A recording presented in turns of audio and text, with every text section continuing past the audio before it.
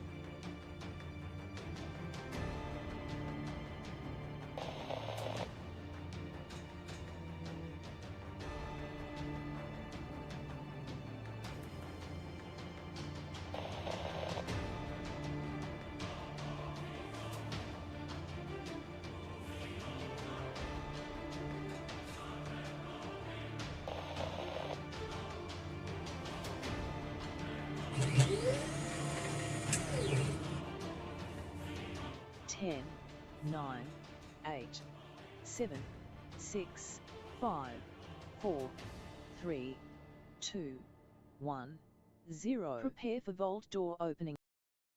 Hi, I am Sparkle, the legendary gamer dog. Welcome to Vault 45 Teamwork Tycoons. Settle in for an evening of fun with your host Kismet. Let's teleport inside.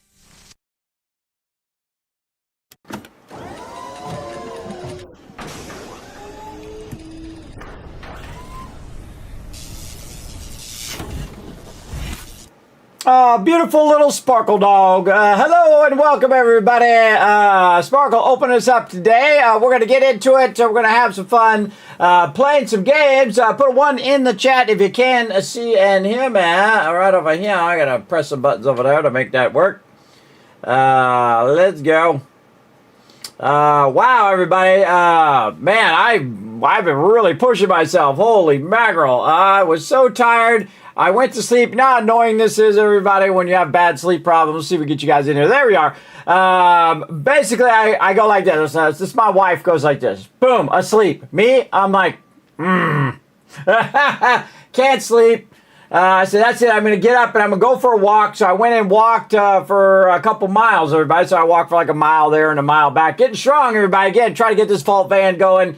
And so I walked for like a couple miles. Thought, okay, I'd be tired after that because I was tired when I started walking. And then I come back. I say, okay, cool.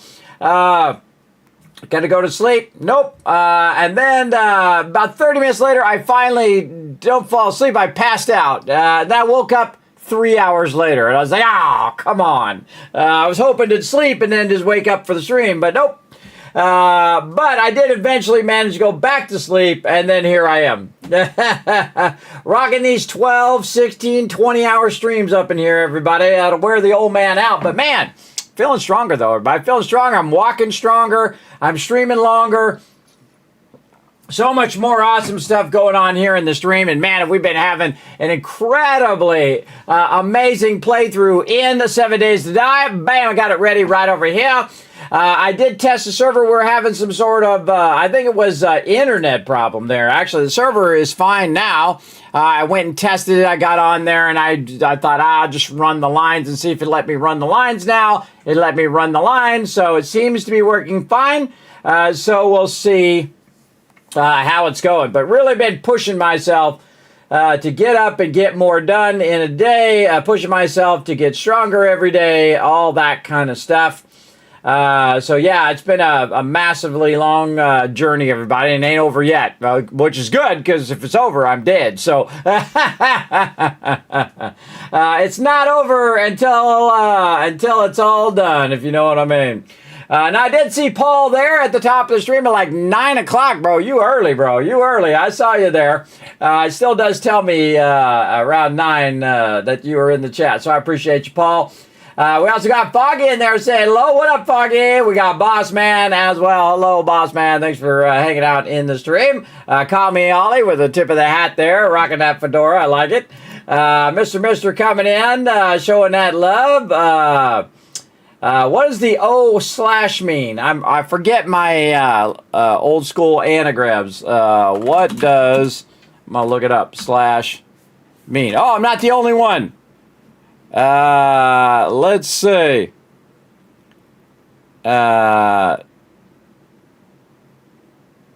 Somebody waving. Oh, it's somebody waving. Oh, my God. I'm old school with the ANSI characters and the text combos. But I forgot what that was. So long. Yeah, it's somebody waving with the when you have the O and the person's got their hand up waving. I get it. See, look, Kismet catching back up here again. I'm probably forgetting more than most of you have learned. I learned a lot of stuff in my lifetime, everybody. At least some of you. I'm sure some of you know way more than me. Because a lot of that memory is hard to access anymore. It is slow or unaccessible anymore.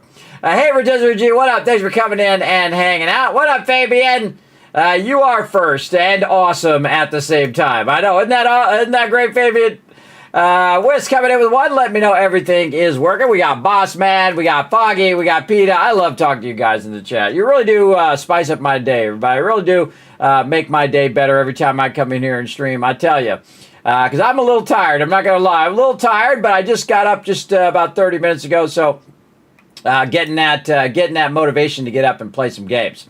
Rotisserie J in there as well. Did I say PETA? There's PETA right there, and Foggy and Boss Man and Wiz. I'll just say all again. And then Paul in there. We got Boss Hog. We got Mr. with the 1s as well. Let me know everything's going. Fabian says hello from Germany. Hello. Hopefully it's beautiful there and not, 2 degrees cooler than hell,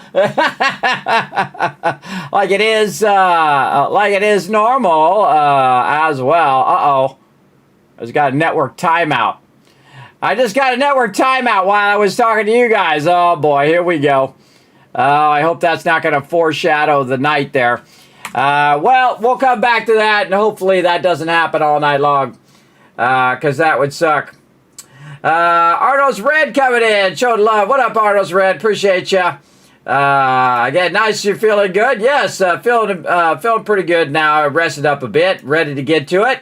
Tab with a 1. Insomnia sucks. I know, doesn't it? Oh, it's high five. High five. Oh, okay. I looked it up and said it was waving, but okay. High five or waving, I will take it. I'm not going to remember that, but you'll have to remind me. I have a feeling. And then H2O coming in, waving, saying hi, and let me know everything's working. That's Mr. 9, you coming in with the Love Lurker train with that 1 at the end. Let me know. That's a good combo there. That's Mr. 9. Appreciate you. Feels like the world is melting. It is going to be the hottest year on record, apparently. Last one was 2014, so apparently this is going to be the hottest year on record. Yeah, sure. There's no global warming. Everything's going to be fine. It's not like the Earth's going to catch fire and we're all going to die. It'll be fine. It'll be fine. Yeah, that was like the cute kitty one with the little whiskers on the side and whatnot. I think the one you're doing there, Tab, as well. Yeah, everything will be fine. Wow, did you guys get the retweets done already? You did. Oh, you know what? I'm going to double it up for you. Let's go. You guys got it done before I even got started. Now, speaking of getting started, we didn't get to play as long as we usually do yesterday, so we're going to try to get into it, play a bit today, though I already have a network error, so we'll see. Oh, okay. I have to help my daughter, though. Let's get into this first.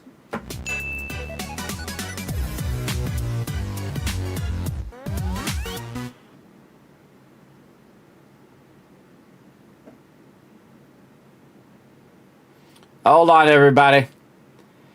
As you guys know, family always first. Family always first, everybody. So I'm going to have to help my daughter real quick. She's buzzing me. and needs my help. So I'm going to press all the right buttons the second I find them over there. There we go. And I'm going to let you look at the screen for a second. You can watch that cop chomp on a guy and look out in the bushes way out there, everybody. Look out. Look out. It's dangerous. All right, I'll be right back.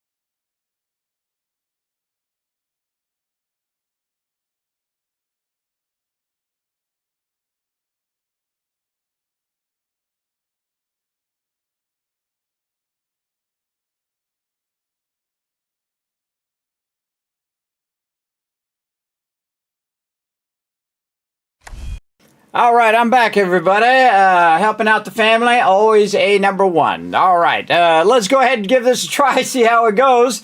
Again, put a 1 in the chat if you can't see it and hear me. Let's see.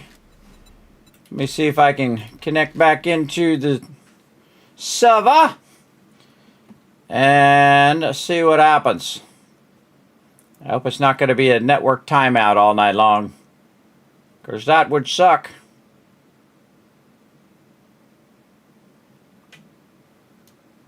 Oh, thanks for the 1s in the chat, everybody. Appreciate it. Appreciate everybody waiting as well. Again, always prioritize your IRL above all other things. Okay, there we go. Boom, spawny spawn. Also in the background, I do have Satisfactory running, and we'll break in on it from time to time. All right, let's see if the team's ready to rock and roll. Hey, everybody, can you guys hear me? Oh, I can't hear you. Hold on, I gotta fix it. Cannot hear them, as you guys can hear on the stream. Hold on, I gotta go in and reset Discord over here. It's broken. It does it from time to time. It just loses connection to Discord. All right, test again. Can you guys hear me? Hello? Test. Hello. All right, I can hear you guys now. All right, awesome. All right, now, before you guys rush and run in, let me run in first. I did test it earlier. It was working, but it just gave me a network error while I was AFK there, while I was talking to the chat, too. So I'm going to go in first, and then I'm going to see if it saved what I did, and then I'll let you guys know when to jump in, all right? Okay. All right, let's get this going. Got to fix some stuff over here first. All these buttons I got to press. All right, there we go. All right, here we go, everybody. Let's give it a shot. Okay, let's see. Oh, it did save it. Okay, so what I did, everybody, is off stream. The only thing that you missed was what I was trying to do last night was to run the electric line. And so I ran it there, I ran it here, and I ran it all the way around, as you can see. And let's see if it kept it all the way. So what I wanted to do was get on, make a change, log off, and see if the server was still running to see if it had rolled back. It doesn't look like it did. Okay. So maybe we might be fine. So we'll see. All right, everybody, go ahead and jump in. We'll see how this roller coaster goes. Let's do it. All right. Here comes the crew. And I see Alan's not in the chat yet. I'm not sure if he's going to be in or not. But Foggy, guess what? You got the little party thing, so you get to do it. You've elected yourself. Let's go. All right. Let's get some of these books out of my inventory here. I can see I got a bunch of books and stuff. Oh, actually, that Art of Mining, I could use that. Bam. There we go. All right, where did I leave off? I think I was doing the electric fence. And is that my knife? It might be. It kind of looks like it. Oh, level 5 knife here. Oh, actually, level 5 knife plus level 1 knife. Yeah, okay, okay. I think I took the combined bench out back here. I did. Okay, so we got to... make a combined bench. The combined station, actually, is what it's called. Let's get that going first so that my team does need to combine stuff.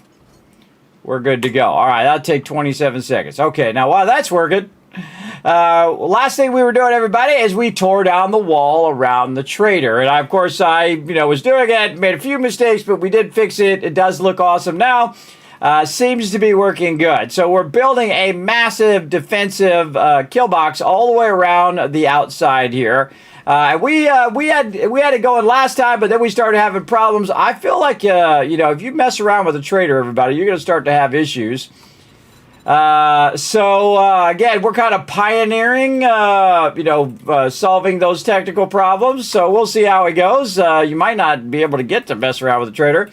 But I think that's one of the funnest things to do in 3.0 is to get the trader going and take over the trader. Now I need to also do the inside kill box here. Around here, so I'm going to eventually rotate this 457 times before it actually does the correct thing.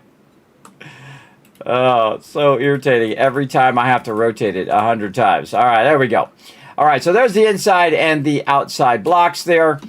And then we're going to go ahead and do this. Now, again, this is on a massive scale versus the smaller one that I did for the solo play. If you had seen the solo play yesterday, that was a lot of fun. Man, we got a lot done, and that was one scary horde night, everybody. I mean, I was sweating. I was sweating that we were even going to survive that one, but we did. Again, we played a little bit of solo. I also realized, everybody, as I was doing that solo, I had set up a separate video for it, but I did not remember to turn it on. So I totally put it accidentally on the team one instead of the. It's running and we're all in, so I just barely spawned in, but no crashes yet. So. Yeah, we just got in. I tested it earlier; it was okay. At least when I was in, it might be a multiplayer thing, but seems to be fine for now. We'll see how it goes. All right, combined bitch. I did a spot for my combined bitch over here in the corner. Burp, there we go. Good enough for now. So what I can do, everybody, in the combined bitch, you can take two items and you can combine them together. And you can see this one has stamina cost and this one has melee power and max durability. And you can actually combine those together to have yourself really cool multi-legendary or magnitude, as they say. In this game, weapon. So really great mechanic is to be able to merge those things together as well. So again, want to go through and work on the kill box itself. Really just want to work on the electric part of the kill box because it's the most elaborate. What is going on? All right, jump up there. Jump up on top of there. There we go. Now, again, I have this pretty much down now, but again, it's all about inside and outside blocks. That is not what I'm looking for, this one. It's about inside and outside blocks, for sure. Unexpectedly, so I think we're off kilter. Yeah, it kind of messed up our timing, too. So, basically, tomorrow is Horde Day, so 56. So, we'll be doing it in the regular thing, because kind of messed us up. All right, and then we're gonna go here, and then you know what I'm gonna do is I think I'm gonna do that. This is 3. This is 4. I think I might do the short kill box, meaning it's gonna be lower to the ground than it normally is. Like I just did last night. So 1, 2, 3. There's 3. This is 4. So instead of it being 5 high, it's going to be 4 high. Hopefully it's and we'll go with that and see how that looks. I don't have the electricity on right now. Oh, I needed some gasoline. That's why I was going back there. Let's see how the gas is. Don't forget to get in group, everybody. It's in with Foggy right now, and then I see Alan just logged in. So once he's all in there, everybody get in the same group. Yeah. You send in. Okay, so gasoline. That's what I'm looking for. Gas. Right here. All right, let's just take a little bit. Accept my friendship. Me? Oh. Yeah. I sent you like twice.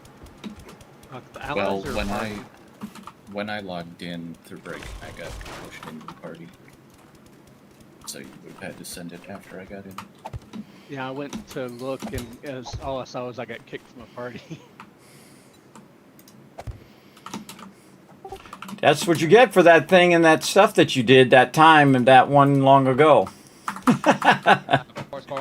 In a long time ago. Yes, exactly. That thing, that thing that you did, that was the thing and the stuff. All right. Again, we're doing the outer wall first, which is very unusual, but I do this when I'm doing the electric fence. Now, this hopefully will work way better than that previous electric fence, which was not good. I had put these corners out here, everybody, and again, since that one worked so horribly, I do want to try another one, but with the smaller edges. And you can see right here, I'm doing this whole edge at the same time because it just makes my job easier. I know that. I know. And whatnot. And then right here, we'll do this. I don't have that turbocharger yet. That's the only one I think I need. Okay. I was just checking because there might be a 50% chance I might not make it back to base for date. Yeah, we definitely want to look for that one. That would be nice to get that one. All right, and then same thing here. So here, and see, we know the electric is correct now because we know we can run it between each of the things. As you can see, it's all the electric is already run. So now we're clear to go ahead and do the rest. Now, last night I did it a different way where I went in and I just did the whole thing and then I put the poles in. That's actually a lot more difficult because again, you have all the bars and stuff in your way. But that's the way to do this quickly, everybody, is to do this in long stuff. Now, I wanted to get this done by day 56, but this is going to be too much work for the team here, everybody, to try to work this when it's half built. So I don't want to have to do that with the team. And again, then I'm going to come all the way down here. I'm going to rotate this 597 times, and then I'm going to go. Again, everybody, it just doesn't make logical sense to me, but then again, I'm not all there anymore. Again, if you're going to rotate stuff, you would rotate it first on the X, and then the Y, and then the Z. You would rotate it base rotation first, and so on. Again, that's just me being logical, but logic doesn't always rule. All right. Again, I'm going to build this up pretty quickly, but we're definitely not using this for Horde Night because, again, we just won't have enough time to make that happen. But if you want to do this fast, everybody, you do it in long sequences like this so that you can, you don't have to rotate all of the stuff multiple times and do the same thing over and over. Oh, wait, I could just do this, by the way, and then use this one. There we go. So I set it up where I have multiple stuff in the bar. We've got enough wax to get another beehive made. If he's looking, whenever he gets a chance, if he's asking what we need, somebody told him to make one. I can hear you. I was just talking to chat. Yeah, I'll definitely get to it after Horde Night. Right now, we should be thinking toward Horde Night. Do we have ammo? Do we have all that stuff? I would get as much ammo as we can into the kill box. We're going to use the old kill box because this is definitely not going to be ready at time. 100% chance this is not going to be ready. Yeah, that wasn't urgent. I just wanted to get in your to-do list. Well, I am going to forget it, so you might have to tell me again after we do all this anyway. I might forget. Now, what I want to do, everybody, is put this outside blocking in for the electric poles, so the electric poles don't get destroyed. So I definitely need to get that going, and I've really spent a lot of time iterating on this. And again, I try to change it quite often, so it's not exactly the same kill box. I could just use the same kill box. I try to iterate on it, and that's kind of the whole gist of it, everybody, is that you take a design and you try to take that design and make it better over and over again. Because this is obviously different than the one out there because this one has electricity. And also I'm streamlining the way that I actually do the different end pieces here. And then I'm also streamlining the top part of the base as well and changing that. I'm actually going to change the height of this one and the way I do the top block as well. So to see if that improves and takes less resources, but then has the same end result. That's what you really want, right? You want less time, less resources, same end result, right? Same ability to protect your team. That's what I'm all about. And we'll see what happens. And last night, man, I was after I was playing the solo, and a cop blew up right by there. Luckily, it was toward the end. If he had done it toward the beginning, I think I probably would have had a breach in the base. Probably would have been breached, but it is what it is. All right, now we can go through and maybe do this whole second line here. Now, the goal is, of course, to put up the kill box to protect the interior part of the base while we go ahead and generate more blocks and figure out where we wanted to go. Now, I wanted to get this done yesterday so that we could go and scout it out a new location for the base. Oh, there you go. There's some caps for you. Who's that? Showed some love. Ooh. Bobby wants the other one. Who's using shotguns? Yeah, I think I love it. I hear some scary stuff outside, so if I suddenly drop everybody, you know that I lost power. Yeah. Well, now this is interesting. Kids, I think I'm going to need to get you to make me another set of, or at least another farmer outfit. I think I was reading books and stuff when it crashed, and the book box has a nerdy tier 6, and I was wearing a nerdy tier 6. So I don't know where my farmer outfit went. I think it may have reverted and duplicated the nerdy outfit. That's weird. Yeah, because I had taken some nerdy gloves out of there, so I don't remember putting any more in there. So this is out of the book box. I put it on, and usually I swap it with my farmer or whatever I'm wearing in the book box, and it crashed like right as I opened a bundle and was working on reading stuff, and I think the box reverted to having the outfit in there, and what I was wearing saved the outfit. So my farmer's outfit, I think, basically got converted to a nerdy outfit. Or it's wherever you had it before you put it on, because it reverted back. So where was the last place you had it? It's kind of like looking for your keys. Where was the last place that you had it set in a box or in your vehicle or somewhere? Yeah, I mean, my armor, my raider outfit, my stuff I wear all the time is in the garden box. And what I'm wearing is a nerdy outfit that has a mod in it, just like he's asking where the farmer outfit was at. It's on his body. I know what he's saying, Wist. I got it. But if it rolled back, then wherever it was previously is where it would be now, versus where he had it in that thing. Unless it did get messed up, I would look for it first, and then if you absolutely can't find it, then I'll just make another one. No big deal. Yeah, I'm pretty sure, because it seems like on crashes like this, sometimes it'll roll back containers and stuff like that, like world stuff, but what's on your character is more likely to get saved. So I think it saved me having the nerdy outfit on, but the last save it had for the box had the nerdy outfit in the box, so we ended up with 2 and no farmer. Oh, yeah, I see what you're saying. Ooh, that's very smart. All right, yeah, okay, well, if it did do something funky like that, you let me know, and I'll take care of it. Yeah, I mean, I've looked everywhere that it should be, and I don't see it, so... You're very smart, everybody. So I'll need that before I do any more harvesting or anything. Yeah, it's the character state versus server state. So your character state was without the outfit, or with the outfit, or without the outfit, and the server was opposite. So yeah. All right. Well, again, we can make more. No big deal. Yeah, it's just the outfit. The boots are good. And okay, you remember all this, and when I'm done bringing the kill box up to at least 3 levels, then I'm gonna hit you up later to tell me after Horde Night.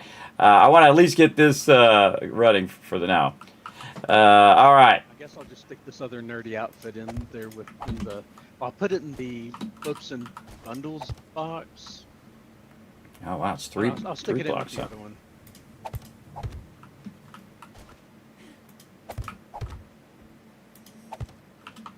Unless somebody wants to wear it, but if you do, it's in the box.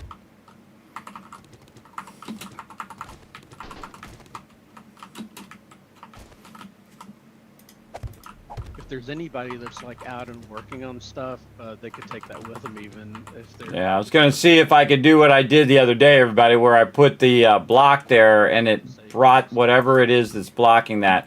It's actually 3 blocks up because I can't put one there either. So that's 3 blocks up that's blocked on that outside edge. So I can't do anything there. That sucks. At least my No, is still out there. normally it's like there's a little trick to it. So you just put it up on top of the thing like this, and then it will show you the little dot. Where you picked it up And from. sometimes there's a little dot there that you can hit with your auger or whatever. But it's almost like a quest thing. Now, the funny thing is, I did the same thing before and didn't have that problem. So that part right there is going to be weak, which is not good because I can't do the outside block. So that's the problem I'm having right now. But I can do the inside block, so we'll just do that for now. We'll rotate 557 times. There we go. And then we'll just do the outside block. Again, there's like a problem there that we're going to need to solve. All right.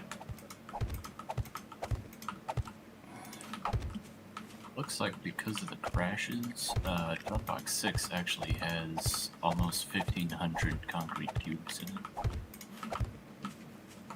Oh, awesome. Those weren't there before. It might be where I dropped them in there. So, Yeah, because dropped I your was in- sorting. But I would have thought you would have had all of the concrete on you. No, I don't have it on me. So that was just me dropping it in there. Oh, There's a nice nail gun and a chainsaw too, which looks like probably your stuff. Oh, sorry. Yeah, just leave it in there. I'll deal with it later. All right, so we got that going. All right, we got somewhere. We're having network problems, everybody, last time, but I think we got it going now. We'll see how it goes. I'm going to take this one out here. Try to focus. I got to deal with all those other problems, too.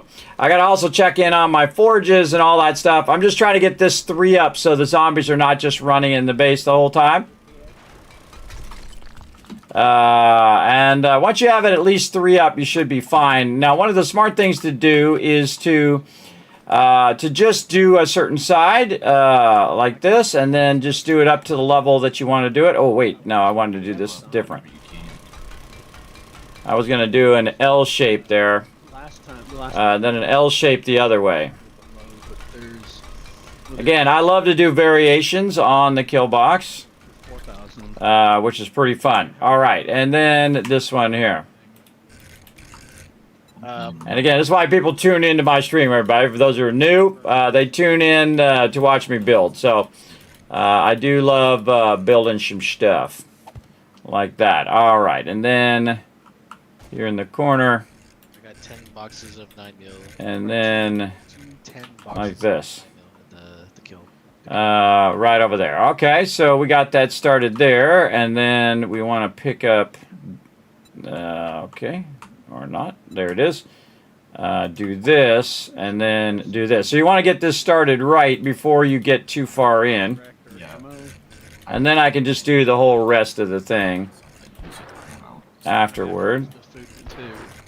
Yeah, spread it around. So that is outward, and that is inward. There we go. And then we'll just do that all the way down. But we'll do the rest of that later. Right now I want to do this. Like so. Looks like I can make about 900. Well, that's 900 we didn't have earlier, so... We'll get up on here, and we'll just do this part all the way up. Now, my problem, everybody, is blocks, right? So, I want to make sure that I have enough blocks to bring up the wall just so my team doesn't have to, every 5 seconds, fight off some zombies, which is what's happening anyway because of the, way that the mobs are coming in. Are breaking through the fence line. So we got to fix this so they stop breaking through the fence line. And again, since I haven't put the blocks in here, I can use this actually as a pedestal, which is pretty sweet. And then again, we'll run this across here, and then we'll bring this up. That'll be 3. So I need 2 more each time. So right here, and then 2 more of those.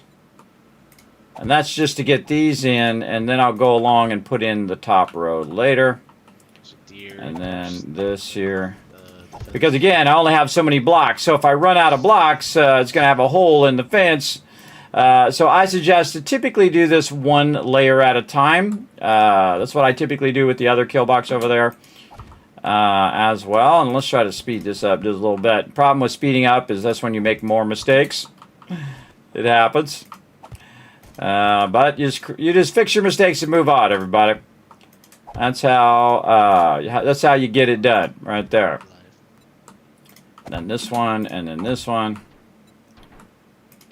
Like this, and then actually let's do this one first, because then I can do that one, I can do this one, then I can do this one, and this one carries over to down here, see?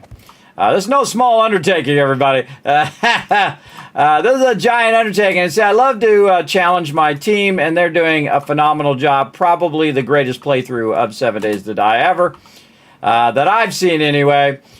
We started off with just an incredible amount of loot and stuff that we needed, including the chemistry station, the cement mixer, the crucible. Even before I could make it on my character, we had already gathered it from the trader. Which, hey, I don't mind, everybody. I don't go, hey, man, you took my thing and I wanted to make the thing. Hey, if we find it in the trader, let's go. I'm all for getting it going on. Now, it's day 56. We do 20-minute days, everybody. So these days fly by. So, again, I can't just sit around and go, I wonder what I want to do today. I got to have a focus, and I got to really focus on what I want to do. If I'm just standing around, it's actually slowing down the rest of the team. But I need to get this in so they don't have to worry about every 5 seconds some zombie coming running up on them when they're working on the farm or when they're just trying to drop off loot or whatever it is they're trying to do. And again, this kill box is going to be a little lower than the normal kill box. It's going to be 4 up instead of 5. Because I was working on one last night with Trader Jen. And Trader Jen, she's a bit lower, so I wanted her on top of the base. And so I adjusted it so that she could fit on that top of the base, which means I had to bring it down a level. And I actually really liked it. I think it worked out just fine for Horde Night. A little claustrophobic though, but works pretty good. The only problem is if you have bombers or police that make it all the way in there, then you got problems, brother. Like I did. I started having problems once those 2 cops started blowing up, and I can't kill them fast enough. Try to get those headshots in, try to wipe them out. I really feel like I need to get like a crossbow with some flaming arrows and wipe them out. Hit them, or with a Molotov as well. That's another way of doing it. But hit them with a Molotov, then burn them down, and then they'll just take headshot damage. Because that's the only way I can kill them in the solo playthrough, is through that headshot damage. And that'll do some of the work for me. So I think that's what I'm going to start doing. Making lots of mollies, which are short for Molotov cocktails, and do a bunch of that. And again, we're going to try to get these in. And again, the corners we're just going to go ahead and do because it's just easier to do those as you go.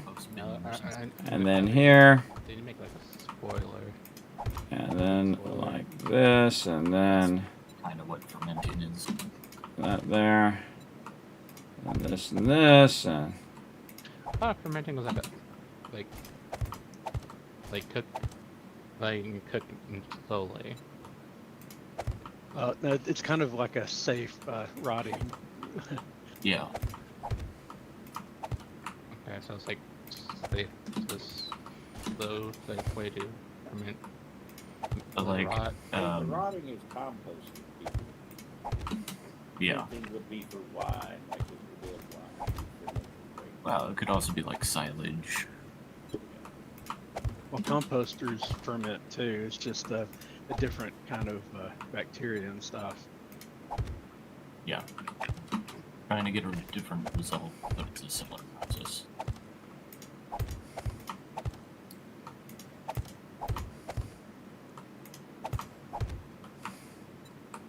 just listen to my team talk there, everybody. I'm in the zone.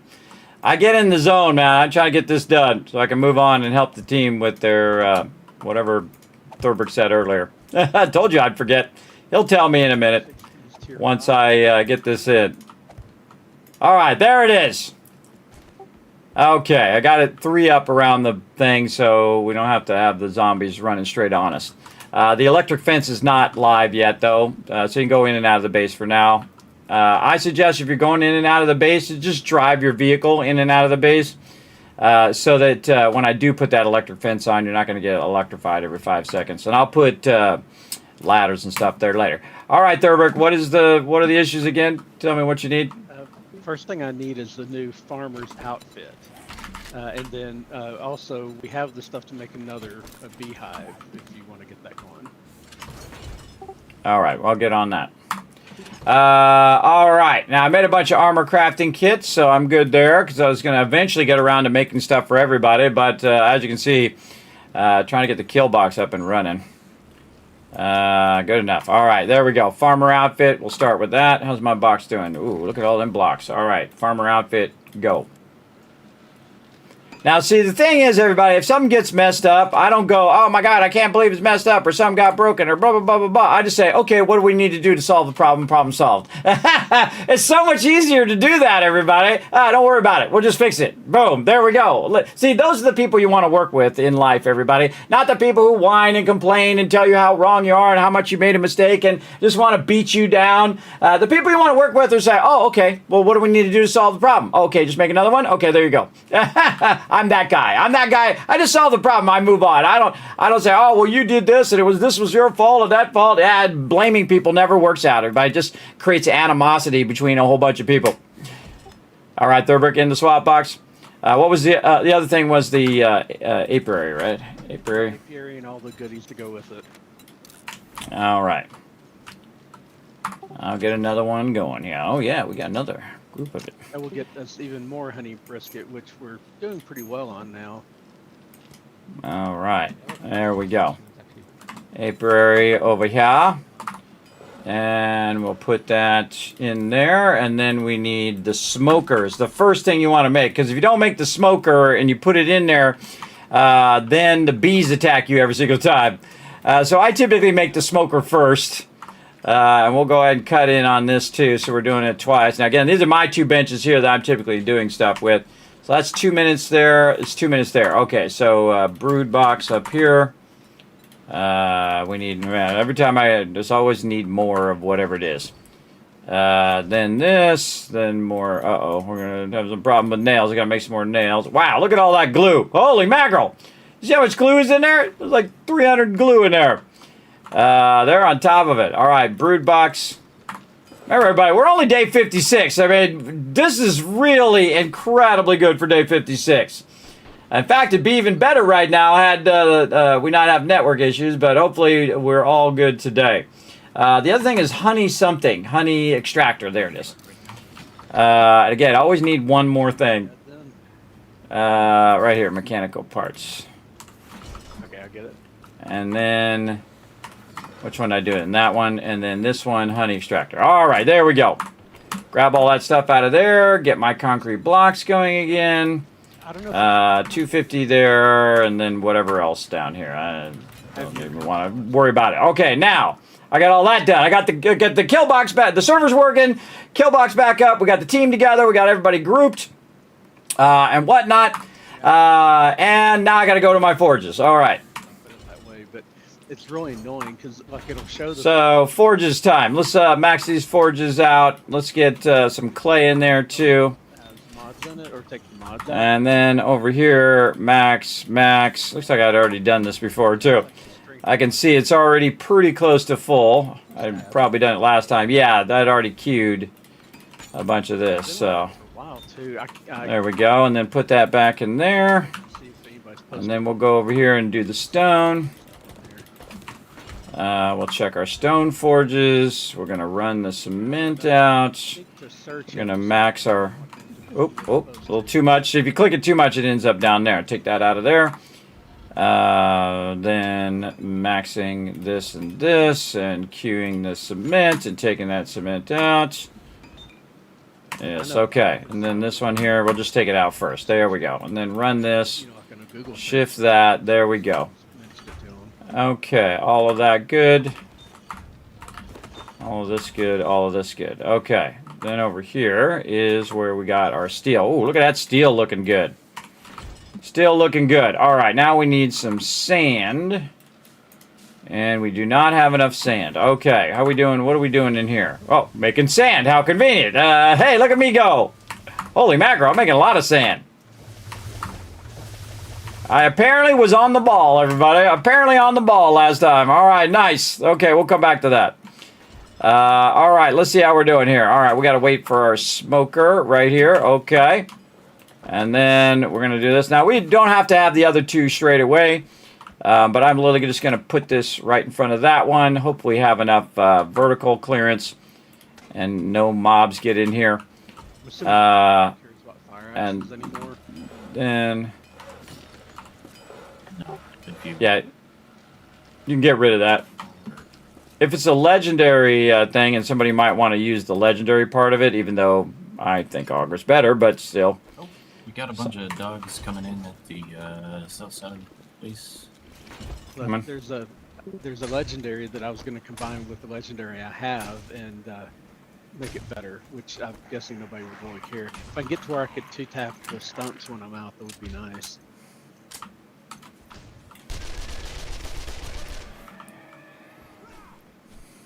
Trying to get my darn weapon out. My weapon was not loaded. Yep.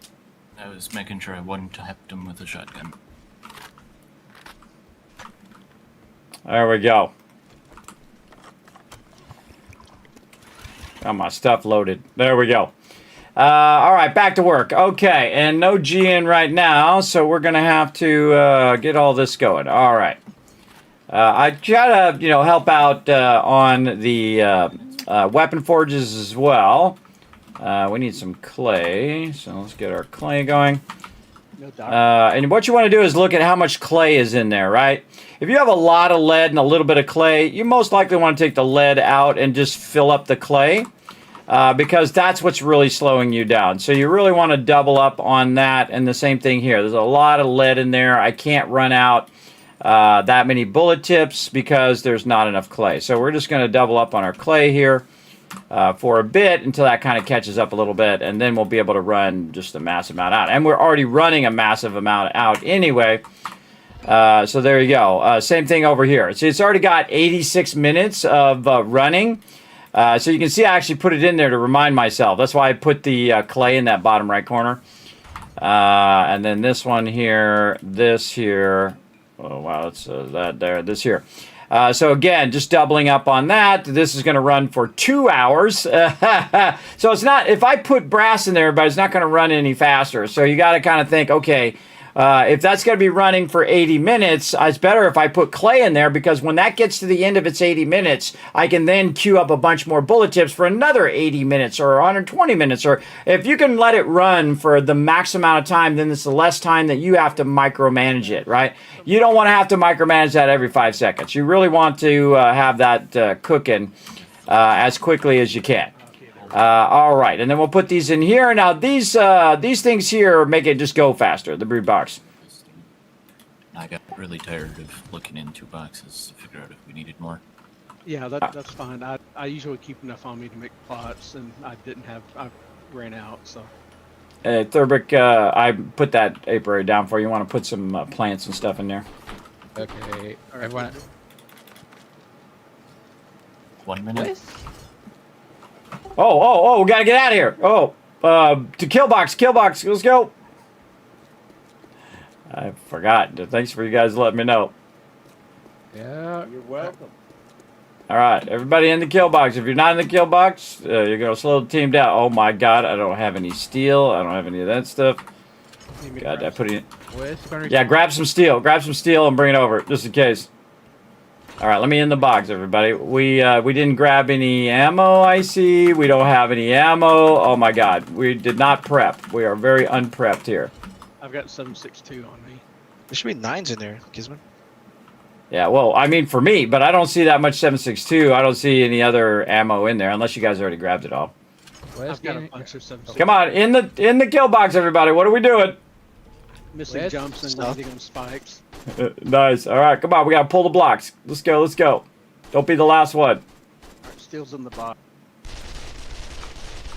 All right, someone did not take the blocks out. Just shoot the block. All right, we shot the block. There we go. Here we go. All right, a very unceremonious start. Here we go. Here we go, chat. This is what you're here for. You're going to see Horde Night right at the very beginning. Now, again, we're going to do multiple Horde Nights, everybody. We're going to crank it up just a little bit so you can hear the action. Here we go. Long enough.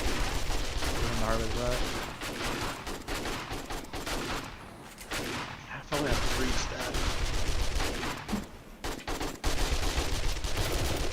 stats. The trick is you watch it, and then if the zombies switch sides, you then jump down, grab it, and then run back and jump back up. Yeah, I may do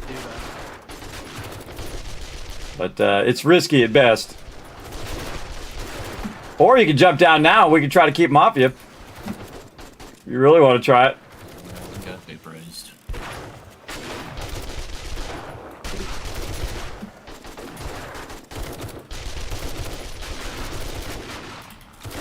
Everybody, look at this, everybody. Check it out. Game stage over 100, everybody. And again, look at these mobs, everybody. Day 56, we're in the forest biome. We haven't even moved biomes yet.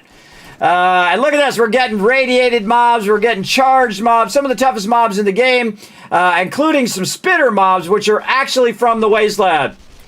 So you're going to see some epic action tonight, everybody. You won't see this anywhere else. Of course, Teamwork Tycoons rising up. Even though that was a fairly irresponsible thing. All right, help Thurbrick, quick. Get those mobs out for Thurbrick.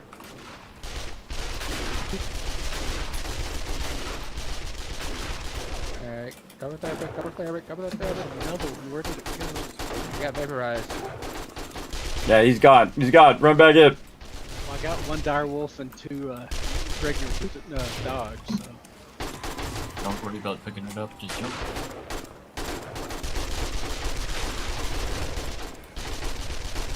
Oh, bomber. Bomber. No, it's almost a full stack of rotting flesh. Where's Bomber? Where's the Bomber? Northwest. Kinda stunned now. Oh, I see him now. Okay. I didn't even see him.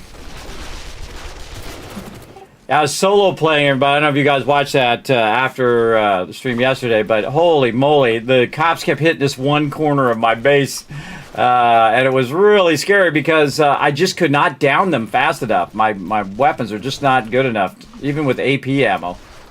It was pretty scary. Scary stuff, chat.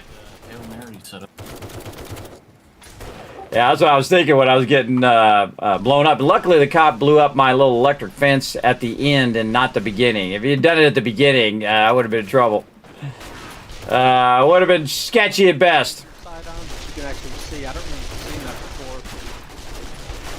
It's my turn. You can see my laser sight? Yeah, I like see you tracking mobs and stuff. It's pretty cool, actually. I don't know if I just It's a never turret. noticed or. Yeah, look, is it a turret? Yeah, it's my turret. Oh, okay, that's what. We got bomber. bomber right up next to the base. Well, that was scary. Get wrecked, cop. It's so weird because I'm always trying to shoot him with headshots. Once you start doing that headshot finisher, that's all you're doing all the time. And I'm just realizing, wait, I don't have to shoot him in the head. I can just shoot him. I mean, it's better if you shoot him in the head. Better if you shoot him in the head because it does more damage, but I'm just trying to shoot him in the head because that's how I got used to playing now. Look at us just mowing these guys down now. Keeps getting in the groove. That was my bad too, everybody. I didn't prep for Horde Night there. Normally I grab all the ammo, I bring the ammo over, make sure we all have like meds and things like that. I totally, wow, another bomber. How am I not hitting him in the legs? Another one. Car. That bomber makes it here, everybody. You can kiss this wall goodbye. Just letting you know. Oh, my weapon's broken.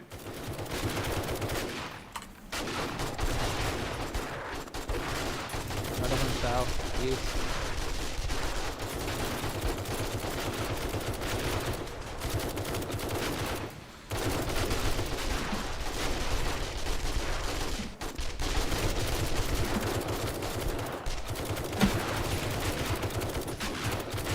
Need me my M60. Gotta get that going today. Another one southeast.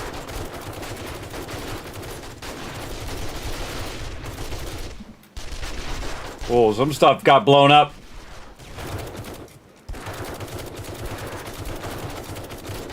I don't think we fixed these spikes either.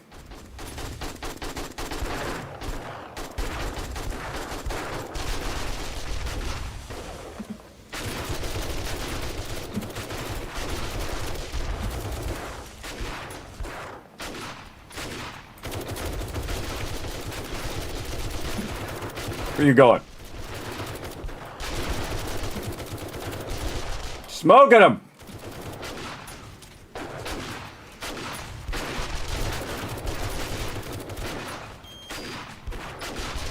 I keep shooting them even when they're down, everybody. Holy, don't scare me like that. Bomber, bomber. Nice.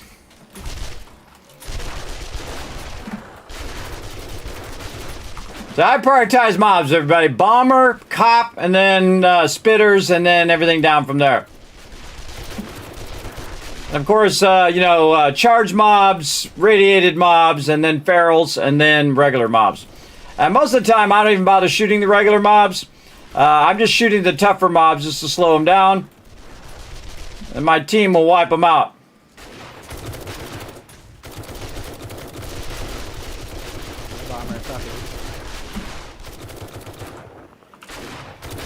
I don't see him. I got him. Another bomber, southeast. Where? I don't know where he's seen it. Oh, I see him. He's on the road. Bomber on the road. Oh, now directly south.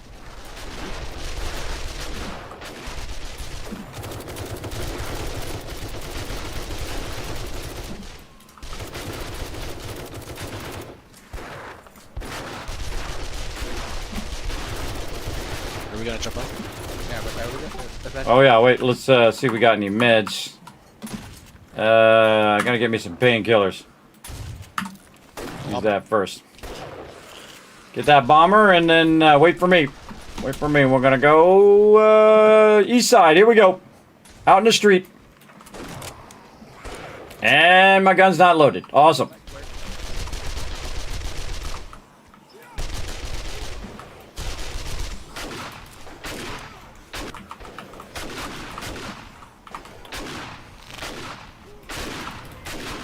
We don't need no base, everybody. That's how good my crew is.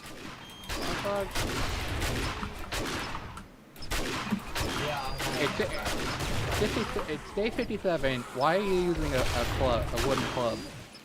I'm out of ammo.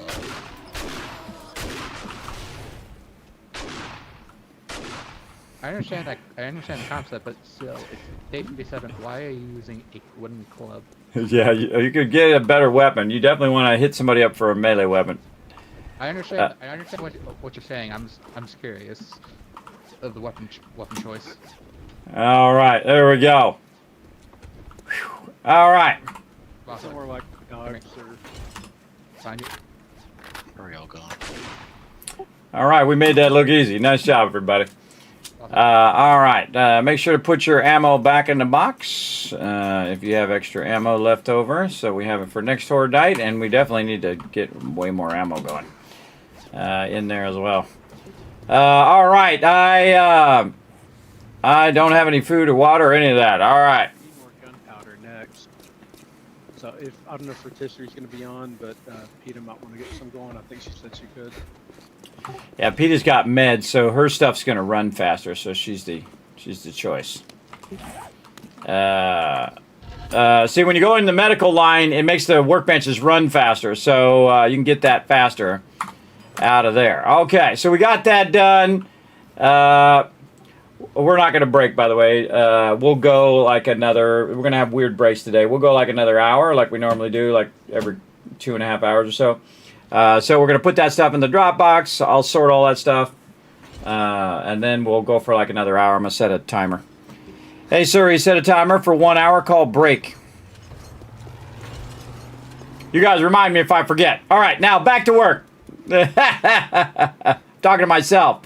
All right, now I've been running a bunch of blocks so I can fill in these blocks here. So I can also do the interior part of the base because I'm going to double line the base. Once I have that 3 up, now we don't have the mobs just running up on us.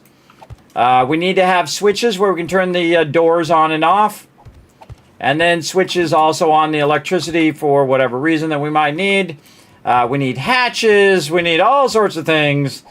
We need to run all the electrical. And again, that's why I build these bases, everybody. And I build them different ways each and every time to try different ways of building it. Because it's so effective, how do you increase the effectiveness of it? By building different iterations of it. That's how you improve something, everybody. That's how your phone got improved. Right? They made a phone, and then they said, hey, how can we make this phone better? And then they did better and better. Same thing with computers and consoles and you name it. VCRs and so on, way back in the day. 8-track tapes. Well, 8-track tapes became cassette tapes. Cassette tapes became CDs. CDs became DVDs. DVDs became Blu-rays. And then eventually it became all digital. Which is the logical conclusion to that, unless you like physical games, or physical media, which I do, then you're good.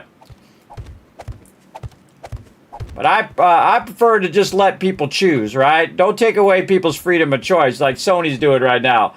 Big mistake, everybody, because you're not just, hey, players, you can't get a physical thing. There's a whole ecosystem around physical media, and those are hundreds of businesses. I mean, big businesses, too. Big businesses, small businesses, and everything in between. So I don't think they really thought that through, how many millions of people that they're going to affect by doing that. That's exactly the reason why they didn't stop doing physical media for DVDs, which you can still get, and Blu-rays and all that stuff. You can still get all those. You still get movies on all of those.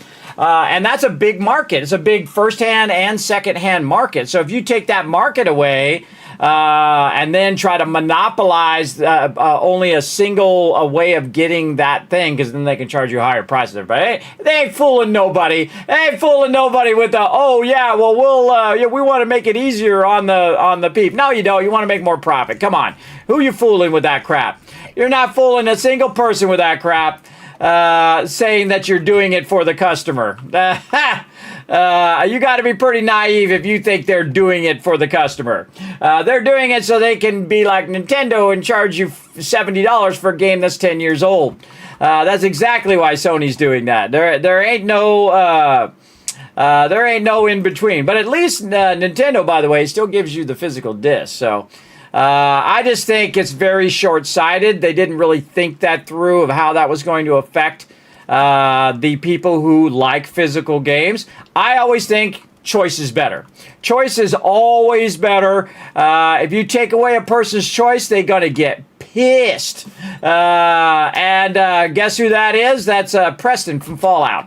And you're like, Kismet, he takes away my choice? Yeah, because he doesn't ask you if you want to do that next, another settlement needs your help. He gives you that quest whether you want it or not. And that's why people don't like him, but I actually like Preston. I think Preston, he stands up for the little person who can't help themselves. I like Preston as a character and the way that he helps others. But the reason why you're pissed at him is because he keeps giving you those darn quests, and you're like, no, Preston, I'm level 5. I can't do this level 50 quest. Stop giving me quests. Again, if he had given you the power of choice, he would have been a much better character. It's not his fault that he was written that way, everybody. Not his fault. So show Preston some slack, everybody. Show him some slack. Remember, it's not his fault. That's the Bethesda fault for not giving you freedom of choice. So again, the way when you take away people's freedom of choice, that's when you made a mistake. Now, me, I don't really buy that many physical copies anymore, mainly just for console back in the day. Because, you go to like GameStop, or you go, even better, go to a smaller local store who really needs that sale, everybody. I say go to them instead. Help out the little guy. Just like help out all the indie devs right now, everybody. They're putting out great games, and they don't have that $250 million budget that some of these games have, everybody. They really don't. So they rely on gamers like us to say, oh man, this is a great game. I'm going to tell everybody about it, right? That's the best power of advertising right there anyway. Is first make a great game, and then people go, oh, this is a great game. All right, cool. Let me tell everybody. That's what I do, everybody. I try to help the smaller devs as well. With saying, oh, okay, this is, uh-oh. I think I just did that wrong. I just filled those in. I went right to it and then went back to the way I did it before instead of the way over here. I'm allied with him. Okay, well, let's check your side then. Oh no, I think I gotta redo. Oh, I gotta get some food and water here. All right, I gotta stop what I'm doing. You can't have one person allied and not the other. Food and water. Oh, of course, the one box that people are in, the food and water box. All right, there we go. It's not their fault, everybody. They should definitely make it where two people can be in the same box. It's just annoying. All right, yes, I was gonna change it the other way. Now I gotta take that whole side out. I'm gonna have to get Alan to help me. All right, we gotta go over here. Let's get it right first on this side, and then we'll go fix that other side. That was my bad. Again, I started talking to chat. I get distracted. That happens. All right, let's go ahead and reverse this the other way. Making a lot of mistakes on this base, but again, perseverance is how you get it done. All right, there we go. And then even caught it, so that's not going to be double lined in that corner. What was I going to do in that corner? I think I was going to do that. It'd be hard to shoot up in that corner. What did I did in that corner? I think I just did this. Oh wait, I could probably leave that there because that's above. I think I just did this in the corner. Yes, I did that in the corner. Like that, all the way down. And then this is like this, but then this is... I gotta remember what the heck I did. That's the hard part. Remember what the heck I did. Again, distraction is my worst enemy, everybody. I get distracted and then I start doing stuff and I go, oh God, wait, I meant to do the thing. Because I'm doing a whole bunch of things at the same time, if you don't know. I think it's pretty obvious. I'm trying to, get this stuff going. Then I got to get the armor going and so on along the way. Yeah, I'm glad I didn't fill that in. Okay, so this is this. That is inside. This is outside. Yes, this is... See, I should have done this instead of the double blocks. That's okay. I'll fix it later. Fix it later for right now. That's a lot of blocks to take out. We'll see how it goes. Let's get this in first, then we'll get our electricity in to get our fence going. And this keeps them from jumping up. Normally what I would do is I would do a block on the inside, and then I would do... this on the outside, but what this does is instead of having it be solid like I normally would do, this is clear so you can shoot the birds and stuff like that. That's at an angle, so again, usually I use the solid L shape, but this makes it a bit easier. Or at least I caught it before I went all the way around. Again, gotta look on the plus side, everybody. This is going to be a problem because I won't be able to put one right there. Oh, I can. Oh, okay, cool. It's up high enough where it'll go there. Okay, good. Good. That's what happens when you rush, everybody. I went right onto the thing, started building it the normal way I do, and then, oh, man, I wanted to change it, and that's how it goes. What's up, Crimson Knight? Thanks for chilling out. Thanks, everybody, for hanging out in the channel. What up, Icon Slim? Appreciate you chilling out in the channel. I see Sue True in there as well.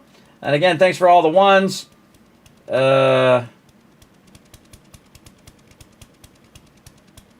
Bunch of weather stuff from Unforgiven there. As well. All right. Let's go. Let's keep on keeping on before I get distracted again. Or until I fall off like that. Now, if I fall off, I just make myself a ladder there temporarily, and then I can come back to it as well. Okay, so this is outside. Like that. Put it over there so I can see what I'm doing. Okay, let's keep on keeping on. Like this. Again, blocking their ability to jump up. And again, I used all that's the an inside block. That's an inside block there.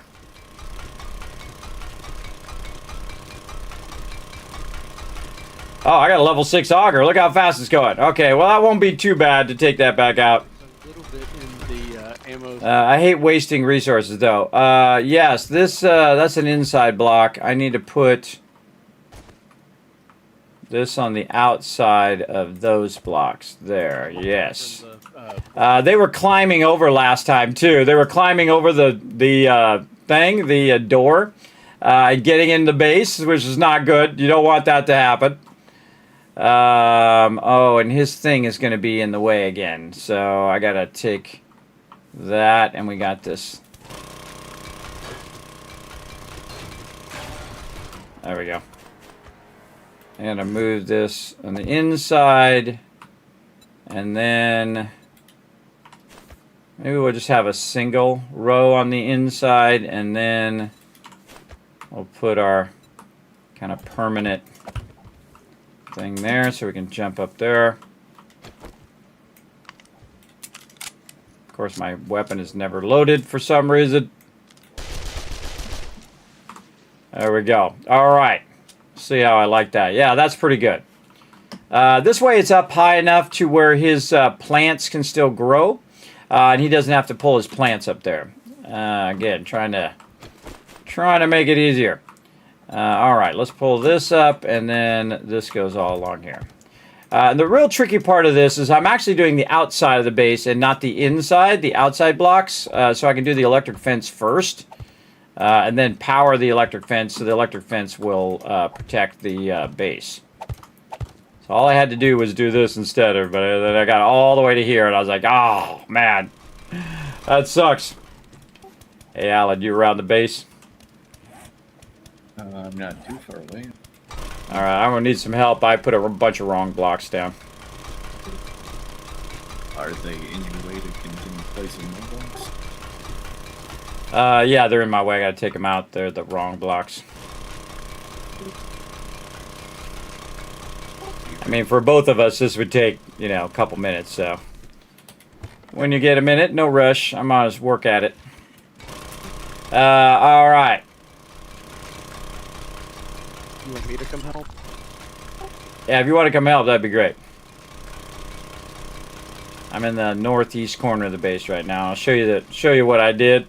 I just started talking to chat, and I went back to the way I used to do the kill box. This kill box can be a little lower than the normal kill box, and also, yeah, there you are. I'll make a ladder here for you. Oh, is it this whole north side? Yeah, it's whole north side. So make sure not to hit the corners, obviously, but it's these double poles. So the double poles shouldn't be there. I'm going to put an L-shaped thing instead. So just go one block out from wherever the electricity is. So you're going to see some L-shapes by the electricity. You want to leave the L-shapes and just take out the double poles. So actually, here's what I'll do. I'll just take out the two at the end. So... and then you guys get the ones at the in between. How about that? So what I'm going to do is I'm going to take the ones out, and then they'll take out the ones in between. So they don't take out the L shapes. Otherwise, I would be putting all these back in again, too, wasting those blocks. Like this. So right here on the top part there, there you go. All these ones on the top, but not over here where the electricity is, obviously.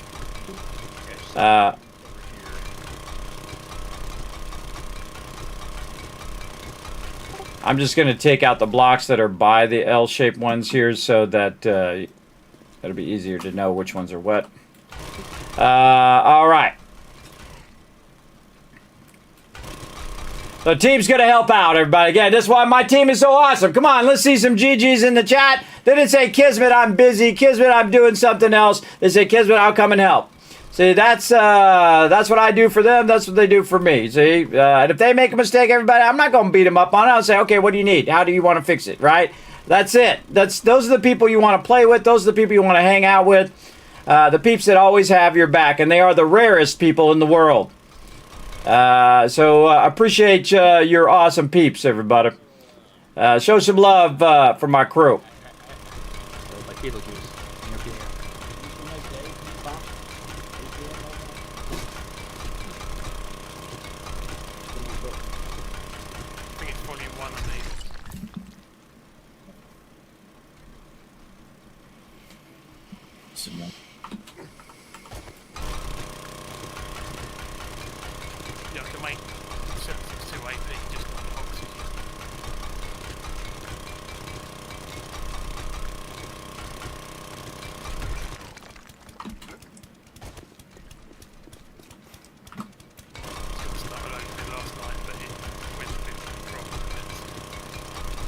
I made what I could with the gunpowder we had, so we're out of gunpowder. I don't know if Peter got some going.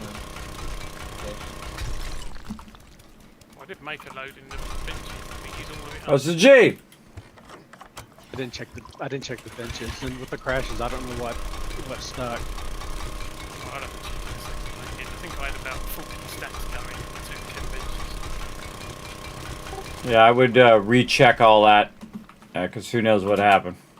Oh, there we go. All right. Well, look at Alan crushing it over there. Nice job. All right, I'm going to go way ahead of you to the middle ones, slowing you down. So I'm downloading the world again because I reinstalled after last night, just in case. Oh, I don't want to do that. That's a cement. I'll be taking them blocks out later. Don't put them cement letters in yet. I'll put those in later. Ah! Oh, off the block. Get over here. All right, here we go. Now, see, this is why I put a bunch of points into extraction, everybody. Is not necessarily to go and collect the loot, which I do sometimes, but it is to rework the base. So I put a whole bunch of wrong blocks down, and what we're doing is we're taking those blocks out. Now, they're not really wrong. They're actually what I normally do. I'll go 5 blocks up, and then I'll do an L shape, typically like a flat platform for people to stand on. But on this one, we're going to make it lower, and then we're going to reverse upside down, reverse the electric poles, which I'll show you all that here in a moment. But first thing I got to do is I got to get this top part right and whatnot. Again, this is why you watch the stream, everybody, both the successes and the mistakes. And I don't sugarcoat nothing, everybody. If I make a mistake, I'm just going to say I made a mistake, need some help. Team's like, we got you back, and then there we go.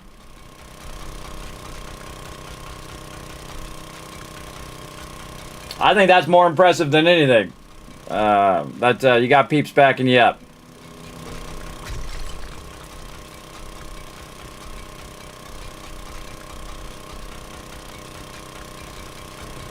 And this is not too bad with a level 6 auger, though I probably need a bunch of mods for it. But I got to get to people's armor first, then to mods and all of that. I got to get the kill box up and running, though. Because I got to fix this whole top part so that they don't jump over the top.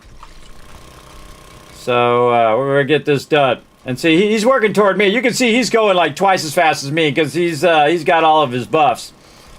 And probably a really nice auger. He's got all of his mods as well as buffs. But I do my part. Thurbrick's doing his part. Al's doing his part. We'll get it done. This is always a team effort anyway, but I'm not going to be building this big old base in a solo playthrough. The reason why is one is too big for a solo person, as well as the upkeep on it is insane. If you don't have a bunch of peeps to help you with the upkeep on a big base like this, you're going to be in trouble. Now, the funny thing is, everybody, I'm just testing this base out, and then eventually we're just going to leave the base behind, which is actually the kind of funny part of it. Now, I'm going to go this way because Thurbrick is working on his over there. And I'm just going to start filling in the blocks behind him because Alan's going to finish his and then end up on the other side of Thurbrick. See, look, I don't even need to tell them, everybody. They're already on top of it. See, that's really great teamwork. And they'll work toward each other and they'll have it done in like a couple minutes and then it'll be like it never happened. Though it is forever saved on YouTube and on Twitch, though. Well, actually, just on YouTube, because Twitch, after 60 days as a Twitch partner, they will take it out. I'm gonna leap over them too. Whee! Get the rest of this in. All right, now we'll get it in the correct way. At least the new way that I want to do it. A bit lower, and then also with the electricity in there.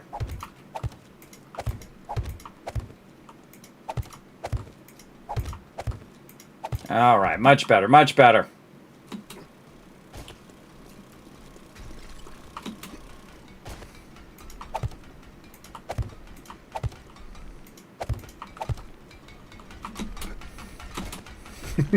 Just jumping over.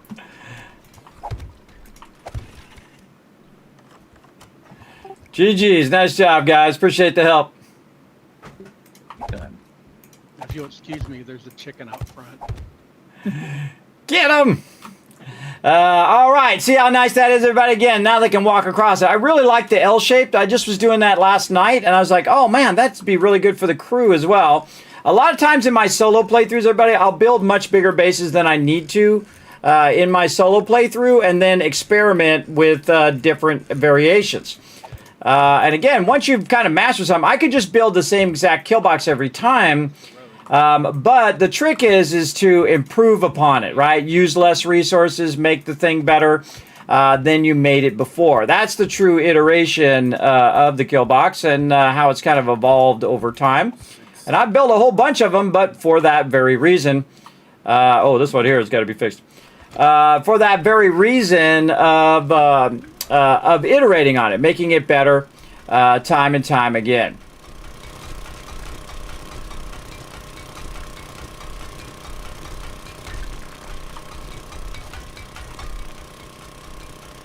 And it's really for the benefit of my team, because I don't really stand up on the top. I'm usually at the bottom because you can see all the action. It's really for you guys. It's actually better if you're up on top because you can see all the mobs coming in, and if you want to rocket them, or if you want to, throw some mollies or grenades. Because it's a little dangerous to throw it when you're in the kill box itself, because if you miss that little gap, then it's going to hit the concrete and bounce right back at you, which I have done, which you guys have seen me do here on the stream. As well. All right, now we need to go and fix this part right here. Oh, get in there. Put this part in here before I screw that up. All right, and then we need this here on the outside here to block them from jumping up here. Yeah, see, look, we're even improving it upon the last time we played to block their ability to jump over the fence. Okay, because that's what was starting to happen. They started jumping over the fence. I'm like, they're jumping the fence. Not good. Okay, and then the rest of this is this way. And so let's get these in. Could have died. Let's just do this down here like this. Now, a lot of the mobs typically end up at your entrances and exits. This is why I typically don't use entrances and exits at all. I just make them, Dukes of Hazzard over the top like this. And then we'll build another one inside, and they do the other way if they want. But I really feel like... okay, we got to turn this off for a second. Now we got to switch over here. We got to turn that off for a second so I can put these in. There we go. Again, this is double lining the base all around. And I'll double line the interior when I have enough blocks, but I don't have enough blocks. I was saving it so I could line the outside first, and then I'm going to put the inner lining along those blocks, but I got to get the outside working so I can do all the concrete and stuff. And some of these I can access from the inside, so I'll do double hatch. I'll do outside and inside hatch. Also going to smoke these zombies. Now, at this point, everybody, if you can't just smoke about 15 zombies, you got problems. You got issues. Again, you don't need to call out for, if there's a bunch of zombies running along the thing here, you should be able just to run out and smoke all of them. Especially since you don't have to get headshots. There we go. Like that. Now, I'll look and see if there's anybody around the base. Anybody can run out here by our Dukes of Hazzard ramp and... grab that yellow bag. That'd be great. All right, they'll take care of it. Now, there we go. Improved kill box. Again, a little bit lower. That means a whole row of concrete that I don't need to use. I can use that for interlining the base. Okay, so what do we need here? We need to start with the... we got this lined all the way around. We need to do the outside. Outside edge there, which we did. Oh, yeah, it does automatically has the outside already done because of that. Yes. Then we need to think about our entrances and exits right here. Let's get to this. Oop, wrong thing. Let's go like this. And so now when the bars are in there, I need to make it where they can go ahead and jump in. Now, I'm a big fan of putting it 2 back lately because it's just easier for people to get up and in there so they're not right up against the edge. So when people are running back and forth... Oh, wait, I already have this. Nice. So they can just, if the power's off, it runs out of fuel, I turned it off on Horde Night or whatever, they can jump up, get up here and say, there's a bunch of mobs on this side, and then over there, there's a bunch of mobs on that side, and so on. So I'll do this around in different places, depending on the size of the base. Normally I just put it in the center, but this base is very big, so you want to kind of look at where the split is. So I'd say right here. And again, it doesn't have to be perfect for me. I don't. Everything doesn't have to be perfectly symmetrical, but I try to make it symmetrical because that's where people are going to look. They're going to look there and say, "Oh, there's a ladder over there in the middle, so there should be a ladder over here in the middle, right?" It's the next logical conclusion when you are running around to try to get up on the base. Now, I do like to put one in the corner as well. So we're going to go in here and get this out of here and get this going. Now my forges are working away in there, everybody, so I got those cranking away.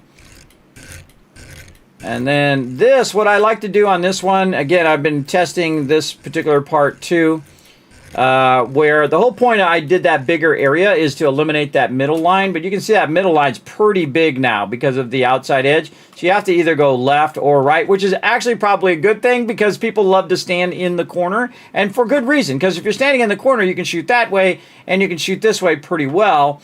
But if you're this way a little bit, then you have a little bit of obstruction usually, but unless you have a kill box, then you don't have that problem. That's the whole point of the kill box as well.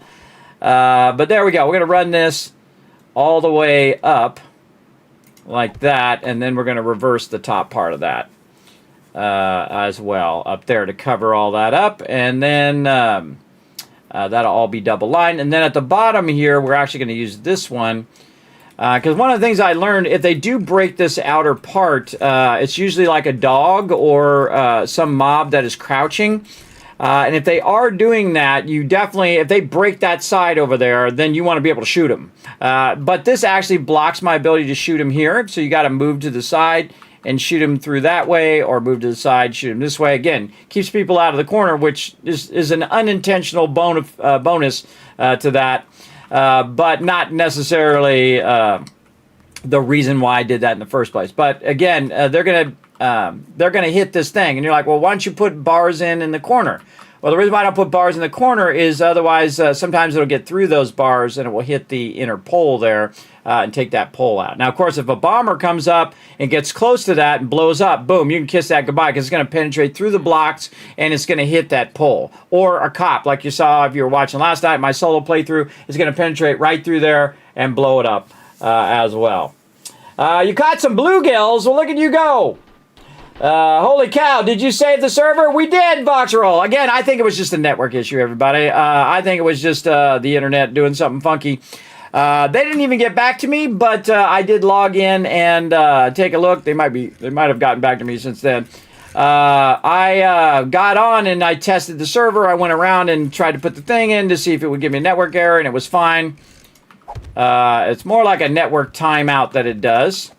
And there's our double lining, so we'll double line that all the way down.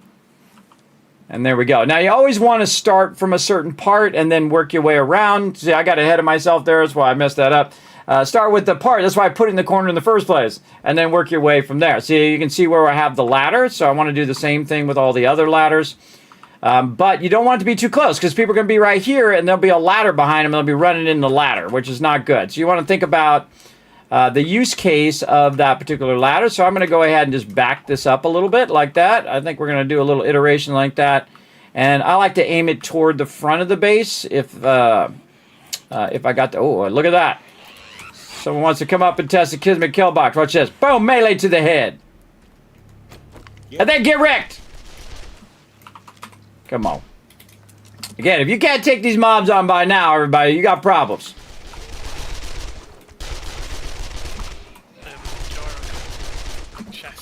So I shouldn't have to call the team out on day 58, everybody. I got a nice weapon and whatnot. Yeah.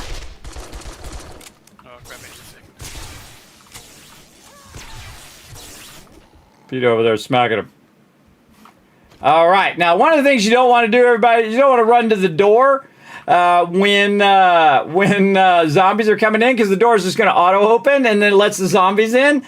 So the smarter move is to run away from the door and drag the mobs to the side of the kill box and kill them there. So just a little tip. And the reason why I don't put the door in at all, usually, is because they're all going to just beeline for those doors. They absolutely are. So you're going to have to fight them away from the doors. Now, what you can do is also double line the door. You can put a door both on the outside and on the inside. Sometimes I will. And then I'll just have it where non-Horde Night, the outside door is always open, or it closes and the inside door is always open. And on Horde Night, I'll put both doors down, right? So you can double line your doors as well, as long as you put them back to back like this. So it does work great. And again, there's like... Horde Night and non-Horde Night typically is the way I do that. I try to also get that section to be as small as possible to just the door, so that, you know, when I'm walking up here, you can see when I get somewhat close, way off here in the distance, it opens the door, even though I'm not right up on the door. So again, trying to get it so it's right up on top of the door is a pretty good thing. I kind of feel like I might want to put this back here and then aim it at the door, except for then you can't get the outside of the door, which is why I put it there. So I get both the outside and the inside of the door if a player runs there or I run there as well. All right, you get the idea. Let's keep doing our thing over here. And let's try to get the rest of this in so we can have this by the next Horde Night. Okay, and again, we're going to work the corner. We're going to have the corner a bit further out than the rest of this. So we're going to go to there, and then we're going to... This is reversed, so this is basically upside down. It's going... the top of the block goes this way, so it's down here. So the block is that way. And then the other block is the reverse. It's coming from the bottom up. So this I want to go double out, because a lot of people stand in the corner. And you want this double out so that the mobs, again, do not jump up or crawl on top of each other. And I suggest at least 2 out. Because they're going to be up here and they're going to be like getting shocked. And then some of them are going to crawl on top of each other. I have also done 3 levels of electric fence that went all the way around. So if they do crawl on top of each other, the person on the top gets shot and the person on top of that person gets shocked. So they can't escape it. But in this case, I'm trying to minimize the cost of the electric line runs and all that stuff as well. But you definitely want to at least 2 out, because sometimes you have a bunch of mobs here and some crawl up 2 blocks out, and then you got problems.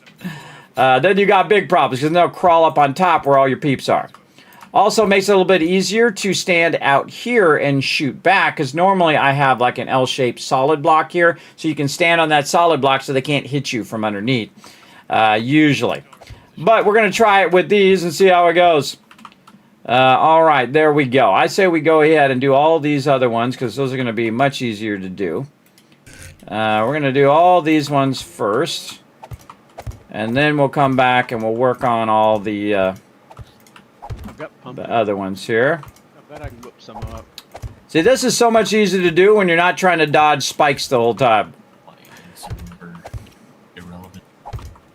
Now, this base is huge, too. Now, last time, everybody, it went completely off the rails. And the reason why it went off the rails is because they started attacking from a bunch of different sides. And that is a scary thing. Because really what you want them to do is come in all on one side, because then you can manage them and, you know, kill them off as you need to.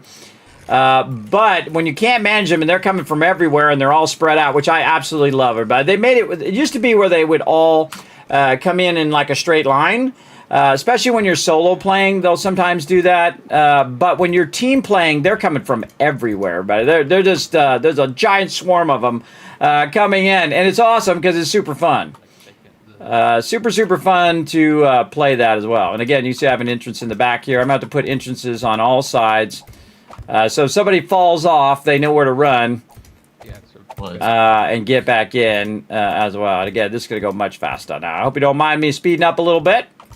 I think you got the gist of it. Stuff that gives perks, but I thought that was the best one. Again, very interested to see how much better this one works than the one we built before. And again, we could have already moved to the wasteland by now, everybody. My whole crew, we could have just said, you know what, straight to the wasteland we go.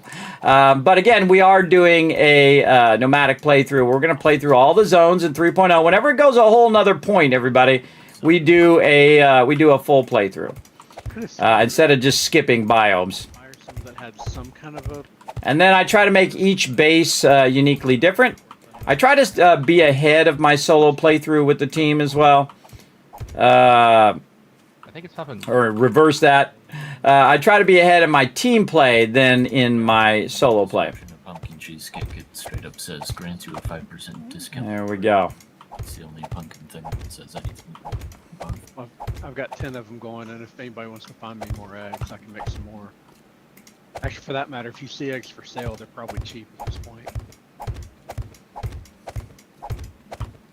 And there we go. Got it done. All right, nice. And again, we have our 2 entrances here now, so very easy to jump up. And then we're going to do our reverse blocks here, and we're just going to do this all the way down. Again, these are down. Now, the problem is you can't put a turret on here in the corner. So if you want to put a turret down, you got to put your turret down over here, because then you can put something on the top, which you totally can do. So if you're standing in the corner, just put your turret, aim it at the corner, and then stand over here and then shoot straight down at mobs or do whatever you need to do. It's the stuff that's, when you look at it, you've got the shopping cart, which is everything, and then the ones next to that are generally the ones they specialise in. Because if you go to the armour vendor, he'll have the armour stuff will be on The heck are they attacking right there? That's weird. Yeah, I know. What are they attacking right there? Odd. Yellow bag, southwest corner of the base. I didn't realize what, like... Okay, so this one's going to face down like this. Again, that's the only drawback of this particular thing is that it will be where you can't put a turret down. And now the trick to this, just rinse and repeat, everybody. Just do the same thing over and over until you get it done. And I'll have this done in no time, and then we'll put all the electricity in there. Right now it's keeping my team from making me have to get more poles because sometimes they just keep running through the electricity, and then I have to go and repair the poles over and over again. That sucks. And I'm only going to do one line on the inside, I think, of the base all the way around. Yeah, I think that'll be good. Actually, we should probably do that inner lining first. You have your smoke gear rotisserie. Let's do this inner lining first. Yeah, I do have my smoke gear. I think I was, because they were so far away, I was waiting for the gyrocopter before I started seriously going out to do stuff. There's cheesecakes in the box. This Trader Jen with level 6 bunker buster is just 2.5 kilometers. By truck, it's only a couple-minute drive. Oh, how much is it for you? 2,200, and I have a level 1 cigar, level 3 cigar. If you've got the dukes, grab it. If not, I'll try and get down there.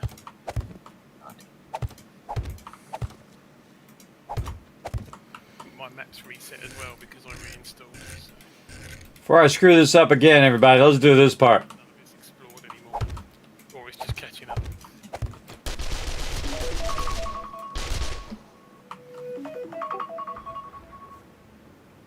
Just a heads up, everybody. In about 20 minutes, we're going to take a break. I've got about an hour and a half or so, and then I've got to nip out and do some shopping for an hour, and then I'll be back again after that if we're still going. Sounds good. Pesky real life gets in the way. See, that's the bad thing about where you're at. Over here, all we're missing out on is sleep. We gotta fix this. I gotta take that out because I'm gonna do the base. See, this is how I normally do it, everybody, with this L-shaped up here.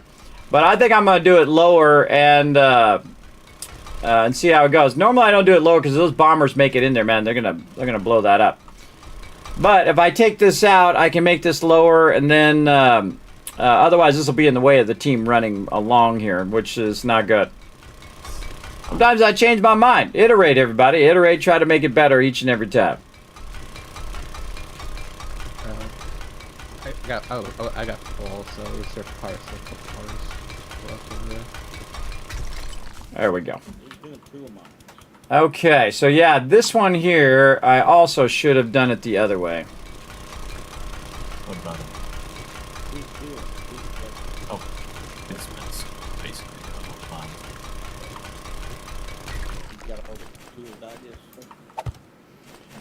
You know what I found in my solo playthrough is it's better to do just buy mods because they're gonna have a higher rating. So we want to just start buying them because again, remember we're saving all these resources for all this armor and stuff, which I will eventually get to. But I gotta build the base first. I'm trying this new iteration of the base, so I'll get that done. Hit up Rotisserie G to buy you whatever you need.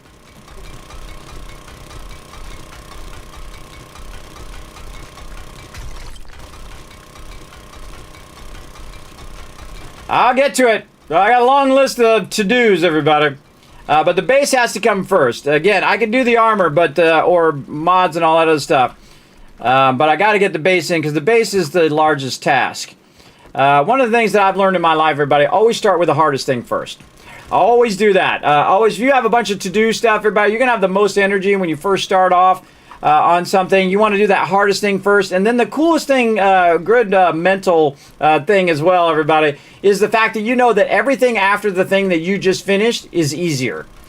So it builds momentum and you get more stuff. And I've done hundreds of thousands of graphic design jobs, everybody, a lot. And a lot of them are super complex and a lot of things going on with it. In the way that it prints, in the way that it needs to be done. It needs to be done a certain way. And that kind of stuff. So if you're going to do the thing, do the hardest thing first, if you can. Now, sometimes, you know, because of timing or you're waiting on somebody else or whatever it is, you can't. But I always try to do the hardest thing first. And the hardest thing right now is doing the base. That is for sure. Because there's a lot of blocks I have to put in. There's a lot of electrical work that has to be done. You get the idea. And a lot of this stuff here where we're doing these corners like this. And the way to get it done is just to get to it. Don't think about how long it's going to take. It's like Satisfactory, everybody. I'm doing this like ultimate challenge in Satisfactory. I don't even want to know how many hours that's going to take. Sometimes I don't want to know. I just know that I need to do it. And if I do it long enough, that I will get it done. That's as simple as that. You know, if you go at it and you keep working at it, eventually you will get it done. And I'm not, that's called being either resilient or insane. One of the, it's, you know, there's a line that's right there, and you kind of straddle that line. I straddle that line all the time. But yeah, we are on it, everybody. We are on it. We're having the most incredible playthrough, everybody. This is awesome. So settle in, get yourself a drink, some snacks. It's going to be an epic night, all night tonight. Like this. I need to turn my game sound down. Down again. What was that, Foggy? Rocking the West. Oh. Man, I can barely hear them. My headphones die. My headphones off.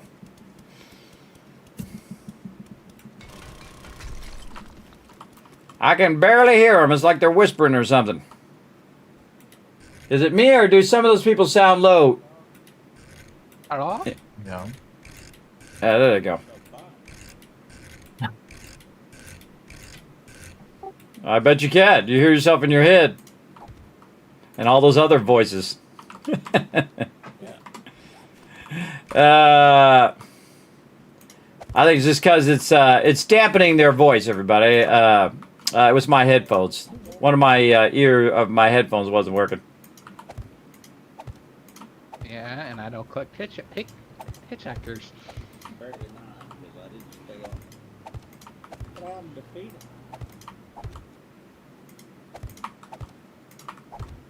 Oh, and there it is. I really like that L-shaped interior one now. That's really nice for the team to run along there and shoot those mobs. This is almost done, everybody. This is almost done. We were very diligently working now, and now we're going to get this done right here. We're going to just do these top ones first. And get this. Don't have the joinments yet. Got it. Oh, no, I wasn't really paying attention at the time. It's about half an hour or so, I think. Yeah, it's we're taking a break in 14 minutes. I set a timer. Oh, okay. How much water do you need? Water? No, I'm making the blue right. So I set a timer, everybody. I'm going to forget. I won't know how long ago I said we were going to do that thing. So I set a timer. It helps me a lot. In fact, I use the timer probably more than anything else on the phone. Anything else. 100% use that timer. For sure. It's funny because, you know, in my day, everybody, those are called egg timers. So you would get an egg timer and you would set it. And sometimes you get multiple egg timers if you're like cooking something, right? If you're like cooking pasta and you set a timer for that and then you set a timer for something else. And for the longest time, they didn't have multiple timers on the phone. I was like, why would you not have multiple timers? That seems crazy to me. Because that's what most people would use it for, multiple timers, multiple things going at the same time. Now, it works great for gaming, because if you're running something for 30 minutes here and something for an hour or whatever, you can go ahead and set it. Now, if I was really being hardcore about the forges, everybody, I could figure out how long it takes to run the forges and how long it takes to melt down, say, a stack of iron. I could set a timer that says, you know, refill the iron. And then it would let me know. And then I could do the same thing with the stone and all of that. But I kind of know how long it's going to take. And usually I try not to let it run all the way down anyway. I try to check on it every time I'm kind of through the base. I do need to get in there and do some serious sorting. I'll get to that eventually. But we got to get this finished up. Because we're in the final stages here. We're just going to get this going. And then we'll have to work on our electricity. And we should be good. I guess I'll put that one down first so I can line these up. Now I'm going to go around the bottom side and extend these out as well. And then I'll have to put in more entrances and all of that fun stuff as well. This is also what I call a lean out, where whoever has a rocket launcher or something like that or wants to throw grenades will be in these lean outs. So like this, where it goes out just a little bit further than the rest of the stuff. Now I need more blocks. And go get my blocks. Quick quest and get that thing. Okay. All right, I left them in Dropbox 6 right here.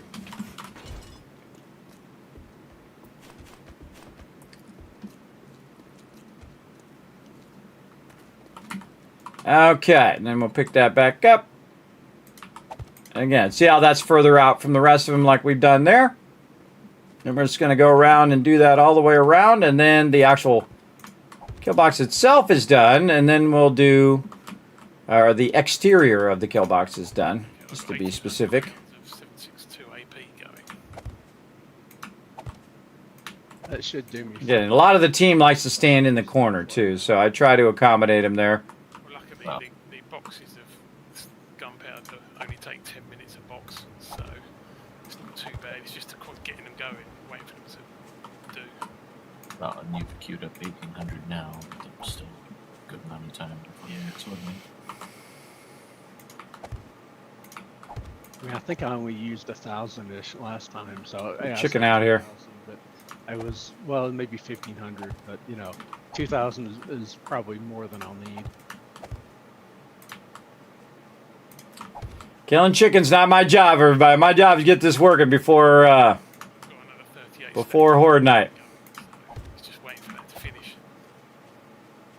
I know there's other people too, but I think most of everybody else is using 9mm. Other than I know Alan has a machine gun, but I don't know if he's been using it much. And Nope, I've got an AK on my bar, but I've got one magazine in it. Well, I'd like to have that M60 that you should be working on there, Thurberg. How's that coming? I think I need 4 more books. All right, G, we need 4 books. Let's go. I'll end up going M60 as well once we get them under control. I'm rocking the Magnum and the auto shot ASO. I need 6 more books. I haven't looked to see if there's any more in there at the moment, though. Well, I prioritize that so we have that by the next Horde night. Because we're going to need to make a bunch of those, and they take forever to make, or at least it feels like forever when they're processing. It's like 25 minutes. Okay. I got those in there. I got to go get these. Okay, so the exterior of the kill box is good. I got a bunch of hatches and a bunch of other stuff I got to do. I got to interline the box. I got all that stuff to do. But I got to put the manual entrances and exits in here as well. And so we'll get this like that. There we go. Already got the one over there. Which I could move forward. I feel like I'm going to move that forward. One of the good things you can do, too, is if the mobs are getting up top. Now, if you have it as cement, you're in trouble. But if you have it as just wood blocks, you can pull the wood block or shoot the wood block at the top, and then the ladder will fall, and the mobs can't get up where you are. I typically like those quick releases, but I've noticed that I don't really use them all that often. So I don't bother with them anymore, and I haven't seen any issues so far. So we'll see how it goes.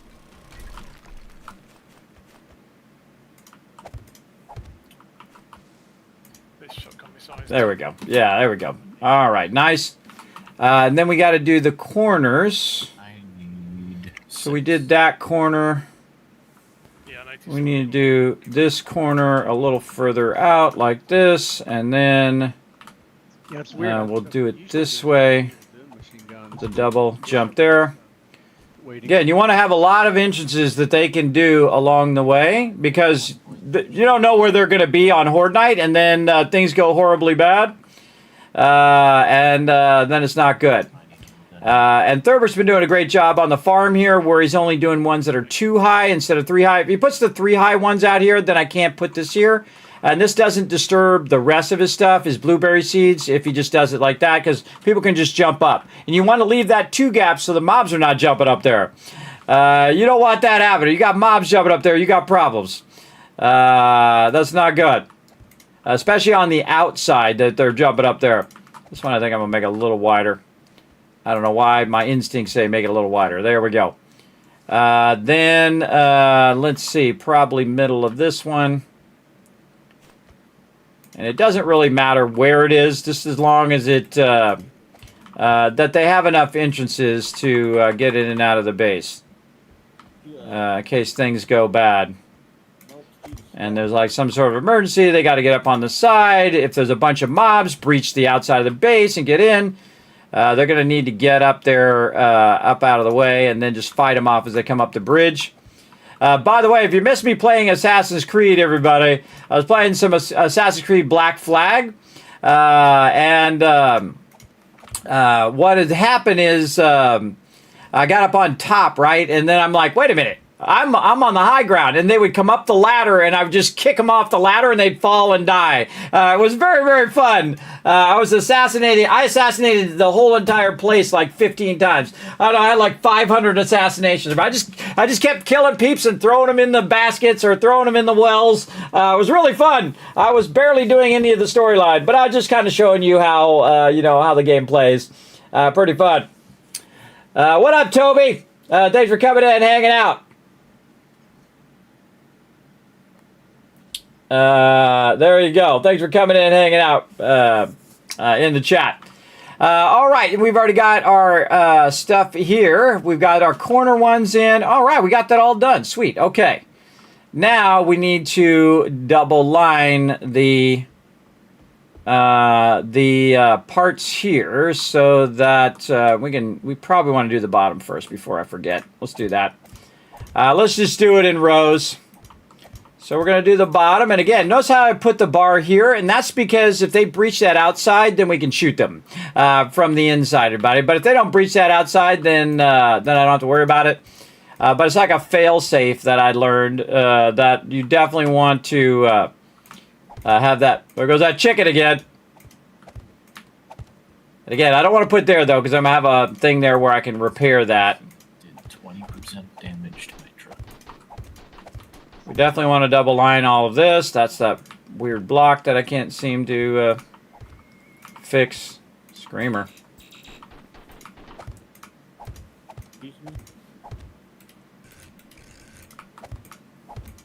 And again, just double lining. Now, when you have the electric fence, everybody, remember, you're not going to have any spikes to damage the mobs. So you're going to have an issue of them being able to breach your base. So these are in two separate directions like that.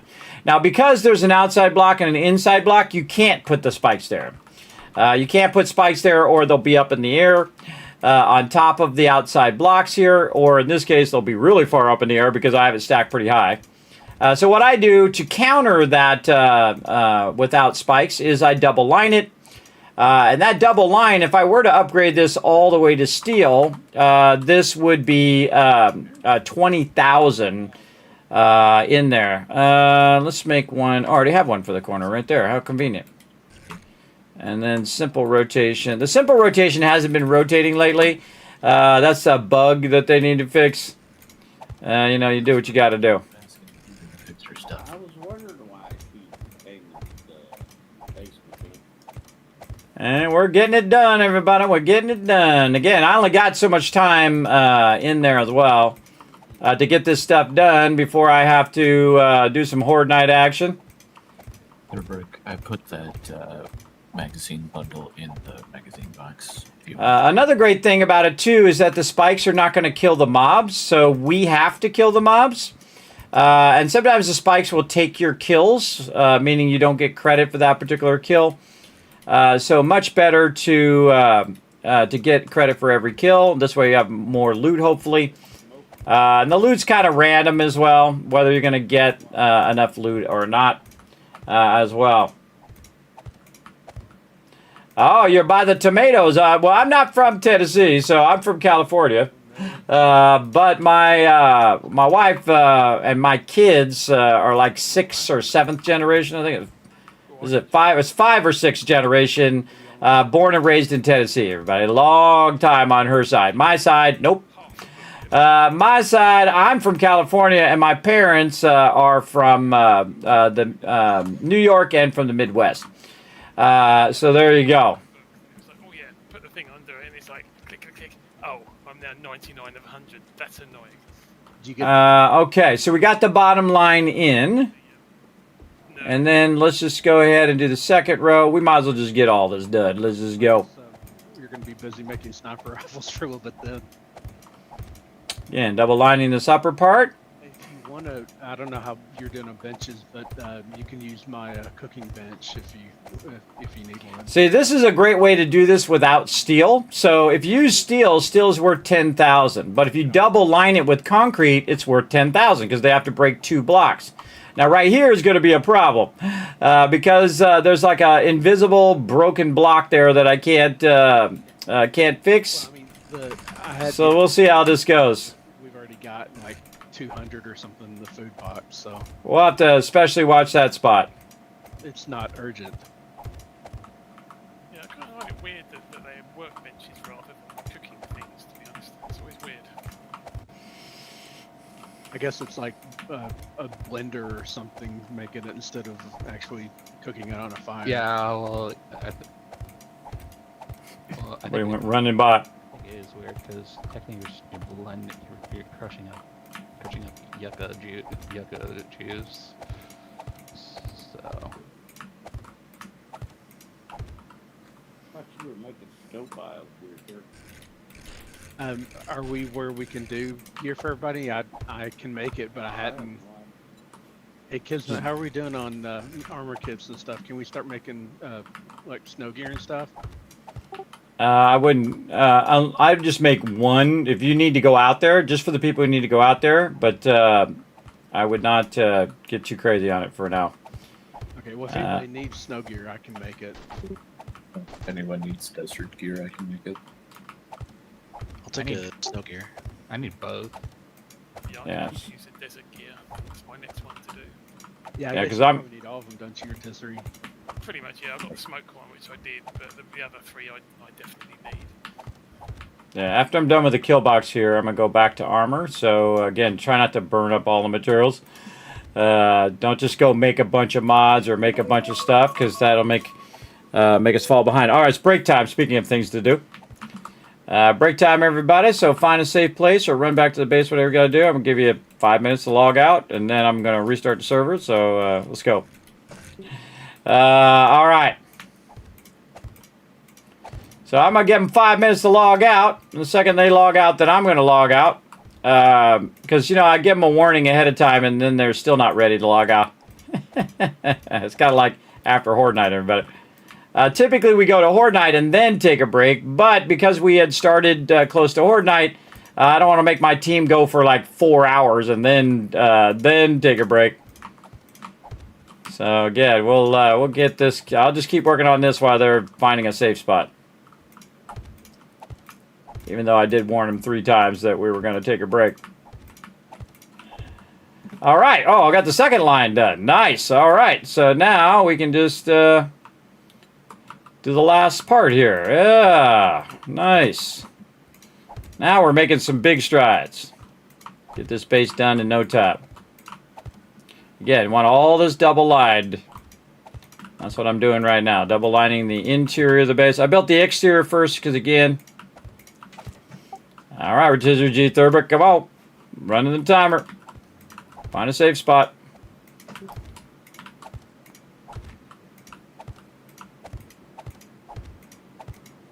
All right, I got 3 snow gear crafting. I don't remember. I think that covered everybody, but if we need more, I can do it after. All right, buddy. 10-minute break. We'll come back and play some more. All right. We're going to take a little bit of a break, everybody. But while they're taking a break, I'm going to go ahead and pop over here to Satisfactory. Because, yes, I have it running in the background because I'm that guy. Then I'll store all that right there. We're going to run over here. And we can run a little bit more. Again, I'm running thousands of resources. Now, I forgot to do it last night.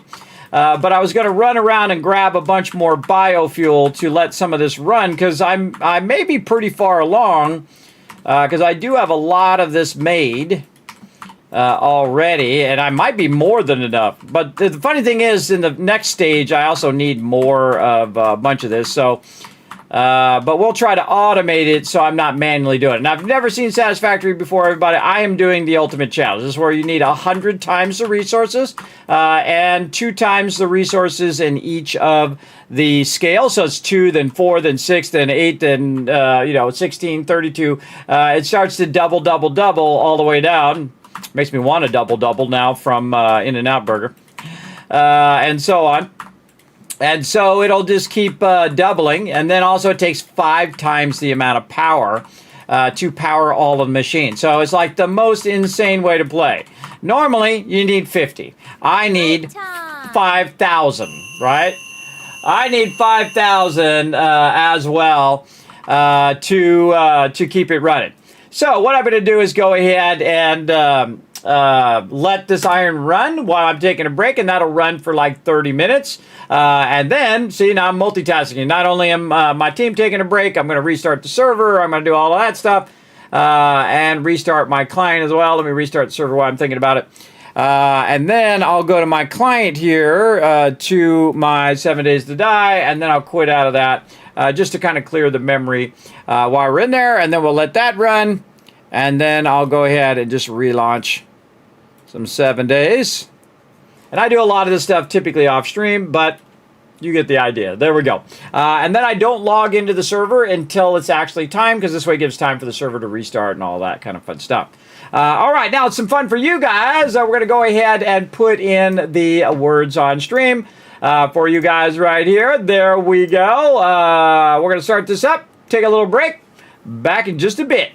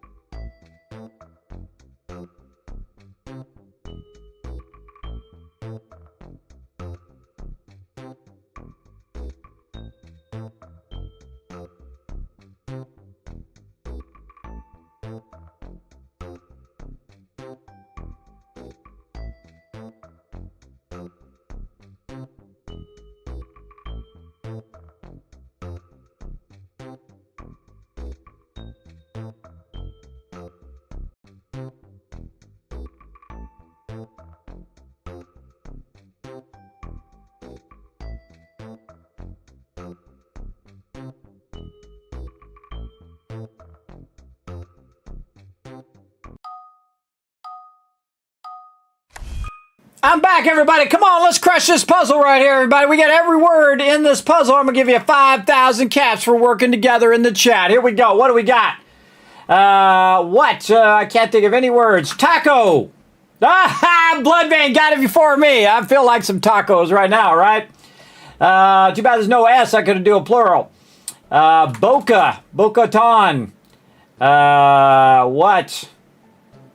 Boat. Boat's a word. Oh, you already got boat. All right. I'm just like 2 seconds behind you guys. Boat, coat. You got that one too.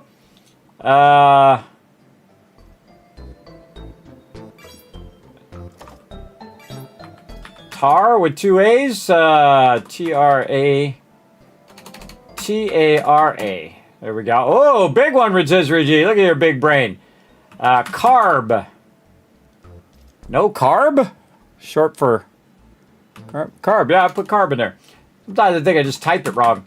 Cata, what? Qatar? Qatar? That's a place. I'm getting 0 words here. Oh, I did get 2 words, but you guys are just faster than me. We already got code. Look at you guys go. Look at these words, everybody. Come on, we got to go. Get them big words, everybody. You know, this is a B or an A word up here. Yeah. I wonder if that's an A word. Acrobat. Did you guys get that? Acrobat. Yeah, you already got that. I just said that, too. Taco, back. We already got back. B-A-C. Oh, bat. No. What are these words, everybody? Bart. Backed with a T. B-A-C-O. Bort. What are these words, everybody? I don't know. Some of these words, I have no idea. But, hey, that was good enough. We got it done. That's the important part. Nice job, everybody. Good job of working together, giving you a bunch of caps for that. We're going to get back to some 7 Days to Die. Let's go. Right over here. Let's see if my team is ready. All right, everybody ready? Yep. Ready. All righty, here we go. Here we go. All right, we're getting back into it, everybody. Building out the kill box right now. She's coming right along. Over here, I like how when I logged out, it was the block was a certain way, and then when I logged back in, it was a different way. Just to try to troll me. Game tried to mess me up. All right. We're just going around double lining the base. See, I go right back to work here. Let me get Alan on lead so he can take care of that. Get everybody in group. It's weird. There's something blocking me. Oh, ladder. Hit the tip of the ladder there.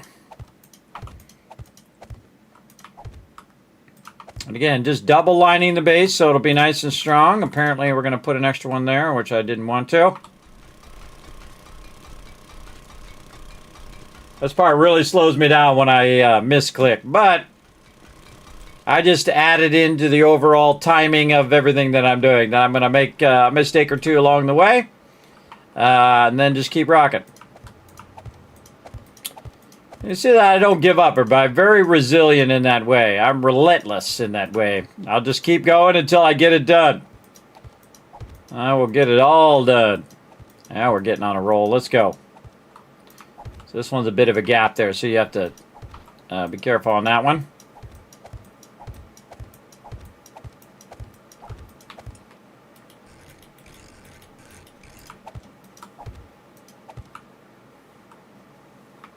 Why is that like that? That doesn't need to be there.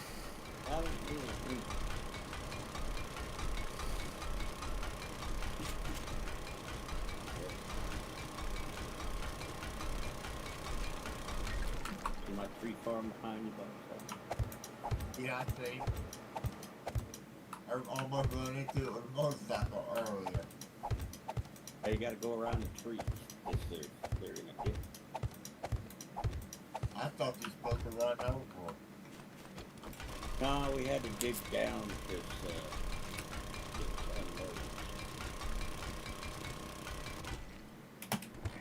because I'm gonna do a few of them along the way, everybody. Again, trying to do it fast, and my mouse is real sensitive, so when I go to click it, when I'm pushing down the button, it moves. So it does that. I can turn down the sensitivity, and then I got to turn it back up for other games. Though you can, there are profiles in there that you can do for each game or whatnot. That's just more of my time I have to spend. It's actually probably less time for me just to make a mistake and fix it, and to do all of that stuff. I just want to get this done. Faster for me just to go for it.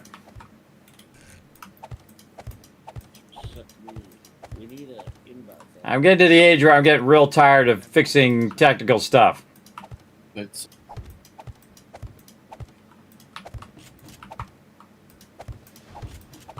mine finally worked. I don't know why it doesn't work every time. I think Peter still needs to ally to me unless it's just a glitch on the menu thing. It's got an envelope next to it.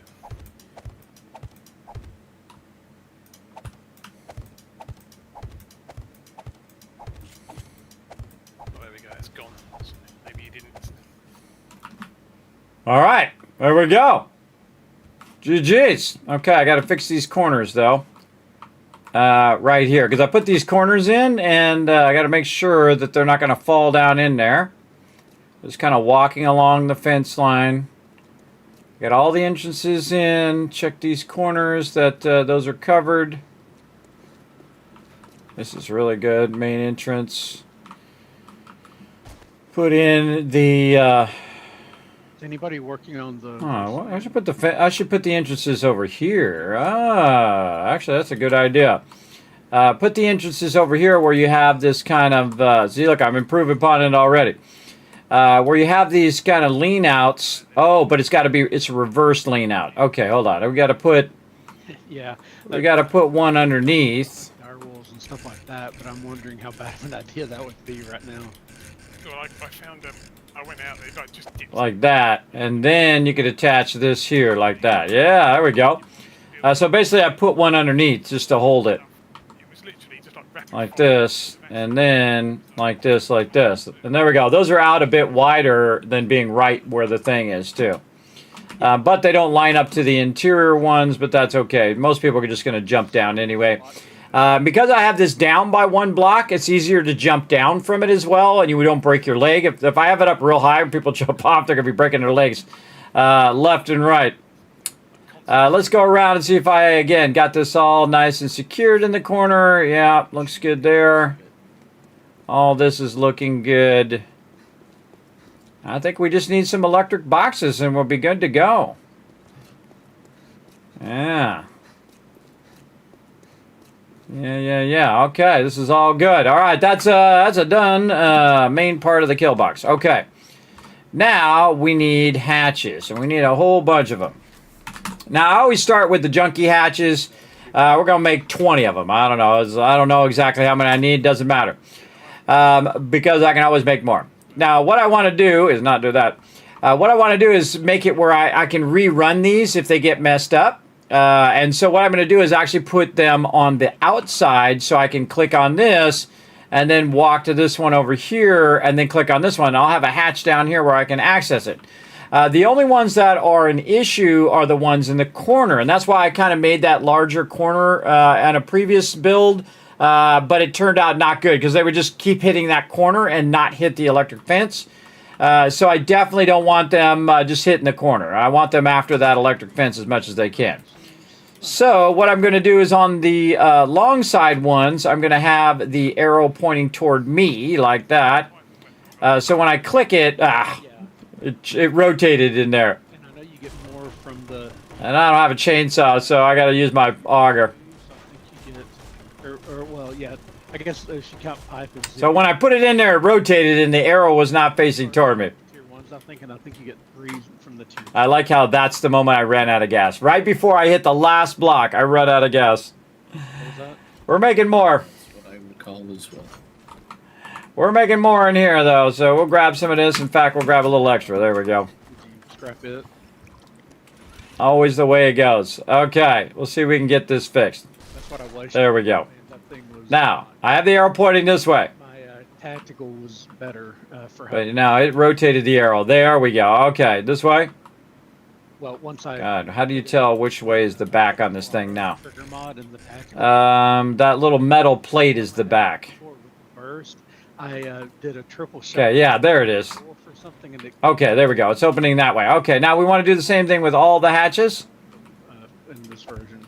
Now that you have it going that certain way, you can just do the whole thing all the way down. Changed the trigger mod out. That fixes it, but And then we're going to do the same thing there. it used to be it was like like that if you just held it down, and you could. We'll come back and do all the interior ones later. But in this one, if you do just a quick trigger. And then pull, again, back this one. no matter what, it doesn't There we go. burst. And then we will rotate it this way again. We'll see if it's aimed the right way. Yes, it is. Okay. Yeah, probably, but it. Doesn't. Now this is to protect the electric pole, because they'll come up and they'll hit that electric pole. You kiss that electric pole goodbye. And that one I'm going to do that way. Yeah, well, And then rotate. Trigger in an automatic. There we go. It fires faster. And like this and like this. Now you might be thinking, Kismet, you got plenty of time. You got like an hour. Nope, I don't have like an hour. I gotta cook here, but I gotta keep cooking constantly on what I'm doing, or this stuff just doesn't get done. It won't get done in time for Horde Night as well. Oh wow, I needed more than 20 hatches. Wow, okay. This will also tell me how many hatches I need in the long run as well. There we go. All right, got all those hatches in. Now we need our interior hatches, which are going to need some advanced rotation. Oh, yeah, the 3 workbenches behind Rex. It's nearly done.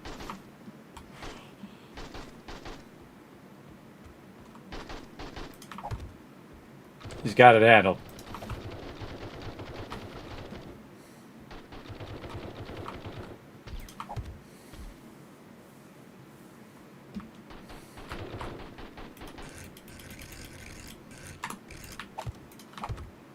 well, there goes about half a stack. Interior. See, the cool thing is, again, I can access all of these ones and fix those during Horde Night, but the corner ones I cannot. So if they break that, I'm in trouble. But I can jump out, put another one down, jump back in the base. That's some dangerous stuff right there. Doing the old jump out of the base kind of thing. Too, though. But it is totally a thing that you can do. Now, obviously, I'll come back and upgrade these hatches to stronger hatches, but for now, you just want to get it started. So you can get all your rotations right, and if you mess up a rotation, you can take it back out, and that should be good. Okay, those are all good. Now, last time I put the power up there, but I think what I'm going to do is just make an electric box by wherever this is. Then I'm going to move this to that electric box, basically an area where I'm going to put a bunch of electrical. So I'm just going to go like this. Yeah. And then, let's see, how do I want to do this electric box? We want to put the generators up there. 1, 2, 3. Because we're going to go that way. We're going to go here. That's the best place. So this will be 2 generators. So 2 generators here and 3 switches. So 1, 2, 3 switches, 2 generators there. So all we really want to do is take this ladder out. I might want to pick this switch up first. Closing down the front door, you're going to need to use the Duke of Hazard entrance. All right, I got to close down the front door for a minute so I can rework this. Oh, wait. I should just move this out by 1. That's what I'm going to do. That'll save me some time. We'll just move this out by 1. And then we'll just do this. We'll just go... Now, this is to keep it from getting hit during Horde Night. For some reason, wherever I put my electrical is where everybody just stands, and it just keeps hitting the electrical the whole time. So I try to avoid that being a problem. crashes didn't help. And so we can just do this and bring this up pretty high. Now, once you have the generators in, the only thing you really need to do with the generators is to refill them from time to time. But we do need multiple switches. So I'm just going to put a switch there, and that switch is going to be for the main door.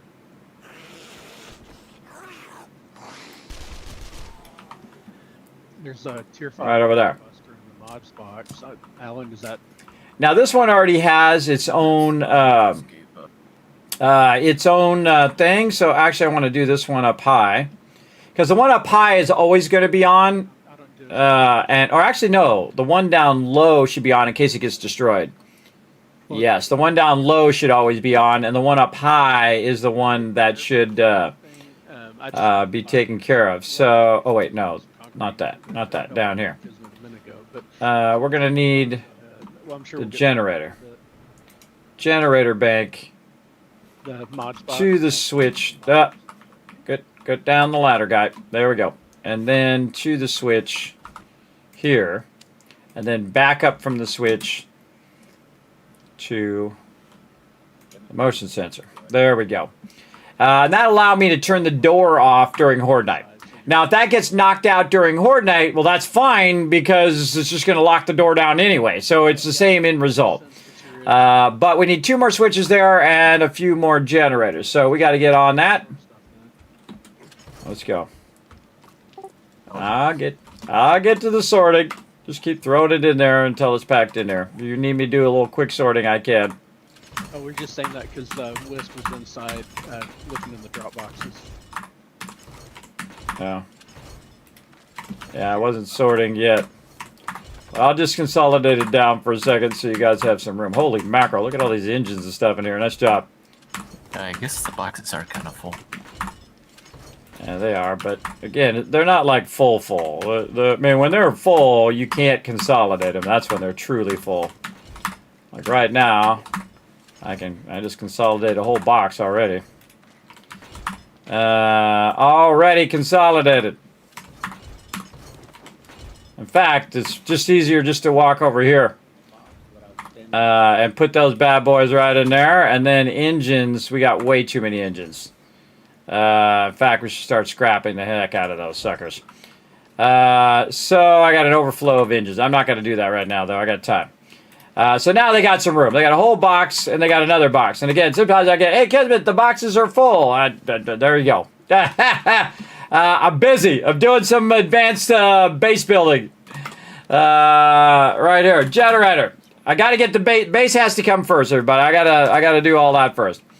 But I do try to watch my forges from time to time, and they're still cranking away there. Not hurting for any of those resources right now. I do need to get back to my cement and all that other stuff. But right now, generator.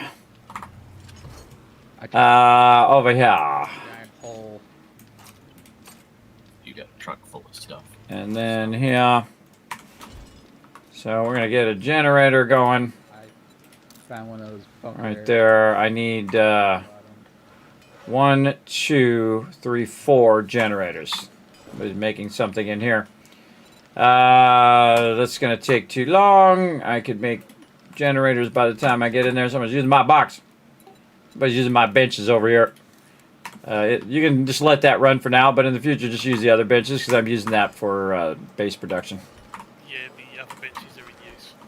That's why I did one in there just to get it going. Well, in the future, I mean, you can leave it in there for now, but just in the future, don't be in there because I'm going to be running concrete blocks and all sorts of things that I'm waiting on. Like right now, I want to run double generators, but I'm slowed down. I'm trying to get the electric up. All right, try to get the electric up and run it. I'm not doing anything in the food bench at the moment. Okay, we got our switches. That's what I was here for. Switches, which I already have. So I always look forward to see if I already have the pre-existing stuff as well. So now I got 2 switches. One's going to be for the main door. So you have the actual door itself, then you have the electricity for the main door, and then I have the electricity for this whole other side over there. Now, one of the things I can do while I'm waiting... Oh, somebody's at the door.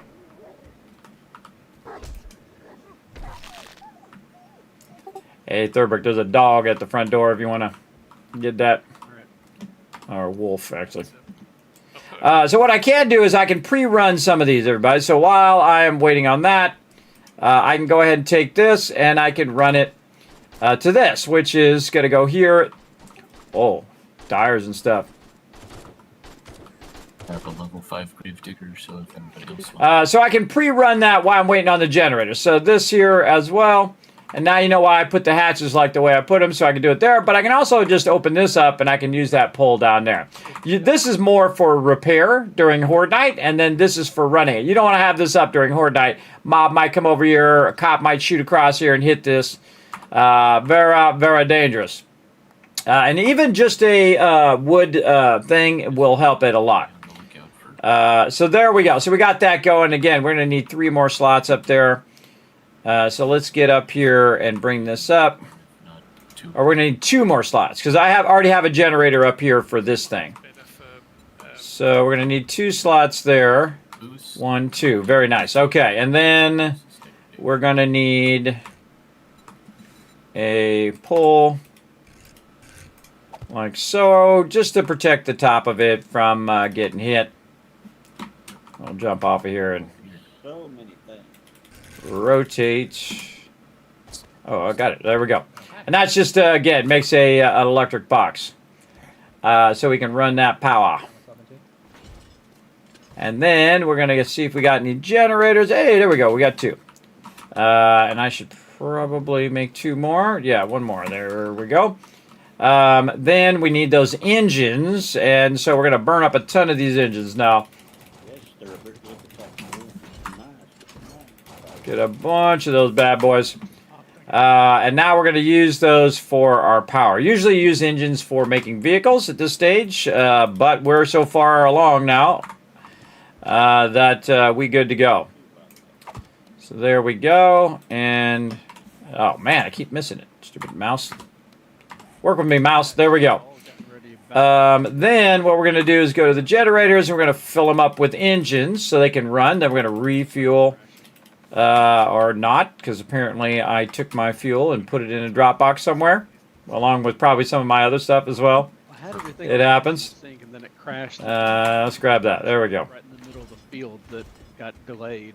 It looks like it's all just a And then every now and again, you need to go through your stuff here and make sure you refuel it. Like that. All right, that one's on. Refuel this one. That one's on. And then don't forget to run your line. That's the most important part. So I'll run the top one to this one. And this one to that one. Doesn't really matter. All right, everybody. Warning that the electric fence is now live. Remember, there are... It works good. I just tested it. Remember, there's ladders on the insides that you can go up and over, but the smarter thing to do is just take your vehicle and if you're not good at jumping the fence, just take your vehicle in and out of there, because the more times you hit that electric fence, the more times I have to repair it. So try not to hit the electric fence. I will be adding some exterior ladders as well, but I'm going to get the electricity up first, and then I'll add those ladders. All right. Holy mackerel, look at all this super corn out here. Nice, Thurbrick. That's my favorite thing to see. That's a lot of super corn, chat.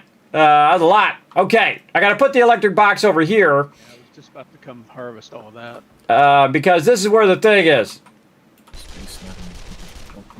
This is where the box is. So here you can see that if we take our electric thing here, that's running that way, and this is running this way. So this is going to cover this, and this is going to go all the way around and cover this side. And I did that on purpose because he's got his farm over there, and I've got my electric pole over here, and I'm going to do the same thing that I just did over there, where I go in, and I take out a bunch of these blocks, and we make a electric box. Repair this. I don't want to repair it. I don't want to grow up. I want to be a Toys R Us kid. Some of you know what I'm talking about in the chat. Oh, thanks for the ones as well. There's a bunch of caps for you guys. Let me know everything's working. Sometimes I forget to ask. All right. And again, we're just using simple plates here just to protect the electric posts. Where is that thing? It's right there. Okay, so we want to move this maybe forward just a little bit, make it a little easier. Like so. Just so it's not right up against that ladder where I'm kind of doing the rest of the stuff. Take the better one of the two and then scrap the other one for the moment or not. And we'll add doors and things like that to protect it later. So that's 1, 2, 3, 1, 2. There we go. And we'll pick up this one, and we're too far. Too far to get that one, so we'll jump down. And we'll go like this. Alright, somebody shot me. Who shot me? And, oh, why you do me so wrong? Why you do me so wrong? It didn't pick up the plate. It picked up the one on the ground. It happens. You indeed want to be a Toys R Us kid? I was a Toys R Us kid, man. We spent so much time in there. Now, of course, when you're poor, everybody, you're just in there, you know, window shopping most of the time. You're like, man, I sure wish I could get that. I sure wish I could get this. You know how it goes. You know how it is. All right. Nice. Okay, we need some more switches, too, in the long run. But right now, we have enough to make this happen. All right, there we go. And then we're going to pull this switch. Oh, I don't have a land claim block here. Land claim block. So you got to have a land claim block down. We did make the trader claimable, so we can put land claim blocks down like that. Then allow me to just pick up the switch without having to destroy it, make another one, all that kind of stuff. So we'll go ahead and pick that up. There we go. And then we'll put the switch at the bottom. There we go. And then we will rewire the electricity for the thing. Oh, this one I have the generator on the top, which is, I think, actually probably better. I try to do it different ways and see how I prefer it to be. We're going to go to the light switch, or to the switch in general, and then back up. And then the tricky part is getting the motion sensor. There we go. And then I have to turn the switch on for it to work. Nope. And if I go over here, this should just start up. Yep. Okay. Nice. Okay. Now same thing here. The second switch is going to be to the door, and you want to do this. You want to do this very consistently so you can remember later how you got that done. All right. Now we need those generators and more engines. Let's get it going. Get my generators over here. Use up some of these engines that are in the box so I don't have to sort them later. There we go. See, that's the smart thing. Instead of taking them out of the box where they're already sorted, take them out of the box where they're not sorted. That works way better. You grabbed one for yourself, right? Yeah.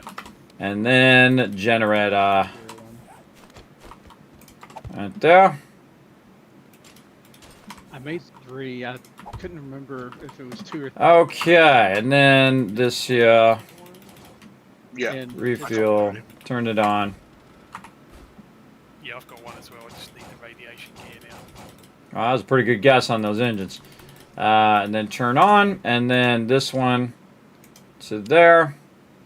This one to here, and then electricity is live. There we go. The whole entire base is now electrified, everybody, all the way around. All right, everybody, good news. The full base is now electrified, so keep on your toes.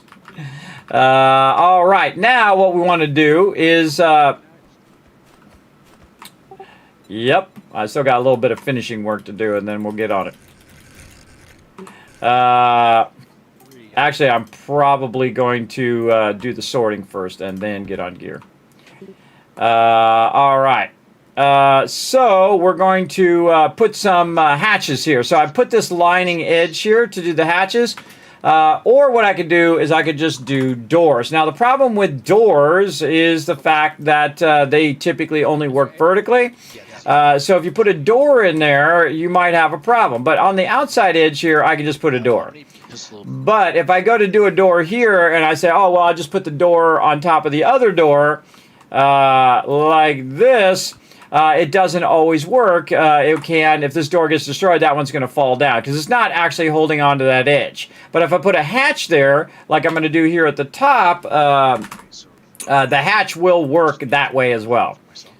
Also, by the way, the fully upgraded hatches, the high-level hatches, are actually stronger than steel.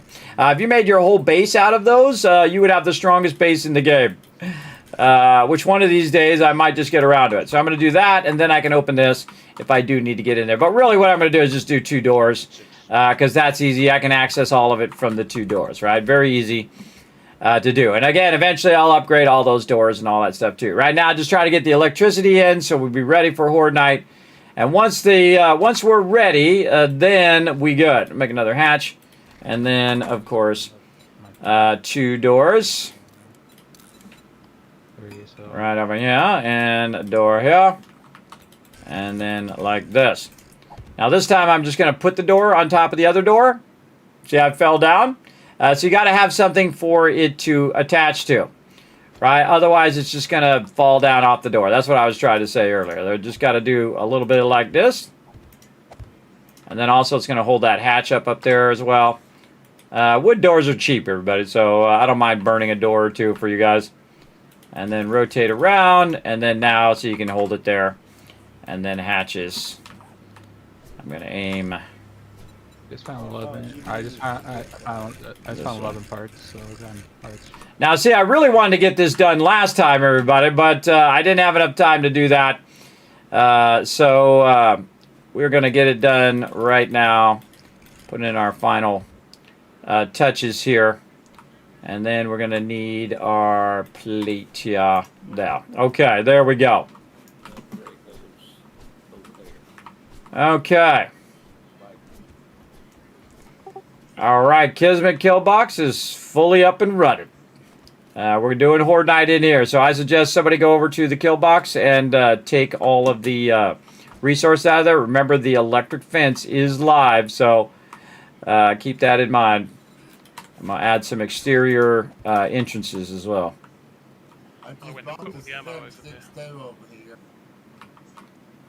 I should have put it out there. I just remembered that I did that earlier. All right, so let's do this and put these out like this. And the reason why you want to do that is so that they're not too close. A little bit of block work here. Now, eventually I'll come out and I'll work all these blocks here. But they might do that work for me. So if they want to do a little bit of work for me, I'm just going to let the mobs do that for me. If they come over here and they blow up right here, they're going to take those blocks out, and then I'll just put concrete blocks in. But we definitely want to go around and put some entrances while we're at it. Right in the center. Wait, no, I need this. And then I need to split this so I don't have to keep. Well, I got no place to put it. Going in here. What? All this I brought over because all these boxes. You can't put the ammo back in the ammo box, and you can't put the food back in the food box? Put in Dropbox 2. Come on, box full. Put in Dropbox 2. Is the food box full? Yeah, like we're at the point where we need an ammo box now.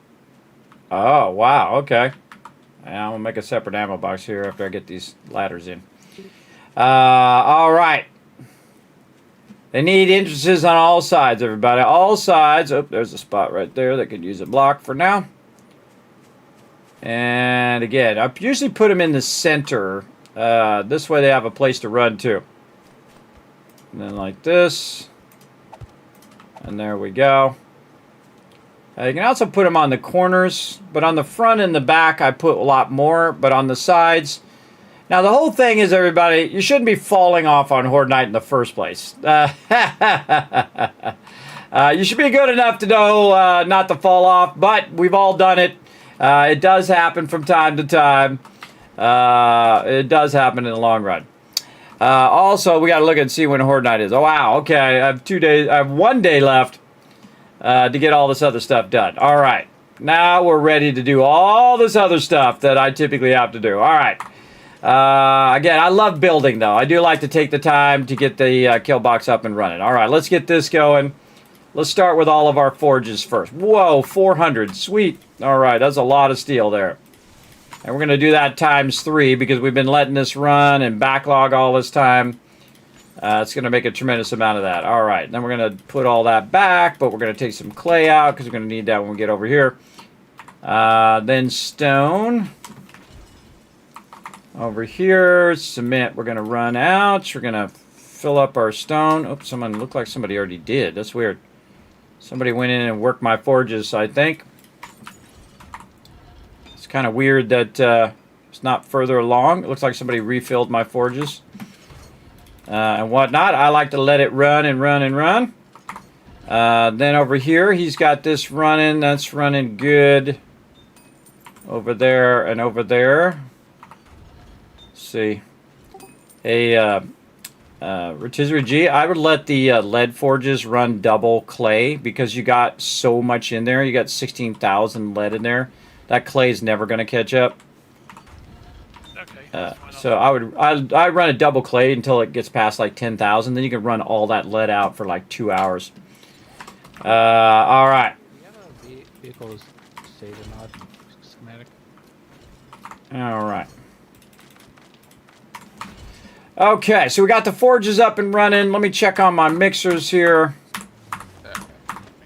Also, all the ground buckets. And then we're going to go ahead and get concrete block going over here. And then 520 there. And then this here. All right, we got all that done. And now it is time to do some fun sorting. All right, engines over here. How we looking? Oh, we got too many. We got way too many. All right, so we're going to throw this in the trade box. And it's now his job to sell off all those engines. Okay, sorting time. All right, everybody, I'm going to go into deep sorting now. Let's try to stay out of the boxes, please. Hey, kids, we may need to have a dedicated clean water box because the raw food box is getting pretty full. All right, yeah, I'm going to be moving the ammo out of that box as well. Also, we're going to need to establish some, I should just do that now, boxes that are not by the kill boxes or by the production base. We're going to put it up on the kill box. So let's just do that now. I'm going to do it here at the front entrance. So if anybody's looking for ammo or weapons or all that stuff, I'm going to put these boxes at the front. So we can grab that ammo and bring it out. I'm going to put it right over the top of the entrance. I'm just going to put a bunch of boxes across there. Oops. Apparently I'm going to put one in the wrong spot. All right. Start moving to the burnt forest this weekend. Well, I was hoping to do it today. I was going to try to finish the base yesterday and then do a couple rounds or whatever, but I don't think we're going to have enough time. We're going to need to go scout it out. We're going to need to do all of that. Speaking of, did anybody find a good spot with Trader Jen and check all the Trader Jens first? Town BR2. Best spot I found in the burnt biome. Okay, go ahead and share it. I did. Man, Alan. Yeah, you want to share it again because I didn't get it. I got Wasteland is all I got. All right. See, I checked it first before I asked him. See that? That's called thinking ahead. What am I doing? I am getting upgrades for the boxes. That's what I'm doing. Forge iron and steel. Okay. We should put my nail gun down somewhere. Is the wiring broken on the front door on the west side? No, somebody did right there in the. Somebody was in the water. Hey, hold on. I got to find out what happened to my nail gun. Dropbox 6. There it is. Yeah, there it is. Threw it in there last night. I think it was just. All right, I found it. What about the electricity? What is it? No, the door was the tub's close to the door, so it's gone. Rotisserie was taking a bath. So does it need to be fixed or not? Because I've tried to do 50 other things. It's good. It's good. Okay. All right. And I got steel. Okay. heading out in my Rollercoaster to do some stuff. All right, 7.62 ammo. Yeah. Then we're gonna go 9mm and 44 ammo. Then we're gonna go food, water, meds. Then we're gonna go shotgun ammo. And then what else? Repair kits. And whatever else. I'm assuming we pretty much need shotgun, pistol, machine gun, and whatnot. Yeah, definitely need some shotgun ammo. Okay, all the ammo and food that you guys put in there, I'm going to change my mind, and we're going to put it out here over the top of the entrance. So there's a bunch of boxes up there. They're all labeled, 7.62, 9mm, food, water, meds, shotgun ammo or whatnot. If you guys want to run that in there, go for it. All right. Now, okay. Try not to linger in the boxes, though. If you are going to grab it, try to grab it quick. Get on out of there so I can sort. All right. See, I got it done, and it didn't completely fill. They kind of filled, but it's fine. It's fine, everybody. Again, one of the things you want to do is just consolidate down the boxes, consolidate the boxes. Now, one of the ways that you can consolidate the boxes is just to take the thing that is the biggest dominant thing, which in this case is a bunch of brass and stuff like that. That needs to be moved over here, and instead of putting it in the drop boxes, you can just put it directly in the box if you're that person who's supposed to be doing that thing. Also here in the trade box, I can just go like that, and bam, that all goes in there, except for he's got steel in there, which is putting some steel or whatnot in there. But again, now that we have an overflow of engines, I would put them in there for sale. The same thing here with all the batteries. I would just keep the very high-end batteries normally. But really, batteries-wise, we could actually melt all of these down because we're not going to use them for solar. So we could go ahead and take this and put this over here to be melted down as well. I usually take them in order. So now we've got the lead, brass, coal, but this is all completely full, so this all needs to be broken down or put in the boxes, and so I'm just going to now put it in that box to get that going. Again, when you have an overwhelming amount of stuff, you can say, hey, the drop boxes are full, or you can just say, hey, if you bring in the iron, you don't have to put the iron in the drop box. You don't have to put the lead in the drop box. Most of my team knows that you don't have to directly put large amount of items in the drop box. You can just put them away in the actual box. That does help a lot, but some of my team are also trying not to step on my toes and say, Kismet, I didn't want to take away your fun. Because I do love to sort, everybody. That's one of my favorite things. To sort and build the base and do all that other stuff. So I'm always under pressure to do a lot of things, and that's okay. It's okay if I'm under that pressure because that means I'm having fun. Because that's the way I like to have fun, is to do all of this kind of stuff.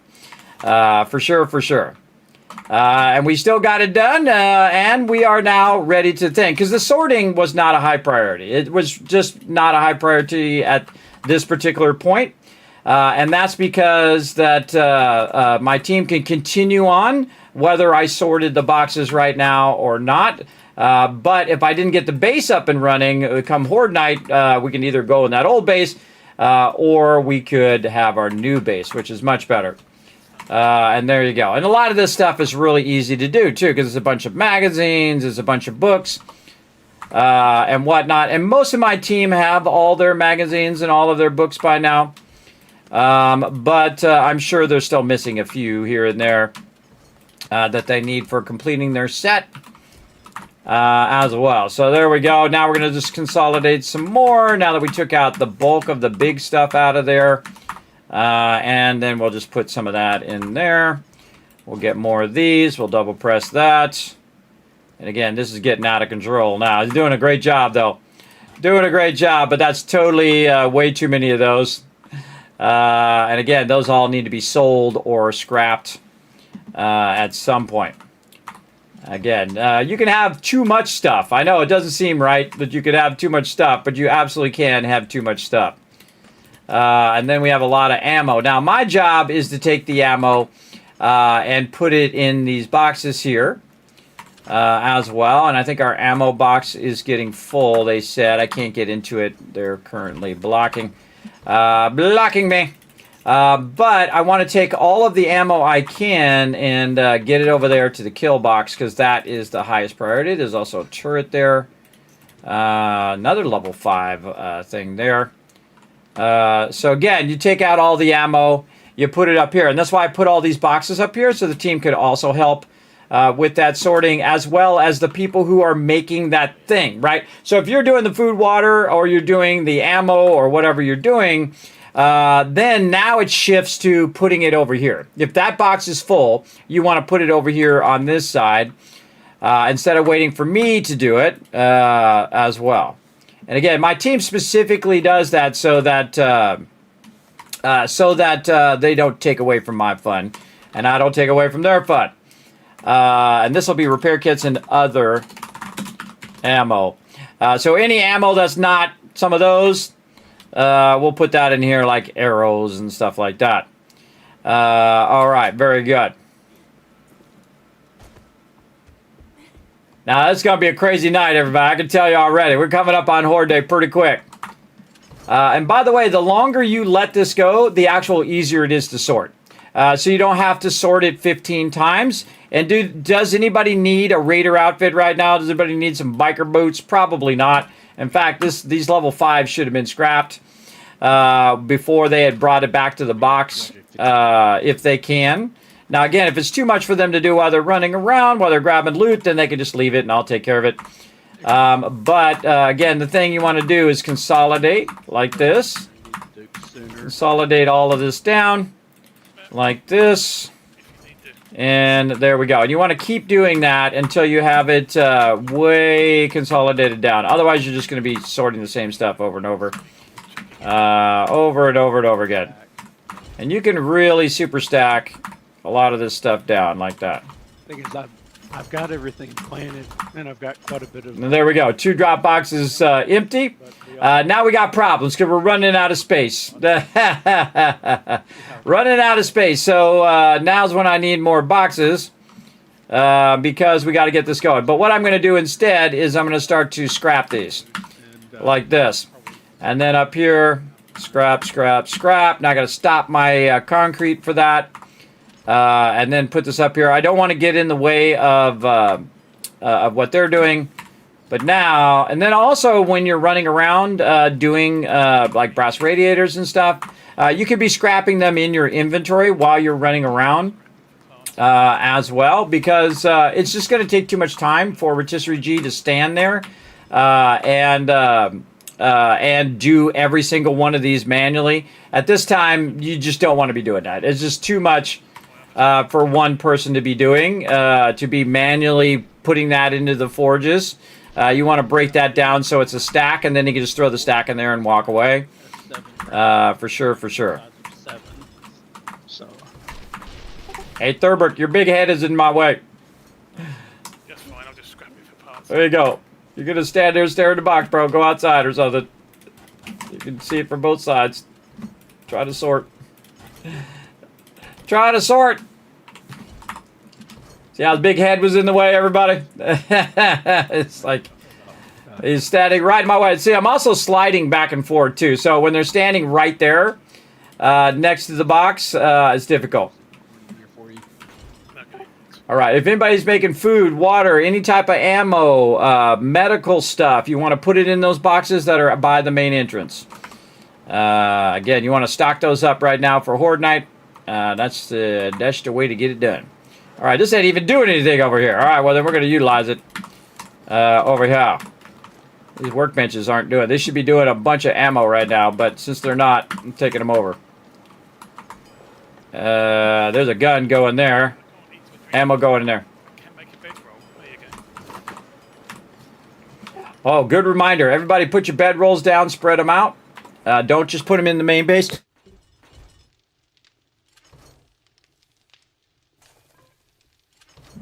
Sneezing there. Yeah, just if you see someone else's bedroll near yours, then spread yours out so that we can try to block them from spawning in the base.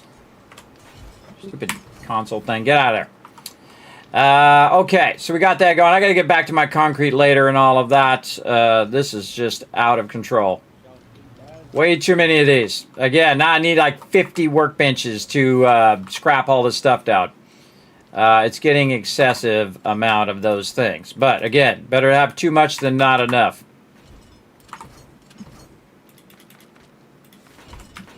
There we go. Okay, whoever's getting in the drop boxes, I'm going to put you in timeout. Out my drop boxes. I'm trying to sort. All right. Put them in timeout. All right, we got to get the stuff going. See, it's really difficult for me to sort when they're going in and out of the drop boxes. They shouldn't be looking for stuff in the drop boxes unless it's like right now where it's food, water, all that kind of stuff. But what we're doing right now is we're tiering up over the point in which we just don't have enough room for the stuff. So that takes a lot of boxes I have to add, more infrastructure to the base, all that kind of stuff as well.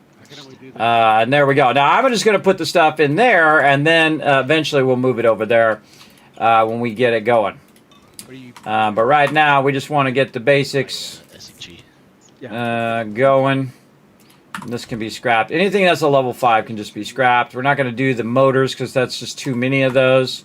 I don't need 15 boxes of motors. Well, look at this. Where that?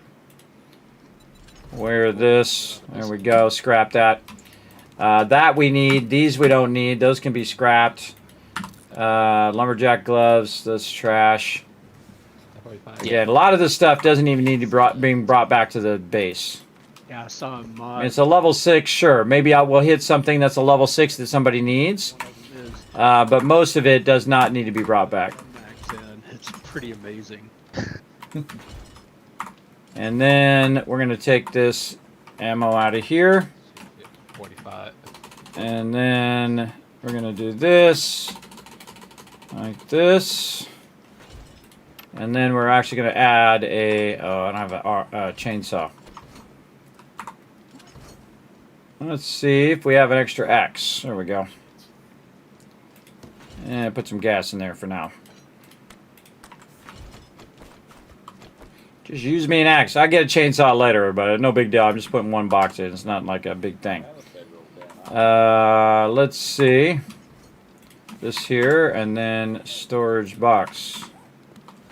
I don't think it may have gotten chopped up when we were doing base remodeling and stuff. Yeah, and also, I don't think it... ammo. I don't remember you putting one back down after, you know... Yeah, I did. And then this back in here. And then I need some of this steel again and forged iron. Put that there. I need to put some of this food away. Wow, look at that food getting filled up too. Now when I go to the next base, everybody, I will scale this up even more so. But there's no point in putting a bunch of infrastructure in and putting a bunch of stuff when you're just going to end up moving anyway. So I try to minimize the amount of structure and stuff that I put in and boxes and stuff like that because, again, it costs resources, it costs time. And time is your most valuable asset, as you can see, as well. And like my time of doing this right here, sorting, it definitely takes time. And so we're just going to grab a bunch of this stuff like this, and we're going to go right here to miscellaneous crafting, and wow, that is filling up, looking great. Looking awesome. All right. And then over here, same thing. We'll throw all that in there. Throw all that in there. And some of this I'm just going to have to let run because it's just too much. There's just too much of that stuff. And then also when you're collecting stuff, everybody, if you have a full box of iron and clay, you don't need to go collect 4 more boxes of iron and clay.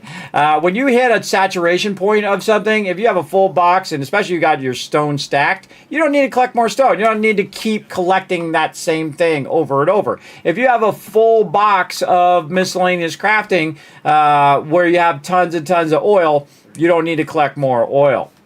In fact, you should start selling some of that stuff to the vendor if you don't have a lot of cash. But then, of course, we also have all these engines that can be sold too. Kind of feel like I might want to turn up how much stuff can be sold to the vendors too at this point. I'll think about it. All right, let's go ahead and get more miscellaneous crafting. Let's get our parts here. This is all weapons and stuff. We'll get to that. This here, more miscellaneous crafting. We'll double press this to get any of that other stuff. This here, same thing. Glue, more parts. This. Again, some of this stuff I'm going to miss, but that's okay. Duct tape this. And then I go to the next box and double press, and you can see I picked up a bunch of that stuff to be done. Who's that standing there? All right, G, you're doing the same thing, bro. Standing right in front of where I'm working. You could not quite stand in front of the drop boxes. You can go outside and access the stuff from outside, too. Again, it's a lot of sorting to be done. All right, and then we're going to also say over here, miscellaneous crafting OF for overflow. Now we're going to start overflowing down into this box. One of the things that I usually take out of here is springs and oil, because that's typically what it does. I usually keep like 3 stacks of whatever it is.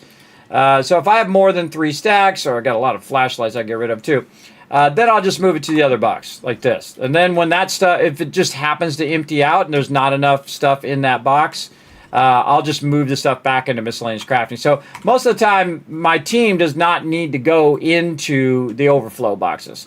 That's on me. My job is to keep those main boxes full. And the same thing with the people who are doing ammo, the same thing, the people who are doing food, and all of those things. That's kind of their job, is to put that stuff directly into those boxes. So if you are collecting lead, or if you're collecting those things, or if you're collecting engines or lead, you can just put that directly in the boxes instead of just putting it in the drop boxes, because it'll just fill the drop boxes like you saw. Like that, and then make it hard for the rest of the team to put it in there as well. And again, we're going to come back to those because there's just not enough room for that right now, and that's going to take time for me to break all that stuff down and so on. Let's see, more meds here. All right, like it. Nice. Have a good one. All right, and then right here, and see, now you know why I didn't do this earlier, everybody. Look, this is a lot of work, a lot of sorting, and especially since we also took some of it off to the other kill box, and so since it went off to the other kill box or the other boxes, I don't have the ability just to double press and it go in there. And so what we'll do is we'll let it backlog over here first, and then we will go from there. And there we go. See, now we just did all of those boxes in no time at all. And again, the stuff that's in there is not mission critical stuff. Do they need engines right now? There's a whole box of engines, so they don't need those engines right now. Do they need that brass radiators? No, I got a whole box full of brass radiators. Again, so it's like, what's the highest priority? Do we really need to sort it? Or does it just need to be consolidated down so they can just put more loot in there as well? So again, some of this stuff, again, I'm just going to have to overflow some of these boxes. And I'm literally out of space over here. So I think what I'll do is I'll put some more boxes over here. And I think I made some boxes. Let's go see if we can find where I put these boxes. All right. Reminder, it's Horde Day. And we're actually going to take a break after this Horde Day. We'll just kind of get back on our break schedule after this one. All right. Let's see. I had some boxes. Where did I put them boxes? In the future, I'm not going to put the cooking by this. I'm going to put the cooking back there. So he's not standing where he is. But what he's trying to do, though, is he's cooking and then he's putting it right in the box, which is why I put it there in the first place. But what I should have done is I should have put it this way so he could work that way, and then I can work in the boxes. But, you know, you live and you learn. You know, it's okay. It's not his fault. I'm the one that put it there, and I will be the one that takes responsibility. Don't worry about it. Don't worry about it. We got this. All right. Yeah, there's some stuff in the building box for your kids as well. Awesome. I'll get to it eventually. I got a massive amount of stuff. It's stored in here. All right, more parts. Oh, there's a chainsaw. Somebody wants to leave a chainsaw there. It might be my chainsaw. I can't remember. It might be my chainsaw. I'm going to go ahead and lock my blocks. Oh, wait, I don't need to do that. I can do this. Consolidate this down. Then unlock this. Take this out. Put that there. Take this out. Put these up here. There we go. Up there.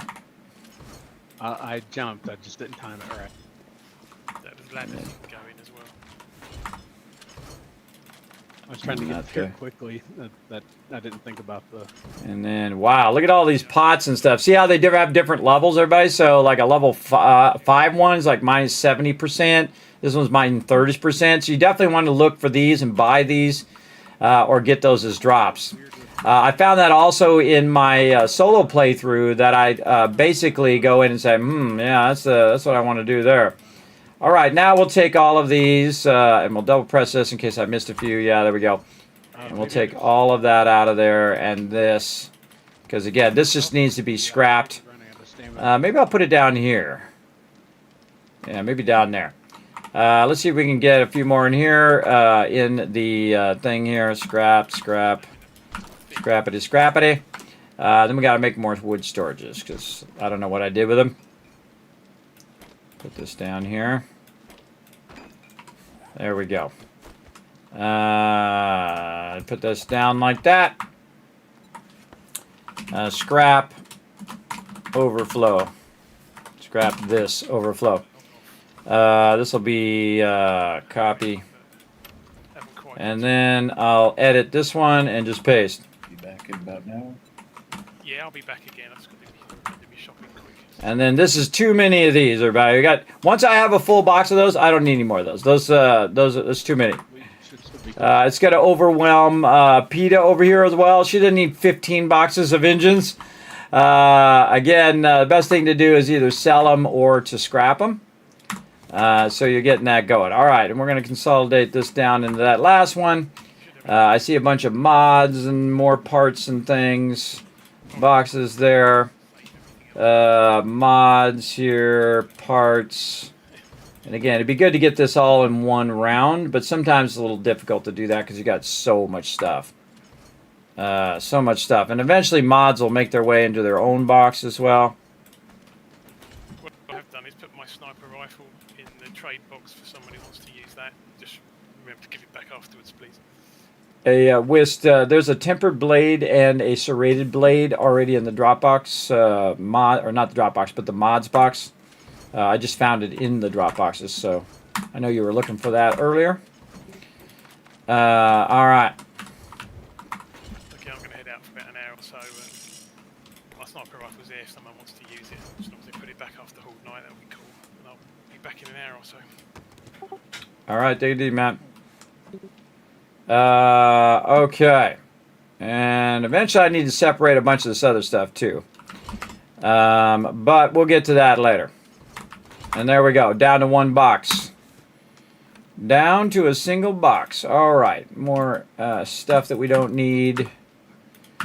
Just going to scrap that stuff. Torches. Rogue gloves. Oh, I can't scrap it. This. Weapons. Armor. Tools, battery, weapons. Again, just trying to do the easier stuff. And then this is ammo now. Over here.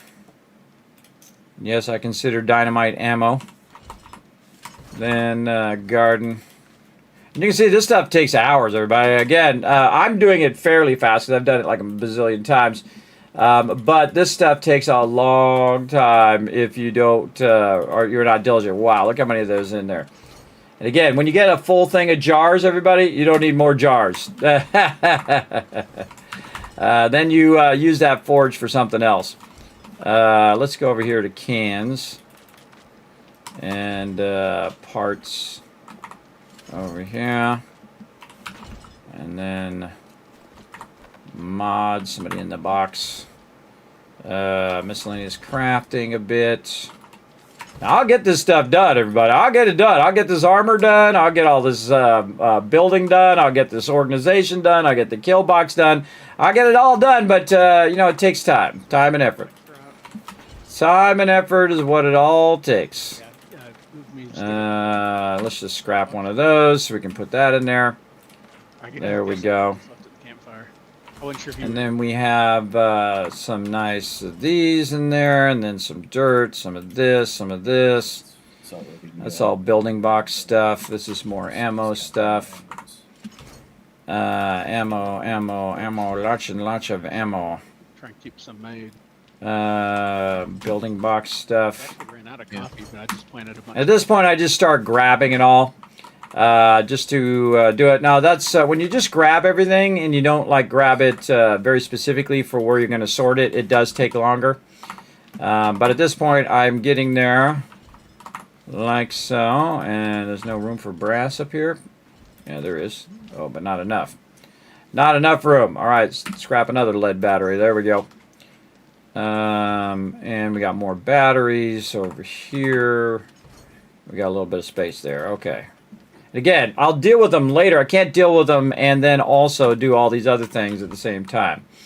So you got to just put it away, and then when you get a moment in between all the other 100 things that you're doing, you want to go ahead and then reduce those boxes down. You want to take all that stuff out of there. Like this armor, I will take the weapons, the clothing, trying to think of the name of it, and then the armor, and I will separate them. I typically don't do it again. This box is not full. If it's not full, there's no reason for me to make another box. In fact, it's easier because you can go in here and you can look for weapons, armor, and tools all at the same time. And you don't have to go into 3 different boxes for those things. But because everybody blocks each other when they go in the box, that is a downside of having all the boxes in one. So there we go. So we should have just a couple more things here. So back over here. Miscellaneous crafting on a bunch of this. That'll change. There we go. We got some meds over here. Get in there. There you go. Well, it was almost the and there we go. And by the time I'm done sorting, by the way, everybody, they'll have that filled right back up again. Not to the point of the way it just was, but they'll have a few of those boxes filled up. But not to the point in which I'm going to sort it, because I'm going to let it fill. At this point, my time is better spent doing other things than to do that right now. All right, more of this in here. And then this is... you know what? I think I'm going to put this under ammo. I'm going to start putting these grenades and stuff under ammo. Because it might be a little easier to find. The M60s. Over there. And then this is food. Your thing is falling out. What do we got? We got a turret thing. Oh, we'll leave that for later. Have some fun with that. Books and bundles. Okay. Bundles over this way. Putting the bundles over here. Okay. And my headphones are going out. I can hear it already. Headphones are going out. Sniper rifle. What? All right, everybody. Horde Night coming up. It should be somewhere near the base by now. We're going to start at the front door. So food, water, all of that stuff. You want to get that squared away. As well. See, I didn't warn them last time, everybody. I was in the middle of doing some other stuff. Remember, right by the entrance of the primary base, there is a bunch of boxes with a bunch of stuff. Try not to eat in the boxes. Try not to linger in the boxes, because other people who are standing right next to you are trying to get to the food, trying to get to the water, trying to get to the ammo. So try not to just grab the stuff out and put it in your inventory. All right, speaking of grabbing stuff out and putting it in my inventory, I've got to have some things for me for Horde Night right here. So we're going to need blocks. We're going to need some concrete mix, which I put back in here in case I need to repair. We're going to grab from steel in case things get really bad, like that. And then we've got a little bit more kind of garden stuff over here. We got some raw food stuffs. And then we've got here. See how I get in and out of the box really quickly, everybody? That's just a courtesy for other people. Oops. That's just a courtesy for the other people who are trying to get into that particular box as well. And then I'm going to put all these up in here. And then this is ammo. And there you go, everybody. A massive amount of sorting. And got it done by Horde Night. Look at that. On top of it. Again, just grab it out like this. Grab it out like that. And then you're out of the box. Easy peasy. What you doing up there? Turn off the power. You gotta do that from the bottom. Yeah. Don't, I'll turn the power off. You don't need to mess with the power. Let's see. I don't got any more room in here. No more room. Scrap. Boom. There we go. Good enough. Okay, so I need to have me some dish. All right, everybody. Remember, front door all together by the boxes. Don't spread out or the mobs will be spawning on 15 different sides. All right, let's do it. Now I need some ammo. Let's see, we got some shotty. All right, a little bit of shotty there. Then we're going to go 9mm. See how much nicer this is, everybody. This is so much nicer. Wouldn't I get to this point? Then got some repair kits. Ooh, I got to put some repair kits in there. Right here. We got a bunch. All right, everybody. I'm going to go ahead and shut the door down. Door is off. They're just switches here. The other two electric fences are on. It's the bottom switch, by the way, if you're ever wondering how to turn the door off. And that's what these kind of giant things are here. They're electric cabinets. And normally I label them, but I didn't have time, so there you go. So now the doors should not open this time.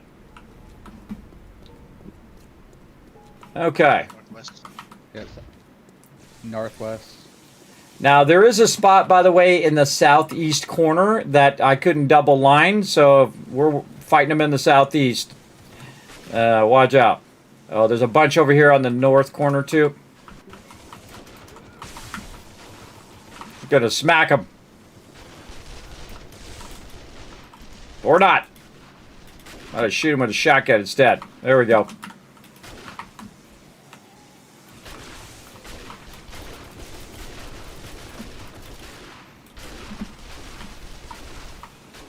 Yeah, you want to try to break my stuff, huh? I'll show you. I'll show you. I steeled it up. Yeah, see, you're not going through there, bro. You ain't going through there. I don't know what you're doing out there, but I don't like it. All right, this is what you're here for, everybody. Here comes the epic action of my Teamwork Tycoons doing their job, which is to fight off the zombies. Here we go.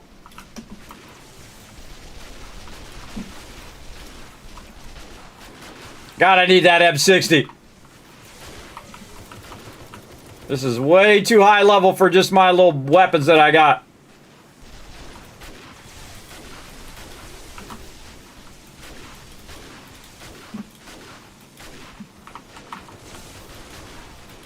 I'm not doing enough damage to these guys.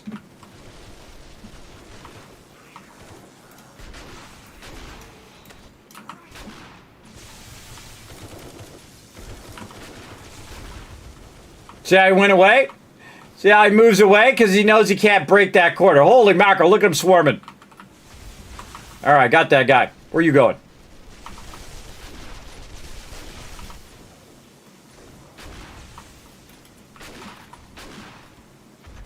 Okay.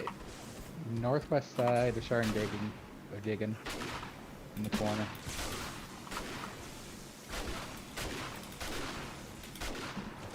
Ah, these guys are getting hard to kill. Northeast. What I'm going to do is upgrade these corners to steel.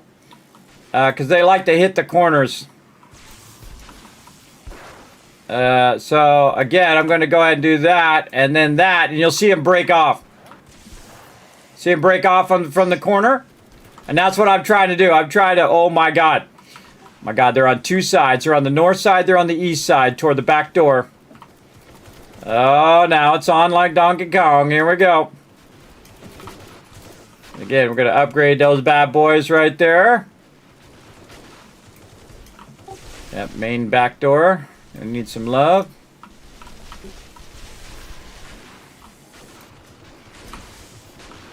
Yeah, I see him attacking a certain spot, everybody. I'm gonna go for it. Alright, crazy zombies. Look at, I'm barely doing any damage, man. That's scary. Let's look. And then an AK. I mean, not an AK, but with a AP ammo. I need my M60 in a big way. I could really have used that M60 right now, Thurbrick. How many more books away are you? 5. I was just thinking I may try and load a few bags and see if I can pick up a few. Whoa, whoa, tons on the south side.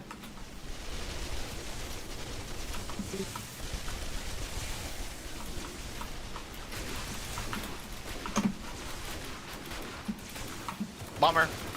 South. Okay, watch out. This is a spot that, right here, Thurbrick, there's a spot that can't be double lined. We got to defend this spot at all costs or they're going to breach. I'm going to upgrade the interior to steel, though. Oh, this spot right here? Yeah, right here in this corner. There's like an invisible block there that I can't find and can't take out, so we got to watch out.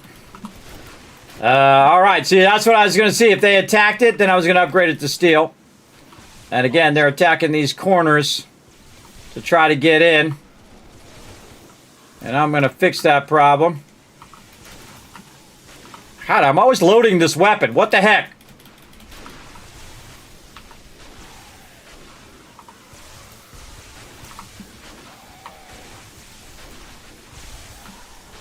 There we go. See, I'm upgrading that so they don't hit the side of that. Wow, they are all over the place. They're also the front door. They are everywhere. Front door is a west side.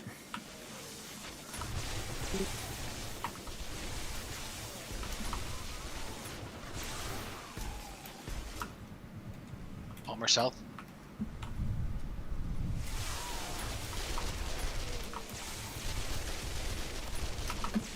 Want to get them off the door or they'll breach.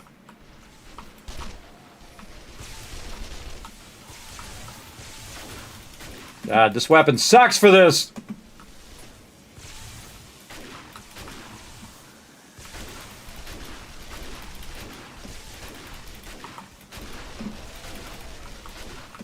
Yeah, definitely need some help on the southwest corner. A lot of them over here.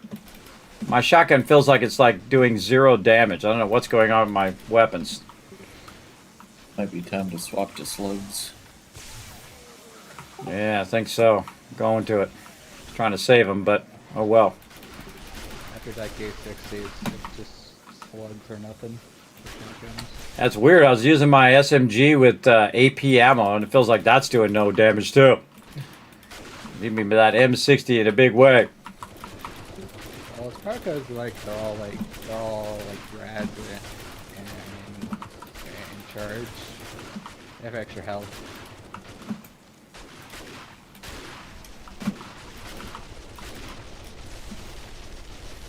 Radiate also have tremendous health regen. Also got a rad remover. Yeah, we got to get on those rad removers. Guys, see any breaching? Let me know. If they breach the outside edge, I can steal up the inside. Remember, if you're standing in the corner, shoot down first to keep them off the base. The priority is always keep them off the base first. Where you going, lady? Oh man, we're gonna get so much loot from this. This is nuts! But much better than last time.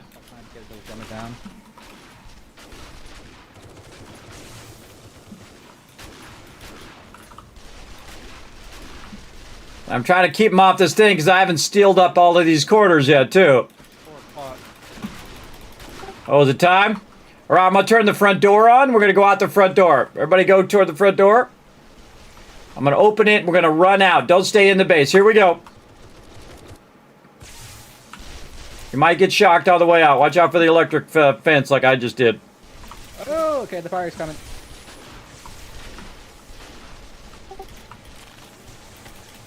Get him.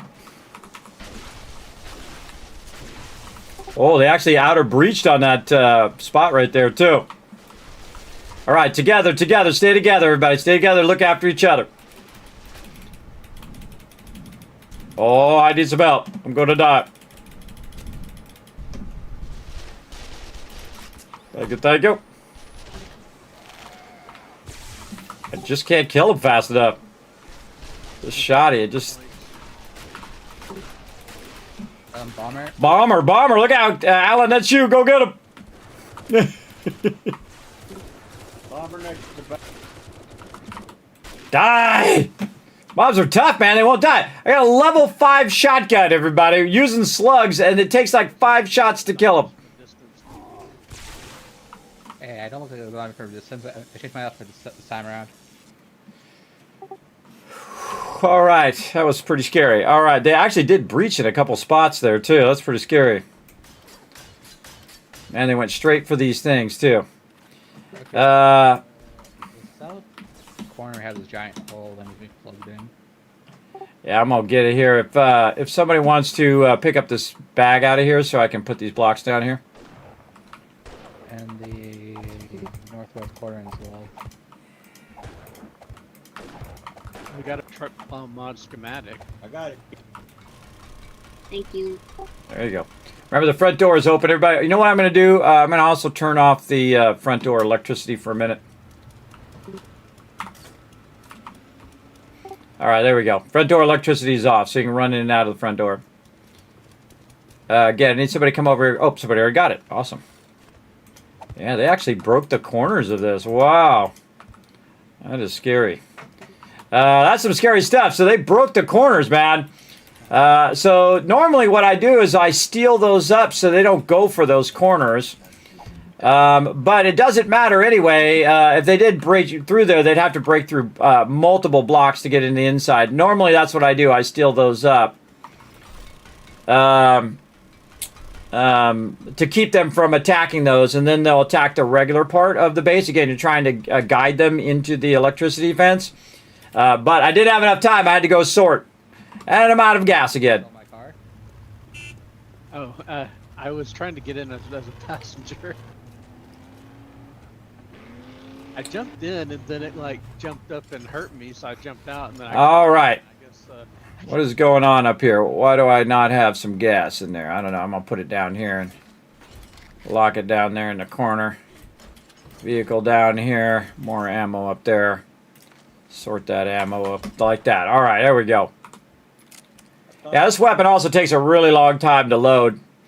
All right, like I said earlier, if we can get that M60 prioritized, that'd be awesome. Yeah, I got one book that I brought in. I don't know if anybody else brought more, but I'm working on it. All right. Well, if you got to go out and do questing or whatever needs to be done, because I don't think we're gonna they're gonna be breaching like crazy next time. I felt totally ineffective. I mean, my weapons were trash basically, even with AP ammo and even with slugs. We're trash. Also, we got to get a bunch of mods in there too for rad remover and stuff. We'll get on that too. After I do the ammo and all of that, or armor as well.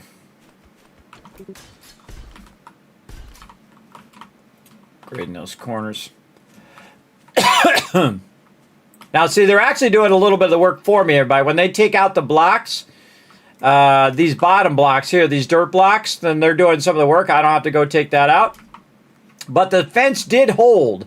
That's the thing. Did the fence hold? Yes, it did. And that's awesome. Three more.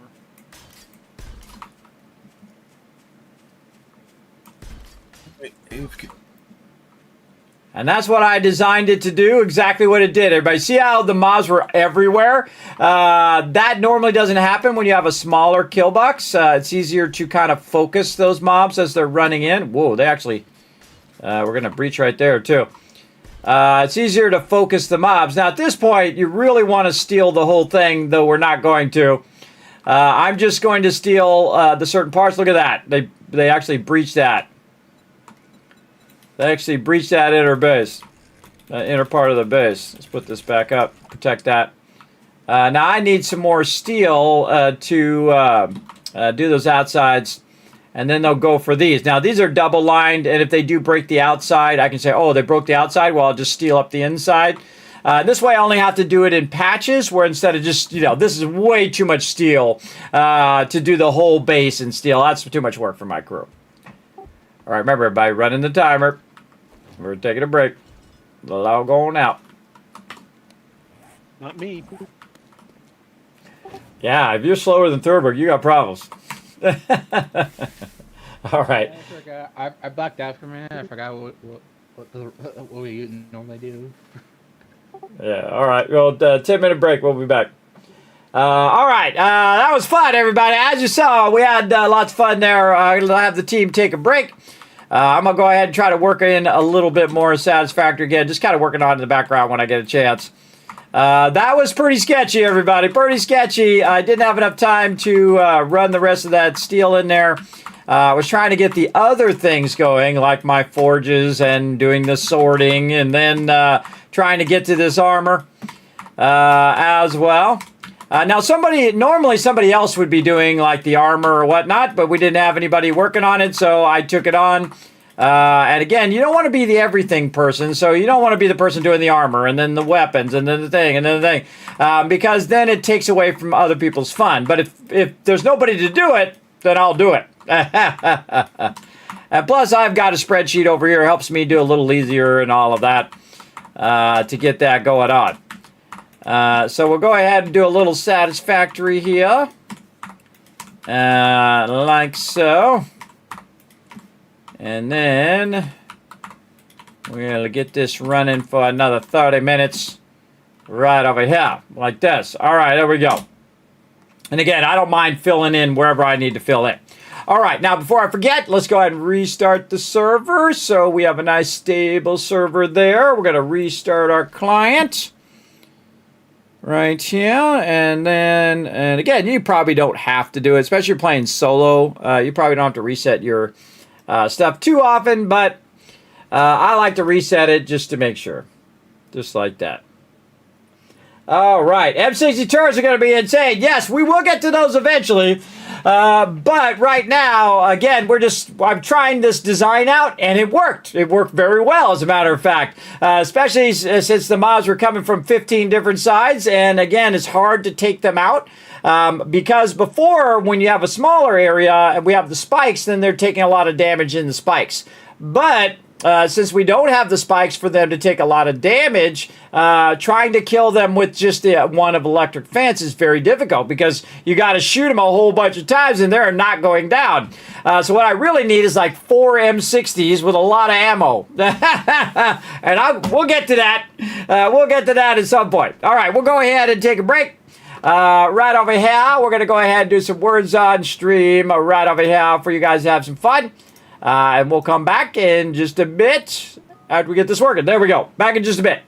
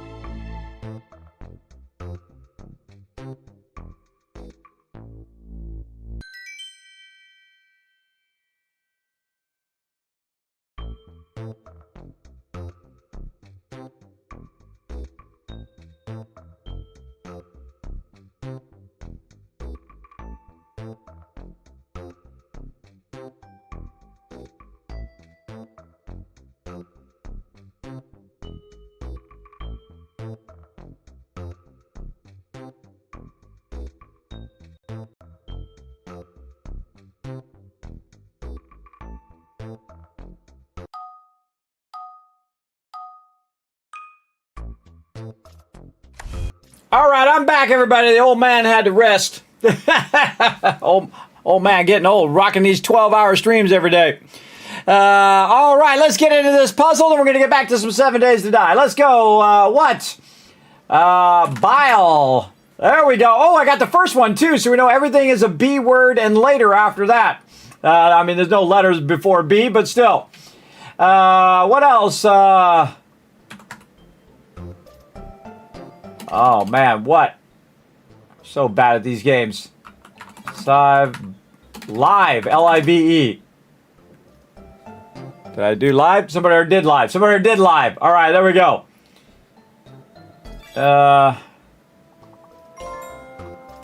I'm so bad at these games. Vibe over there. You got vibes and vibes. Ooh, you got plural words. So, evils. Biles. Biles, yeah. See, a bunch of plural words, everybody. Take these words and make them plural. Lives. You already got lives. Evils. Oh, I thought I typed that. Maybe I mistyped it. Plural words are the best. They're easy. What? Bile. Vibes. We already did vibes. V-I-B-E-S. Vibes. Yeah, we already did that.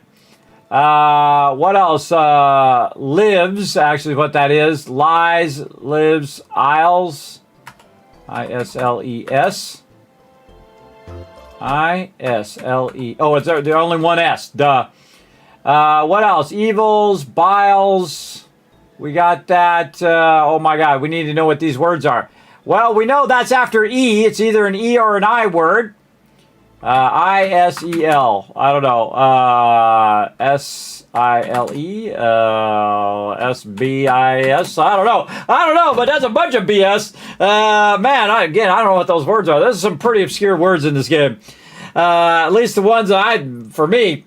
Again, put a 1 in the chat if you can't see and hear me, everybody. Gonna give you a bunch of kids cash for being awesome. Look at all those people working together. I love to see it, everybody. I love to see you guys working together, having fun time while the old man lays down for a minute. Let's get back to some 7 days to die because we're having a great time, everybody. I'm having a good time with my crew. Let me go ahead and actually get where I can log in. That's going to be helpful. There we go. I don't like to just sit like I'm going to log in the server. I like to do it right before I log in. This way, you're not just sitting there polling the server over and over and over and over again while you're sitting there waiting to log in.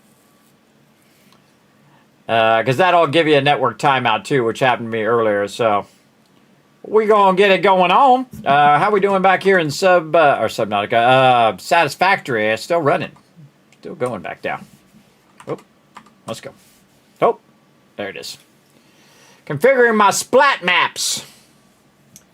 Gotta get my splat. Oh, there we go. A bunch of ones in the chat. Thank you very much. 1,000 more kiss caps. All right.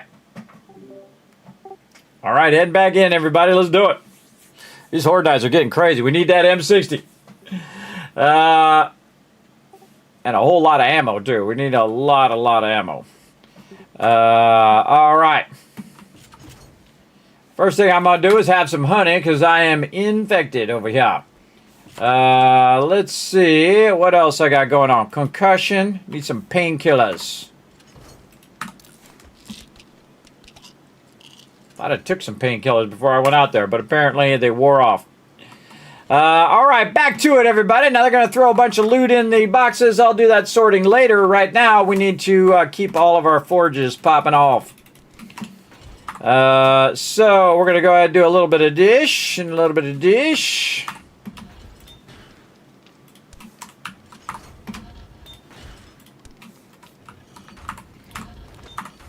All right, got all the steel that I needed. And then concrete over here, or cement in this case. And get a little bit of stone. Man, that takes a while to melt down, doesn't it? That takes a while. And we'll run that one. Grab that.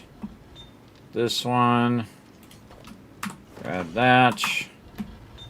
Yeah, we're going to run a lot of concrete here. Grab that. Okay. We're going to backlog a ton of that. Okay. Deal with that later. Oh, we got all of our sand now, too. We need to go fix the base first, though. Let's fix the base while we're thinking about it. Now, I have the front door unlocked for right now while I work on the exterior of the base. What up, lady? Get wrecked. Now, I do need to go and auger out this edge here, maybe. Ooh, what the heck? Oh, something's damaged. That's damaged. Upgrading the steel here, I probably should have brought some concrete, but we'll see how it goes. Oh, I got to upgrade the top parts too, like this. I should go back and check these ones. Yep, I'm going to need some concrete. Need the concrete over here.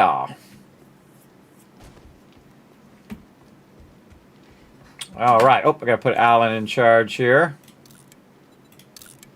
Bingo. Okay. He manages the party. All right.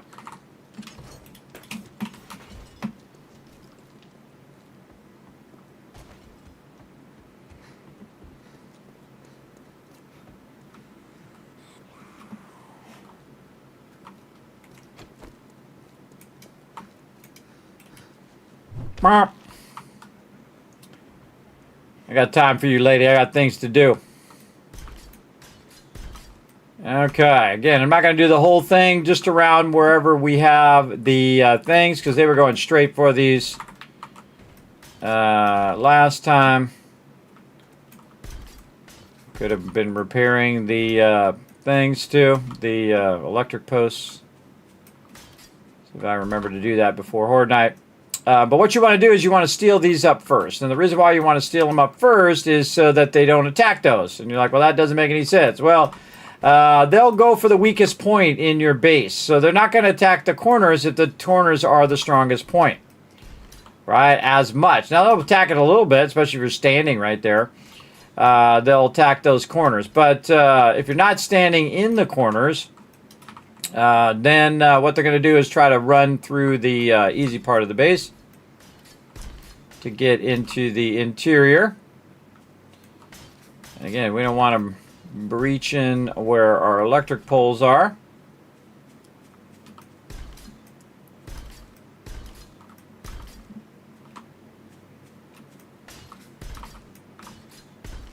And now you know why I was making a lot of steel.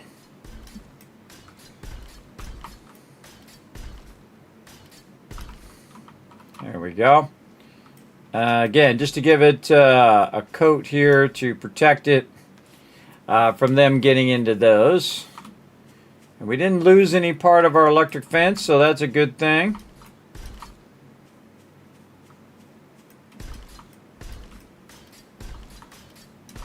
I might have to just keep the door unlocked too, or the electric fence off in the front so people stop running through the electric fence. It happens. All right. Since we're here, let's fix this up a little bit.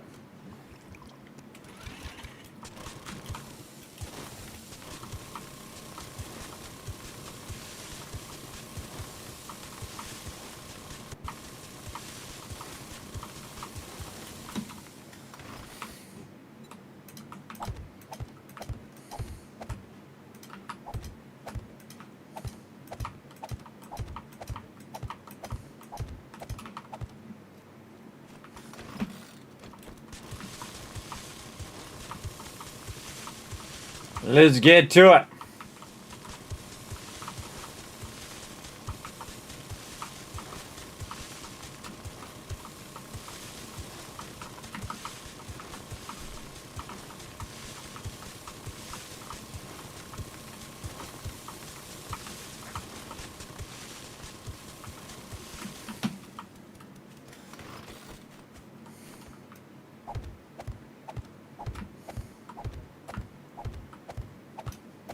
Now that we have enough blocks, because I've been running blocks this whole time, to fill this outer part, I fill this in too. So you want to at least have 2 or 3 blocks out, again, for your mobs that run up and blow up. You might blow your stuff up. Let's get this going.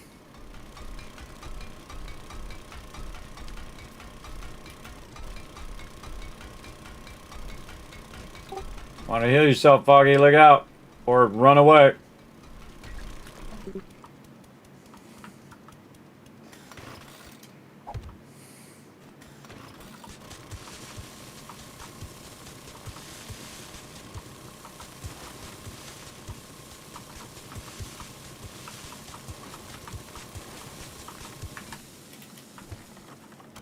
Yeah, you survived. Way to go, Foggy.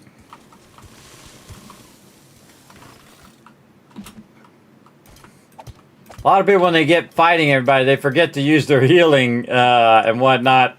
I've done it many times myself.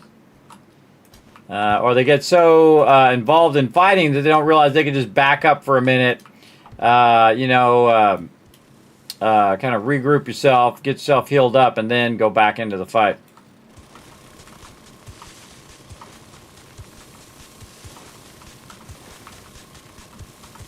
And we'll get back to that sorting and all that other stuff. Also want to get out to Wasteland. Hey, Foggy, when you get a minute, reshare that thing again. I didn't get a chance to save it last time for the Trader Gen. Shared it again. Okay. Save. There we go.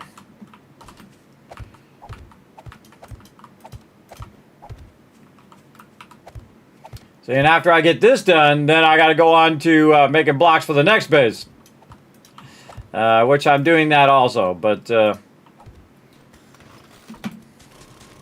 really want to see what happens if we have the M60s and see if it makes a big difference, as well as to make a bunch of mods as well. But I need to get everybody's armor going. I need to do all of that. We might as well finish this off since we're not close to Horde Night right now.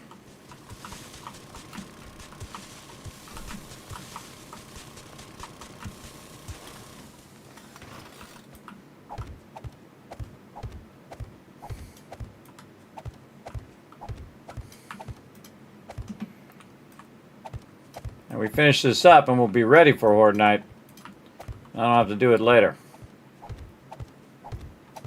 This is the bigger of the tasks here.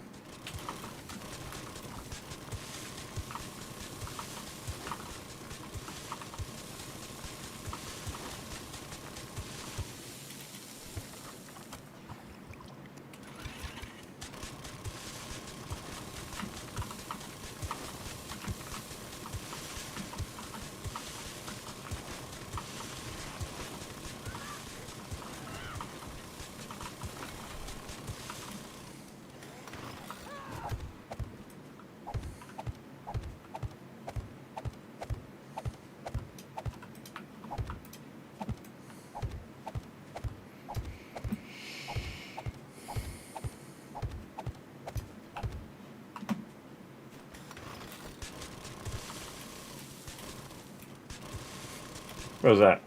Whist.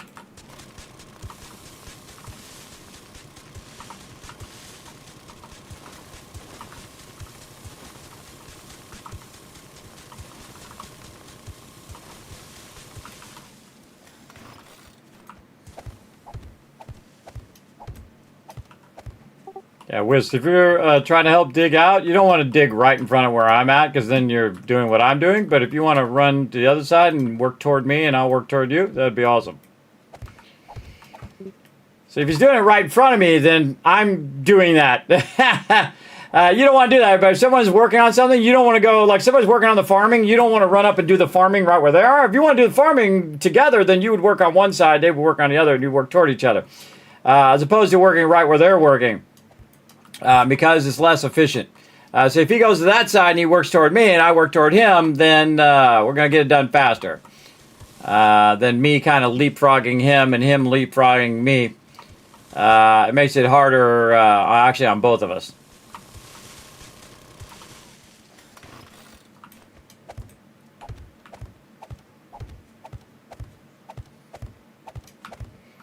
Also, if you're going to help help somebody, you want to communicate. Hey, Kismet, do you need some help with the thing? I'll be like, sure, go ahead. Definitely want to communicate what you're up to. I'm a good communicator, but I always let know about, okay, I'm working on this, and then I'm going to work on that later. I'll do this here in a bit, that kind of thing. And then my team will let me know, hey, Kismet, I need this, that, or the other thing. We'll get on that as well.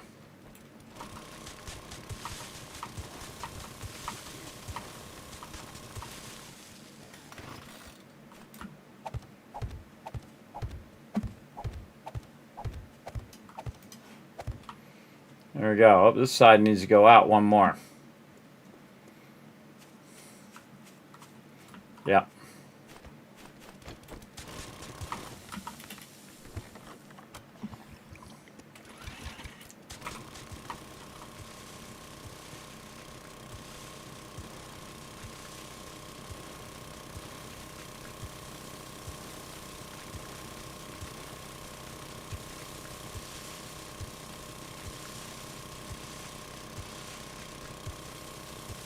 Yeah, now we're on a roll.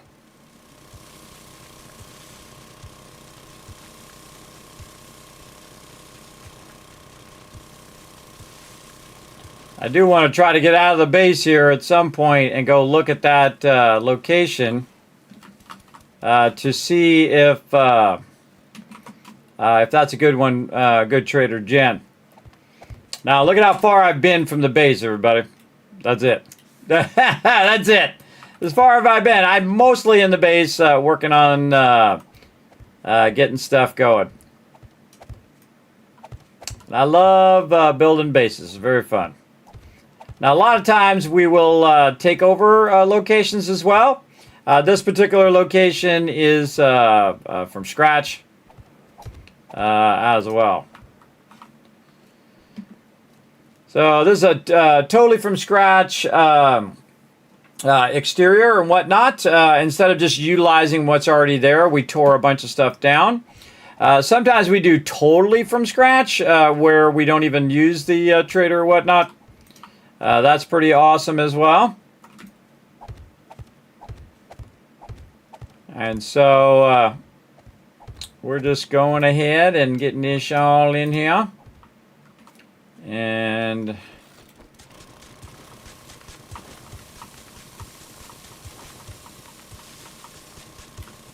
there we go.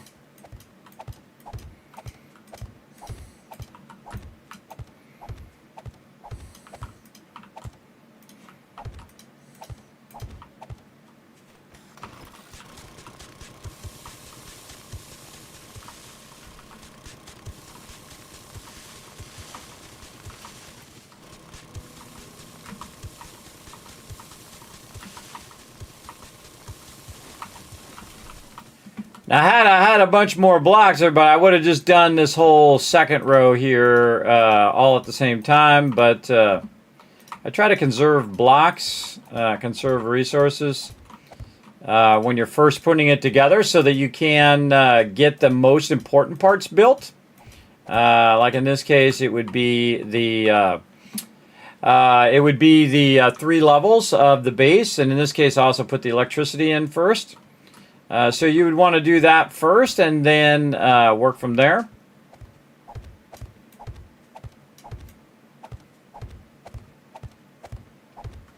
Again, we'll have a nice solid cement pad around here.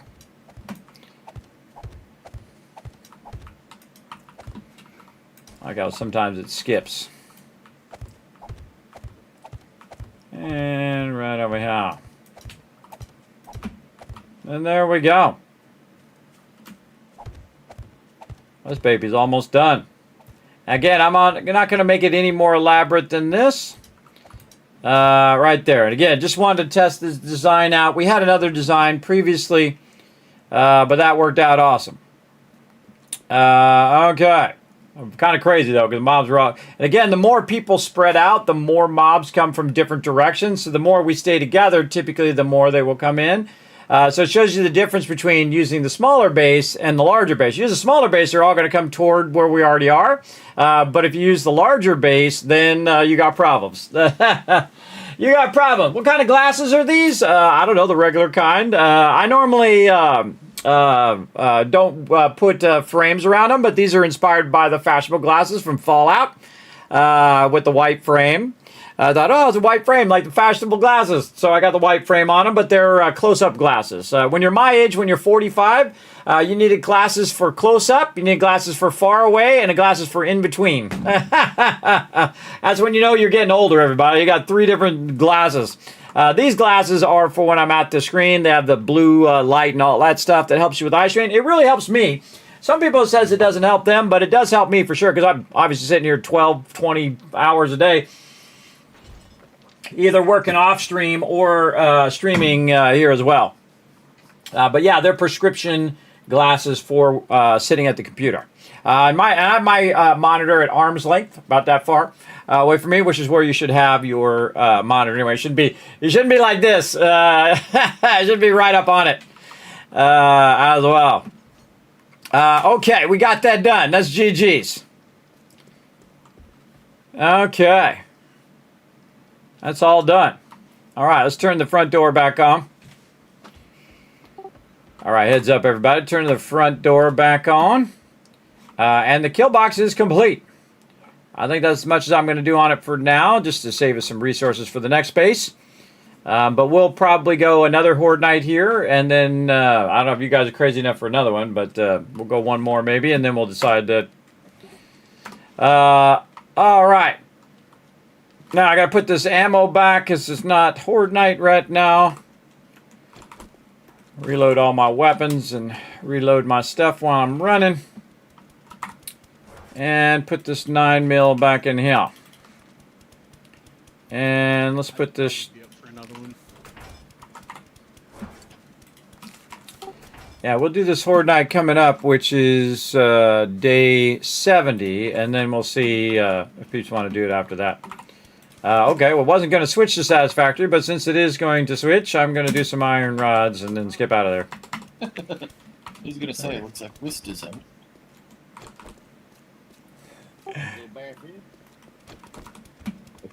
Like, nope, I'm out. Later. Okay, what else do we need in here? I think we got this pretty solid, everybody. Holy moly. All right, all of our production looking good. Our biggest problem right now is ammo. We're just not producing enough ammo to get it going. We need to get armor going on. Okay, finally getting around to armor now I did that 25 other things I did. Let's see. All right. Now, anybody else get some of their piece items out of the armor box that I should know about before I start making all this? I just need the scavenger boots. I got the other pieces already. Okay, so you got the chest piece already? Okay. I need the boots. And then my set's fully done.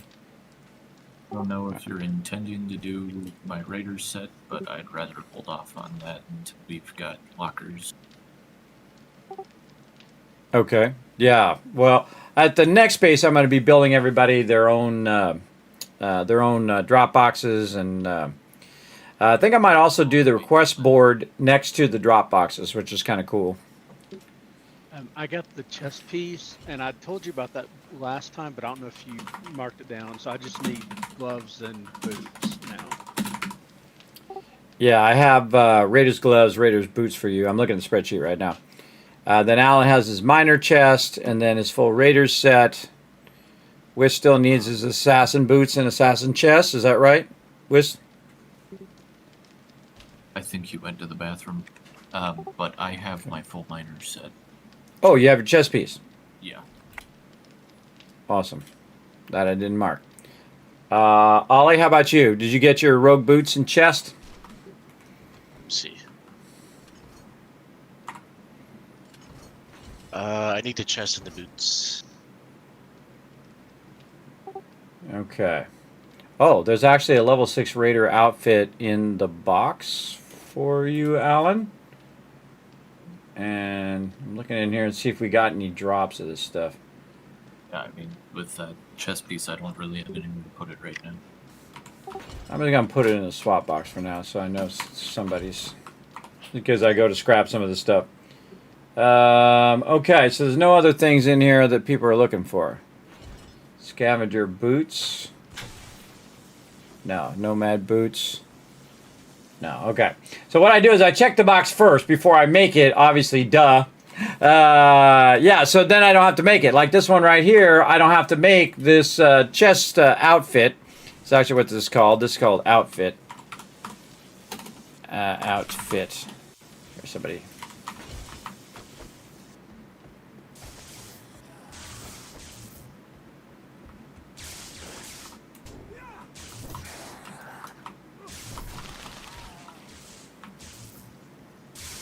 Broke my stuff.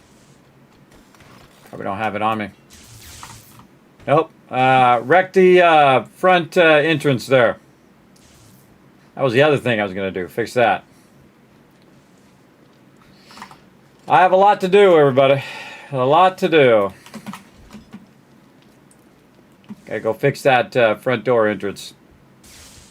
But see, here's the cool thing, that this is going to go a lot faster because you can do this, right? And then it's really easy to hit those. The tricky ones are the corner, though they're not that tricky. You can hit this and then just try to see if you can hit that edge right there. And you still get them from the inside. I did learn that. And then here. Go do this real quick. Then I'll get in that armor. And again, I have a spreadsheet of all the armor I need to make, and I could probably make all the armor now if peeps didn't use up all the resources. We'll see. Now, the reason why I don't do mods early on for weapons and stuff is it uses up all the resources. Then I can't make armor, I can't do all that stuff. And the team can't make repair kits, and they can't make vehicles and that kind of stuff. So I kind of feel like mods are typically your last thing that you want to make. Really, even if you did make the mods, what's going to happen 5 minutes later is you're going to get a drop, or now with the various levels of mods, it'd be better to just buy it in the trader. That actually looks like that one's not there. Did I lose this one back here in the corner? No, it's still there. Oh, it's not damaged at all. Okay, awesome. 0 damage. So yeah, so you definitely want to think about the long-term effect of burning up all of the resources that could be used on stuff that you're not going to buy in the trader, like armor and things like that. Because that armor, level 6 armor, is pretty expensive if you are going to buy it in the trader. Oh, that one took a lot of damage. Again, this is why I made this like this, so this is just so easy to go fix. On Horde Night, I'll double check these. Yeah, that's where I started. And then there we go. Those are all done. Okay, so... Alright, Thurbic, you need your Raiders gloves, right? Yeah, gloves and boots. Okay, just double checking. I'm going to go to it. Raiders! Wait, I just saw Raiders. I have a pair of Raider boots. They're just here too. Where did I see them Raiders? Didn't I just see a Raider something? Raider gloves. He's already... No, he needs Raider gloves. Actually, there's some Raider gloves in the box. So I'm going to put those in the swap box for you. Raider or Ranger? Those are... Oh, that's a good idea. I don't know. Let's go see. I've looked at... Oh, it was a Ranger. Yeah, okay. I was looking at that correct earlier. And then I looked at it incorrect. Okay. Yeah, Ranger gloves. I'm on it. I looked at the box. I do that. I'll probably end up scrapping anything. Once I make everybody their armor, I'm going to end up scrapping all that in there anyway. Let's see. Armor kits. We're going to need some Ranger That was me. gloves. All right. Desert Vulture. Ah, now we got some leather too. All right, look at all these legendary parts too. Sweet. A couple of drum mags queued in there. Okay. If you could just Ranger gloves. All right, Ranger gloves and Ranger boots over here. Ranger. I've got a couple ready as well. I'll stick those in the swap box. No, not Ranger. Raider. Raider. Look in there if you. Raider boots. If you are over there when they're done. More stick them in kits. the mods box. Ah, made Ranger gloves. Ah. I know there's a few people that want them for the SMG. See, I did it anyway. I did it anyway. All right, kits. Let's make more kits. I know we'll get better ones, but... Now, I had a ton of kits in there, too, but we got a lot of armor parts, so we can go to it. We got a streamer in the base. How? Yeah, how'd you let him in the base? Guy up top, too. Guy, he went off the Dukes of Hazzard ramp, got up on top. I thought that was too close now. Is that actually a problem? If they run fast enough, they can definitely clear that gap. Yeah, it's right here. Oh, This corner gap. With a ladder right there. I'm just going to take this corner out. They won't be able to make it, maybe. Yeah, I just have to jump a little better. You got to jump to the right a little bit. All right. Drink me some more stuff. All right, back to work. Double whammy. What am I doing? Armor crafting kits. That's next. Armor crafting kits. Let's do all of them. Let's do them all. Okay. Again, earlier, everybody, I wasn't able to do this. Raiders gloves. There we go. Raider gloves, Raider boots. Raider gloves. Raiders gloves. There we go. Oh, not in there. Raider. Raider gloves. Craft. What do I need for the boots? More armor kits. And then Raider boots. Okay. Close enough. All right. And then Raider gloves, Raider boots. Okay, Thurbrick, yours is in the Dropbox. Thank you. And then Assassin's boots and chests.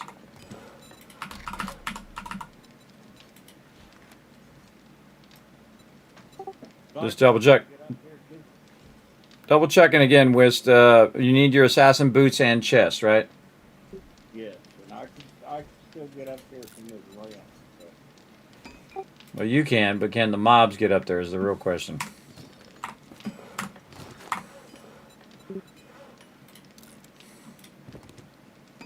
Well, being as they can jump farther than I can, they're probably... Well, if you see him get up there now, you let me know.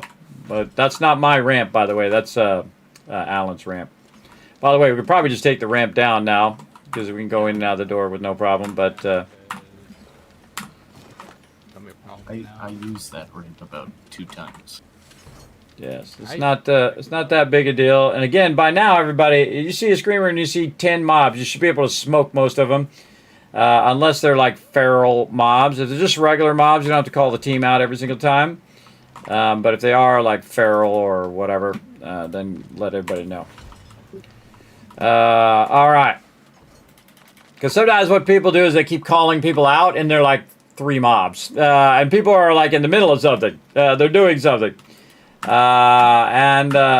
It's easy to get into that habit. So you want to let them do their thing. Okay, so Assassin's boots. All right, Wist, yours is in there too. Assassin outfit and assassin boots. In there. And who's this over here? That's Foggy. Ollie, rogue boots, rogue chest.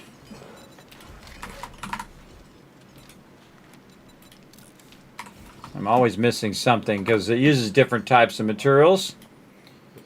So you want to definitely make sure you have a lot. I'm just, instead of making one per person, I'm just making all of them now. Yeah, I was wondering, we hadn't had any better ones drop in a while.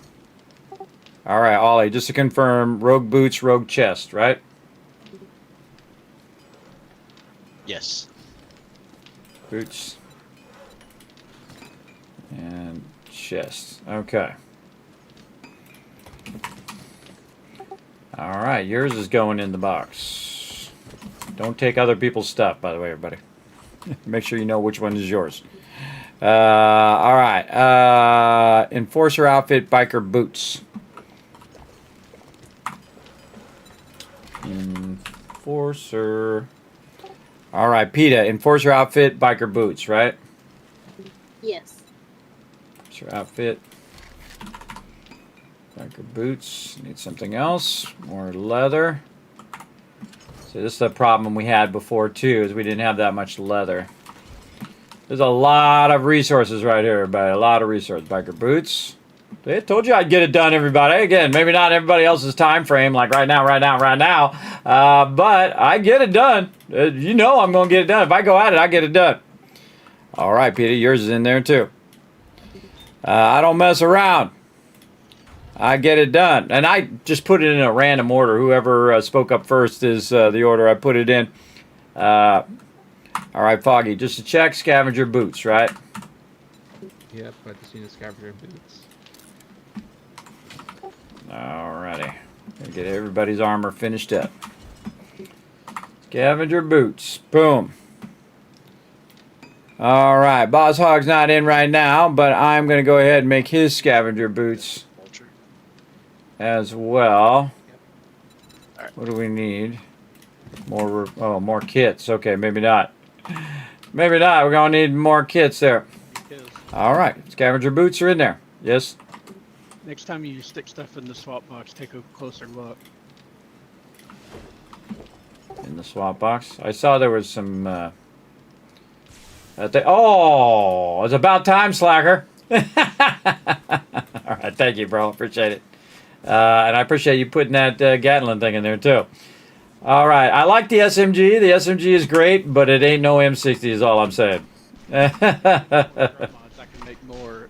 The tier 1s still give you like 50% more capacity, so those are probably still worth it, even though we can get better ones. Yeah, I'm just going to grab some random mods and throw it in here for now.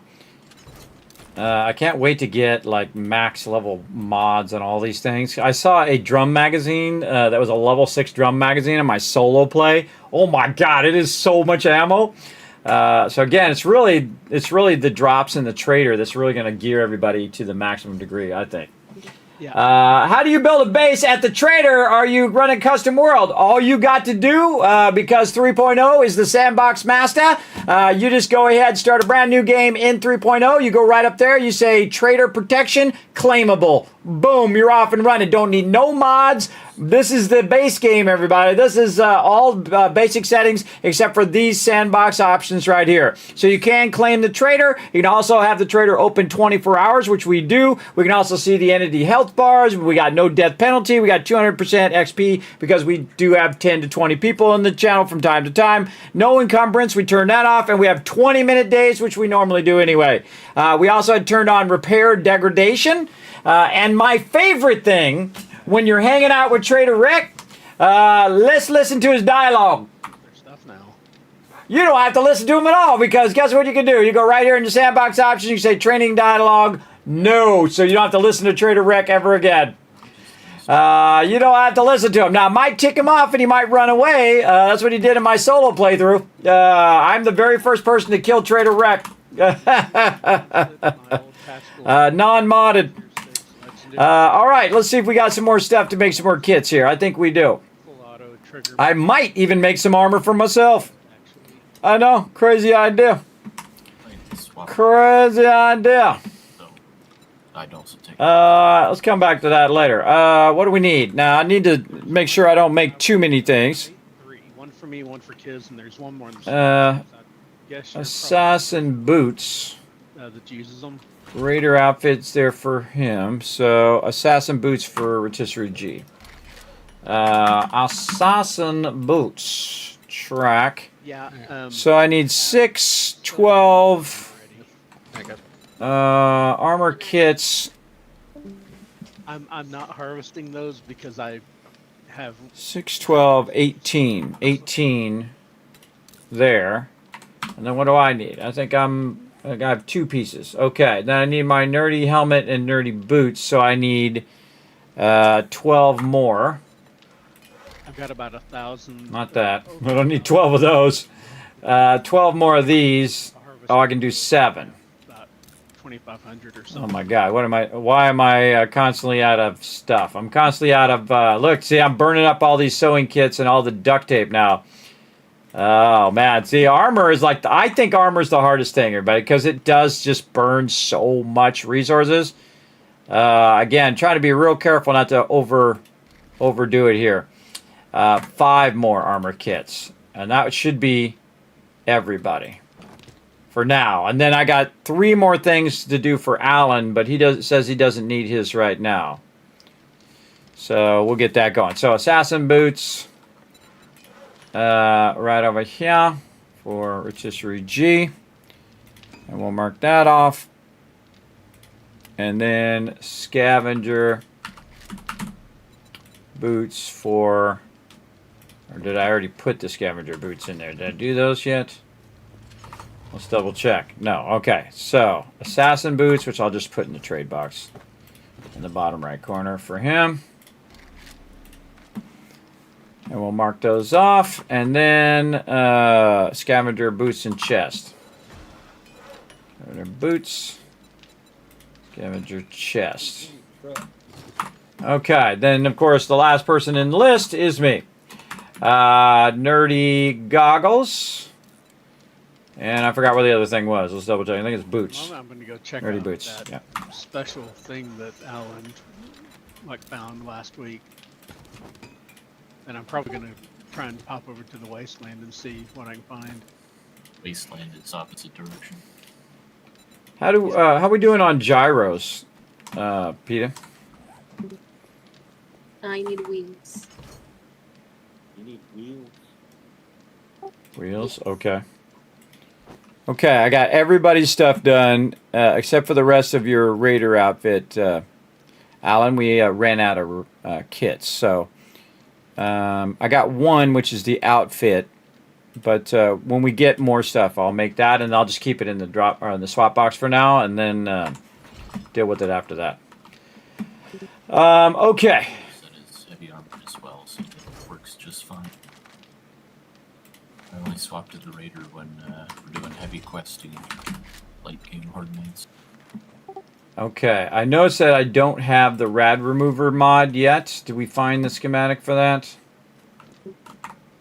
I'm pretty sure I've seen it in there. I don't know who learned it though.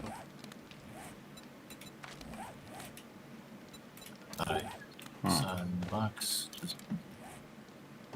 Yeah, someone took it, so I don't know who read it. It would have been me, anybody who would have done it. I don't know why someone else would do it. Now we don't got it. So, that's a bummer. Hopefully it's Rotisserie G and he comes back later. Because I could have sworn I saw it too. So, if someone else read it, that's fine. Just, we need to make it, is the thing. So somebody else, check and see if you've done rad remover. Maybe you did it by mistake or whatever. Just go in and search for rad remover and see if it's got a lock on it. And see if you can make those rad removers. This is the next thing we need to make. Mine has a lot. Get those scrapping in there. Got to get my blocks going again. Turn my light back on. Got to get my blocks going. I need more blocks. 402 right there, and 402 right there. Okay, now we got that going. I got to get my concrete going here. Let's go one thing to the next thing to the next thing, everybody. I don't just stand around and shoot mobs. I'm working hard. I think that's more inspiring than anything else, everybody, when you really are in there putting the effort in. Putting the effort in just like everybody else. 10,000. Okay. Any more in here I can grab while I'm at it? It's intelligence mod in the Dropbox if anybody needs it. And then Probably 11,000. Hey, sorry, what's 11,000 divided by 6? Thank you. I don't know if we already had it, but I saw we had the like the plow mod schematic. Dropped this last time.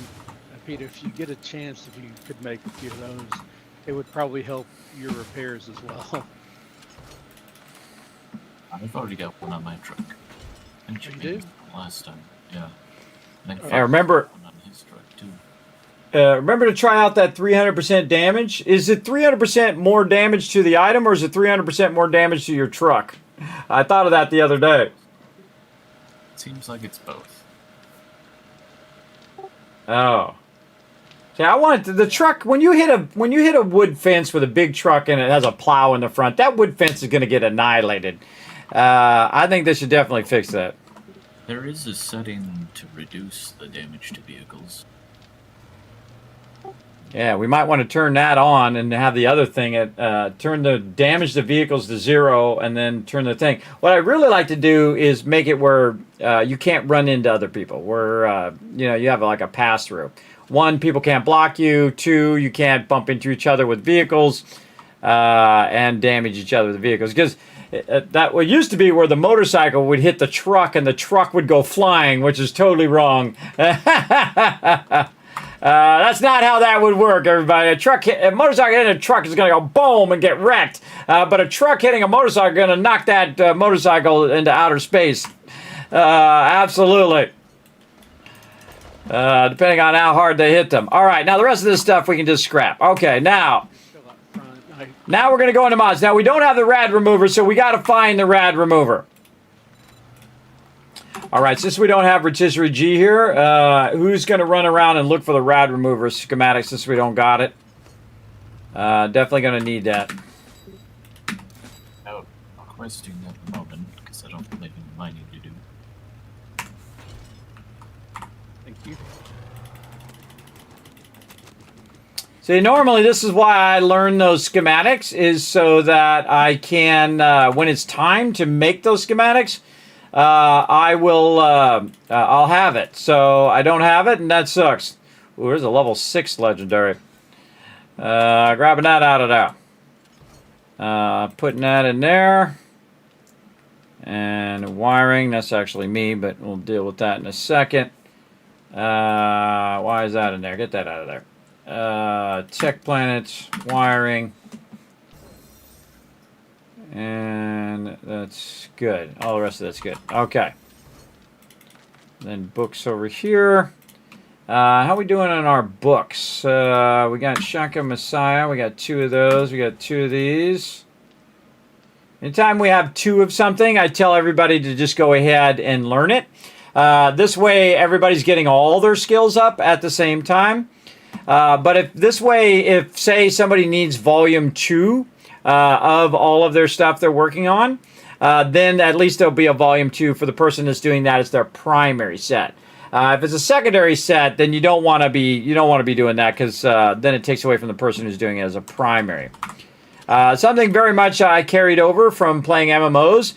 We always work on people's primary gear, and before we work on secondary characters and stuff. I've actually been in some raids because people would always hit me up and for other guilds, and they'd say, "Hey, Kismet, could you come heal for us or whatever?" And I'll go in there, and then the top people are getting like their 5th alt stuff. Meanwhile, a ton of their other members don't even have their main gear, which I don't do dragon kill points and all that stuff. I think that's a waste of time. Here's what you do. You work together for everybody's benefit. So if you get a piece of gear, you help someone else get a piece of gear, and so on and so forth. If someone else needs their primary and you're trying to get it for your 3rd alt, that's not cool. Give it to the person who needs it for their primary, because that karma always comes around and helps you. So there you go. It always does. What's up, Tapman? Thanks for hanging out in the chat. Appreciate it. No, well, nobody can make it. So Now let's see if I have 53 points up here I haven't spent. I got 7. I'm getting up there. Let's see. What do I want to do? I want to go in here. Not junk miner. I want to get my boomstick on. Boomity stick, and then my skull crusher. Nice. Let's see. What do I need to go full boomstick here? Level 10. Now I want to go machine gunner now, so I need to put some points over here. No. What do we need? 3, 5. Okay, so we'll go 3 first. Machine gunner level 2. Then boom, boom to 5, and then we'll come back for machine gunner another time. Okay. Got all the stone forges going, got all that stuff going. Alan's doing the running man.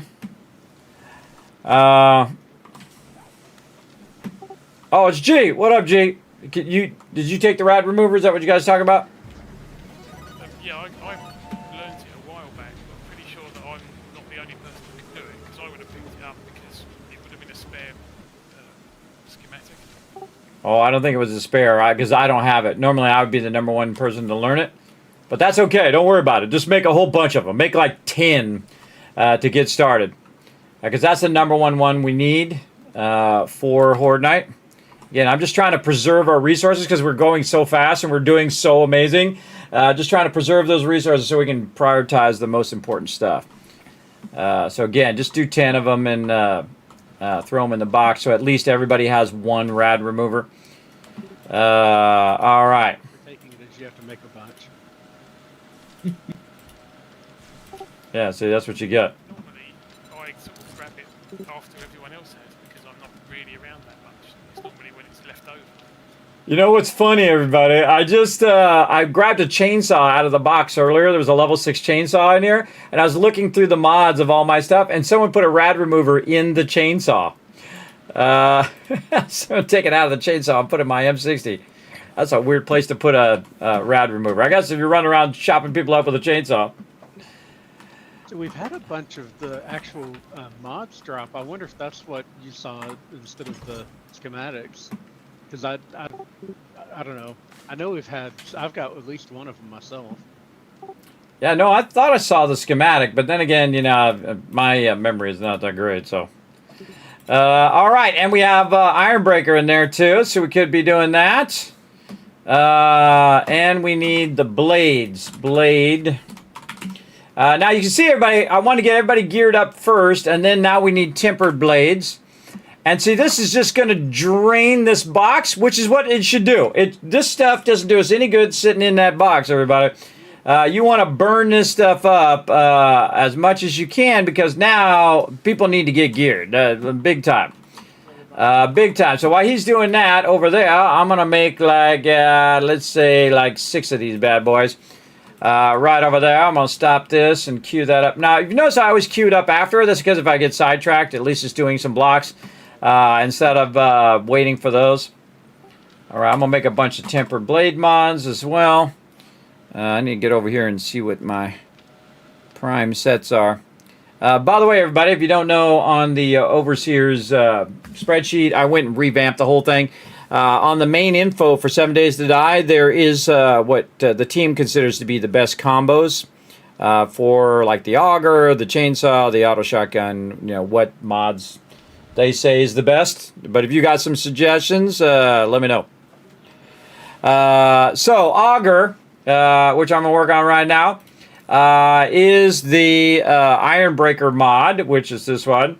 Now, the cool thing about it is that this is a level 2, so it actually, instead of 5%, it does 10% metal damage.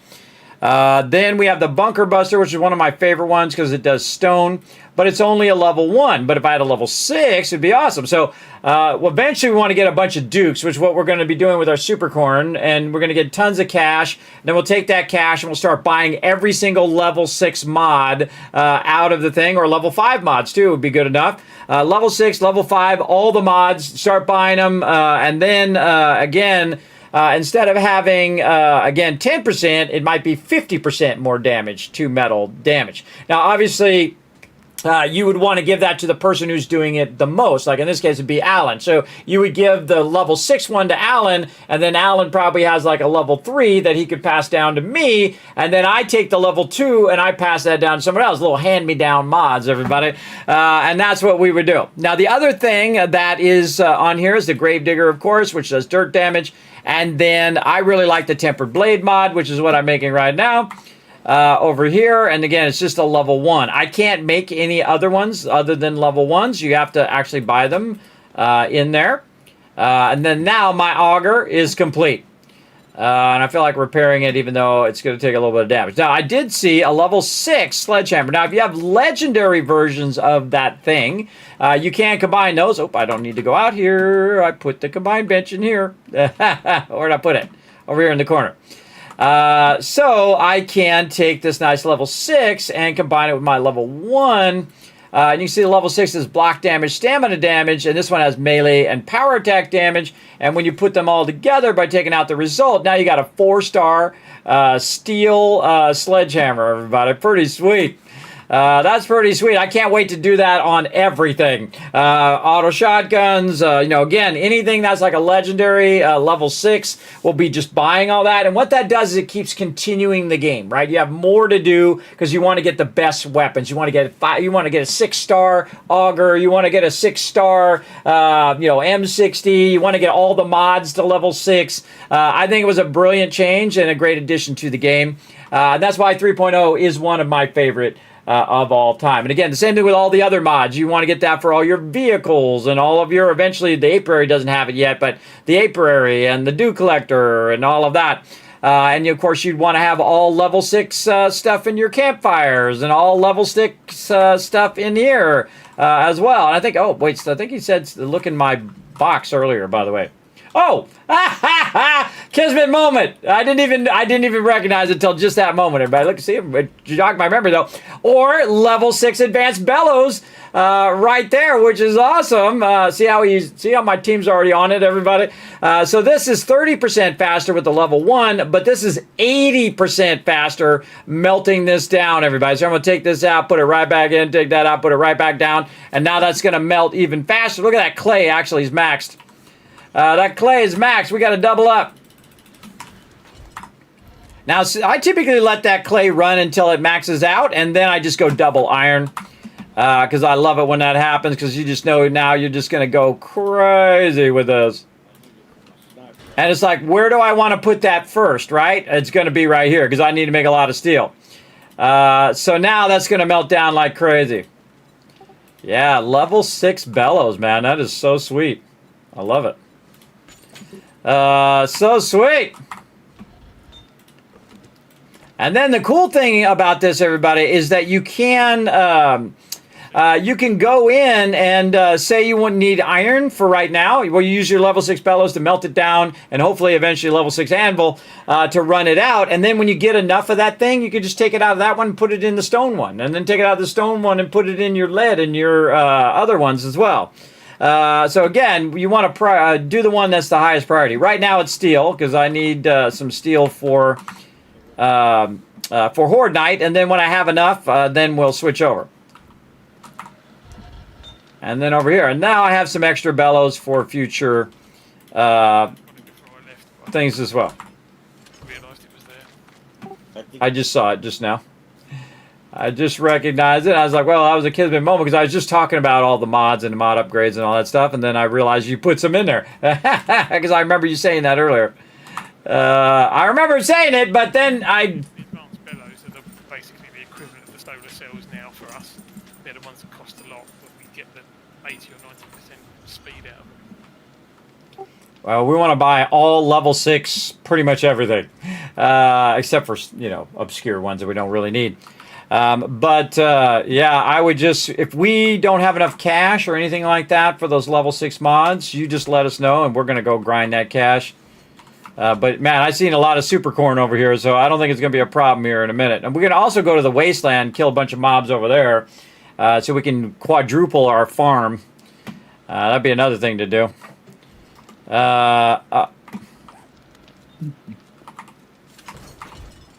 What's that? Funny that you mentioned that. Did you quadruple the farm? I just glanced out there. I didn't see it. No, but I've that's like 4 direwolves in the wasteland I've taken out so far. Oh, you in the way? See, there's a reason why they call me Kismet. I'm telling you. I didn't know you were out there. I just looked at the map. I had no clue. I had no clue you was there. See? That's how I got that nickname, everybody. As I do that all the time. I wish I could do it with the lotto numbers. It'd be awesome. But it works intermittently, as you can see. Let's upgrade these boxes over here. I got a bunch of stuff to scrap there. I'm going to get around to it eventually. All right, I ain't got time for it right now, though. All right, we'll put some parts back here. We'll get some more parts, and then we'll make some more gear later on. Up here is where this goes. More brass up here. And we need to get these breaking down if we're not doing anything in these benches.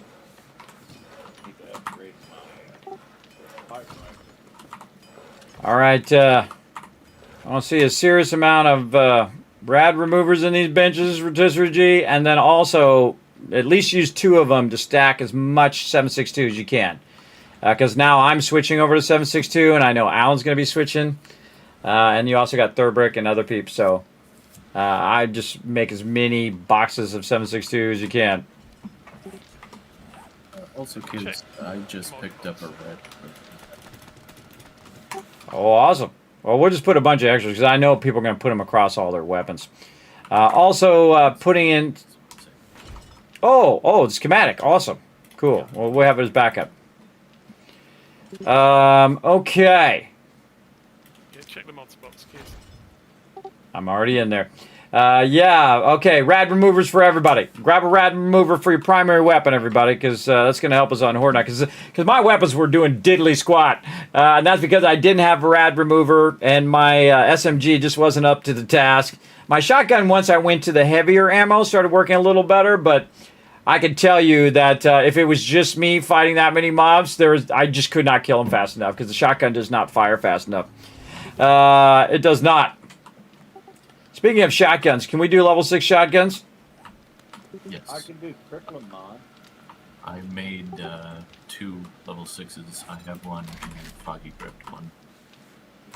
I think I can make one more. Okay, yeah, if you can make me a shoddy, that'd be great. Yes, we need crippling mods as well. So if you want to make, say, 6 of those and throw those in there, let's get those going. And what else? I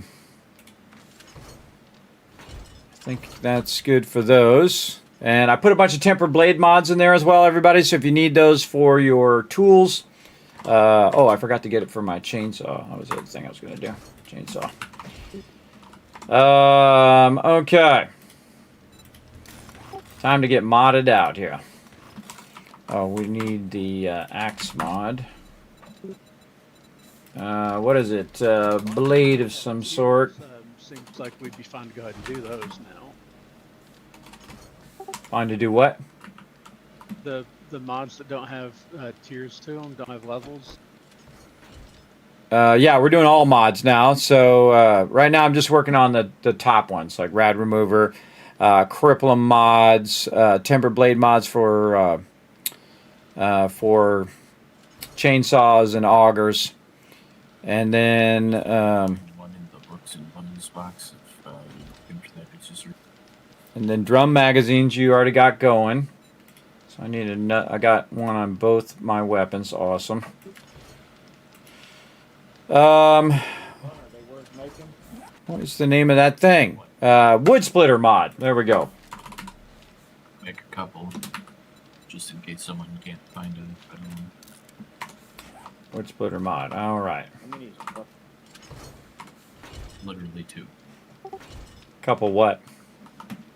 Crippling mod. They're only level 1. Level 1 crippling mod. Make like 6 of them. I just said that earlier. Make like 6 of them, and because a lot of people use the crippling mod, I know I do. So just make like 6 of them, and then let them run in one of the workbenches, and then when they're done, I'll throw them in the mod box. Since I don't have the crippling mod. Again, you guys want to, again, if you don't think you're going to be on, probably don't want to learn those recipes because I need to learn them first this way because I'm always on every time. But if you already learned it, too late now, go for it. Get it done. Now you're in charge of it. See, that's the thing about learning it is you're in charge of it. They're in charge of it now, everybody. Drum mags. Okay, what else? My level 6 one here, too. So he's making me this. So again, I feel like this thing's just not up to snuff, and that's probably because I don't have it modded out. All right, so the SMG suggestion I have, I'm just going to pull it out to everybody. Rad remover, drum magazine, reflex sight, and then barrel extender. Are those the 4 best mods? Yeah. All right, cool. That's what I have written down. Use a run and gun. You can just have the instead of a long barrel, you can put the or extended barrel. You can put the stock on it. Or crippling isn't bad either. It kind of depends what you're going for. Stock.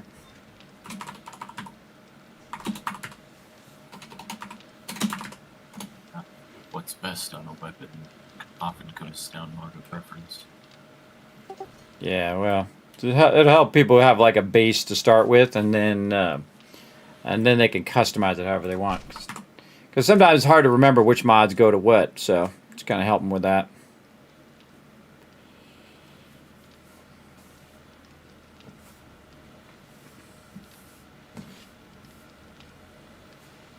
All right, let's see.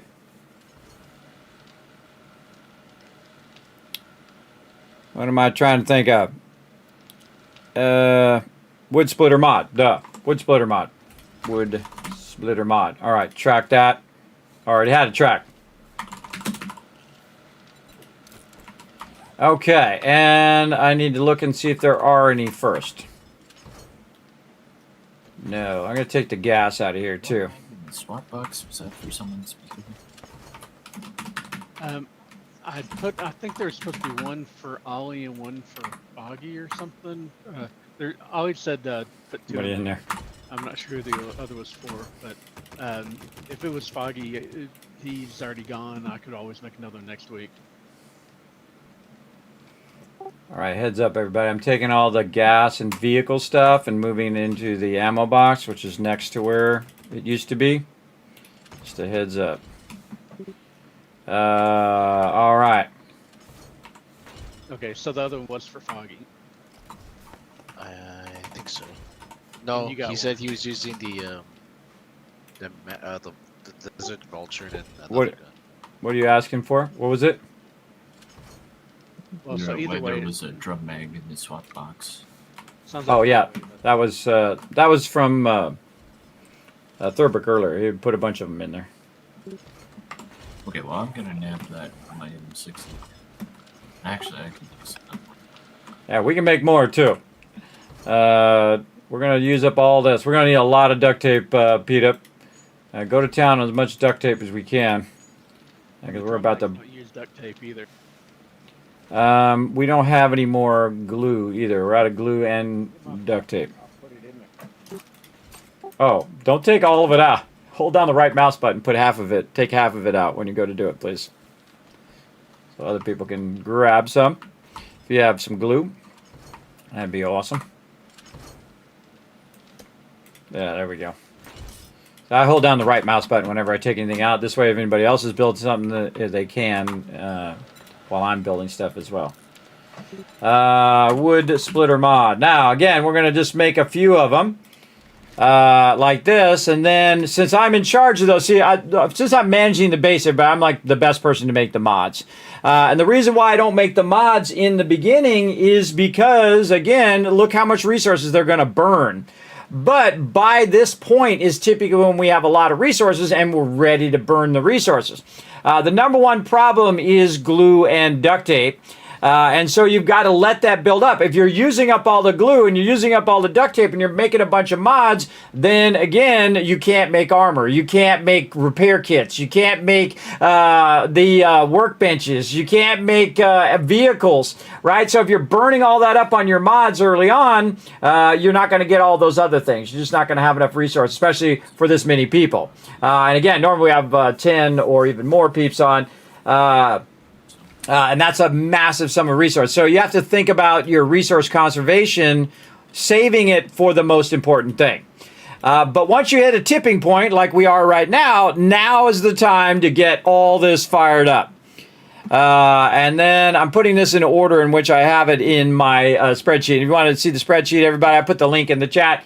But right here, see, it shows the tools, best combo in general. And then, again, based on taking a census from my team. And then what I typically use it for. And then, again, you can just customize it however you want. But it'll get you started. It'll get you to say, okay, well, I'm going to try it with these things and see if I like those. Oh, wait, maybe I like it better with a crippling mod in there. Okay, I'll put the crippling mod in. Again, you make your choices. But I'm just trying to get you started. Let's see. Oh, I wonder if I can make robotic turrets now. Oh, yeah. Hey, Ollie, are you doing robotic turrets also? No.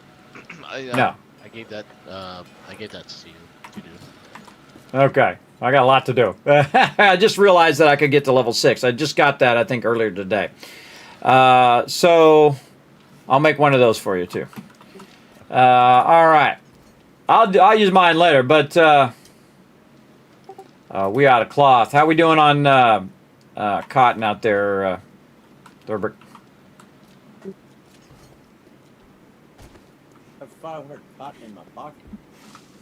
I'll convert it into stuff, so we can get PETA on some duct tape. We need duct tape to get these mods going. And to make robotic turrets. Okay, so we got the extra axis. Okay, everybody needs any axes for their chainsaw or whatnot, grab it out of the box. And now it's a free-for-all, everybody. Grab everything for all your weapons, and then we're just going to just hand it out to everybody. Right there. We're gonna go high. We're gonna go all in on our weapons and mods and everything. Okay, so my what is it? My auto shotgun. So drum magazine, rad remover, cripple 'em, and then either choke or sniper. We'll come back to that. All right, and then SMG, rad remover would be number 1, and then at least this according to my thing over here. Reflex sight and barrel extender. Okay, do we have reflex sights? He's in there. Reflex sight, we got that, and then barrel extender, we got that too. I can make those. Now I also want to check in there first to see if they're in there.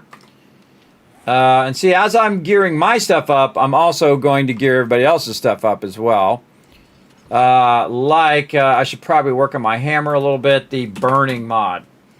One of my favorite things in there, the burning shaft mod right here. Very, very fun. Let's really go to town on these burning shaft mods. We got a lot of oil here. And burning shaft mods. Make like 4 of those. So now what we're going to scale up. We're going to put a bunch of them in there. Everybody can start gearing up all of their stuff, their melee weapons, their ranged weapons, really going to town, get all of the mods they possibly can for all of their stuff. And we still don't have the turbocharger, right, PETA? No. If we can make some more cargo mods, I think I put my motorcycle back at some point, or I loaned it out to somebody, and I don't have any cargo mods. And then also, if we have any acid, you can just use that acid up. Use that acid up for tires. And we'll get gyros going as well. And fuel, a couple fuel savers might be. I think I saw one in there, actually. I put one in there. Oh, somebody grabbed it. Good. All right, somebody's using it. All right. Yeah, I make some more cripple 'em mods, actually, Wist, when you get a chance. Need more of them? Yeah, because I'm going to use 3 of them right now, so I'm going to use half of what you just made. Just dawned on me. How many more you want? Make 3 more. Again, when you take on the recipe, you take on the responsibility. All right, the auto shotty. Wait, no, I'm doing this. The burning shaft mod.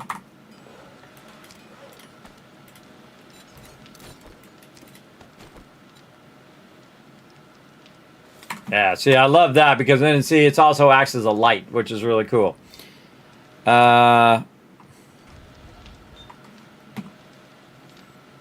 Oh, you know what I don't have in here? I don't have the hammer in here. Get the hammer in there. Now, I just, on the spreadsheet, by the way, it's mainly for me, but I do take suggestions. Okay, so hammer. What do you think is the best mods for that? The steel one. The steel sledgehammer, yeah. I would do burning shaft and ergonomic grip for sure. And then weighted head mod is a pretty good one. And then the rad remover. Yeah, rad. Oh, rad remover. Rad remover. You said, okay, burning shaft, rad remover, fortifying grip, and weighted head?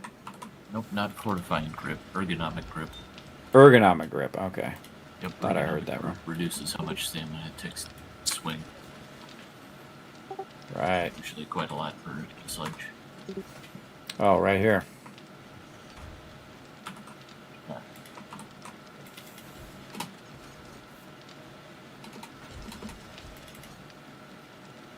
Adding that to the spreadsheet. Okay, burning sap. Now I need another rad remover. All right, I have a feeling we're going to need more rad removers in a minute. Let's see. All right, there we go. Rad remover, ergonomic grip, weighted head. Okay, so weighted head mod. Those I can do. So we're doing burning shafts there. See, I told you I'd get all this done, everybody. I get it done. It just, again, I can only do so many things at any given time. And I do take on a lot. It's not like I'm just sitting around doing nothing. I'm not just sitting around going, doy. I'm putting a lot of effort in, as you can see. Again, if you want to be a good person in charge, everybody, you don't just sit around and order the people around. They hate that. What you do is you show them through your own actions. You roll up your sleeves, and you get in there, and you build the outside of the base, and you make that armor, and you sort that loot, and you build them workbenches, and you do the thing. You got to rise to the challenge, just like everybody else. If you're not showing them instead of telling them, then you're not doing your job.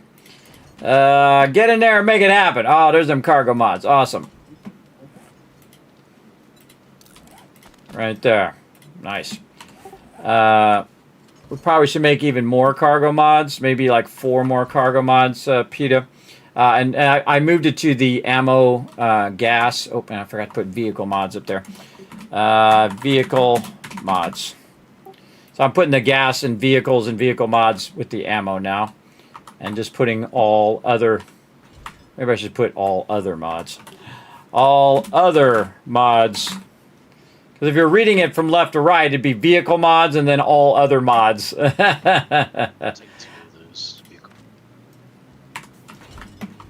right. All right, everybody. We're going to make like, 3 to 6 of each thing. Then just grab it, Will. Get all your stuff fully geared out. And then we'll get to a point where we're like, okay, what does everybody else still need kind of thing. I wonder if I could put one of those burning shaft mods on my nail gun. I don't think I've ever even thought about doing that. Oh, yeah, there's only cosmetic slot. That would be really cool to put that on the nail gun. That's awesome. I don't never even bothered. All right, other mods, another burning shaft mod. We're going to need armor mods eventually too. And look at this, we got level 2 and level 5s of those. Okay, so again... Oh, it already has a reflex sight on it. Oh, well, how convenient is that? I didn't even notice. Then barrel extenders. Okay, barrel extenders. I didn't realize that. And I was having fun in the wasteland. In the middle of a storm, storm protection's getting low, and I see one of the spitter guys, so I jump out to go and kill him. And somehow ended up getting hit by my truck, thrown up way up into the air, and coming down and landing, and then getting like spammed with like errors and couldn't do anything else, so I had to like force close the game. So I don't know what I'm coming back into. Well, if you experienced a series of unfortunate events. Robot turret. If you hit the space bar, your truck will stop and then it will run over you. There is a achievement for that. I should have gotten that many times over by now. Wow, that takes 60 duct tape. That is a lot of duct tape. I'm just making one of those because dang. No sign of the spitter, but I'm not dead and I have my truck, so I guess that's a win. All right, Ollie, making that level 6 turret for you, buddy. I'll be on the way. That takes 60 duct tape too, so I'm only making one of those for now. It's a lot of duct tape.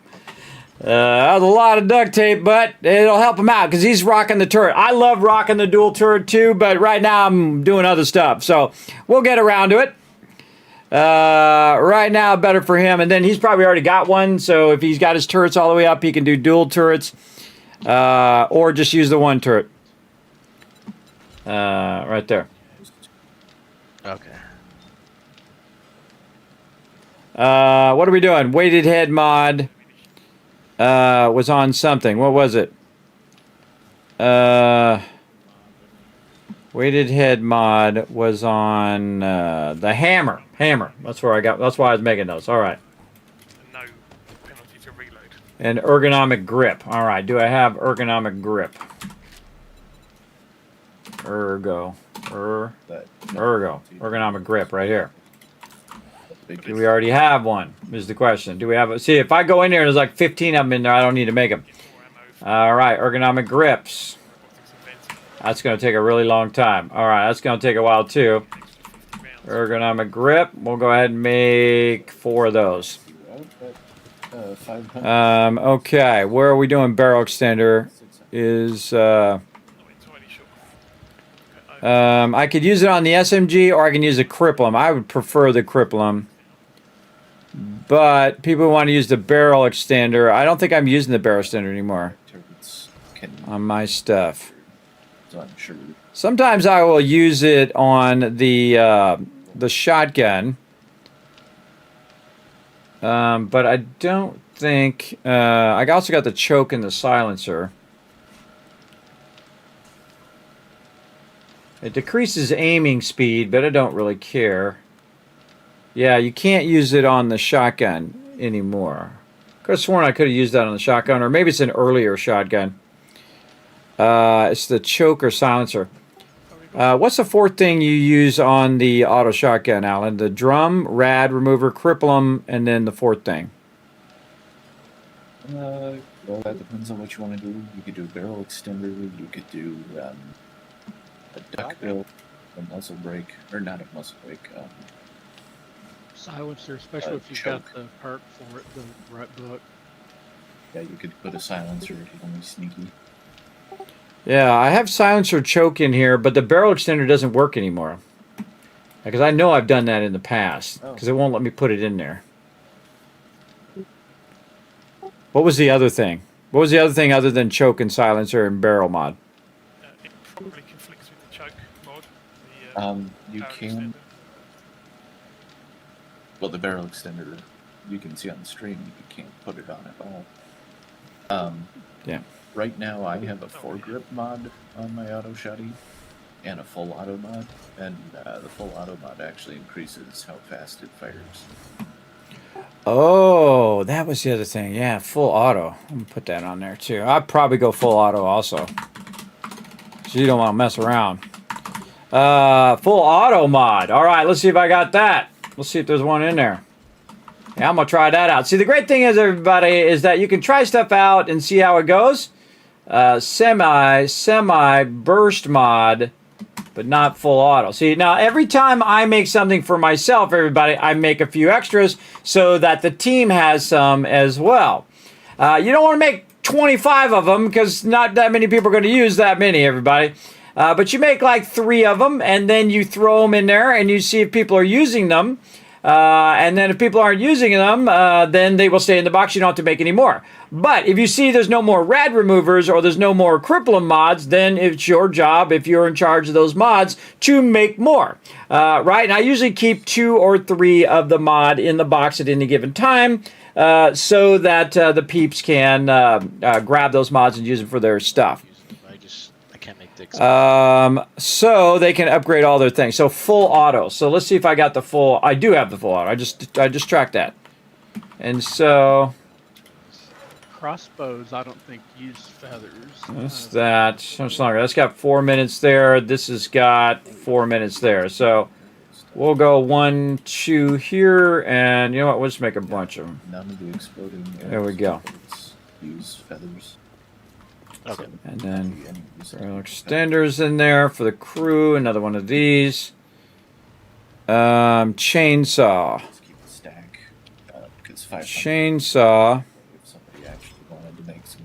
Oh, large fuel tank. Weighted head or fortifying grip. I think I'm gonna go weighted head on the chainsaw. Either. They use like polymers instead. Yeah.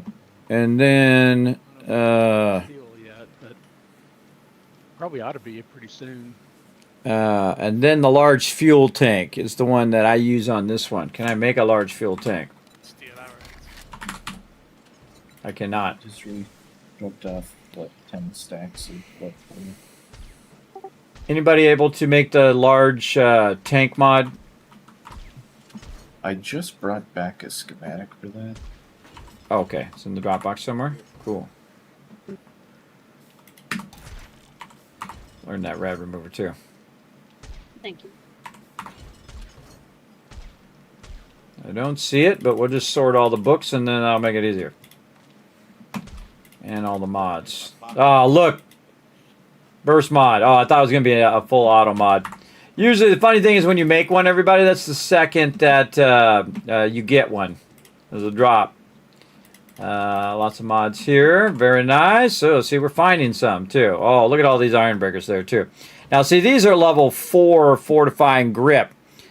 Which I might want to just use that in my chainsaw for now. Like that. Just so I could save the resource for something else. And then it's like a regeneration amount. Regenerating your health. So, I mean, hey, if I'm running around with a chainsaw, someone sneaks up on me, I'm good. Now, again, we also want to get... Now, for now, we're just making a bunch of level 1s. But really what we want to do is get all level 6s of every single mod for every single person. That's what we really want. You want to have that for every single thing. And now, see, this is what you want to see about your mod thing getting higher here. Let's see if I can use any of these. This is the advanced one. You know what? 70. 70, so you got about 40 minutes. I don't see that thing that was in there. Where are your bones? Med spots. Am I just not seeing it, chat? Oh, in this box. Wow, look at this box. Holy mackerel. There it is. Bingo. Oh, bandolier mod, too. We need to make some of those. Wow, they're crushing it on the magazines now. Look at that. Book, bundles. More recipes up here. Wow, that was a lot. Okay. Let's see what I can do on my armor now. Again, we got an advanced plater mod. I don't think I do anything in my armor because it's heavy armor. None of this doesn't go into heavy armor. Did I not do armor? Apparently I didn't do armor. So I might want to do an armor column here. And again, this is mostly for me, everybody. But again, what I like as a combo. But again, it'll get you started. Armor mods. And then we'll start with nerdy hat or whatever the heck it's called. Let's see, nerdy hat. We've got one thing in there. Oh, and there's 5 mods. I always forget there's 5 mods in there. The only vehicle also has 5 mods is the gyrocopter now has 5 mods. Okay, so the helmet light mod is what I like. Then the intelligence mod, which I think I had that went missing. But I saw another one in here somewhere. Level 6 robotic drone. If anybody wants them. Oh, awesome. I just made one. Well, I think, Ollie, have you gotten yours up where you can do 2 at the same time?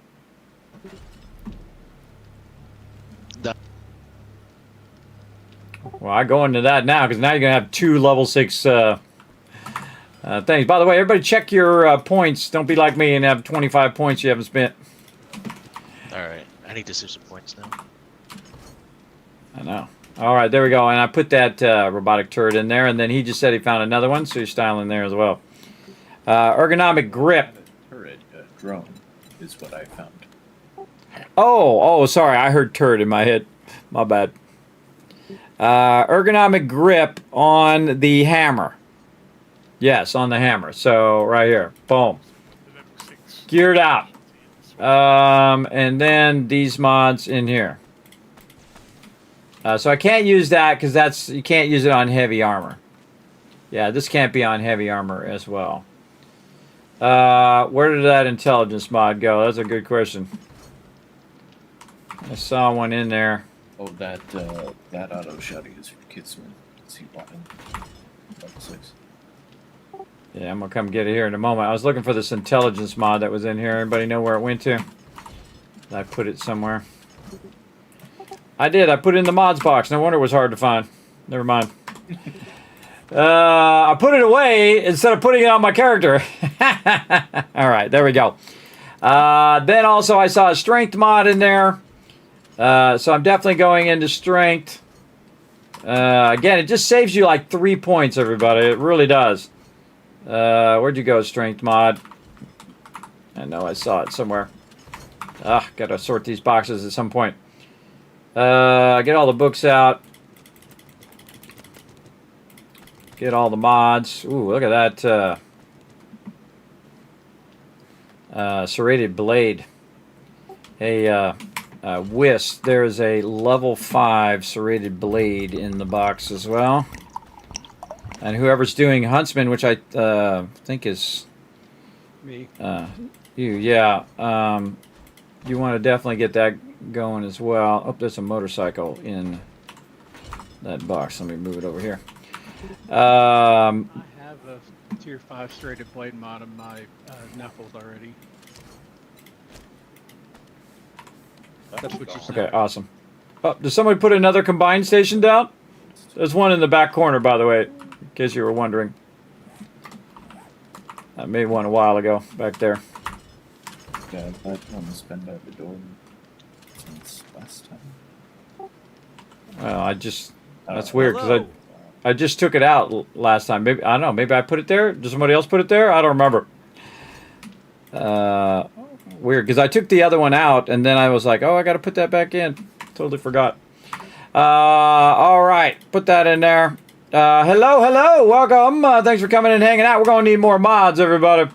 Can you access this outer one? You sure can. All right, we're going to need another box, everybody. This is not going to happen. We're going to need a couple more boxes for these mods now, which is a fantastic problem to have. Let's go. Of course, I have to fill up my chainsaw first. All right, I'm going to start splitting some of these mods again because now the mods are filling up the box. I'm going to split them to weapons and tool armor mods. Oh, I thought I just got some steel. Or did I put it back? Oh, there ain't much there. All right, well, there's a bunch over here. What the heck? Wow, it burnt through that iron already. Whoa, look at all that iron.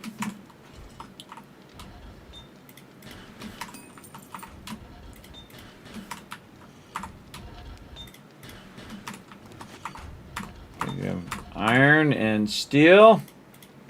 Go, baby.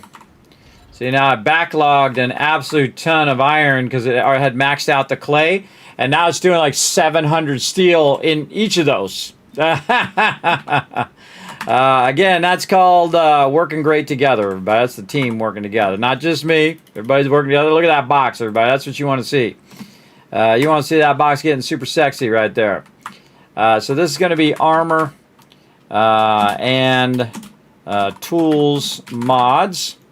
And then down here is going to be WEP mods. So we have to switch this out. So we're going to get, I mean, some of these are both tool mods and weapon mods, but I'm just going to say, okay, this is going to be a tool mod. Tool mod, tool mod, tool mod. You got to make choices, everybody. You got to make choices. Okay, so here, double press that there. This is a weapon mod. That's a weapon mod. This is an armor mod. Armor mod up there. More magazines over here. And more recipes. Okay. And then I can put a bunch of this away for a minute. And parts there. Give me some room. Okay, any more mods? Yes, lots and lots of mods in here. Now we're getting tons of mods too, which is cool. Let's see. Ooh, okay. Really nice tools in there. Okie dokie. Weapons there. I don't know if we really want to keep these low level weapons, but we're going to do what we got to do. Let's see if we get the ultimate sledgehammer. We need axe, attacks, and max durability.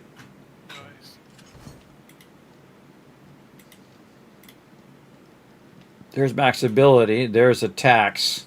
So I could do those combined. Okay. So I got my 6 here, and then here, and then that's going to give me a 5-star. Then I take that, put that right back in there. And then I need max durability. This one. Put that. And now I got a 6-star legendary steel sledgehammer, everybody. That's awesome. And that's why you keep a lot of the legendary stuff. See, if it's a non-legendary like the steel pickaxe, you can use it for repairing, or you could just use a repair kit. But most of the stuff that I should be keeping in here are the highest end of legendaries as well.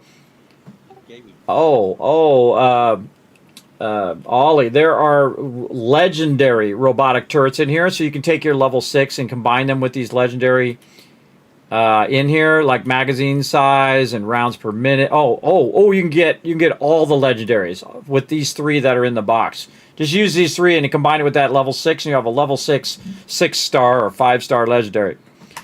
There you go. Awesome. Okay, tool mods. I'm fixing these mods. That's what I'm doing. Wait, this should be the armor. Well, this should be the weapon mods. Wep mods. How many parts do you say you needed there? And this should be tool mods. There we go. And this can just be armor mods.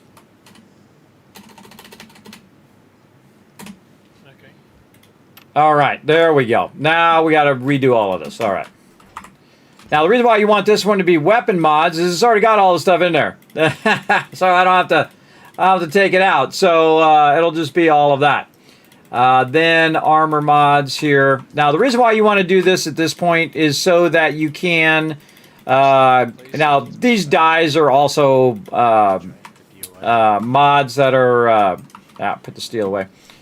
Are also mods that you can use with your vehicles and stuff like that. But I typically put them in certain places where people can go, oh, okay, that's where that goes in there. Then I can go armor mods like this, and then just say, and dies, right? Because typically you're trying to dye your armor. I feel like that's probably one of the top things, or with your motorcycle.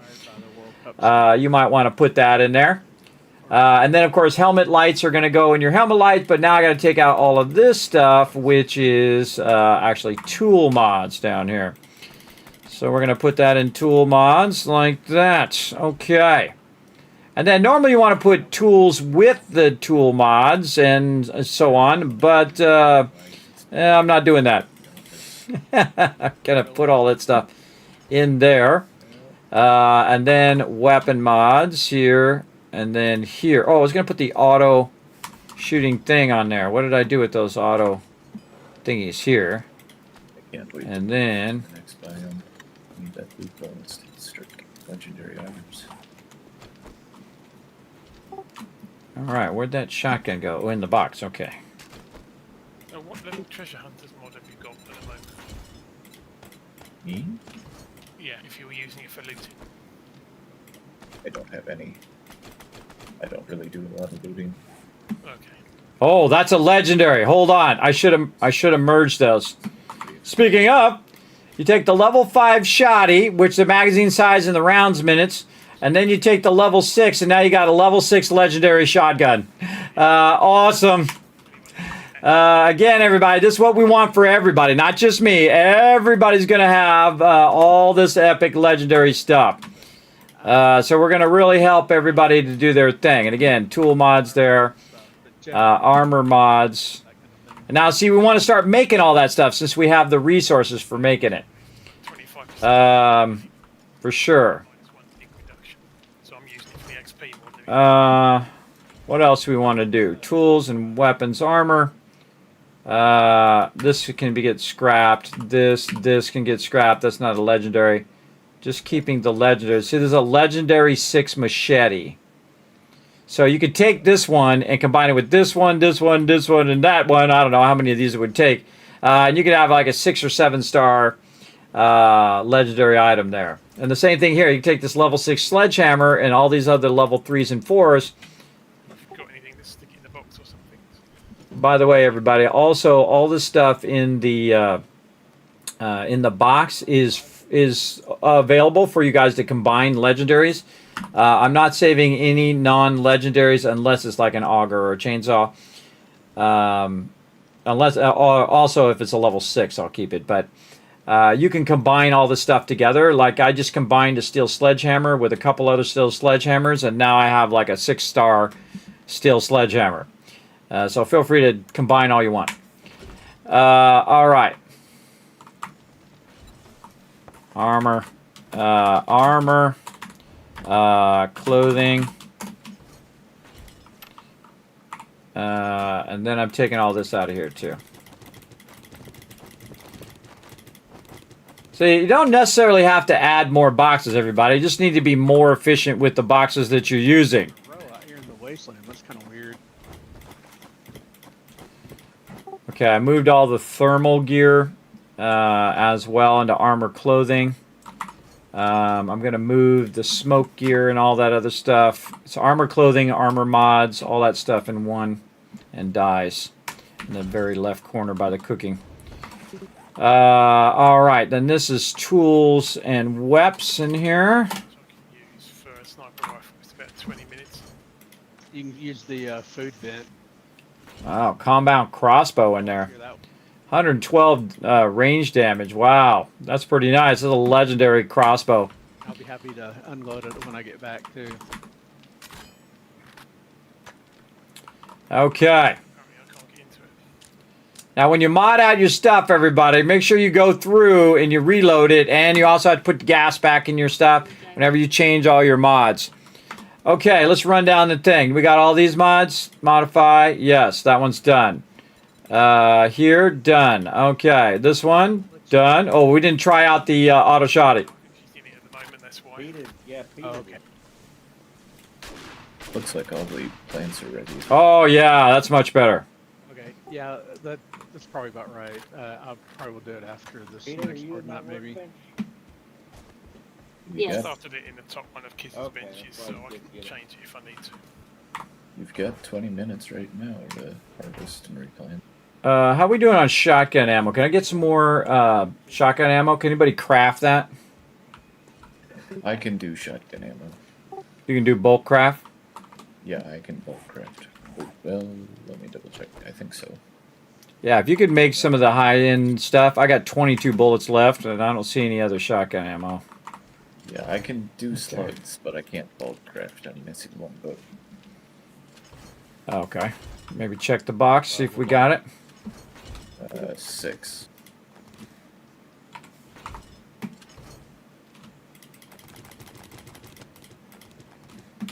All right.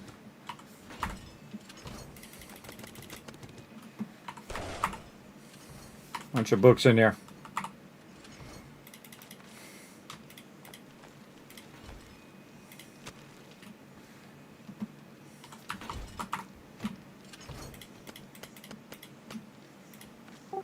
There are a lot of books in the book box, everybody.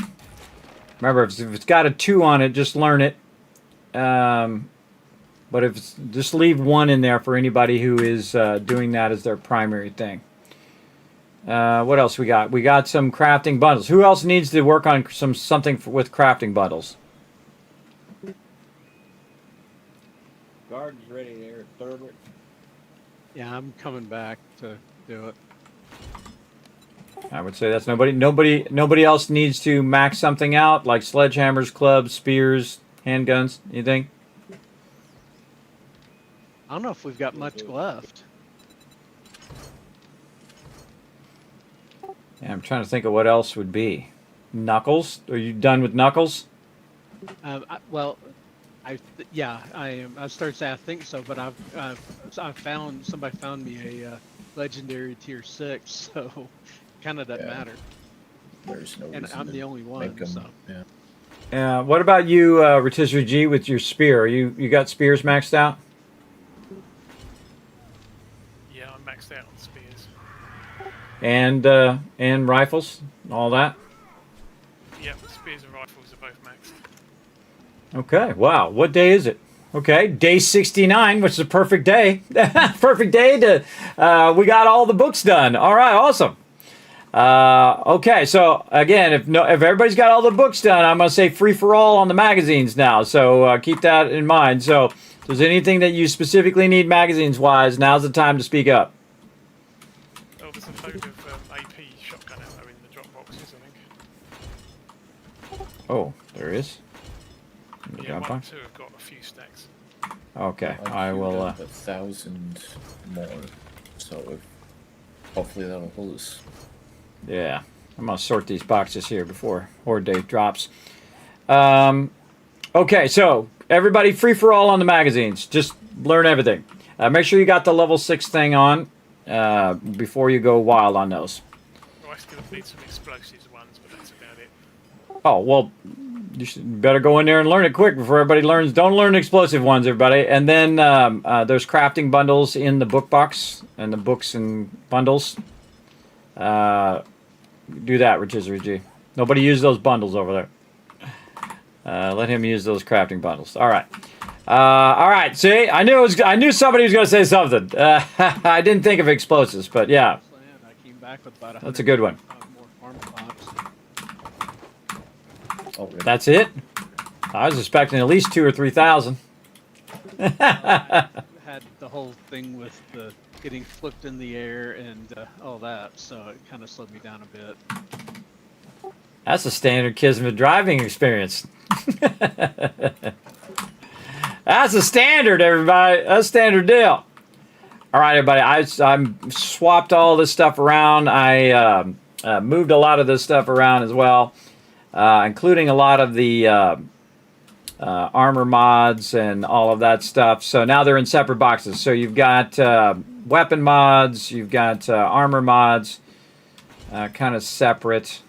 Some of these are kind of overlapping, but I'm kind of still moving them around a little bit. But definitely check those boxes because there's going to be a ton of stuff in there. All right, strength mod was I was going to put in here. See, look, you can put multiple of these in here now, everybody, which is pretty awesome. Intelligence mod. I already know it's a mod. STR for strength. And then the helmet light. The helmet light I do for you guys in the stream, by the way, so you don't have to watch me play in the dark. Hello, what's up, Bams? Thanks for coming in. Oh, did somebody say I look like Tony Hawk again? What number are we up to? 42. If I had done that since I started streaming, everybody, it would be like 3,000. You've always been a big fan, Captain Lurkless. Well, thank you. Did it do a kickflip? Did it do the kickflip for him? I don't know. I didn't hear it. I was busy. I'll do it again. Yo, do a kickflip! That was amazing. There we go. H2O also coming in with a kickflip. I missed it. Sorry, I was, I'm like in the zone. You know that we've heard it before if you know that we already have a command for it. So there you go. Because I made that animation a while ago as well. All right, so we got that. We got some patchwork insulated armor. Sure, we can throw that in there. What do we got here? Stamina and mobility. All right, we'll get that because I have heavy armor. Now, really what I want to do is just put a bunch of mods in there, but just a bunch of boost mods there as well. All right, so this is armor here. This is armor. That's armor. And see, the whole point is now you can look in there and say, oh, well, hey, that's got a level 2 fortifying grip, and I have a level 1. I'm going to use the level 2 one, right? And now what I want to see is this box full of 6s, everybody. Full of 6s of this and 6s of that. Not just armor. Now, that armor can go. But not just armor, but the actual mods themselves, like a level 6 treasure hunting mod and a level 6 cigar mod.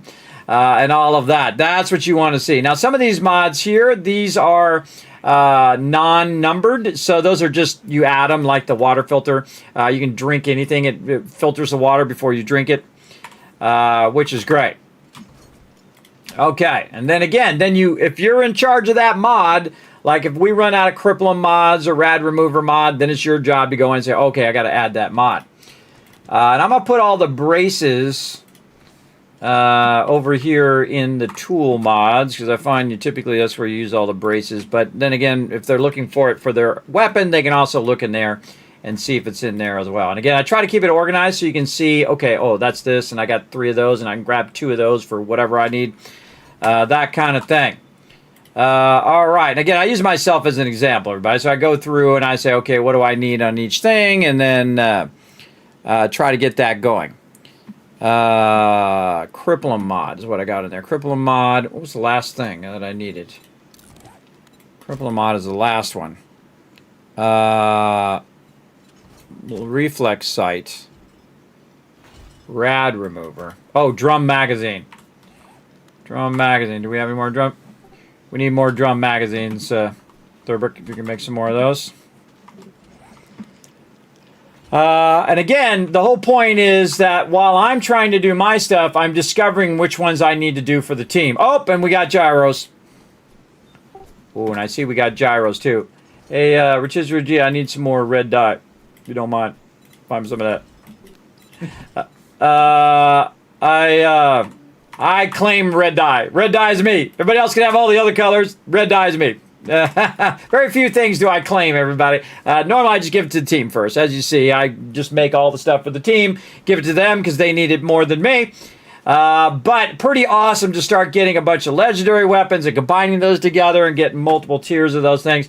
Now, I don't really have my sledgehammer all the way up, but I am pushing my way now into machine gunner here.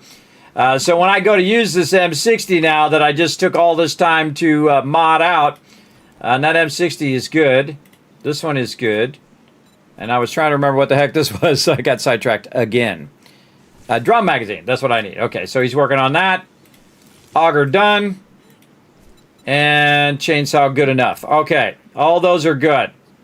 Now we need more weapon or vehicle mod. So I need 2 more of these so I can put that in my gyro.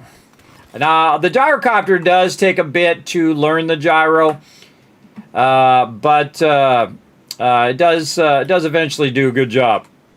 Okay, so we put that in there. And again, this puts a strain on our resources, but again, you don't need the resources sitting in the box. So don't do us any good.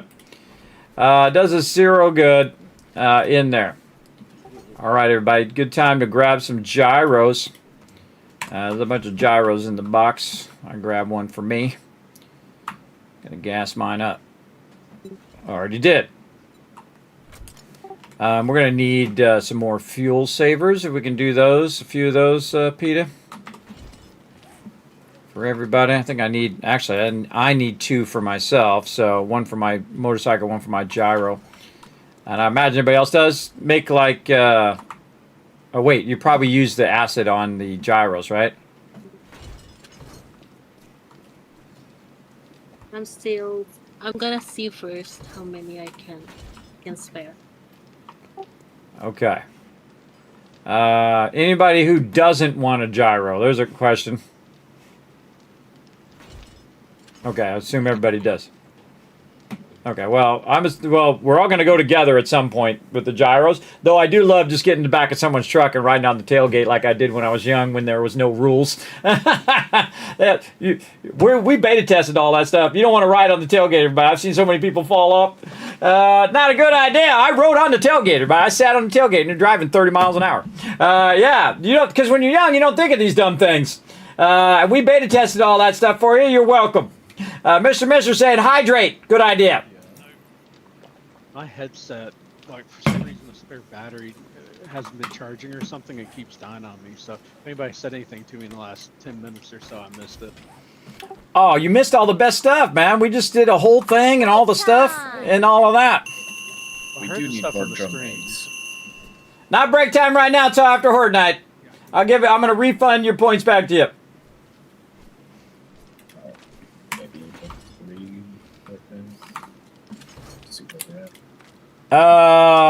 There we go. Horde Night coming up. Okay, now I got me some shoddy. Not enough shoddy, I can tell you that. It's going. I feel bad because I got that fight and realized he didn't have his load. Did you put the 7.62 up in the box? Because I feel like we're really hurting on that 7.62, man. I'm hiding it until Horde Night. It feels like it. Alright, I'm getting just a little bit for me here out of the box. There is a little bit in the box over here. I think I've got about 700, which isn't really that much with an M60. Yeah, I can't wait to try it with the drum magazine, level 6 drum magazine with the M60. That's pretty epic. That's pretty epic. I think I had that in my solo playthrough, the last one that I did. The one before, the experimental version. Not kind of paying attention, don't worry about it. Again, I got you back. I gave you your points back so you didn't waste your points. You use them in the future. Okay. Oh, you know what box I didn't create? I didn't create the repair box. That's what I didn't make. I gotta go over here and oh, and I don't have any meds now too. Deal with those meds. I gotta do the box. I'm gonna stick the repair box over here. And I didn't bring anything to upgrade it. But the cool thing is I'm gonna put stuff in that box where I can upgrade that box and then use it for repair. So I don't have to say, oh my god, it's Horde Day, and then not have my stuff. What I do is I go ahead and I take certain items and I put them out there that are specifically for repair. So I'll take that and turn that back to a square block. I'll take a bunch of forged iron along with a good amount of this as well. We'll go ahead and take some stacks of this and some of this. This way I can just grab it and say, oh, time to Horde Night, boom, and I just grab it all out of the box. And it's GG's. Ooh, there's a chem station in there too. I don't know how many we needed, but that should be a start. Ah. Where did I do that? Where did I put that land claim? I can't remember. Land claim. Oh, I can't make one. I don't have enough stone. I used up all my stone that was in my inventory, but there's a ton of it in the box. Alright, land claim. So we already... I don't know how that other one got in the front. I might have put it there. I don't know. It doesn't matter. All that matters is that I get this one out of the way so I can put the thing. Because I put it here temporarily just to have it out of the way. And honestly, I forget where I put my land claim, but I'm just going to stick it up there. And then that will allow me to pick this up, which means I can take this to the next base. Then we can have 2 combined benches on the next base. Why not? But if we have a chemistry station, we'll get that chemistry station down. Oh, I forgot to upgrade the outside of this base, too. I got to get that going. I got to get that going. But bam, another chem station. All right, another chem station in the corner. Utilize it, everybody. I would put some more stuff in there. Oh, you don't have stacks of 7.62 yet. I forgot. Oh, okay, yeah. That's probably why we're struggling. It's okay. We'll get around to it. Let's see. This is my box over there. We want to get some of this going eventually. How are we doing here? This is ready to run out. Let's just queue all these up since they maxed out. Like that, and like this, and like that. We'll just backlog a bunch of this, and then we'll queue all that up at the same time. What you really want to do is do 6 times 6, which is 36,000. If you have 36,000, you can queue all those up for the maximum amount of time, and then just let it run. And then it'll run for hours, everybody. And you come back and you got 36,000 concrete. That's how I like to do it. I like to let it run for as long as it possibly can.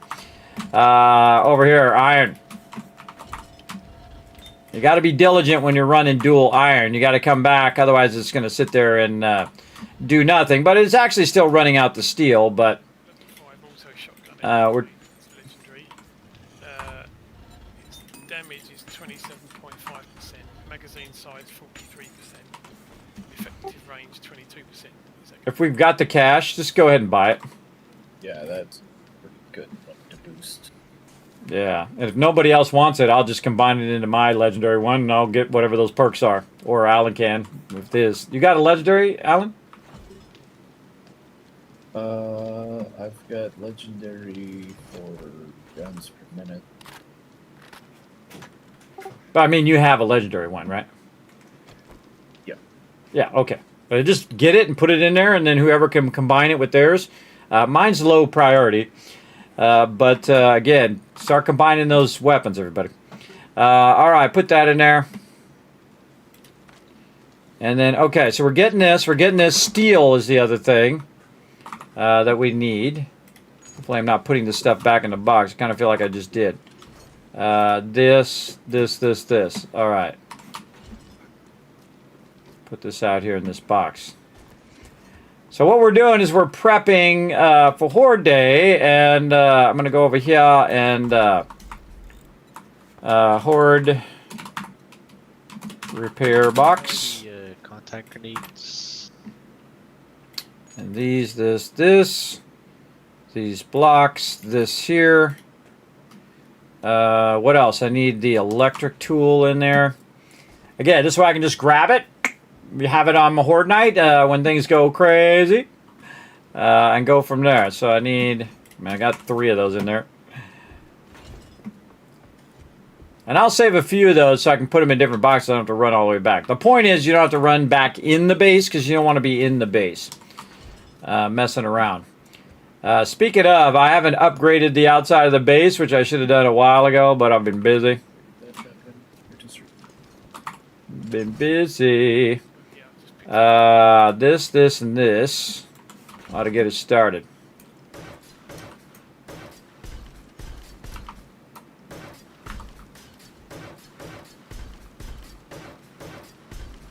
It's in the swap box. Now I'm going to do the internal ones first. This way I can see where I'm working on the outside later, and I'll run around the outside and try to do all the other ones.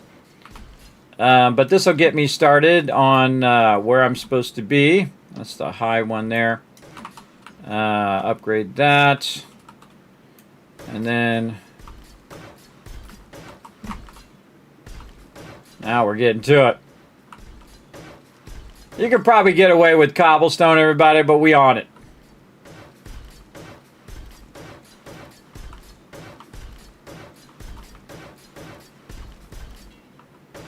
We're just going to do 2 levels up for now.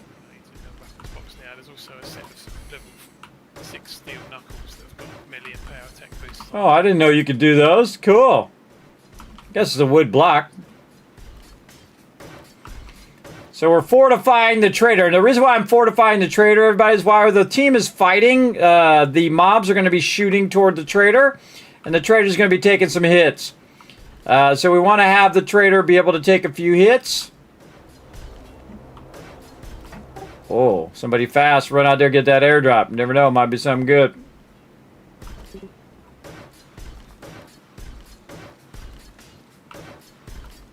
Again, this was kind of low priority, but it is what it is. We could probably take this out now.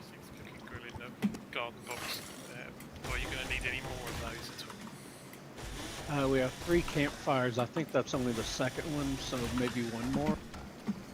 Just take that down. I mean, honestly, I don't actually end up using that many because now that we're doing hunting brisket, they cook pretty fast, and I don't have to make them that often.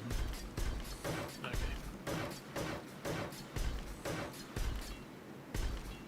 I mean, if you come across 1 more, I don't know how much they run, but it's not that big of a deal. I don't need to upgrade that. Just realized I can upgrade the windows too. I don't think I ever bothered. You got it, Wiz? Yeah. Okay. Cool. Go back and get those. 18 mod schematic in the Mags and Recipes book box. Awesome. I'm gonna get all that armor stuff going too. And you guys be thinking, you don't have to tell me now, but be thinking if you want to go another one. I don't know, we're getting kind of late in the night.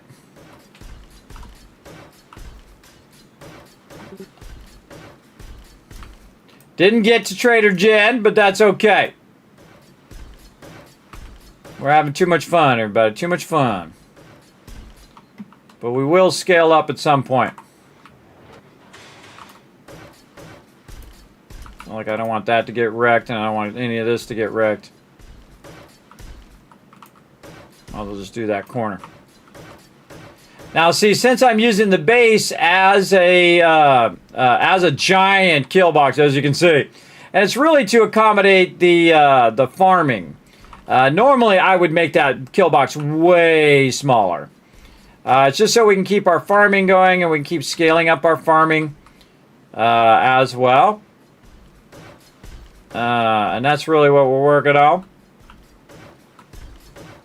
And I need to get this just up enough so, you know, the mobs are not going to be hitting the walls here and knocking the walls out, and whatever's behind there gets wrecked. We want to get that going. Doors good. All right, there we go. All right, upgraded the exterior trader wreck as well. He's now got concrete in the first couple levels, which should hopefully not knock our stuff out. By the way, I didn't know you could upgrade those windows too. That's cool. Very cool. Okay, any other mods that we need? Anybody need some mods? Oh, I needed some barrel mod. Did you make the drum magazine mods somewhere? There's a couple in the food bit. In the food? In the raw food? No, the food workbench. Food. Oh, food workbench up there. Okay, thanks. Oh man, those take a while to make. No, those take a while. Where was I putting that in? The SMG. Yeah, I queued up 2 of them. Yeah, one's still going, and I grabbed the other. All right. Anybody else need any other mods? Now's the time.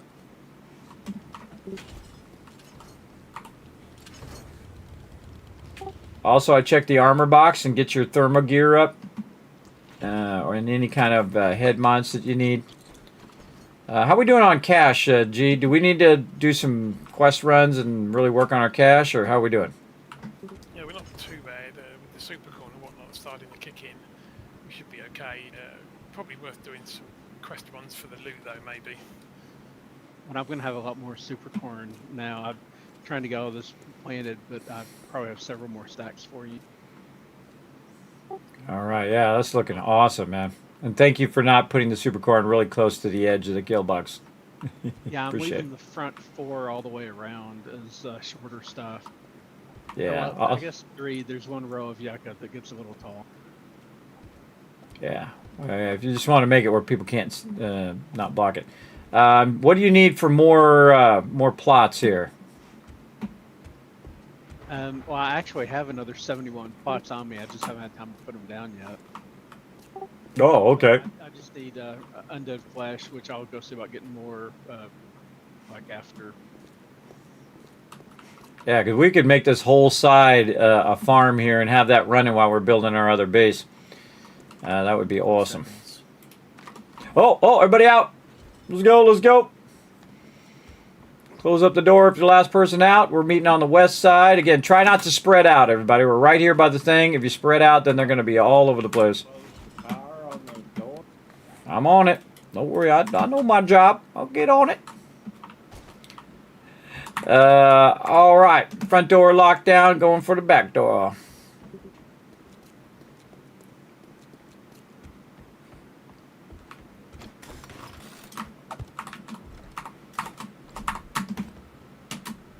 Oh, there's no gas. I was going to be all tricky and zoom way back over here as quick as I could, but there's no gas in my vehicle. Southwest.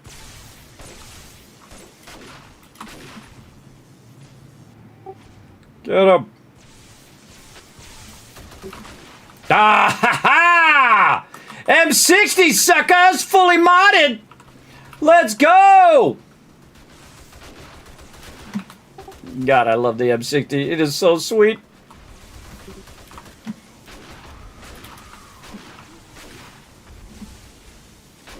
Takes forever to reload, though. Gotta give me some bandolier mods. Remember, prioritize the one on the base. Just knock them down if you got to. Yeah, we can't make the bandolier mod jack, can we? I just learned it. I just learned it earlier. So we'll get to it.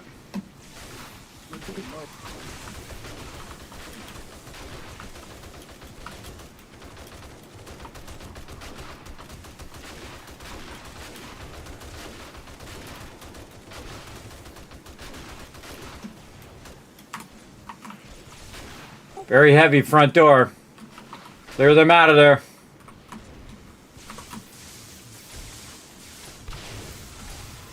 Repairing front door.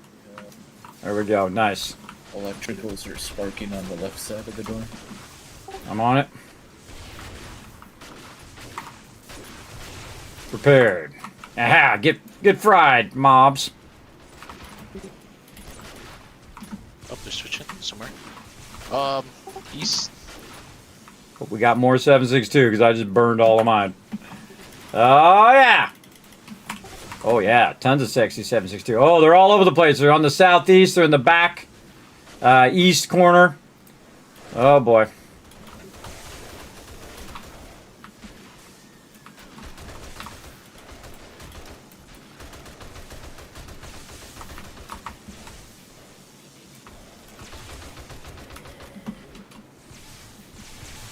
Can't just let them sit back here, everybody. They'll breach. Come swarming in the back. Got to get up on top. That's the wrong ladder to get up on top. We're closed. God, even with the M60, these guys are hard to shoot. I think what they did is they made it a little harder because you now have all these mods as well. See, this is why I don't put doors in, everybody. They go right for the door.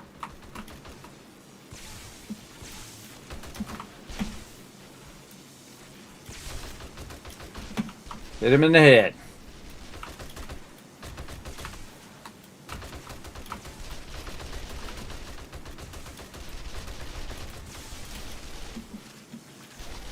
Oh yeah, they're partying in the back of the base. Cops coming in, east side. Trying to keep them off the door.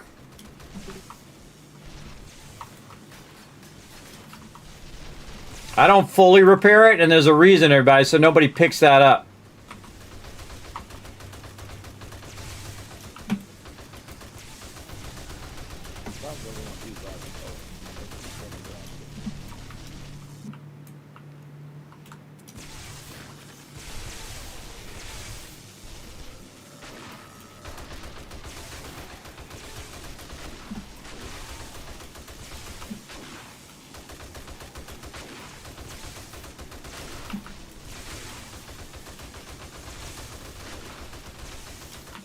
Jeez, they're all over that door.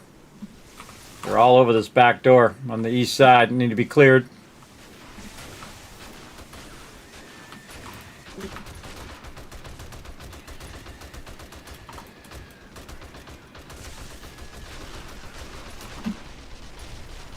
Gotta check it. All right, it's holding up pretty good. But if that breaks, everybody, it breaks the whole thing. And so it'll be like 6 blocks wide.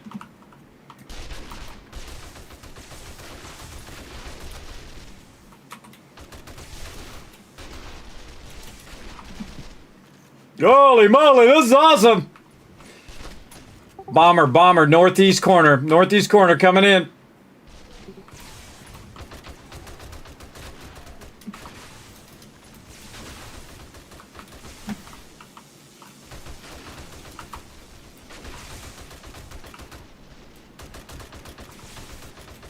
See, this is crazy, everybody. Again, a smaller kill box actually is more effective than the larger one. The reason why the larger one is less effective is because they're all over the place. You don't have them just coming into a certain smaller area. Where normally, like you see us do the other one they're hitting spikes as well, so they're getting hit by the spikes. But even when they're just running to a certain area, we have concentrated fire on the mobs. Remember, we're in the forest biome. This is the very first biome, everybody. But we are 150 though. We got some sparking. I'm on it. See, that's why I made that like that, everybody. I made that so I can just pop that open and repair it from inside without it getting damaged. Further getting taken out. And they like this door.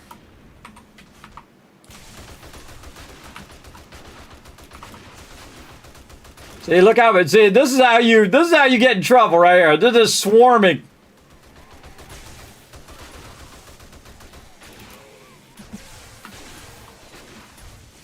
You're right with y'all. Shoot him in the leg.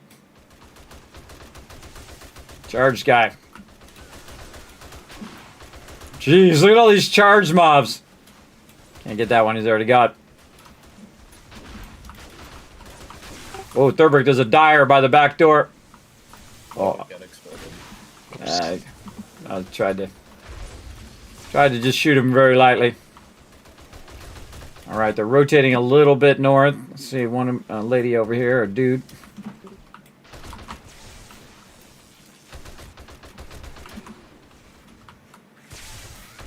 Now, see, wherever I'm standing, they're going to spawn there too. So, if we get all spread out, then the mobs get all spread out.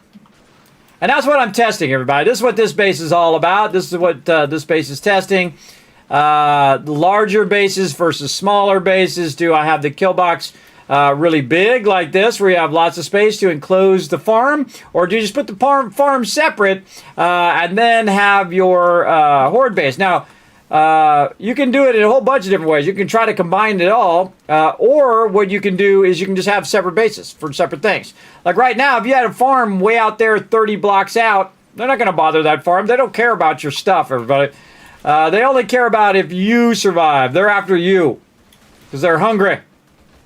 They want to eat your brains. Are we jumping?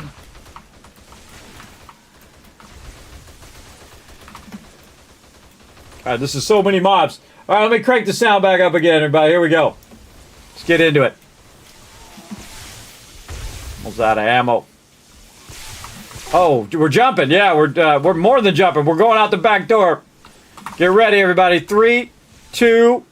Wait. No, I need more ammo. Oh, wait, no, I'll run and get some ammo. You guys look after each other. There we go. Open. Gonna help them out first.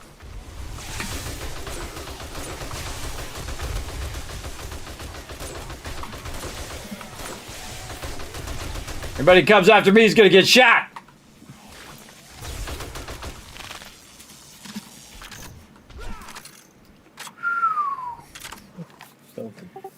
I just remembered I accidentally put my meds in the box. I'm gonna turn the back electric fence off. Oh, I'm gonna turn the door on, electric fence off. There we go. Wow, look at all that loot. That's one thing I like about the electric fence versus the spikes. You get, I feel like you just get more loot out of it. I think it's better loot-wise. All right, I gotta go run and get some ammo, but I didn't want to stop right there and run all the way over here because I realized, oh wait, the ammo's way over here. Just gonna go for it with no meds. All right, let's refresh my ammo in there. I only need 1 stack of shoddy. We're going to go ahead and scale down the SMG. And now it's going to be all about 7.62. Right over here. We're going to put 3 stacks of that bad boy right in now. I can't get those goggles out of there. And then I should take a moment to fix all of these things. The night vision goggles. Yeah, they're right here. We'll go left. Get them out of this bag.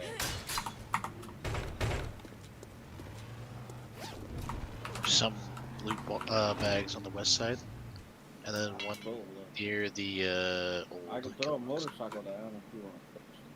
Can you repair the land claim block at all? No, why? It's looking a bit broken.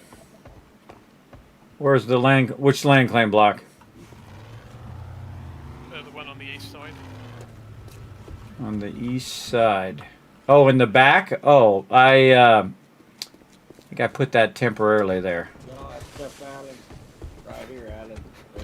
Oh, there it is. Yeah, I don't need that one anymore. I'll This looks like it's taken a few hits. That's what it's yeah, I'll take it out.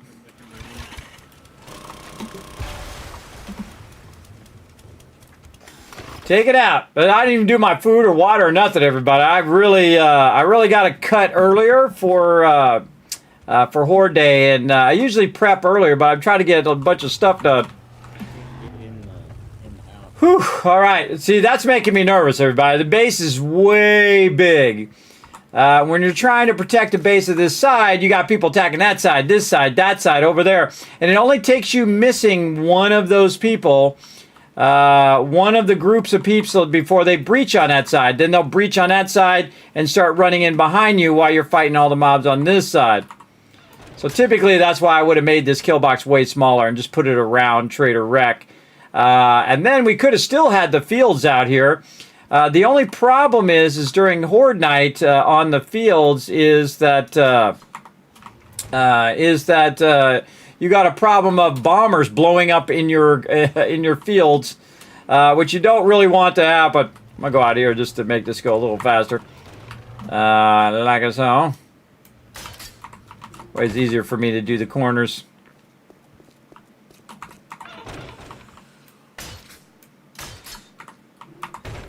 Got my hammer. Boom! Whoa, 700 damage. All right. Pretty sweet. And you can see the steel fence held up just fine. Again, I'm probably going to definitely downscale the kill box on the next one because, again, I think it's too big. It's too big. Oh, nope, don't pick that up. It's too big to make it easy to defend because it's so massive. But that's what we were testing, and now we learned that lesson. Because my instincts were to make a smaller one, were to make one just around the actual trader itself, and then leave the rest of this open. And that was the better instinct, but again, you know, that's what you do. You try stuff, you see how you like it. All right, now. All right, what are we thinking? We going another one because we're crazy, or are we calling it? No, I'm good for another one. Okay, good again. All right, because since we kind of started in a weird way there. All right, we'll go one more. Let's do it. We'll go for it. Would like to try and get the rest of my stuff planted. There you go. All right, well, we're going to take a break, though. Put all the stuff, the loot in there. We'll take our, let's take a 15-minute break. Is that cool with everybody? Get a little extra. Get re-energized. A little extra. Look at this, everybody. This is crazy for day 71, everybody. We're absolutely smoking it. The greatest playthrough ever. You're here to witness it, everybody. Now, if you haven't done so yet, you want to see more of that epic action that you just saw, hit that follow button because we're going to be moving to the next trader into the next zone as well. We're going to tear all of this out eventually, but we got to build that base first. And it's got to be able to accommodate this and a whole lot more in which we're going to build coming up. It's going to be awesome. Gonna be amazing. Speaking of being amazing, it's got to make me a lot of blocks if it's going to be amazing. All right. Yeah, I assume you were making the sniper rifle there, G. I put it in the box over there for you. I'm gonna call it here, guys. Oh, where's Ollie? Thanks for hanging out, man. Have a good one.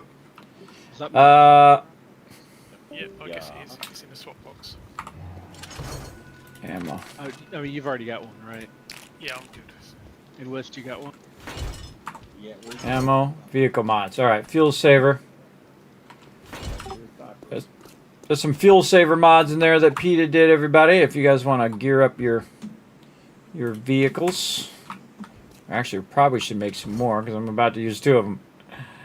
Yeah, we want to make some more of those, Pete, if we can. Maybe like 3 or 4 more. Yeah, I really need that supercharger.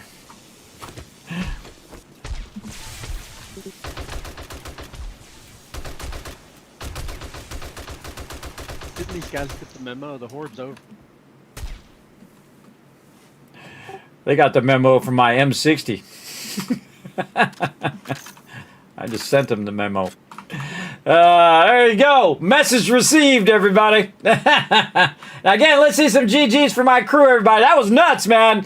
That was insane. They were coming from everywhere. See, when they're coming in like a whole bunch of different directions like that and you're trying to take them out, you just can't take them down fast enough. And I think it's because you can add so many mods to your weapons now that that they've actually increased the difficulty to do that. I don't know for sure. Anybody know for sure if they've scaled up the mobs based on the fact that you can have like level 6 mods on all your stuff now? We'll ask my crew. I don't know. I didn't see it in the patch notes, but I also didn't extensively read through the patch notes.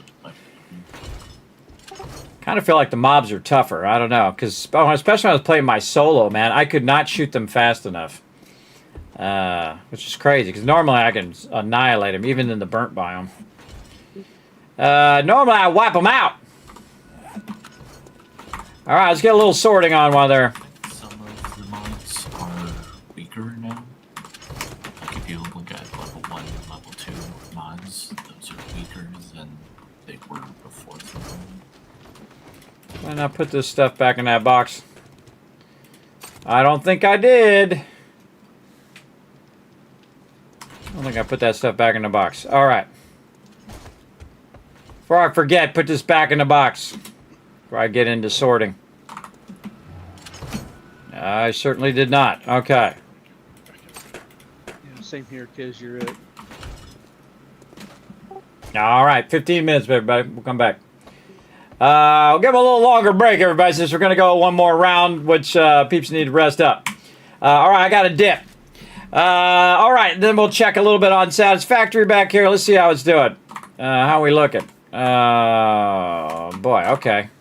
Haven't done that much. Okay, this needs to come out of there, though. That goes in there. Haven't been diligently running this in the background, though. It's going to be like hundreds of hours of me just standing in here. Let's get a little bit of this going before we take a break. This way it will run at the same time in the background. You guys try to remind me to run around and get a bunch of biofuel so we can kind of let this stuff run off stream. I'm going to let this run and convert what I have so far.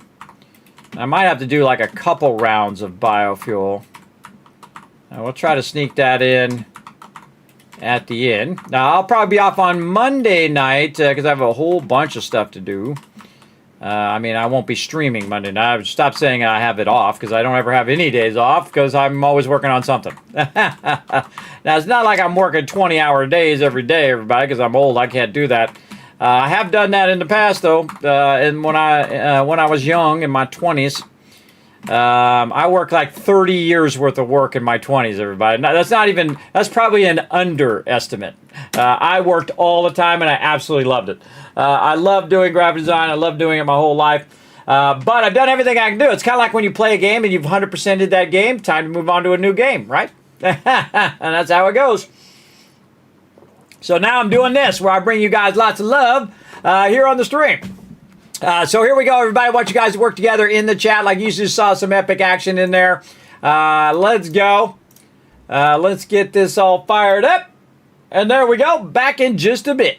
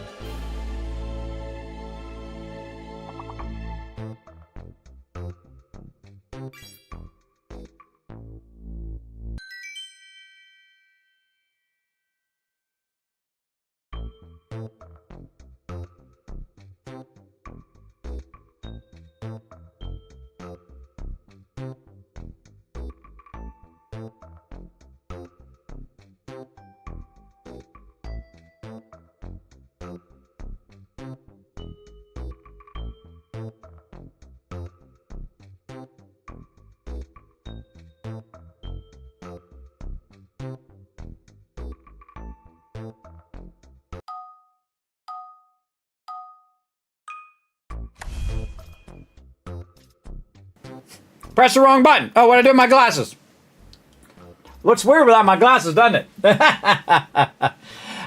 right, everybody, let's go. Let's work together on this puzzle. Let's see if we get every word. Ooh, cupcake. Okay, which one's the fake letter? The what? The M. The M is the fake letter. Don't use the M. What? Puke. There we go. Got one. Don't use the M. The M is fake. It's fakesies or whatever. What is that on Lord of the Rings? He's false. Yes, he's fake. He's false. What? Meep. Can I do meep? Whoa. Okay. Now we're getting up. Oh, three more, everybody. Three more. Come on, we got this. Cuck. That's not a word. Oh, man, I kind of feel like this is a C word over here. I don't know. What is that word? C-U-A-E? C-U-C-E. C-U-C-K. Hope I'm not typing some bad words here. What? Could be a K word. K-E-C-P? K-E-A-C? So, Caesar, oh, you got it. Whoa, clutch move. Rotisserie G coming in with the clutch move. That's 5,000 cats for the whole chat. Now put a 1 in the chat if you can't see and hear me. Let's go. 1,000, 2,000, 3,000, 4,000, 5,000 cats. You're doing what I was doing. Oh, see? Yeah, just typing a bunch of letters. I want to know what that is now. See, I think they should tell you the answers, everybody. I think they should. Oh, here comes the Kismet Love Train. Bubs Tubbs is your love train conductor, or Bubs Tubbs getting love from your love train conductor, Mr. There you go. CETA definition. Let's go see what that is. CETA is the plural form of cecum, a psychological term referring to a pouch or cavity in the body that is closed at one end. Oh, like the large intestine. Okay. I didn't know that. Oh, it went again. Oh, my bad. I should have stopped it. All right, well, here we go again. All right, double prizes here, everybody. Let's go. That's my bad. My bad. I should have stopped it. What? Can't think of any word. Cage. Cage is a word. Why can I not do cage? Come on. C-A-G-E. G's not in there. G's not the letter. Don't use G. G's the wrong letter. Cape. Nape. Nape is a word. Yes. Look, I actually got a word. It's a miracle. Don't use the G. The G is faking. It's false. It sucks. Don't use it. Peen. P-A-E-N. Peen? Nope. Nope, I tried. Let's see. Kina? There we go. C-A-P-E. Cape, we already got that. Nape? Already got nape. I was the one that did nape. What? Oh, man. What are these words? That's an A word or a C word at the top. Another C word that's C-A. What comes before K? Another A-P. I don't know. Acne. Oh, good one, Sue True. Oh, nice. What else? Oh, come on. 3 more words. P-E-C-A. I don't know. I don't know any of these words. All right, well, I got 1 word. That was more than enough. All right, I'll give you a couple thousand more Kids Caps for the bonus words on stream we did there. Sorry, my bad. I forgot to turn it off. I forgot to turn it off there. Let's get back to some 7 Days to Die right over here. That's not 7 Days to Die. That's Satisfactory. Let's get in here. Let's join the server right over here. We'll get that loading up. We'll wait for that to load up. Thanks for the ones in the chat. Give me an extra 1,000 Kids Cats for letting me know everything is working. Awesome. Appreciate it. And again, show some love to Mr. Giving out that gifted sub, everybody. Throw some hearts in the chat for any time you see that Kismet Love Train. Why don't you show some love right in there?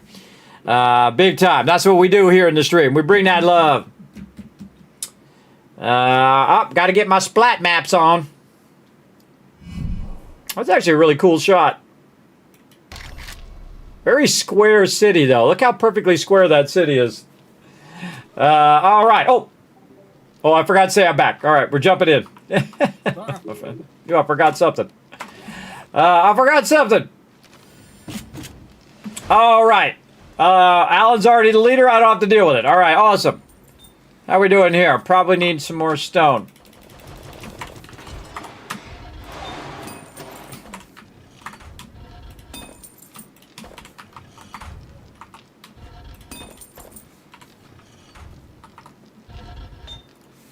More iron. Dang.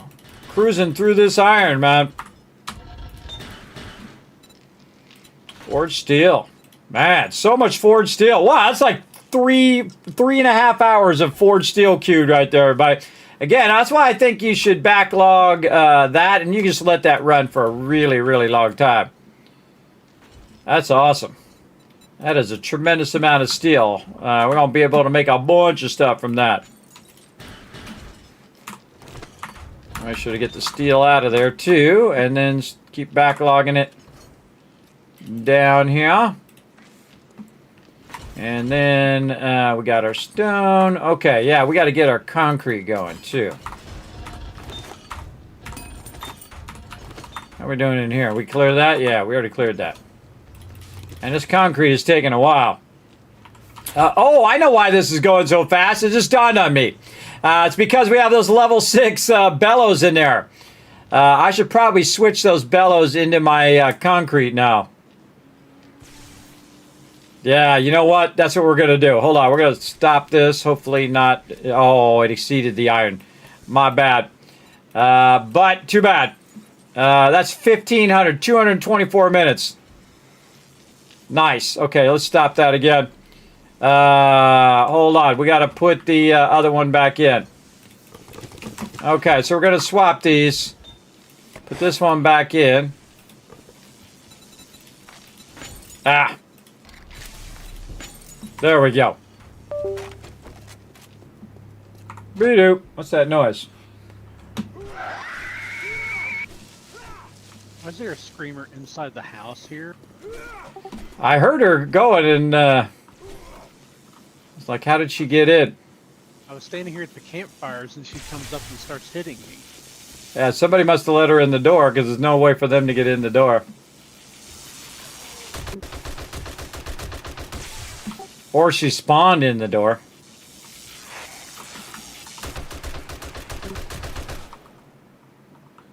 Yeah, are something there any... did get destroyed. I think that I put the torch back on to the side, it got knocked down into the corner.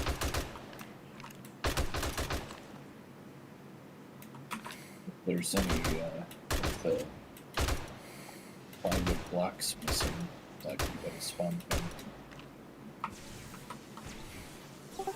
There's a blue bag out the front to the northwest. There's also a chicken out there. Boop, shot him too. I filled that block in that was there.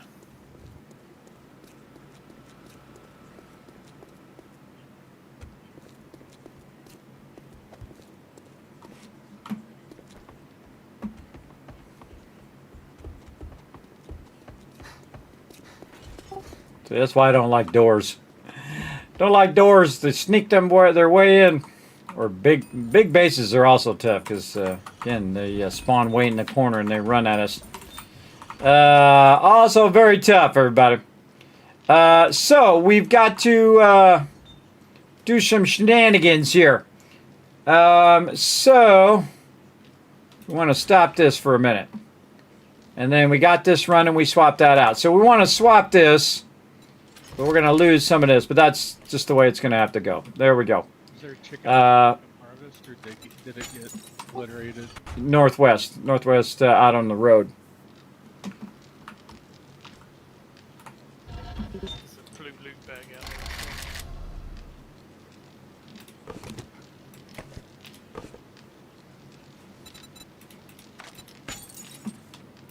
I can grab the loot bag. I don't have. That's going to run for a really long time, everybody. Really, really long time. All right.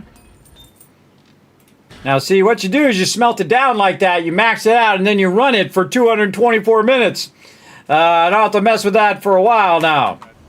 But now what we want to do is get over here, and we want to smelt this down faster. So we're going to get our level 6s. Our level 6 is minus 80% of the time. So I'm just going to take that. I'm going to do this, and then we're going to queue that. And now we're going to get a ton of cement so much faster. All right, and then stop this, grab that, put this, pull that because I don't trust it, like this, and then cement, go. And then over here, turn that off for a minute, put that back, this here, that there, this out, that back in, this out, that back in, turn that back on, run out that cement.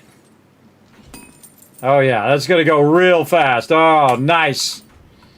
All right, then we're going to be able to make a lot of cement here. And that's going to allow us to make a lot of blocks and make us, let us make another base, yeah. Kind of my big goal next is to get that going on. Let's get all this out of here, leave one of that in there. How much can we do here? 7,000. Hey, Suri, what's 7,000 divided by 6? 1166. And again, it doesn't have to be perfect, everybody. You can do perfect numbers if you want. But a minute or so is not going to make that big of a difference. When probably this is all going to run, and then I'm just going to come back for it later anyway. So I just like to queue that all up. All right, yeah, he's backlogging that bad boy. Oh, that needs to be taken out of there. Take that stuff out of there. There we go.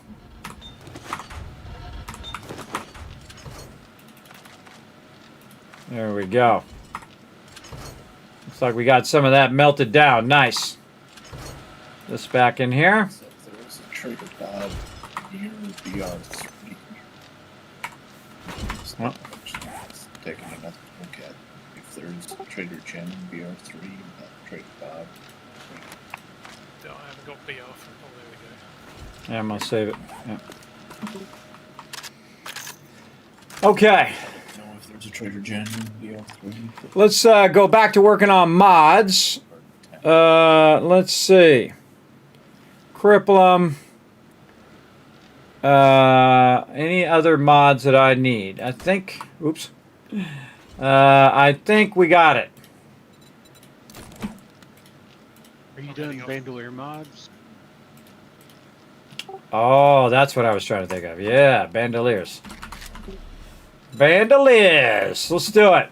Bandolier and the level 1 cigar to the mods box. I got them from Quest Rewards, I think. Armor box. Apparently, I had it tracked on the right side. Didn't even see it. Not enough cloth. All out of cloth. I'll sort the boxes and see if I can find enough cloth for it.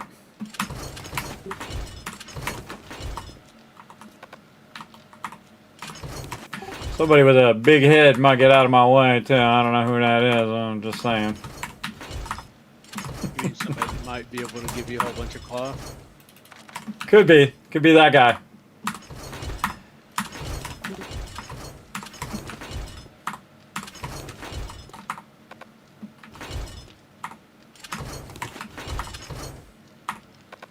Alright, you don't want to get in the drop boxes while I'm trying to combine them. If you don't mind. Scavenge any rotting flesh and so I can get a few more plots out. I think I got all of it. I think I just accidentally put this in the wrong box, too. We had a bunch of cloth. Did we use all of it? We had like 500 or something.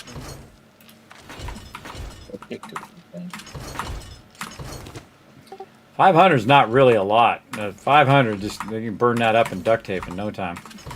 Maybe it was, I don't know. I converted several hundred cotton.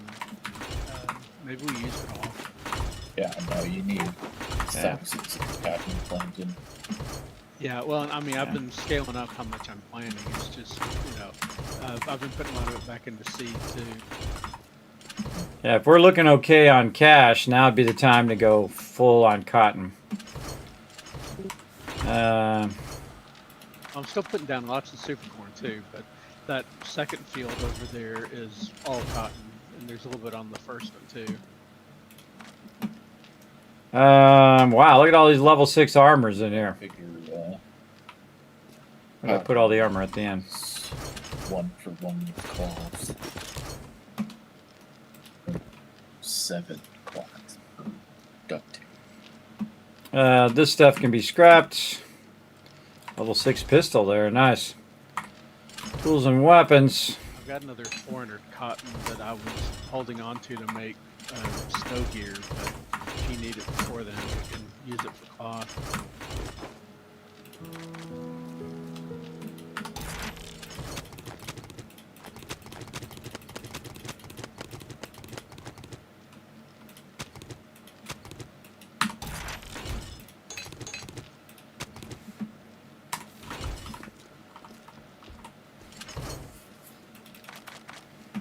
Or you're holding it for your snow gear or somebody else's snow gear?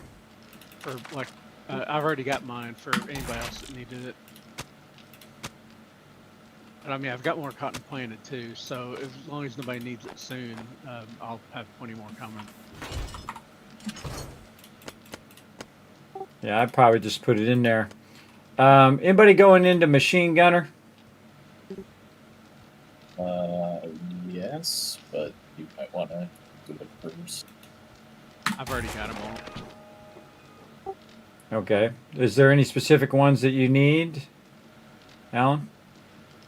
I think I've only learned 1 or 2 of them. I have Okay. 2 final right now.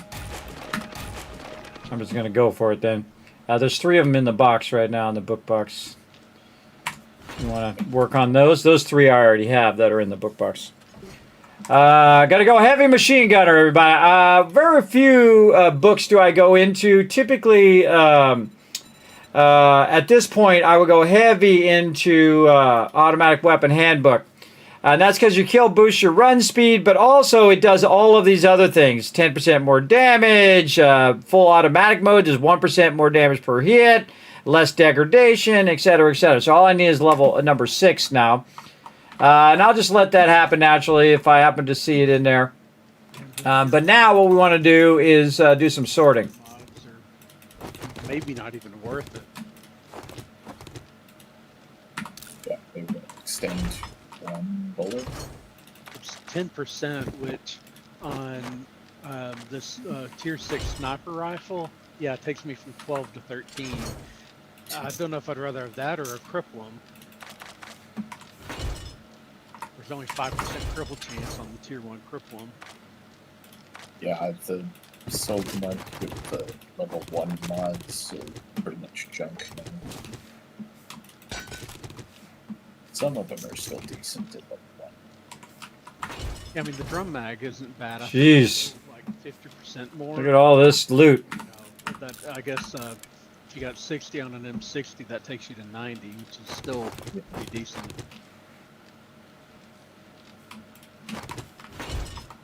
That's a lot different than 10% for the magazine extenders. Hey, Thurbrick, I don't know if this is your level 6 farmer outfit or we found one as a drop, but there's one in the armor box. Yeah, it's an extra. If you want to stick it in the garden box for a spare, you can. I guess there's no reason to scrap it, probably. I got my boots in there already. Yeah, I don't scrap level 6 stuff. I just keep it forever. All right. The server crashes and I lose one, we'll have a spare. There you go. I don't scrap level 6 stuff, everybody. I keep that. All right, this I got to stop. So I can get rid of some of this stuff, man. Stuff backlogs quick. All right, we'll come back to making them blocks later. Got to keep this stuff a scrapping. Get that out of there. Athletic gloves. That up there. Books and stuff. Robotic drones. Peter's already learned that stuff. Scrappity, scrappity, scrappity. And then level 6 glove. Up there. I don't know. If that gets full, I might start scrapping it. We'll see. And you can see I'm just keeping level 6 stuff in case people want to use alternate setups. And then, of course, all of the thermal gear. And eventually, this will be the other gear as well.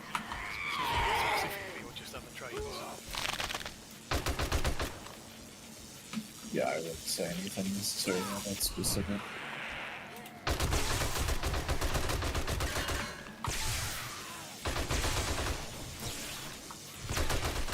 Right, I guess.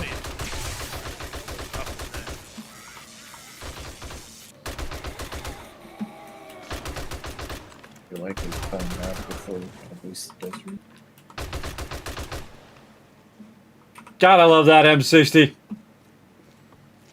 It's pretty sweet. Peter's got that. So especially when you got it all geared out, everybody. You got the rad remover. You got the mods on there. And then, of course, you get the higher level of the drum magazine. Then you can carry more ammo. So you got a lot more ammo on you that you can do. Let's get back to sorting here. What do we got? More books up here. More book bundles over here. Like that. Hey, Peter, could I get a repair on my truck?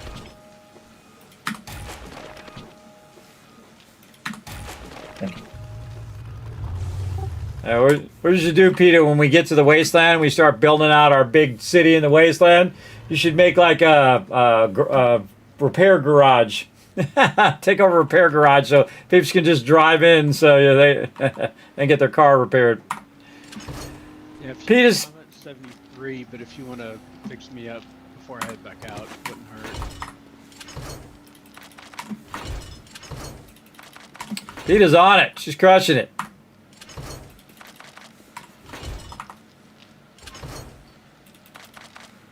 All right. And you can see I just put the ammo right here, but instead of running all the way out there and put it in there, you can do that all at the same time right before Horde Night, which helps a lot. That's a tool goes in there. And again, I could scrap a lot of that now, but I'm just going to leave it in there for now. More books, more mods. Now, the one that fills up a bunch is the weapon mods. Those will fill up. All right, we can also put some of my stuff away here. Another book over here. Box 4. All right, now we're just going to consolidate these back down again. Into there. All right, let's get the books.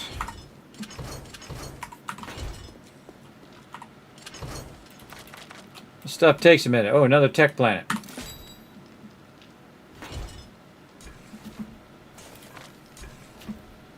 Should really take those recipes out of there. They're really making that hard to see.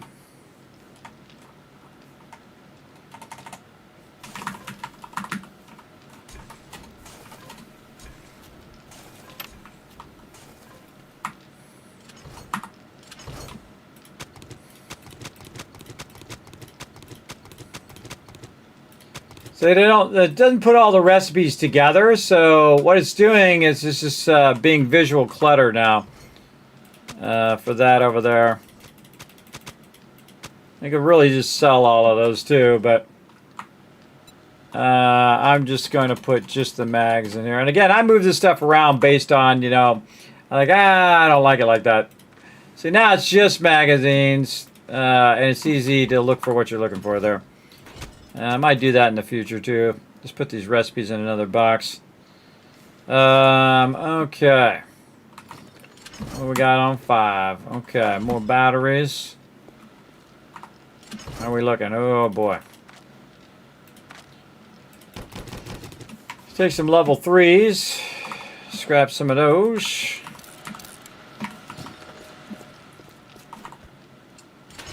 Can end up with a lot of batteries.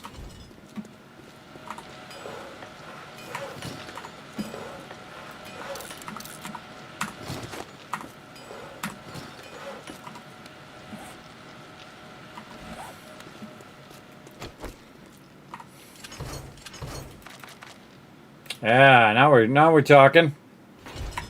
More cans over here. Weapon mods. And then armor. And then this, and this is scrap. Scrap that in my inventory. Some of this is trade box stuff. Alrighty. How we doing? This one empty yet? Nope. More engines.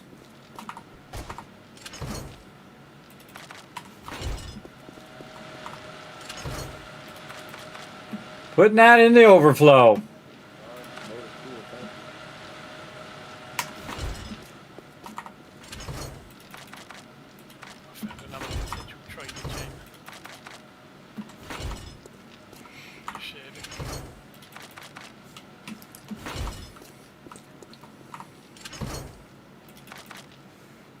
Oh man, they're really scaling up some loot now, everybody. Getting looking good. All right, let's get all these parts.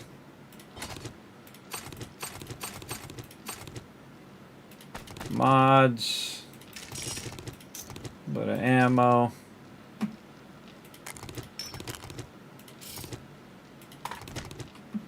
So I need to put that right here.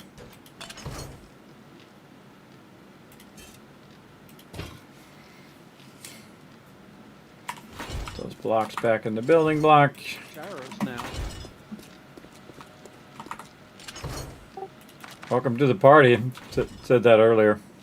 That's probably when my headset was dead. Can anybody make a large motor pool thing? Large motor tool parts? Large motor tool tank. Oh, the tank. Yes, I just learned that earlier. I'll make a couple of those. All right. Looks like we are out of vehicle storage mods.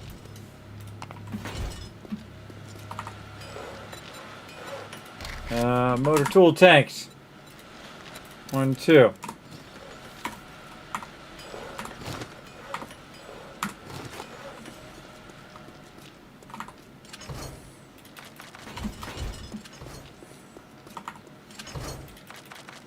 I have a lot of loot. A lot of loot. Very large free farm, and I keep having to refill my bigger spot.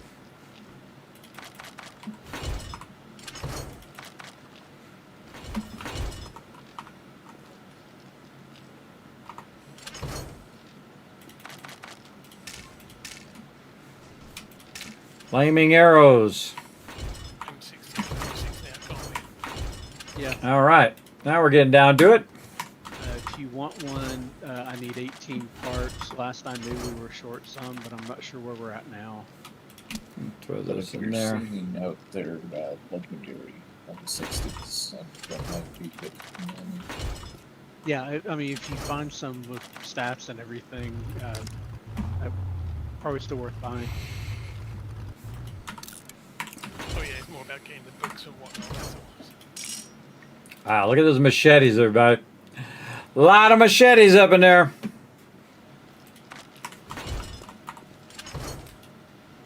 Timer relay. Thought it was a regular relay. Get rid of that. All right. That's a lot of loots. Do a bunch of scrapping there.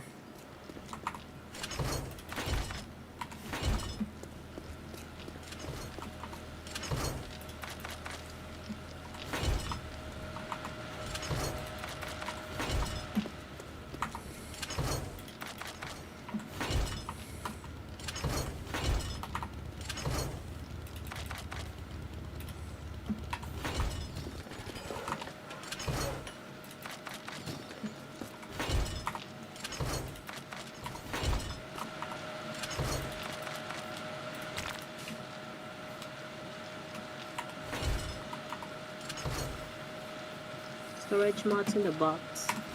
Thank you.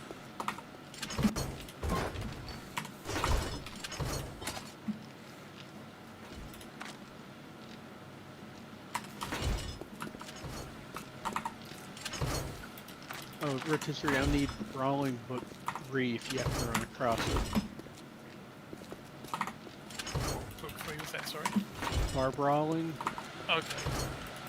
I figure that's probably not one that you buy very often. No, I think I see him occasionally. I don't see him an awful lot.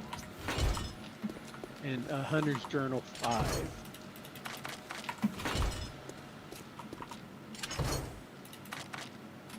Yeah, it didn't go in there if it's a different color mod. Bunch of different color mods in there, but I want the red ones. The Hunter's Journal one gives me stuff from wait. animals. I thought you said Barbara 3. Oh yeah, Bar Brawling 3 and Hunter's Journal 5. We'll trade you this for a large tank. Okay.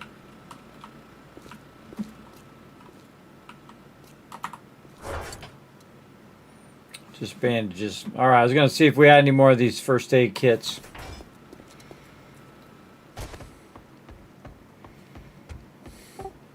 By the way, I think we're go for biome stuff. So if we can get, I say just make 3 of each one, and then anybody doesn't need one, they can say, hey, I need such and such thing after that.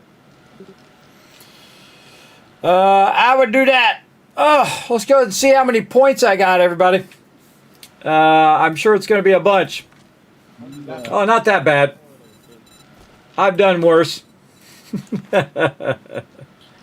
What? Level 7. Did you finish the wasteland? More points. I need more levels. Okay, and we got the drop boxes sorted.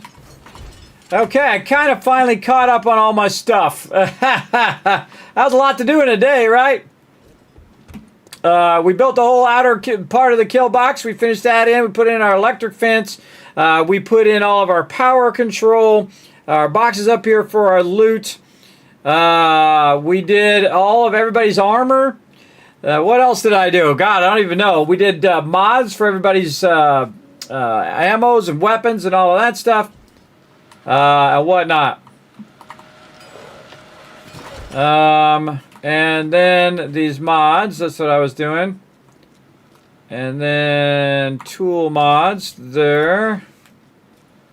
And then what other mods can I do? Hey, I put those gas tanks in the tools mod. Or up above where the cooking is. Let's see. I just got muzzle brakes, so I guess I can make a couple of those.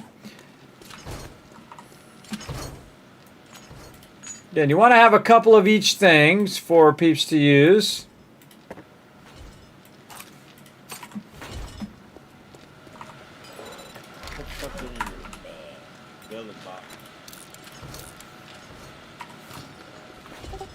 Oh, my building box?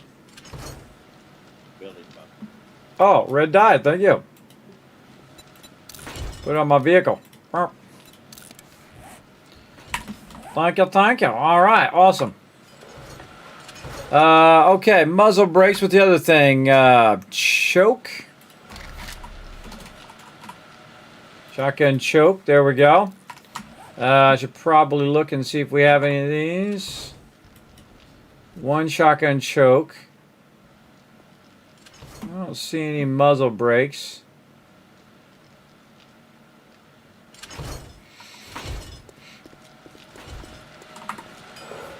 Make a couple of those too. I'm already making the muzzle brakes. Shotgun choke. Well, we already have one in there, so if somebody needed it, they would grab it. Now we need to get into armor. Armor fittings, plating, pocket mods are useless. So armor fittings. Bandolier was the other one we were going to do. We don't have enough cloth, that's right. We got a cloth problem.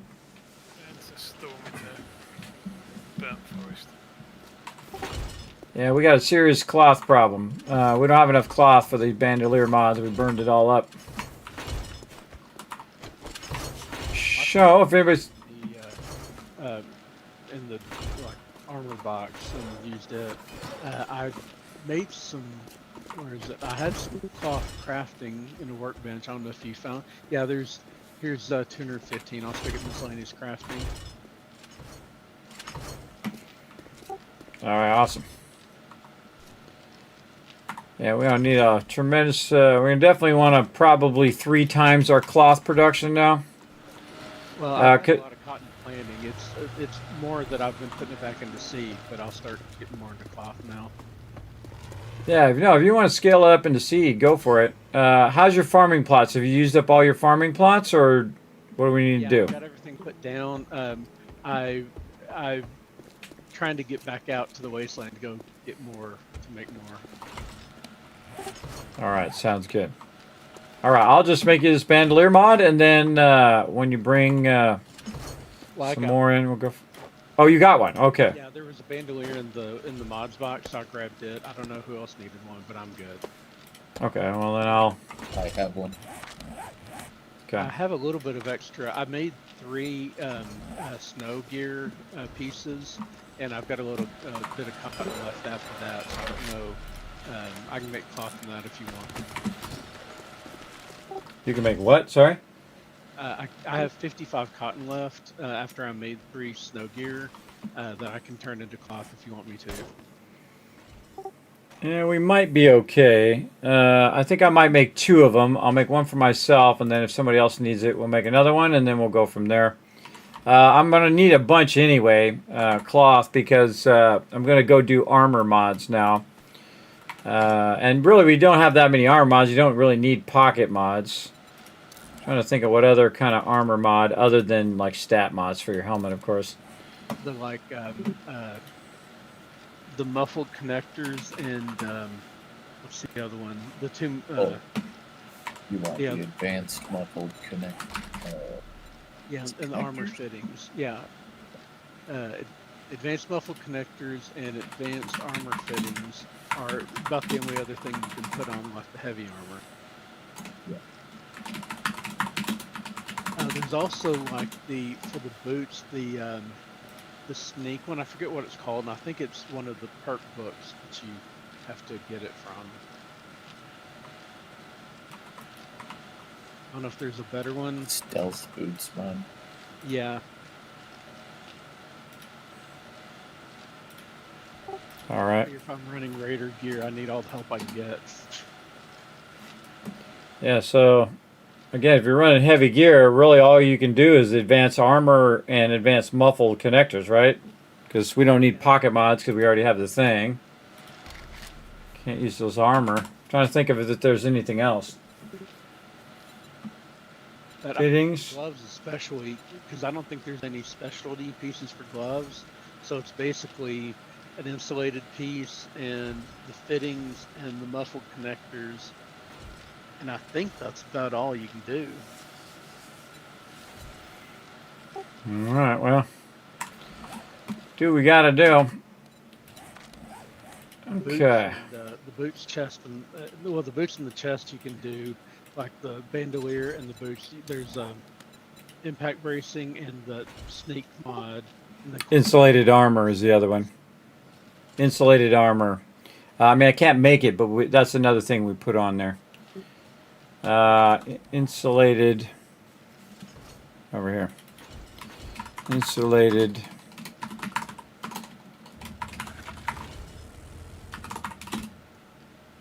Armor. I only realized that because I have one right here that I saw. So we need like a level 6 insulated armor mods for everybody. Armor fittings. And then, of course, on the hat, you have your strength. And where am I going to go with my other hat mod? Again, I'll probably take the fittings off, and I'll probably take both of these off, and then put 2 more stat mods there. Let's see, and then just put it on the other one. Stat mods. I already got strength. I've already got intellect. Did I go a natural 10 intellect? I can't remember. Usually I don't. But sometimes I do, just for the heck of it. I did. Okay, I went a natural 10, so I don't actually need the intellect mod. So I'm going to put that back there. There we go. Now, on the strength mod, that one I do need, and that puts me at 8. If I go 8, it'll take me to 9. If I go to 9, it'll take me to 10. And eventually I need that for the boomstick and for the skull crusher. And then eventually into the strength mastery. Critical injuries, heal, and all that other stuff. Let's see. Pack meal I really like because it makes the stuff in your inventory craft faster, and then you also have like a certain amount of chance to just mitigate damage, which is awesome because it used to go off a bunch. I don't think it goes off as much now. It doesn't feel like it does, but it used to go off a bunch.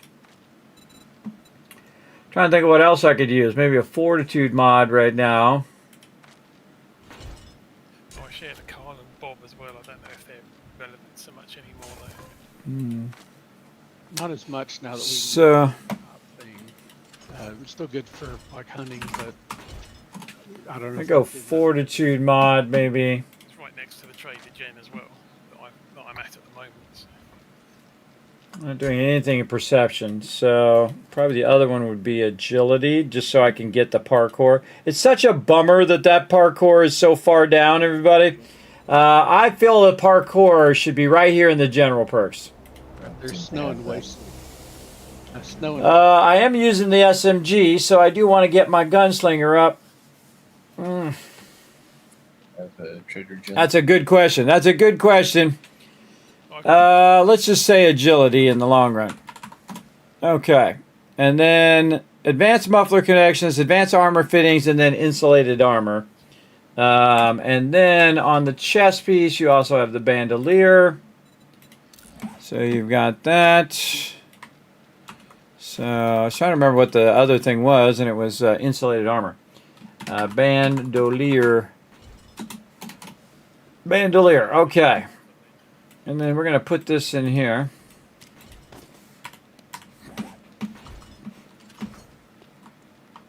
Yeah, probably. Put some muzzle brakes in the mod box. Anybody looking for those? Put those in there. Okay. And some armor fittings, insulated mod. So I want to make some of those too.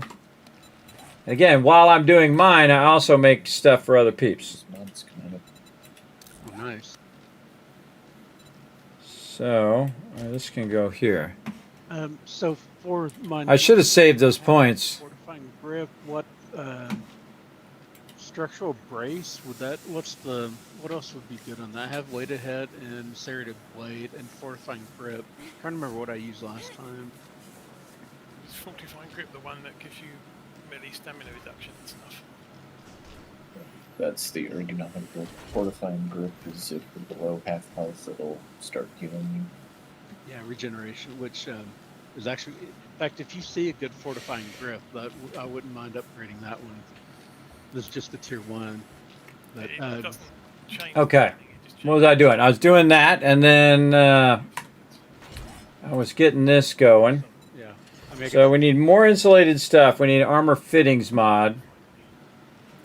And then over here, we need a bunch of this other stuff. And then you have the boots thing, which was... Quite a bit more super corn coming every harvest now. Okay,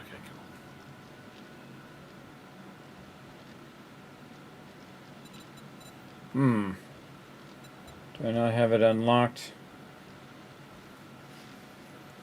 Yeah, impact bracing mod. Let's see, chest. And then boots is impact bracing mod. The stamina reduction would be the best on what is that? And then that's not the structural brace mod. Ergonomic grip. Yeah, the ergonomic grip. Okay. And then gloves. Compound bow in the trade box. Yeah, see, this has a very specific thing where you can do stat mods. This one's bandolier. This one is the impact bracing mod, but the gloves don't have anything specific. Yeah, it's a 2. Do the gloves have anything specific? Kind of like the bandolier mod. Can't remember. I don't think there's any like glove specific mods, are there? Not that I can think of. There's a bunch for head, there's a couple for boots, and like one I think for chest. I don't think there's any for gloves. Yeah, I think they need to get that going. Yeah, for boots, this impact bracing mod is one that I use. Then bandolier on the chest, and then I just use 4 stat boosts because that's 3 points each. If you think about it, if you're at 9 and that's 3 points, you know what I mean? That's a lot of points. That's pretty awesome, everybody.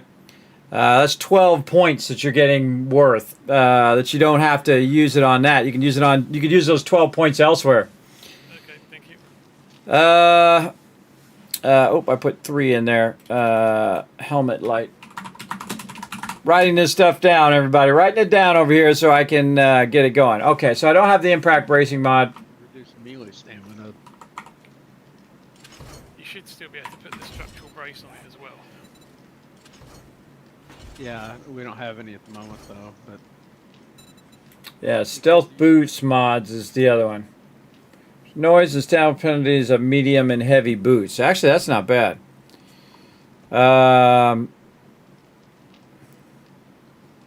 Wonder if I can. I don't think I can probably do both of those.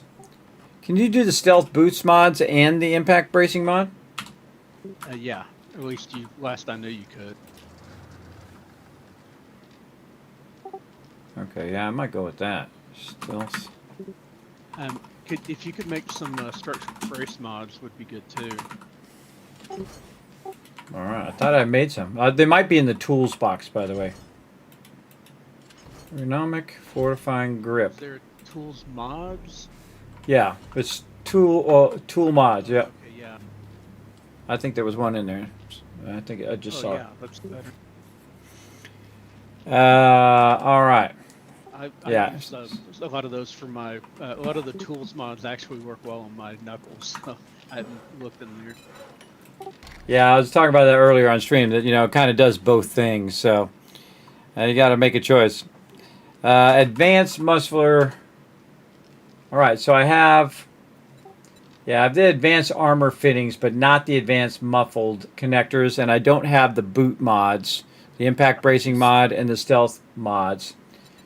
I just grabbed the schematic for the advanced muffled connectors. Oh, awesome. So I'll grab that off. Okay. Yeah, I think our biggest problem is going to be leather. Because I can see our leather's running down. Actually, pretty decent amount of duct tape. All right. Well, I guess you used a lot for, but I should get more when I'm getting rotten flesh too. Oh, leveled up. Got 2 points to spend. What was I doing? I can't remember. Fortitude? Yes. I found a trader pop, which I've shared.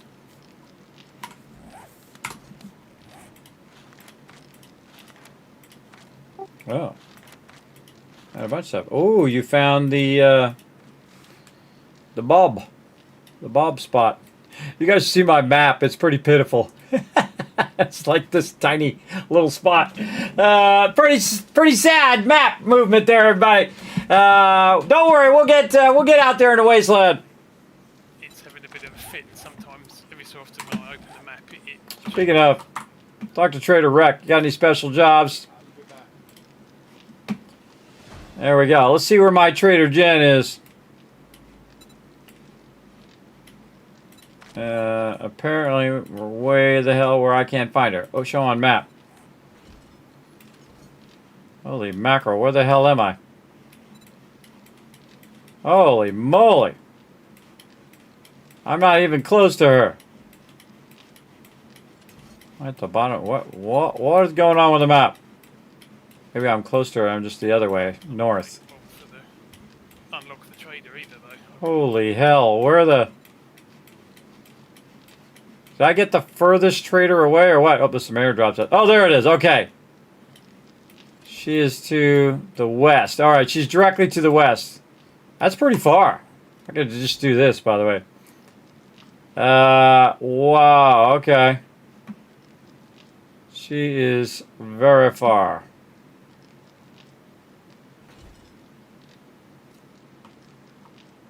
Huh.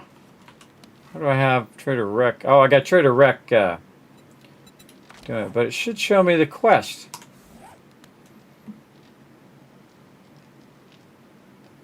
Not showing me the quest one, though it does say I have quests in that direction.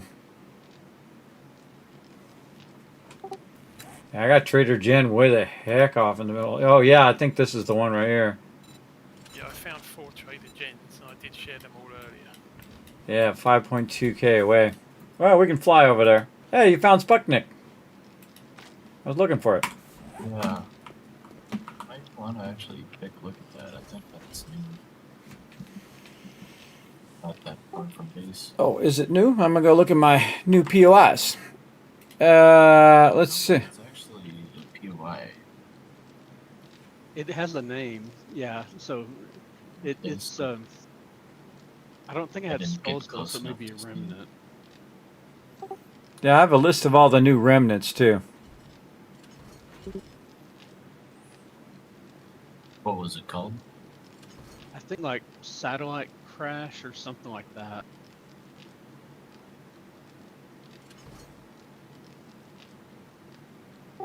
That's not in this list. I don't know why I didn't. Seen it before. Might have been from the last time, we just never got to. Or they just didn't put it on this list. That could be it too. They could have forgot. I don't think it had skulls, so it may not be. They may not count as a POI for. It was raining every time I want to go somewhere. Well, after it's done being annoying and raining every 5 seconds, I'll go and take a look at it. I'm gonna borrow a little bit of your spot here, Thurber, kind of by the road here. All right. I'm gonna build me something with my blocks. Ain't got none. Load my weapons while I'm at it. When you're screwing around with all your mods, everybody, you want to load your weapons because it'll take the bullets out of your weapons. Oh, that gun's broken. Gonna pull that up and go click, click, click, click. I've done that a few times, and you're like, ah! I need some blocks. What do I do with my blocks? Right over here.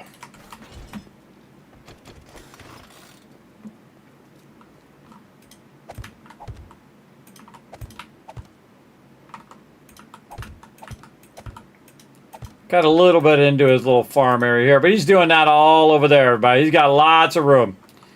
But we're going to go ahead and let's see. We want to start from here. And we want to use our wedge thing here. There we go. And then I'm going to go ahead and do this. And then a square block. And then another wedge tip. That should be good enough.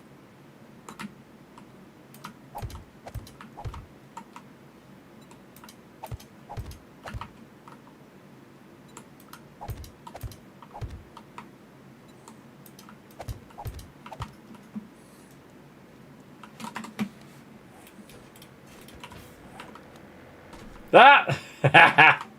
Thorbrick, you tried it before I was about to try it. Thinking smart. What that was for? That's exactly what it's for. I was just putting my gyrocopter to test it. Thanks for being the beta tester. Yeah, it works good. All right. The thing is also because this base is lower, it makes that a lot easier to take off because you're not trying to hit up 5 blocks. And so I'm going to do the same thing in the other direction. All right. We're kind of like our little Dukes of Hazzard thing we did earlier, everybody. The team did. This is a launch wrap for your gyrocopter. Now, usually you only need like 3 blocks up. 1, 2, 3, 4. Sorry, what about Supercorn? I was talking to chat. It's going to be interesting when you're using the ramp going through Supercorn. Well, I don't think that'll be a problem because, I mean, I don't think you're going to fill this whole thing by the time we move. Because that's the next thing I'm about to do is, that's why I'm getting this ramp ready to go and take a look at this place that Foggy put on the map here. And see that. And then I'm also going to go see this other place over there too, that Sputnik or whatever. All right, so these are launching. Now, usually I put this on the top of the base, by the way, but this is just a prime spot for putting these off to the side. Now, again, you don't want to put it on your main road because they're going to be coming in and out of there. But you do want to test your takeoff, right? I don't want to put it on this side. If I put it on this side, bam, they ram right into my electricity, everybody. So you want to make sure that they have a good ability to take off and clear that area before you do a takeoff ramp. And again, those are just 2 wedge tips and a wedge there with a square block. And that should help you take off. Now, what I like to do is I like to back up a little bit like this and then press shift, which gives you a boost, and then it gives a little bit of run time. And then, boom, there you go. You're off, just like that. All right, I'm going to do this miracle thing. I'm going to be out of the base for a minute. All right, so day 74, I have decided to finally get out of the base. Now, I did go to the local town with the team, and we did a bunch of stuff. Wow, look at that tree farm. Holy moly, look at the size of that sucker. I think that's one of the largest tree farms I've ever seen. Wow, that is a massive tree farm. Awesome. Awesome. Let's keep on rocking. Oh, look at this place over here. Could turn that into a base.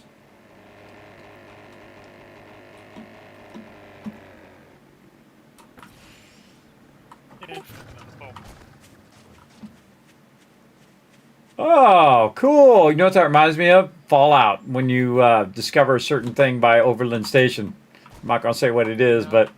Well, and it was actually better, but I got too close. I got too close after I found it, and it exploded partially. I see that. Oh, it's like a bomb. It just goes off. Yeah. I see there's some meds in here. I think it beeped a bit, and there was a flashing light, and then it exploded after a couple seconds. I'm surprised they haven't put a thing like Megaton in the game for those who played Fallout. You have some options with a big nuclear weapon on some stuff you can do. Again, no spoilers on that either. But that reminds me of that. Let's just have some random thing. But it also reminds me of Fallout 4. Some stuff in there. Yeah, it kind of reminds me of that. Slow and steady wins the race. Exactly. Traveling northwest, and I saw the trench here. I thought, who is digging out here? And then I followed the trench and was like, wait, there's a flashing light. That's how they get you to go close to it. You're like, oh, flashing light. I'll go over here and I'll get this loot. And then boom. That is cool. Again, that's not on the list. And it doesn't say, it says satellite crash site. But that doesn't say it on the list. That's interesting. I wonder if I have that on the previous list. Let's go see. Sat-E-Light. Let's check all. The mods and everything. I come out and the first direwolf I kill drops a tier 5 structural brace mod. So I had a 1 that I'd stuck in there and I immediately replaced. Probably reminds me, I know, when was that added? With block damage of 92.5%. Oh, yes. Yes. Absolutely. What was it? Oh, wait, I missed it. What do you say? Doing it, as they say there. Do it! Found a legendary level 6 auger with 92% boosted block damage. That's, I think 110% is theoretically the maximum that you can boost block damage on an auger. Okay, Peter, we're going to need you to say do it here in just a second. All right, you ready? Get ready? All right, Rotisserie G, scrap it. Do it. I'm just kidding. Don't really do that. Alan just had a heart attack. He's like, no, don't do it. Come on, that was perfect timing. Somebody clip that, everybody. Somebody clip that one. That was good. He just died. There we go. What's the big steel thing? This is a satellite. By the way, I looked this up. When it was added to the game, is actually in version 1.0. But you got to think that some of the POIs don't spawn, so that's cool. So again, there might be 100 other ones that we haven't seen yet. Very cool. So yeah, that was added in 2024 1.0. Your level 6 tempered blade mod if you're sitting down. Yes. Get all the level 6 mods. I don't care what it is. Get all of them. Get all of them. I think you got 3 winners right there. Auger, Tempered Blade mod, and the Supercharger schematic. Oh, Supercharger schematic. Oh, we bring that straight back. Give it to Peter. All right, Peter, do your thing. Jeez, needy much. Oh, I was supposed to say, do it, Peter. Give you the mod. Oh, well, I tried. We tried. Uh-huh. Congrats on my first satellite. Yeah, I've never seen that, everybody. But, again, very cool. Again, every time it randomizes the game. And sometimes you'll see a bunch of POIs that you have never seen before, like that one. And then sometimes you will not see POIs that you saw before because those didn't spawn. Like, great example, I was looking on the last playthrough that we did, I was looking for the central city, the big city hall, to potentially take that over again. And it wasn't in the game. It literally didn't spawn it. Does it actually make a difference on those at all for what we usually durability, so it lasts longer. Okay, I mean, This tide is up. I gotta mark my base. Trader Wreck over here. He's got a 6. I've got a 6. Which Trader Wreck is it? This one. Go down if you're using it for building. Just a few Yeah. There we go. Yep. It goes down from using it varying or upgrading.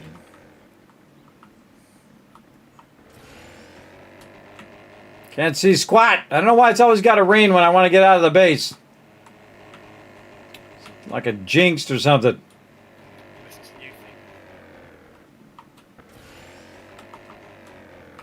Yeah, that was cool. Again, I don't think we've ever seen that Sputnik one. Yeah. It takes a very long time to take the durability down on them. You gotta do a lot of building. All right, cool. What else? What the heck am I doing? Trader Bob, save it. I don't even know what I was getting out of the base for. I was doing something. I could go to Trader Jen. I was going to go look at the thing that he told me. BR2 was the best town. Yeah, that's the one I just clicked on. All right. I'm outie. Closest one as well, isn't it? One coming in, one going out. All right. We're out of here. Now, one of the advantages of a big base like that is to be able to land inside without stuff in your way. Now, I'm going to go out here. It's like 3K out here, which isn't too bad if you're going to move your stuff, especially if everybody got a truck. We all threw all the stuff in the back of the truck, and then we dipped. I typically will put it in the back of the gyro because the gyro kicks butt. And I always thought the motorcycle was the fastest, but they did, according to the forums over there, the Discord, it's actually the gyrocopter now is the fastest. I actually put the speeds of the gyrocopter, according to them, and all the other vehicles on that spreadsheet, by the way, the Overseer spreadsheet. You're welcome to go check it out in the 7 Days to Die info tab. Now, not only is it faster, but also it's faster in the fact that you don't have to like go around trees. You know, if you bump into rock, it slows you down. You can just dip right over the top of everything like I'm doing right now.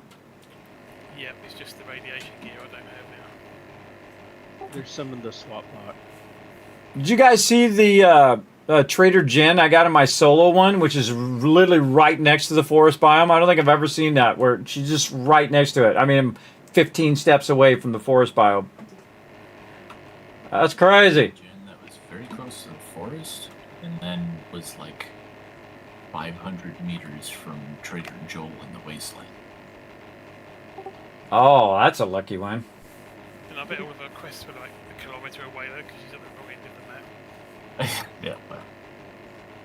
I'm also having weird things with the trader. Like, the trader's not at the top and the bottom or the sides of the town. He's, like, offset into, like, a separate side road. I've been noticing that also. I don't know if that's a change or just a random thing that happened. But a lot of my Trader Wrecks in the solo one are just kind of weirdly off to the side. So I'm, you know, you do what you normally do. You dip through the middle of the town, you go north, south, east, and west, and you look for the trader. Nope, not there. And then I kind of dip over, you know, about 5 houses over, and boom, there he is off by himself. I have noticed a lot more placeholders for the traders as well, like the bandit one and broken down places too. Stops in the gas stations. Yeah. Like you can see that's a spot where a trader will spawn and decided to do something else. Always the way it goes, everybody. Now I have my burnt stuff, but try to get to Trader Jed over here.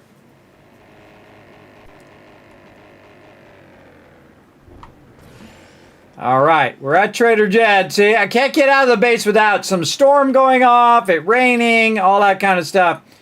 Now what I want to do is basically survey this area. Whoa, look at the size of that sucker.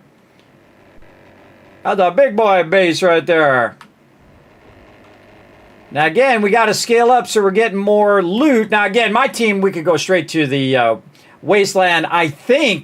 I kind of feel like the mobs are tougher because normally when I get the M60, everybody, you can forget it. I can walk around and just mow down 50 mobs. But I don't think I can do that. I don't really think I could mow that many mobs down without them overwhelming my character in the later biomes. I need to get over here to Trader Jed. Oh, where'd you go? Where'd she go? Where you at, girl? There she is. 12 seconds. Now, the cool thing about the traders that you can do in the... I can see squat. Just got to dive bomb it. Close enough. The cool thing about the traders that you can do in the sandbox mode is you can make the traders always open. So I'm not going to get kicked out. So I can just chill out here at Trader Jed's. Now, I was going to go look around the town and do a whole bunch of things, but now I get to sit here and do jack squat while I wait for this storm to pass, which really sucks. I think the storm should be able to be scaled based on your time, your day's time cycle. And see, if I go out here, I do have a couple minutes, which I can kind of dip around. Oh, I was just about to go out that door. I can kind of dip around and then dip inside a building. But see, look what happens. I'm sliding all over the place. And zombies are on me. I can't even steer this thing. Get out of here. Can't even steer it. So, it makes it kind of hard to move around. Now, if you have the truck's not as bad as the motorcycle. And you are pretty well off. But we're going to do some work over here. We're going to do some work. Actually, it looks pretty big. Pretty big. We got Trader Jed here, which is another one. Show that on the map. Oh, she's way over there. That's the one I got there, too. Where am I? I'm way down here. There's a Trader Jed there, a Trader Jed there, and I know there's a Trader Jed here because that's where my quest is. And now storming the desert as well. And the wasteland. So apparently they're all still synced. Yeah, I think they should definitely let them rotate. I think they should let them rotate, everybody, where one is doing one and then the next one doing one. So you don't have them all at the same time, especially if you're trying to travel. And you're trying to say you're in the burnt biome and you're like, the burnt biome's going off. I'm going to go to the desert biome. And you go to the desert biome and that one's also in storm. I like the premise of the storms. I get the idea of it. I think it definitely needs a lot more work. And it definitely needs to scale to the day-night cycle. Because our day-night cycle is like 20-minute days, everybody. Again, I can go up here and show you in the sandbox options, which is the 24-hour cycle to be specific. Is 20 minutes. So normally you have a full hour to do a day. Like for my team, everybody, because we're so used to 20-minute days now, my team, we just run out of things to do. They're that good if we play it the normal way. So instead of having 7 hours to go from beginning to horde night, we have 2.5. So a lot less, everybody. And it really challenges everybody to rise to the occasion. You can see, everybody, we're day 74. We're having, like, the greatest playthrough ever. And, again, if you like that, hit the follow button. If you're over on YouTube, hit that subscribe button because we're having a crazy night. It's only going to get more crazy when we move to this biome over here. Feels like I'm getting blown around more. Yeah, it definitely does get blown. I mean, it's always been like a little slippery, slidey, but it seems like in the air. I don't know if it's just because I'm bouncing off the ground more, but it feels like it's moving around in the air more.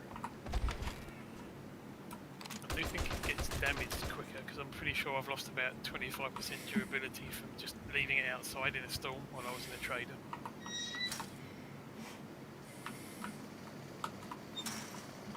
Maybe the armor will help. Like how you got your chainsaw out. It's actually because I've got a critical that I'm slowly healing. With my chainsaw rocker out, it heals twice as fast. Oh yeah, I forgot. Yeah, I hear a bird somewhere. Oh, couple birds. These birds are really hard when you have to do the headshot finisher. I think they're actually the hardest thing in the game.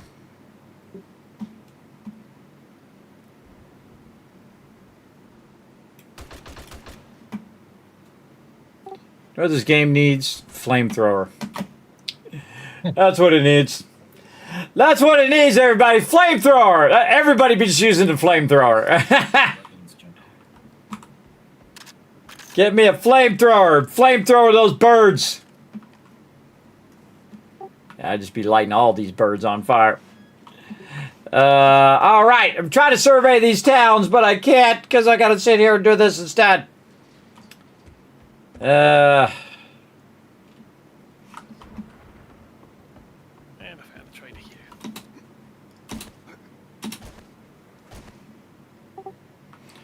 I never realized how tall or how far up Trader Jen is. She's like 4 blocks off the base level. I tore that whole thing down last time, and it was really high. She's really high up, so I put her on the top of the base. That's why I lowered our base, is because I realized I could just lower it by 1 and it'd be just the same. Thus using less resources. It's only if you get a bomber in there, and if my team takes care of those bombers, we'll be fine. But if a bomber gets there, forget about it. It's going to blow up half of that stuff. Some of my first experience with bombers, by the way, everybody, was we were in this base and it had like, you know, those metal walls like you see on the trader. And some bomber came up to the side and I'm like, oh, bomber. And it blew up and it made a giant hole in the side and they come swarming in. We're like, yeah, that's why you got to get those guys as quick as possible. Just shoot them in the legs, everybody. Shoot in the legs till they go down. And if you do have the headshot finisher, then you shoot them in the head. Unless you're a sniper. If you're a sniper, then you can just clock them in the head and get them. But watch out to hit their thing or they're going to blow up like my little guy does over there. What if I can turn that off and turn it back on and it'll blow up? Let's see. Yeah, there he goes. Watch him. I think I needed like 5, and that was it. See, he blows up and he falls off the thing. And now he's back. Skinny makes sense in the forest. Slick grass, snowy, icy, but desert, burnt, slippery, wet, and grindy stuff. Yes, I would think that the sand would be like quicksand or like muddy sand, right? You get stuck in the sand more than you would slide in the sand. If you try to be realistic about it, but don't. I always say in games, everybody, don't override the fun for the sake of reality. I would definitely make it where it's more fun, right? Put the fun in first. Find out what people think is fun, and go with that. All right, has everybody been to all these Trader Jen towns? Oh my God, this is a big town. I think only Foggy and I guess at this point Rotisserie has been to all of them. And Foggy was surveying them for POIs and all that, and he determined that this town was the best one for POIs and all of that. Yeah, this is a big boy here. All right, we might need to tear down Trader Jen's place. Means I get that auger. Yeah, go get that auger and those boosts, those mods. So I'm so tempted to take over this military base, though, because it's in such an awesome position. But we're doing a trader takeover run. Look at that. That base is just... That is just calling for me to take out all those buildings, leave the center building, turn that into the production base. The whole other part will be the farms and the landing strip. I've already built that whole base right here in my head. So we're going to take out Trader Jen, but we're going to do it as a team. Yeah, we'll do it as a team probably next time. So everybody be thinking toward that next time. We're going to come down here. We're just going to take everything down. And then build around Trader Jen. All right, head back to the base. Or actually, while I'm here, I might as well just survey this other stuff. And I got a quest out here, too. How much gas I got? Maybe want to make a pit stop for gas.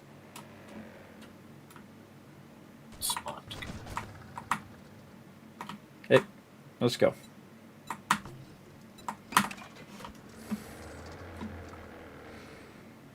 Hey, Mo! He loves it when I do that. It's his favorite. He's like, fly over my head and honk at me. He loves it. I'm zombies. There we go. True. Just one of those logical comment not game is more fun.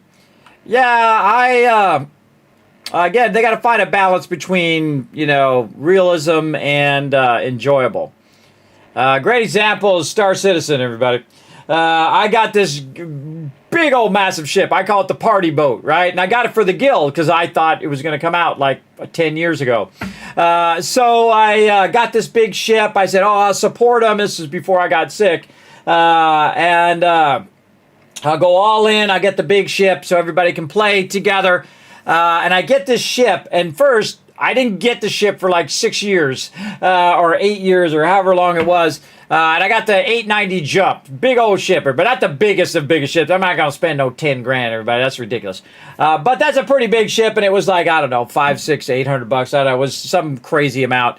I went and got that ship, and so I finally get to fly my ship, right? And I'm so excited about it. Okay, I get in my other ship. I have a, whatever that thing, Constellation, the Phoenix version, the kind of nicer, kind of ferry people back and forth version.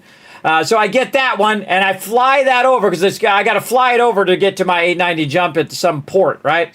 So it takes me 8 real-life hours to get my ship from this port all the way to where my 890 jump is. So once I finally make it there, now, of course, they added fast travel now, but I got all the way there, and then I went and I landed in this thing, and I barely touched the side. Brrr, boom, ship blows up.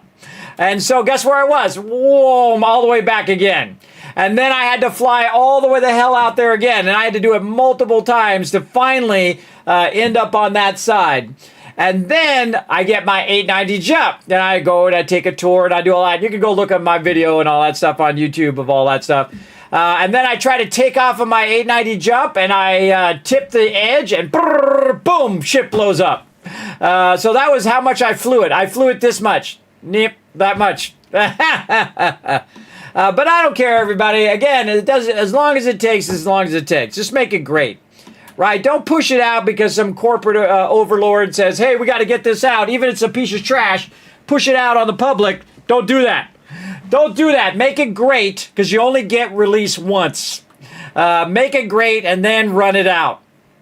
But also, don't take forever. I mean, if you're mismanaging your game, don't do that either. Don't be like Duke Nukem Forever, because it took them forever to bring it out because they had to keep restarting the game over and over again, which was a bummer. Oh God, I gotta look at what day Horde Day is. I hope it's not day 75. I think it's 77 because it was 70 before. Let's go see. Try not to run into this mountain while I'm at it. Day 77, yeah. I've got a 2 in my knuckles. What is with the sneezing? All right, I'm just wandering around, everybody. Wandering around. I haven't been out of the base at all. This is the furthest I've been in this playthrough. I've literally been within like 2K of the base, or probably 1K of the base, because I've been working on the base. I've been getting us where we've been getting, and so is the team. Wow, look at that one. That's another big boy city over here. A lot of big ones, but I think that one has bigger POIs over there. Also, that one's closer to the base. A little easier to move. One of these days, everybody. Probably not today.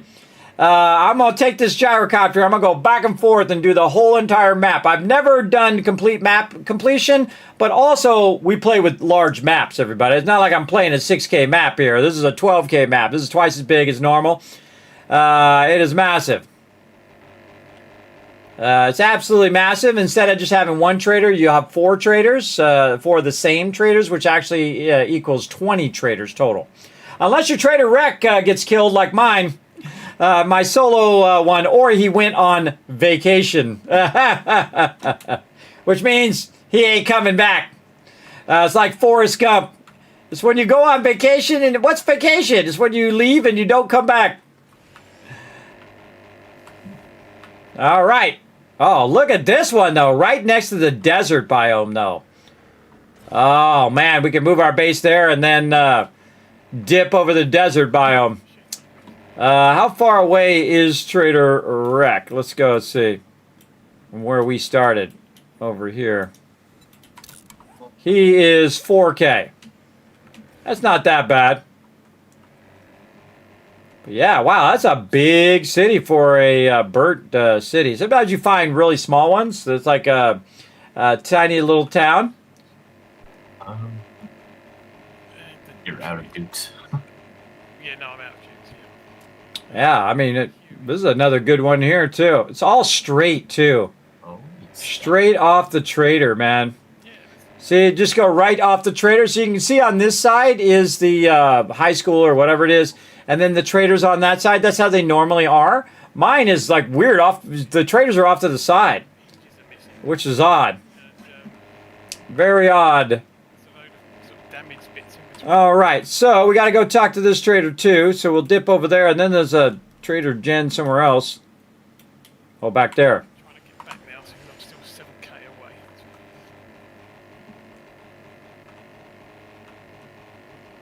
I gotta watch my time up there too, so I don't get too close to Horde Day. Well, thank you, Lexa. I've been having a great time. Again, this is easily the greatest playthrough I've ever seen. The team is crushing. We got level 6 everything now. We're trying to get level 6 mods for everybody now. The mighty Kismet Killbox does an amazing job, though very dangerous because it's so large. It's difficult to defend all the different sides, but very effective. As you can see, definitely wanted to test it in this playthrough to see if it was a good idea to take the whole trader. I would not take the whole trader. Even with my crew, I would take a portion of it, so this just doesn't take that much resources. That was a lot of resources that we used in there.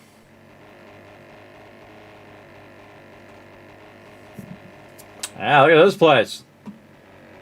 Another place with a ton of POIs. And right next to the desert as well. Again, eventually we're going to move to the desert too. Then we'll move to the winter biome and then eventually the wasteland. All right. So that looks good. Oh, wait, I got to go talk to... Whoa, oh! Whoa! Just saved myself, everybody. Oh, man, that was close. Woo! Somebody clip that one. Just barely saved myself. Let me know if you clip it in the chat. I give a bunch of kiss caps in the chat, everybody. You can't put the clip in the chat itself, but if you do clip it, let me know, and I'll just take your word for it. Almost fell out the gyrocopter and died. It's very easy to accidentally hit that E key. It's kind of like when you're playing PUBG. Oh! Kind of like when you're playing your PUBG and you run yourself over. That was perfect timing. Ran myself over with my own gyrocopter. All right, I got to go talk to Trader Jen because I got a quest over here. Look, I'm actually getting a quest done too. It's amazing. Crafting skill bundle. Do you got any special jobs? Oh, I got to open the trade route to the next guy. Well, we'll just hang on to that for another 75 days. Like we did on this one. There we go.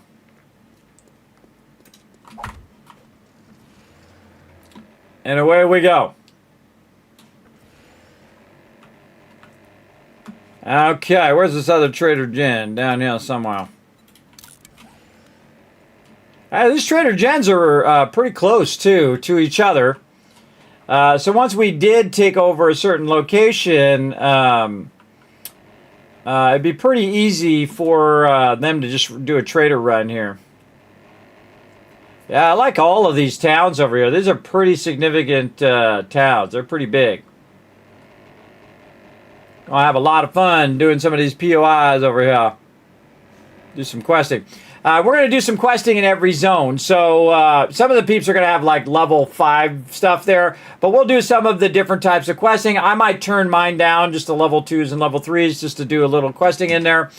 And it's all for the fun of it, everybody. Again, not just to rush to the end, which we could totally do. We could just go to the wasteland at this point and take over.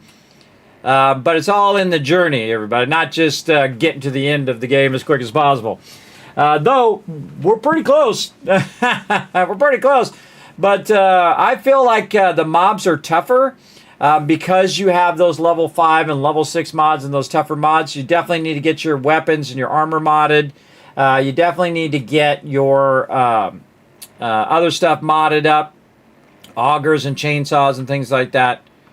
It just feels tougher to me.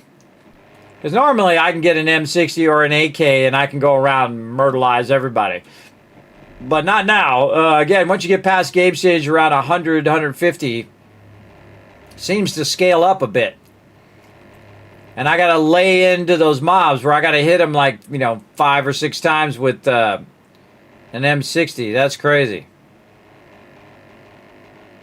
But that's logical, everybody. It's logical to make it a bit difficult because otherwise it'd be too easy if you get those mods and then you can just run around wiping out all the mobs. So again, if they made it tougher, awesome.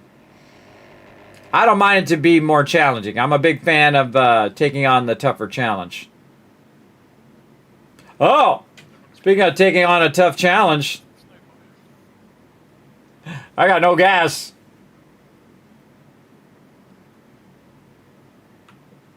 Might want to go down a little faster. That's why I got so quiet. It's like, wow, it's really quiet. Oh, look at this perfect landing right on the road. Beautiful. Good enough. Gas her up. All right, now we good. I think I put the fuel saver on there. Man, I'm burning a lot of fuel too. All right, again, surveying the area.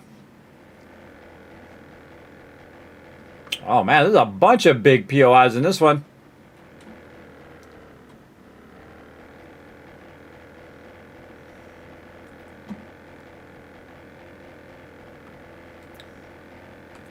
Now I'm just looking, everybody. We're gonna do that one back there because the team suggested that one. As the one with the best POIs that they want to do, so we'll move over there. But I'm just looking around because I haven't been out of the base in 75 days or so, or 70 days. Oh, there's a savage country over here. Oh, this one I'm at right here has a savage country. I mean, do we need... I guess we could use more legendary parts for something. More augers and chainsaws.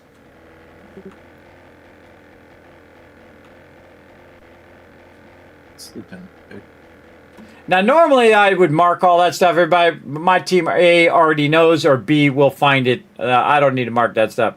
But in the old days, we'd go around and we'd mark everything because you didn't have questing or any of that stuff. So you'd say, okay, this is where a crack-a-book is, this is where this is where that is.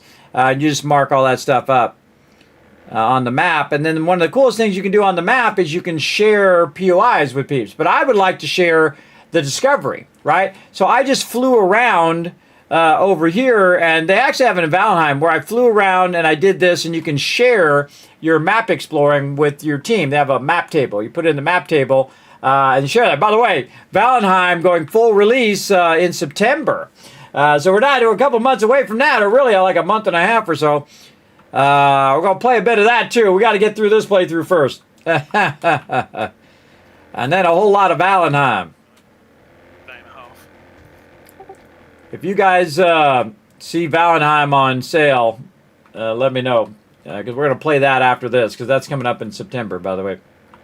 Going to go 1.0.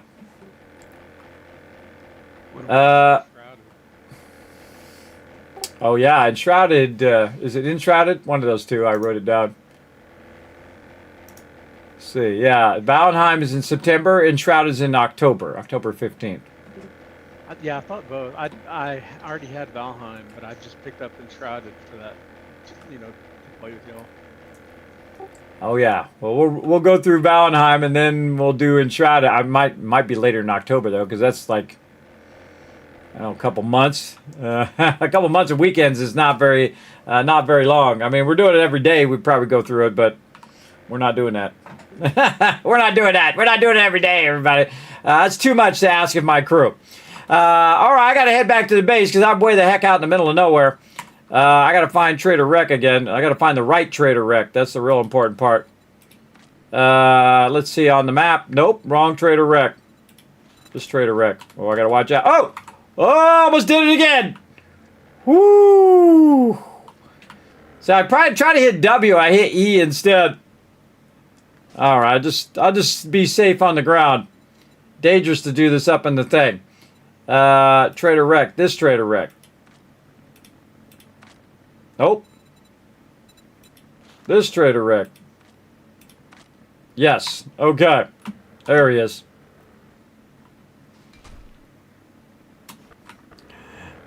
There's only one rock in this whole area and I managed to find it. Alright, here we go.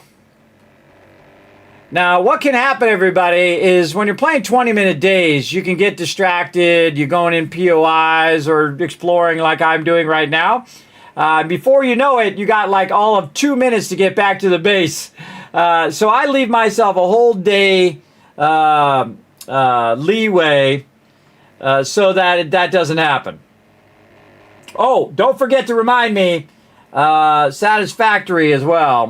Get some biofuel at the end of this. Let's see, how long is it? So let's just remind myself in about an hour. Hey Siri, set a timer for 1 hour called Satisfactory Biofuel. She did it. There we go.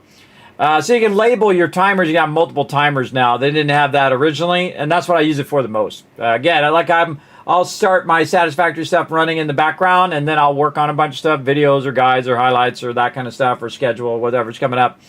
And then it'll beep and say, hey, you need to run some more ore. All right, start some more ore going, then back to work. I'll be doing that all day later today. When I get up, I'm going to be running that Satisfactory in the background while I'm working on a bunch of other stuff. Man, this is a ways away over here. Yeah, the Heal Broken Arm challenge. Oh, yeah, that one.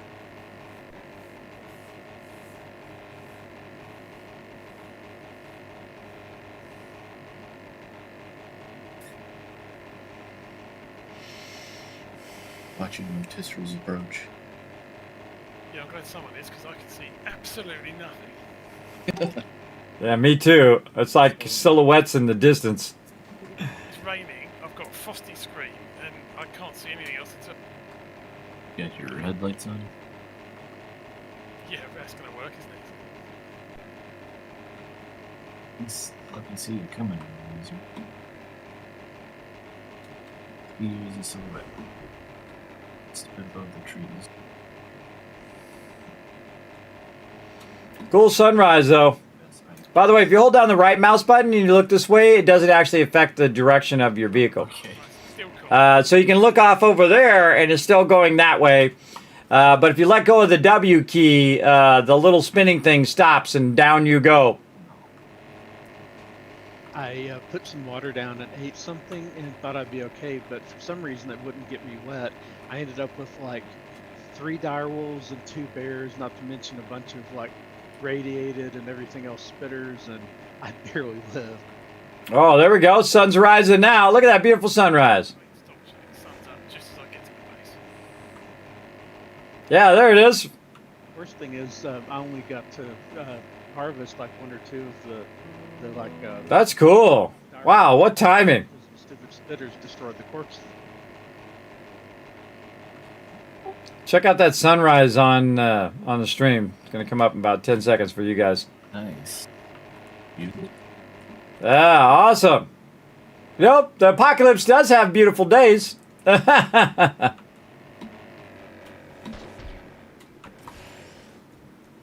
Uh-oh. Landing in the field. Try to dodge, not hit my team. I was trying not to hit the blocks either because it takes the blocks out. Oh,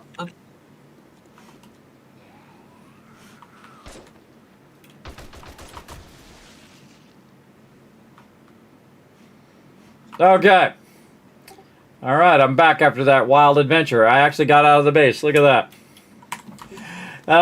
Look at that. All right, look at this base, everybody. Look at this. Trader Wreck just standing there going, oh, boy. He can't say nothing. I got it turned off. All right, everybody. We're coming up on Horde Day here. I got to get back to work here. I got a job, and that job is to manage these forges. Let's get it going. How we looking? Oh, they already put stuff back in there. Oh, that's nice of them.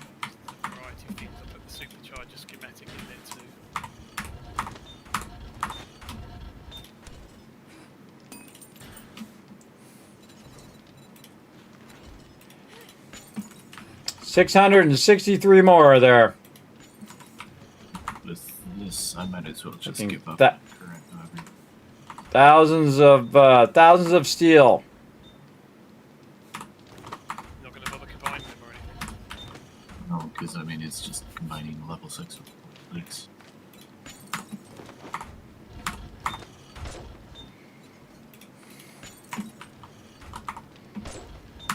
So 74.1 block damage just on its own. I throw in all my mods, and it goes up to 103.7. Nice. That's like 1.25 times as much block damage as you could get before 3.0.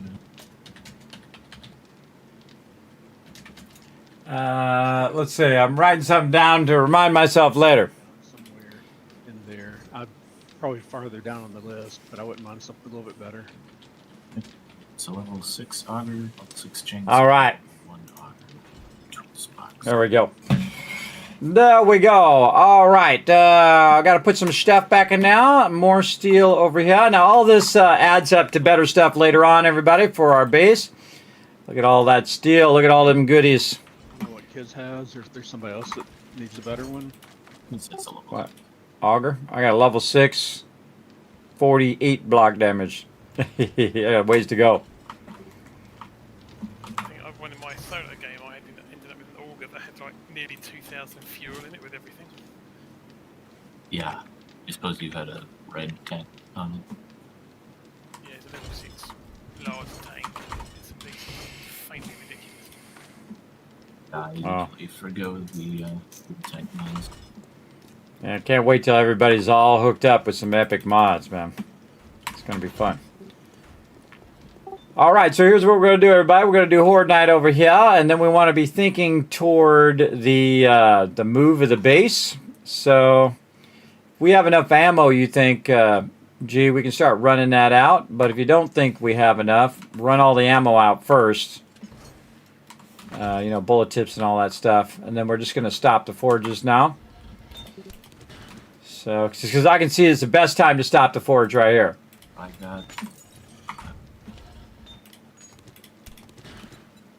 What? I don't know, I guess it had to be slightly more block damage on this. I'm 2-shot stone. There's another 4 level 6 anvils in the building box, Kiz, as well. Oh, wow.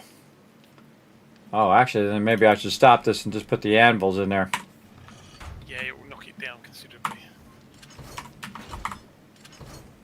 Oh, wow. Okay. All right. So, yeah, I want to stop melting it down. 80 minutes to sort of 30 or so. It's crazy. And then I'm kind of wasting a little bit of resources there. But, again, time-wise is more important than those resources. So, we're going to run that. Oh, wait, no. We'll run the crushed sand first, just to get that out of there. Then steel, then clay. Thank you for repairing it. Oh, man, that'll get that going in no time at all, everybody. Yeah, that'll be like 30 minutes. It's going to be very fast. Okay. Then we're going to stop this. And again, I hate to max that out, but it is what it is. Okay, then this. And then what? Yeah, that. And then clay soil. That is going to run out really, really fast. Okay. Then here. Melt down a stack of radiators like that. They're about 30 seconds a pop instead of like whatever it was. So, I mean, it would still be a little bit of a pain. You have to babysit, but it'd be more practical to just stand there and feed them in if you really wanted to. Yeah, I mean, I basically babysit everything on the forges, all the batteries and all of the radiators, because I was doing stuff around the thing, and they go down pretty quick. I have pack meal maxed out, and I hooked out a stack of radiators, and it was open, so it's faster. Oh, God, that's so much faster. 70%. This is only 20%.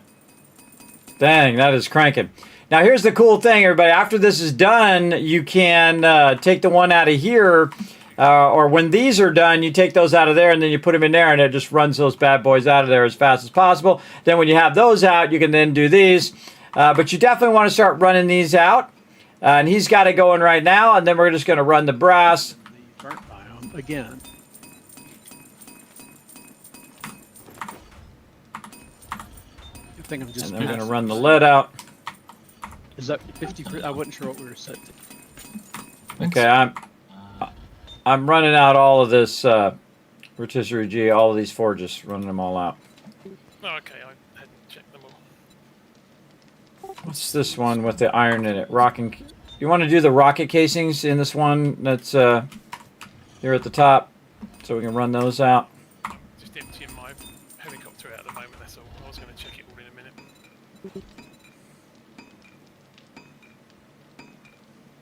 That one's already running out. Well, I'm heading back, and I have more farm plots made, but I don't know how many my total is going to be because I used up all my nitrate. I could have sworn I saw more nitrate.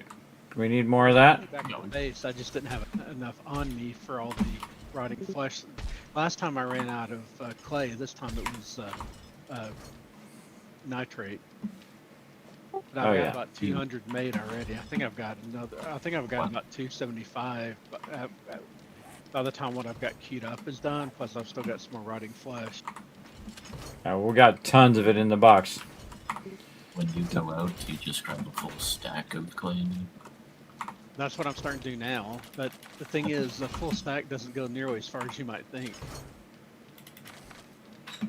200 farm plots is quite far. All right, why am I... Oh, right there. Something was weird there. Actually, that's my stone. Copter into the base. How bad is that going to hurt the base now? Not much. If you do the bottom of the base, it's concrete now.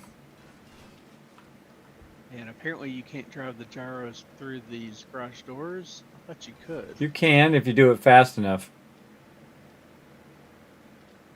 You gotta wait for the door to open and then go. There you go. Unless you turn left and crash into the thing. Then the door closes on you, and I need some curbside service. Whoa, you just full on did a bootlegger right there. You came in and put the whole thing around the other way. Awesome. I've done that in real life, by the way. Backwards. Bootleggered. I thought, because I had it was my first car that was my car, and it had a digital display, and I'm like, hey, I wonder if the digital display works in backwards. Famous last words. Famous last words. I was going, I don't know, 35 miles an hour down this street with cars parked along the street. It was a residential street by my friend's house, and I was going 35 miles an hour because I didn't think it through because young. And then I thought, oh God, and I hit the brake and it went and went like that. And it was so loud that people came out of their houses and were looking at what was going on. And I just missed all of the cars and turned around the other way. My friends are in there. They're going, oh, we're going to die. They should have known better. And then we got the heck out of there because we didn't want to get in trouble. We bailed. Yeah, it's pretty funny, though. Pretty funny, everybody. I don't know what I was thinking. And the answer to that question, by the way, yes, it does work in reverse. Oh, there you go. See, Rescue, I told you the answer before you asked. There you go. Because remember, you're 10, 20 seconds delayed from me. There you go. Myth confirmed. Yes, digital dashes, at least on that car, do work in reverse. So you don't need to be crazy like you and risk everybody's life in the car by going backwards at a dumb mile an hour. Very dumb. But then again, that's how you learn not to do that sometimes. See, I had everybody tell me not to do it. So we did a whole bunch of things and we said, man, I'm not doing that again. I'm going to die. That's crazy. All right. We're almost there. What else? Let's see. Running out my forges. How's my mixers doing? Ooh, yeah. Come on. Come on. Get all these mixers. Now, what I'm going to start to do is decommission the base, everybody. And that's where we go in and we... that's not it. Concrete block right here. We start to basically tear down the base. Let's say 350. And so we start to let everything run out. Now, you got to kind of run up to it, where you start running everything out. You're getting everything ready to be moved from here to the other location. Now, what you don't want to do is take all your food and all your water and all your miscellaneous crafting stuff and take it to the new base. Because then one of these might be damaged and you have to pick these things up. So we don't move anything now until we're absolutely ready to move it. Now, the only thing I typically will move is just stuff for building, like cobblestone, building blocks, things of that nature. We do that first. We build out the base first and have a place for all this stuff to end up. Then we go ahead and then we move. And I got a fun base to build on this next one as well. We're going to have a fun time. That's for sure. For sure, for sure. Okay. And we'll do that next time. I'm going to go ahead and fit up some of my stuff here. Oh, I got to take this one out. There we go. Complete that one. Those mods in the swap box and the machete, and there's a auto shotty that you can merge as well. Main thing that was for me, I just barely got back, so I'll check it in a second. And Kiz, are you still needing leather? Always, I think. Well, check the miscellaneous crafting box. You should be in better shape now. Oh, you got a little bit. All right, make some more bandoliers while I'm thinking about it. Bandoliers. Direwolves and bears drop leather and like animal fat in addition to the rotting flesh. Except for one problem, we don't have enough cloth. I'll have to wait till you grab that cloth, or I'll check the boxes. Yeah, I got a little bit of cloth in there. It's ready. Looks like everything's about to be ready in a minute. Is 44% for a magazine size pretty good for legendary weapons? Depends on the weapon. You're talking the magnitude at 44%? Yeah. Yeah, I think that's pretty high for the magazine size boost.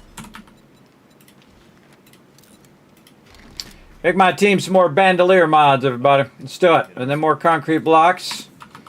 And then up here, oh man, we make a bunch. Yeah, you don't really want to know what weapon it is. Holy moly! All right, we got a lot of stuff to convert over here. Wow. Okay. What is that? That is 850, 875, 475 there, and then 475 or so there. That's a pretty good guess. Okay, letting that run out. Now we have a bunch of other stuff we need to convert over here as well, and get that going so that we can just take the concrete and not all the raw resources with us here. So we are going to go here, and there's probably more that needs to be run out. Yeah, I forgot to take that stone out of there too. All right, we'll start some going. Hey, sorry, what's 8,878 divided by 6? Thank you. You got to say thank you to Suri, or she continues to be creepy and listen to you.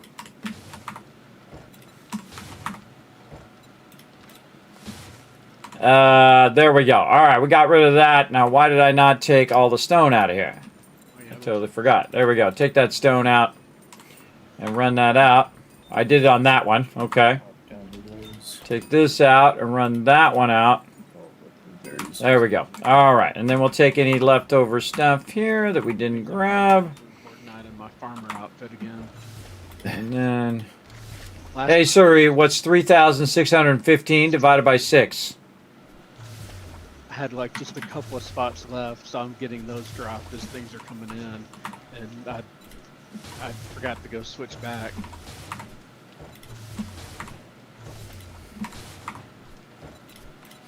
Okay, that's going to convert all of that. And then we'll do the blocks. There's that bandolier mod. But yeah, I think the end of this will maybe a different chunk. Did you want this? There's a bandolier mod in the armor box and intelligence mod. If anybody needs that, go for it. All right. Shotgun ammo on me. Yeah, it's going to be a crazy horde night coming up, everybody. Holy moly. I'm getting a little nervous. What should we do while we're waiting? Get some food and water. That's what we should do. I'm just going to take a full stack now. Take a full stack there. Where's my... I got my stuff here. I try not to eat it in the box, everybody. I eat it out of the box. Otherwise, you're like blocking other people. Sorry, was that talking chat? There's a present in the building box for you. Just don't freak out when you reload it. Oh, okay.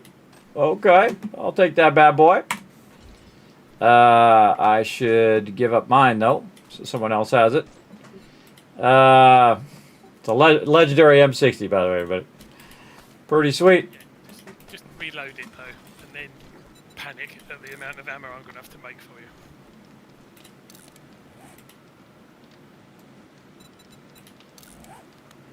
Oh, it's already modded out. It's gonna mod it. Okay, hold on. I gotta... Bearing in mind it's a level 3 drum magazine, not the best one. I see, yeah. Already have level 1. Take this out. This. What's the other thing I was doing? I can't remember. My mod. Right? I can't remember what the other thing is in my M60. I don't know if you wanted to cripple them instead. I think that's what I was doing. M60, drum magazine. Yeah, cripple them. Cripple them. This. Alright, let's just do it in order. Alright, drum magazine up here. Or that's not drum, the rad remover. Drum magazine. Then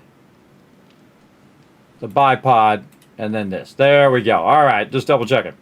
And I'll take all these out of the other one. And then let's go here.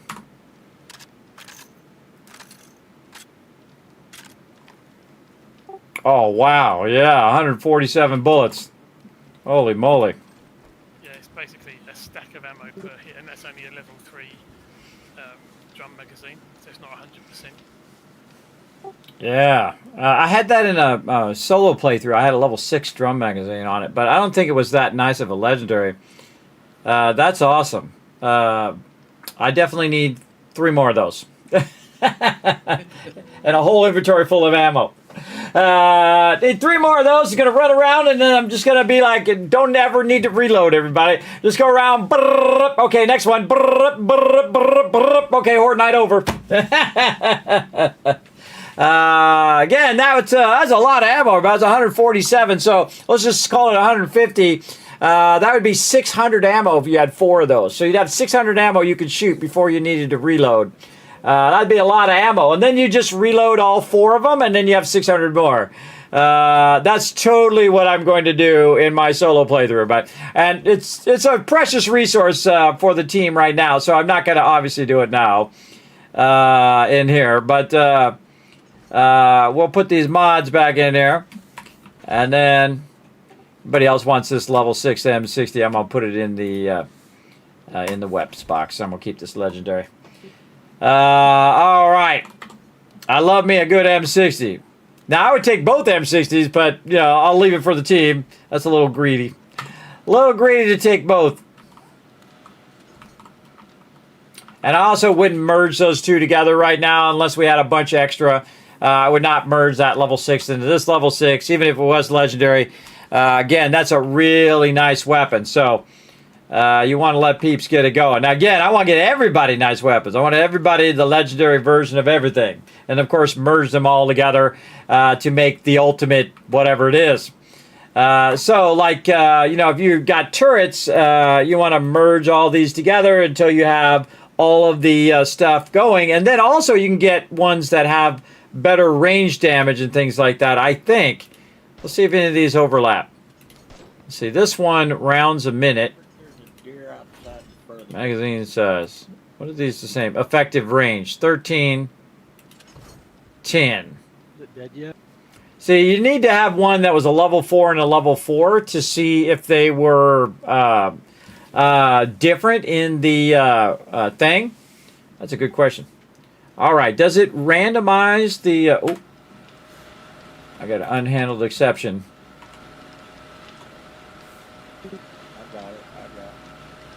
Okay. I'm trying to get stuff replanted before Horde Nights. All right, anybody else get like a weird error? No.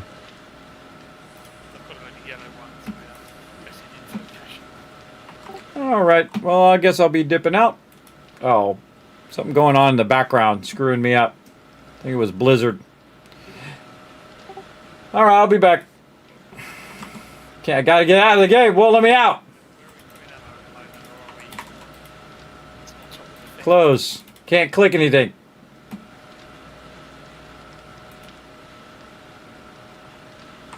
All right, let's go try and see what's going on with Satisfactory for a minute. We'll let that figure out what the hell it's doing while we go and do some Satisfactory. Now, I have this in the background. I can hear the thing running. I'm going to mute the sound. I have it up in the background. Now, the problem is Horde Day. So I got to get that to close and get back in the server before Horde Day starts. Because that's always how it goes, everybody. It always does something funky right in the middle of whatever you're doing. All right, did it quit yet? No. All right, I'm going to have to go full-on force quit action here. Task manager time. All right, 7 days to die. I'm sorry, but you're going to have to get in tests. There we go. Let's see if Steam says it quit now. Yeah, okay. I had to force quit it, everybody. Did not want to let me interact with it anymore. All right, we'll get back to it. We'll let that load while we're getting some more of this ore from Satisfactory here. Right now. Get more ore from here. And hopefully we make it back by Horde Night. Again, loading in the background. Like this, and then we'll log on the server. That's going to take a minute. And we'll let that run in the background. And we'll do some more of this. Now, the thing about Satisfactory is I'm not on a server, so this one's a local game, so it's not like it's polling the internet and causing the other game to have issues, in theory. But we do what we got to do. There we go. Run that. Run more ore. You'd think by now, everybody, I'd have this done, but no. That's the ultimate challenge. All right, give me some splat maps. Cutting into my playtime. There we go. Spawn. Now, luckily, I'm already in the horde base. There we go. How they got in? I got wrecked. I got trader wrecked. All right, I was going to do some sorting here. Let's go. Did you already learn the supercharger mod, PETA? Yes. Okay, I'm going to learn this other one then. I found another one. Yeah, nice. Did we make a bunch of superchargers? Oh, man, I want some of those. We did. Oh, fuel savers and superchargers in there, everybody. Stock up.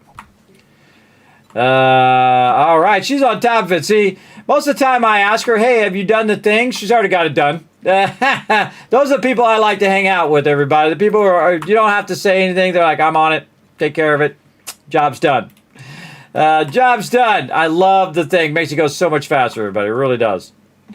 So much faster. All right, and something is weak. What is weak here? Oh, my gloves. Let's repair.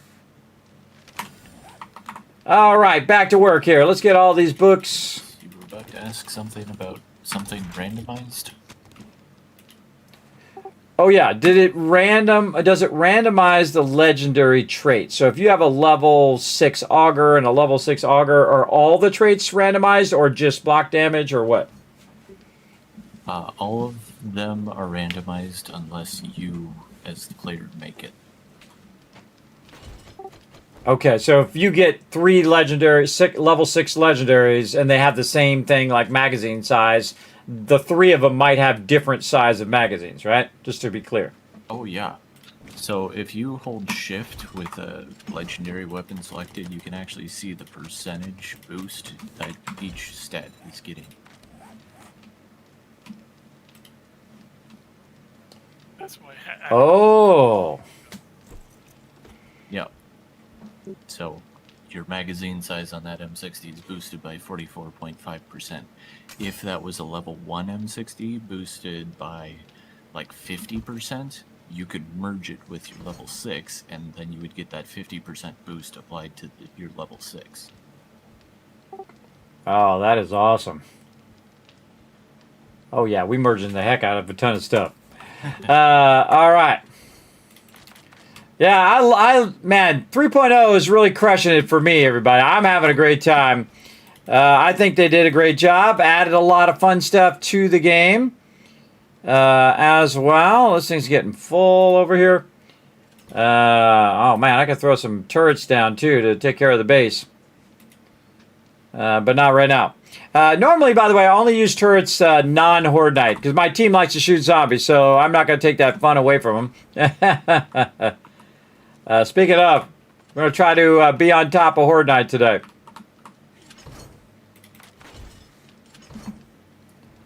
As well. What else are we doing? We are sorting.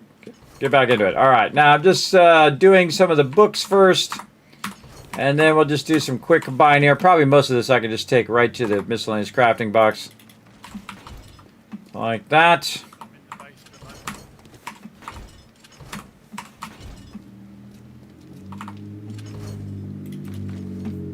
That's scrap. This is a regular weapon. We're going to get rid of that. What? Food, water, meds up here. We've got more 762. Yeah, there's a load. I put a load more in the box outside. It's about that time, everybody. Don't wait till the last minute like me. I would drop what you're doing, get your character prep. And this one's going to be a crazy one, too. This one's going to be a crazy one. Yes, there's a load of it already in the box outside. Oh, that's a tool mod. Tool mod. No. The doors are already off. Don't worry, I'll take care of it. Maybe. Maybe I won't take care of it. Maybe I'll just leave it. And I figure out where to put these armor mods. There we go. I think it's turned off because I turned the electricity off. I don't think the door is off. There's a little bit of... Oh, I know why it's off. It's off because I don't have any fuel. How about we just refuel these bad boys? Huh. Oh, it was like off, weirdly. Is there a broken wire somewhere? That's a good question. Get my stuff.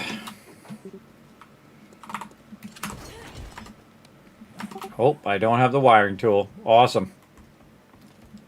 Gotta go back at the... Okay, everybody should be in the front. It's about that time. Be moving toward the front. Forget about whatever else you're doing. Snag yourself some serious ammo. You had 762. Let me go see if... There's some in the ammo box in the base and some Is this working? on top of the thing.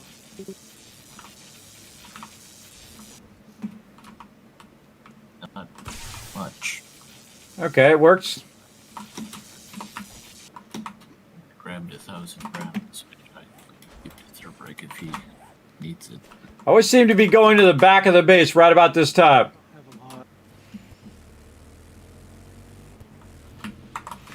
I need to be at the front of the base. Yeah, these light switches aren't working. They it's like the power went off or something because I left. Can't get to the front of the base in time before it starts. Did I do it? Okay, I did. Okay. Try not to cause it to spawn over there. Alright, enough of this.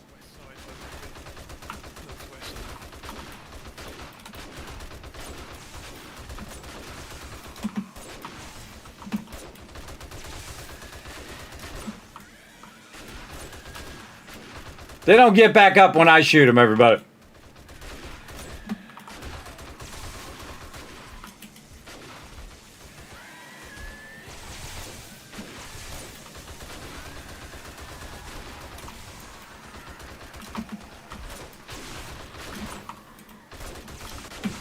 Alright, I got enough 762.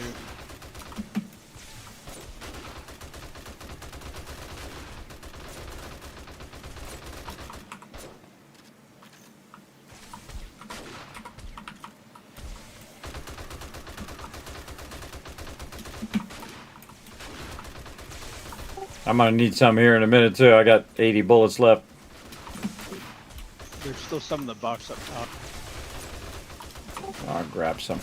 Whoa, heavy in the corner, north side.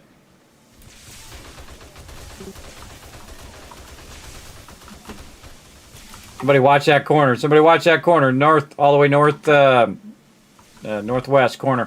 Gotta get some more ammo. All right, ammo.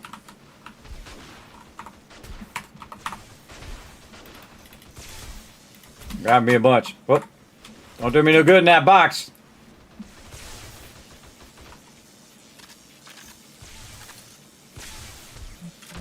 East.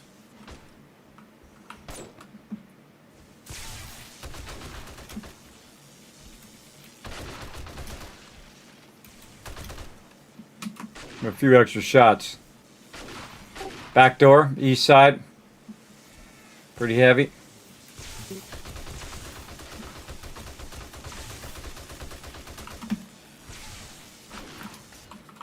Door's doing fine. Door's doing fine.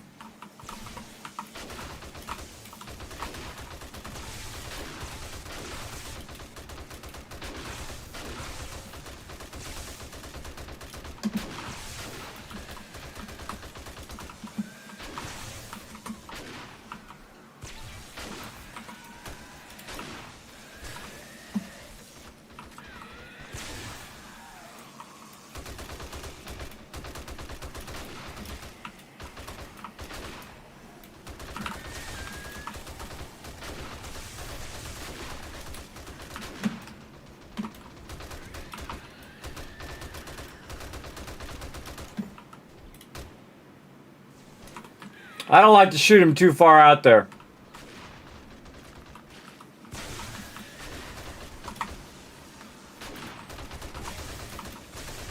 Feel like you get more loot if they're up closer. I don't know. Just a theory of mine.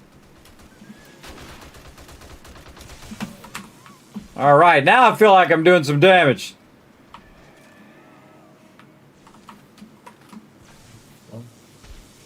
South side. Southwest.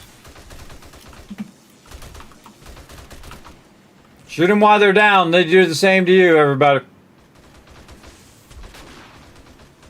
More peeps at the front door. West side. Where's my door? I think I'm shooting the door. Check this door. Door's good. Door's good. That's a strong door, though. It's a steel door.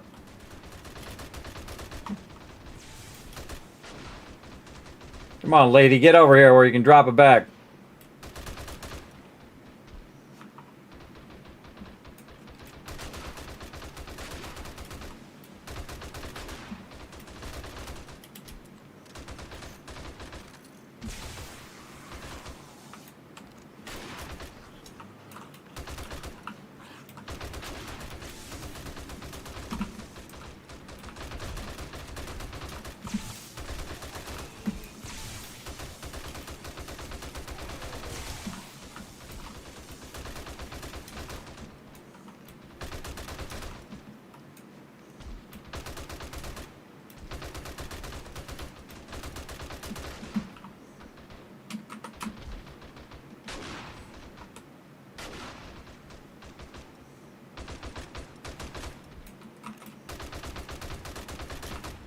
It always seems like they're a lot more spread out with the bases.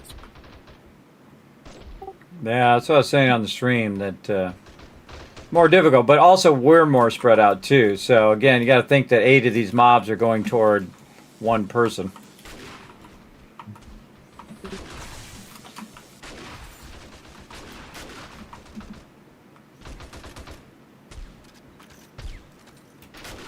Where are you going?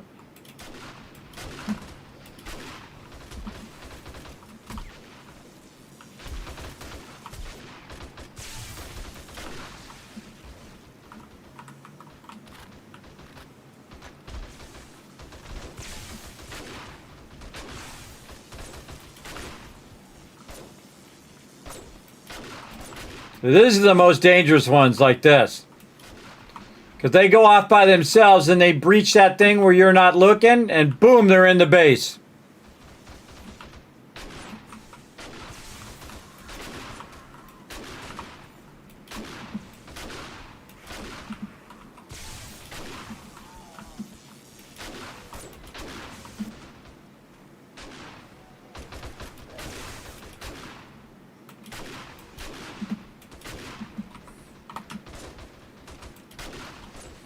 I gotta get that box of 762 going on.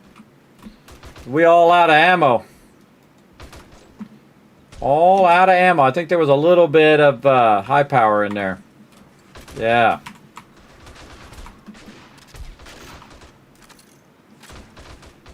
Oh, I should have grabbed some 9mm. Should have grabbed some 9mm. Alright, get prepped for jumping down. We're gonna get into some trouble. Gotta get my ammo going. We're gonna go out the front door again. Not yet, not yet. We got plenty of time. Let's wipe them out first. It's a huge difference when you have mods on your vehicle thing too.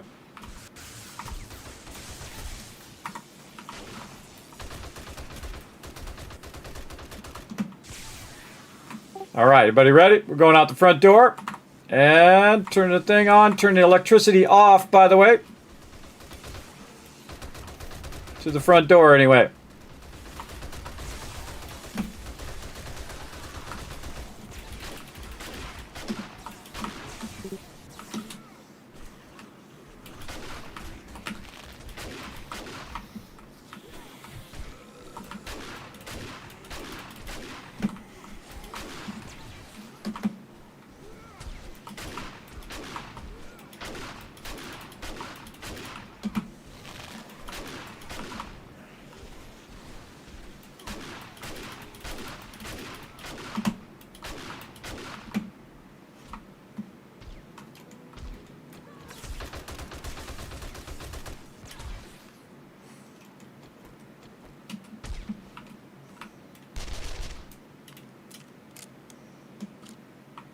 That takes forever to reload. Good weapon, though. Guilty by association. Oh, she's too far. Nope, not too far.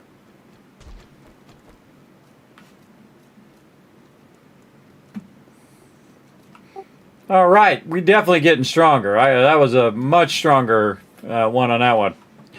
The crew's getting much stronger, as you see. Let's see some GGs in the chat for my epic crew, everybody. And if you like that kind of action, throw that follow button on there as well. So I turned the electricity off so they could run in and out of there without getting hit by the electricity, as well as I turned the door back on so we could just run out the door. And that's why I kind of mowed them down a little bit first before you run out the door so they don't swarm in.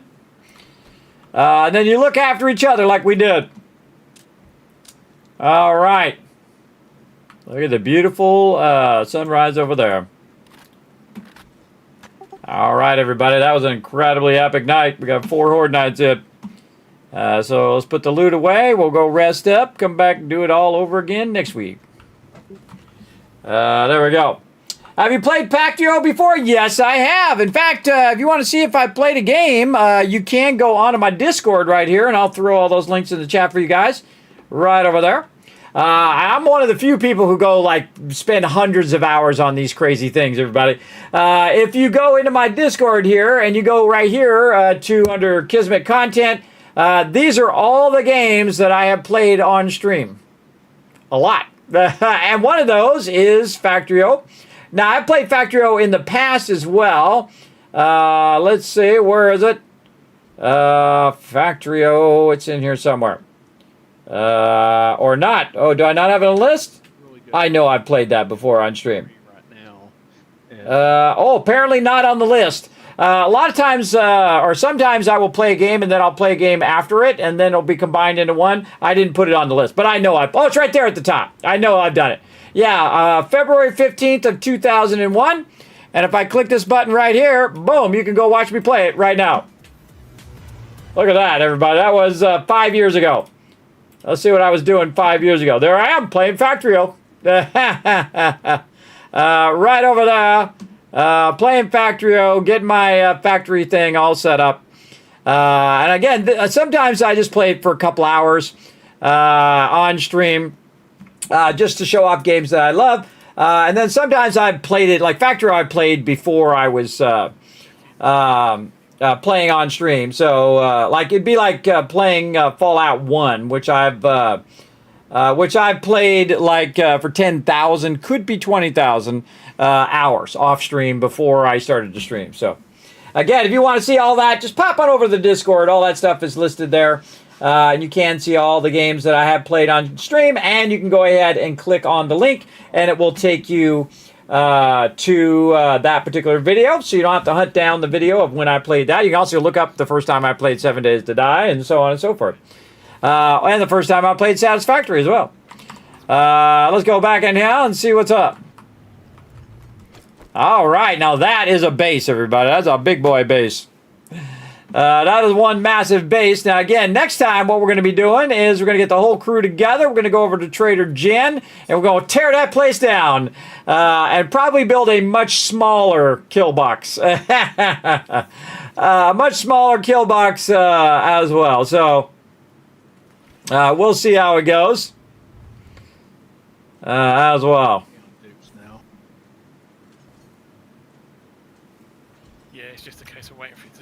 See, I'm building stuff in my head right now. Yeah. Building stuff in my head. I'm just going to leave the electric fence off for right now. For glue or anything, but I've put quite a few in there. Yeah, it's weird that the lights tripped off. Even though it was on, it tripped off, and I went and looked to see if it was out of fuel, and it wasn't really out of fuel. And so I had to turn back on again. So something weird with the electrical going on there.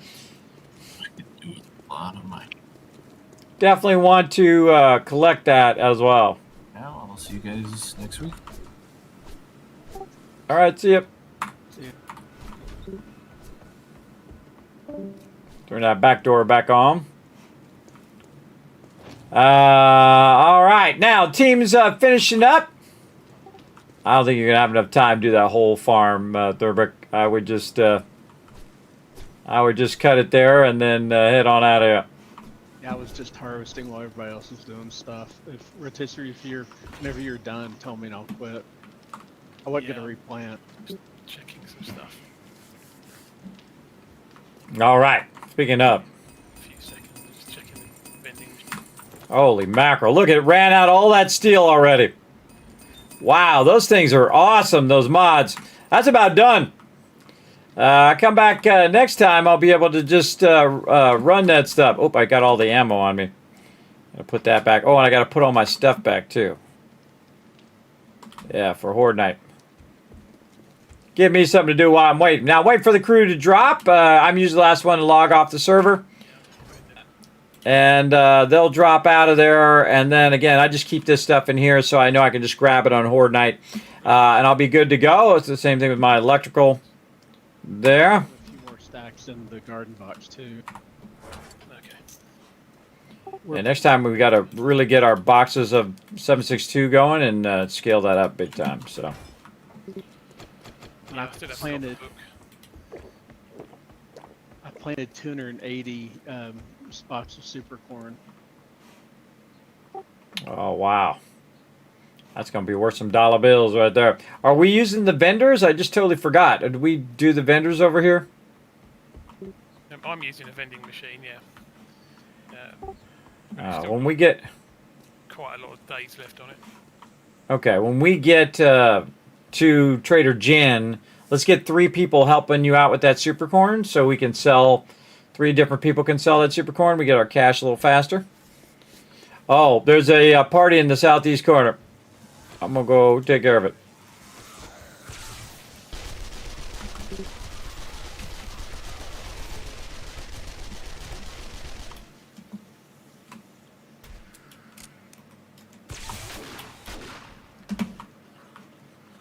All right, now there's some loot in the east corner. Somebody wants to grab that real quick. You never know. That could be like a level 6 legendary. I think it's good.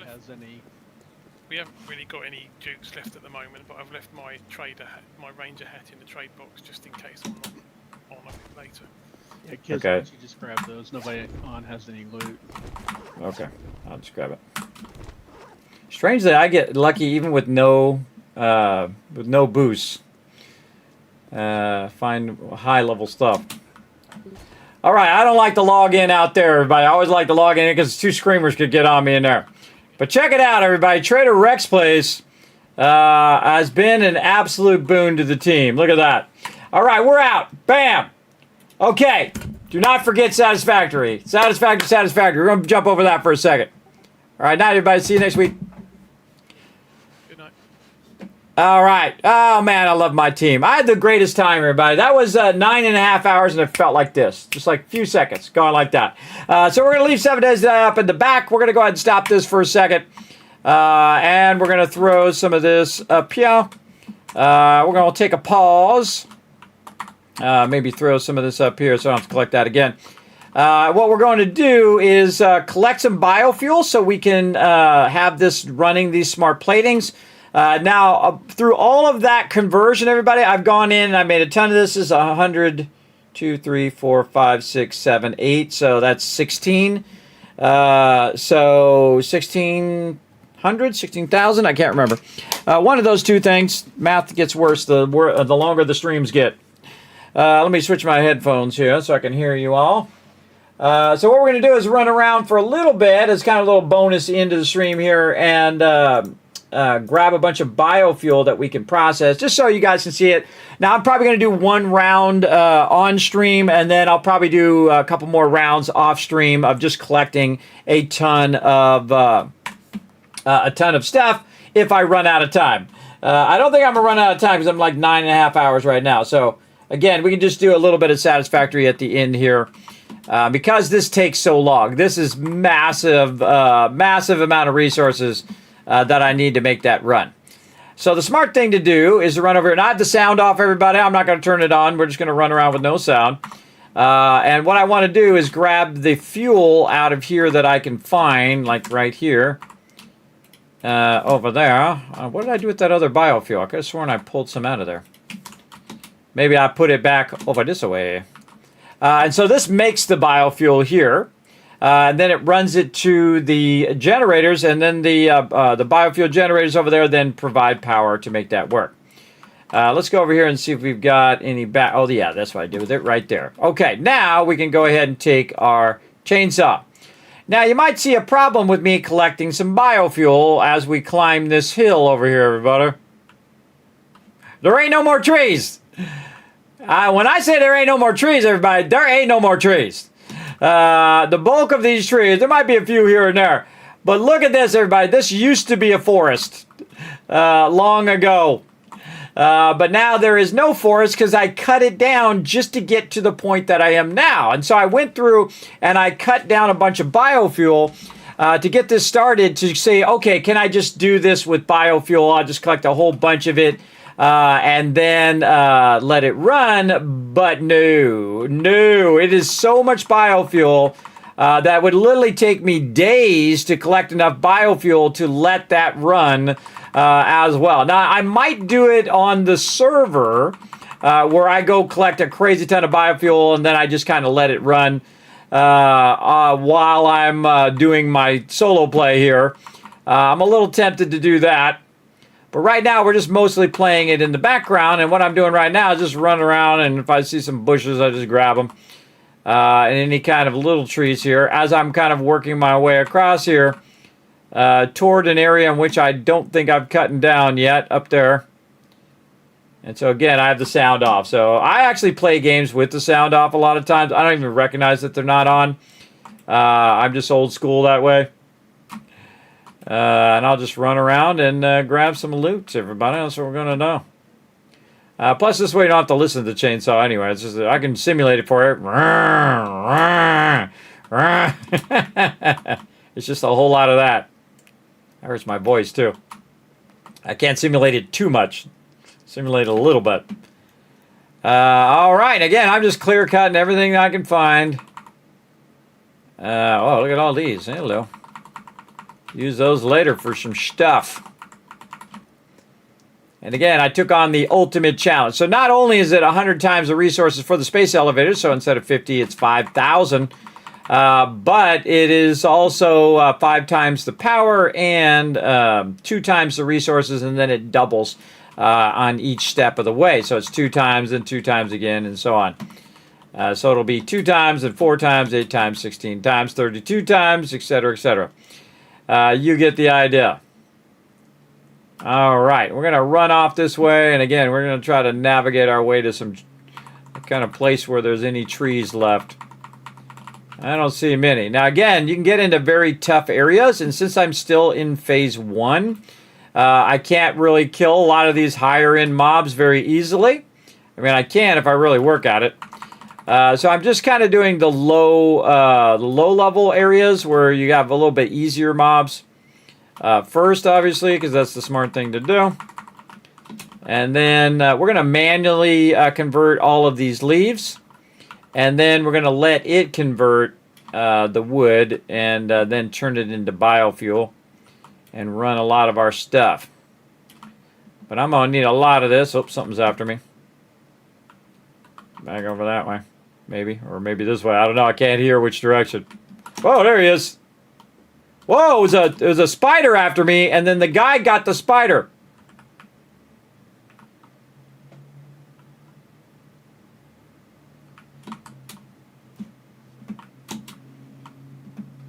Okay, well, thanks for getting those spiders. Now you must die. I didn't even see him, everybody. Oh, that's creepy. Those spiders are super creepy, everybody. They creep me out every single time. There's another spider somewhere. Now, again, it would have been even harder for me to see. There it is. It would have been harder for me to see the spiders if I hadn't cut down all of this already. I see there's a little bit I haven't cut down over there, but I mean, we're clear. You'd have to clear cut the entire world to run this much biofuel, everybody. It's a massive, massive amount of biofuel. And again, if I had 5,000 hours to just collect biofuel, then maybe. And even then, I'm like, I wonder if there is enough biofuel in the world to run 5,000 of these things. You know, only a few of us are crazy enough to even attempt it. I'm one of those peeps. This goes pretty fast when you get into the forest and you have lots of trees you can cut down, but right here it's going to take a minute because we only have a little bit.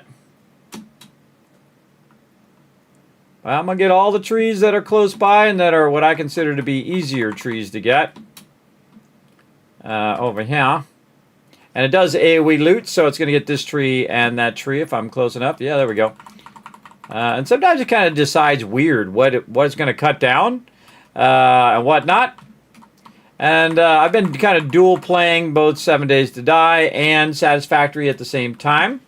So basically doing dual play. As you can see, hey, Seth, what up? Does that satellite mean lots of steel? Oh, I don't know. I don't know. It needs... you talking about Satisfactory or you talking about the satellite in... it just dawned on me. In 7 days. Which one do you think? Oh, I'm getting shot. Get wrecked. Again, I got the sound over back. Because normally I'm just running it in the background. We got to get ourselves some loot. Alright, I think we get to those trees, hopefully without getting gassed.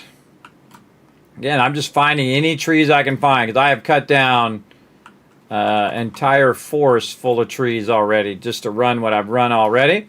And I'm 1,400 though, I'm pretty much in, because you got to think normally you do 50, right? So I've done 1,400 already, and I do have a massive backlog of a bunch more that I can run. But I just need to fill up my inventory full of this. And again, we don't have much here. I feel like we want to kind of maybe go up this way. See if we can work our way up here. And again, I don't have any of my Phase 2 stuff. I could run through here. Oh, there we go. It's reminding me to get some biofuel. I could run through here. I don't know. Does that go through? Let's go find out. You start eating these and you run through.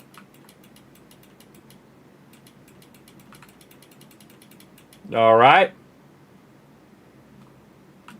Let's get some more. Now, what you really want is you want to find yourself a forest that you can start cutting all this down as well. Oh, man. I think I've been up here, too. Look at this. See? Oh, yeah. I totally been up here. See how there's like no trees? Yeah, I don't think there's enough biofuel, at least easily obtainable biofuel. You probably have to go in the really high-end zones. And again, it's still in Phase 1, everybody. And this playthrough has been running for 539 hours. Now, again, some of those hours is it just sitting in the background, not actually doing anything, because I can't really automate anything yet until I get to Phase 2, where I can run perpetual power. So really, this is all hand collected. You have to go around and collect all this loot. Again, we're just going to hand collect all of this stuff. Not worth using my chainsaw. It's faster just to hit E on it. I find. Again, just grabbing tons of loot. We'll get it done. Oh, here we go. A little something over here. Oh, whoa, it's way over there. Okay. That is down that way. Uh-oh. Something's after me. I just start jumping and looking around. Over there.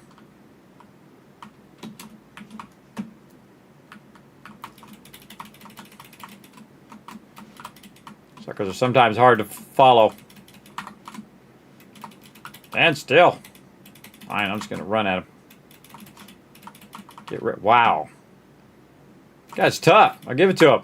He's tough, but not tough enough. All right.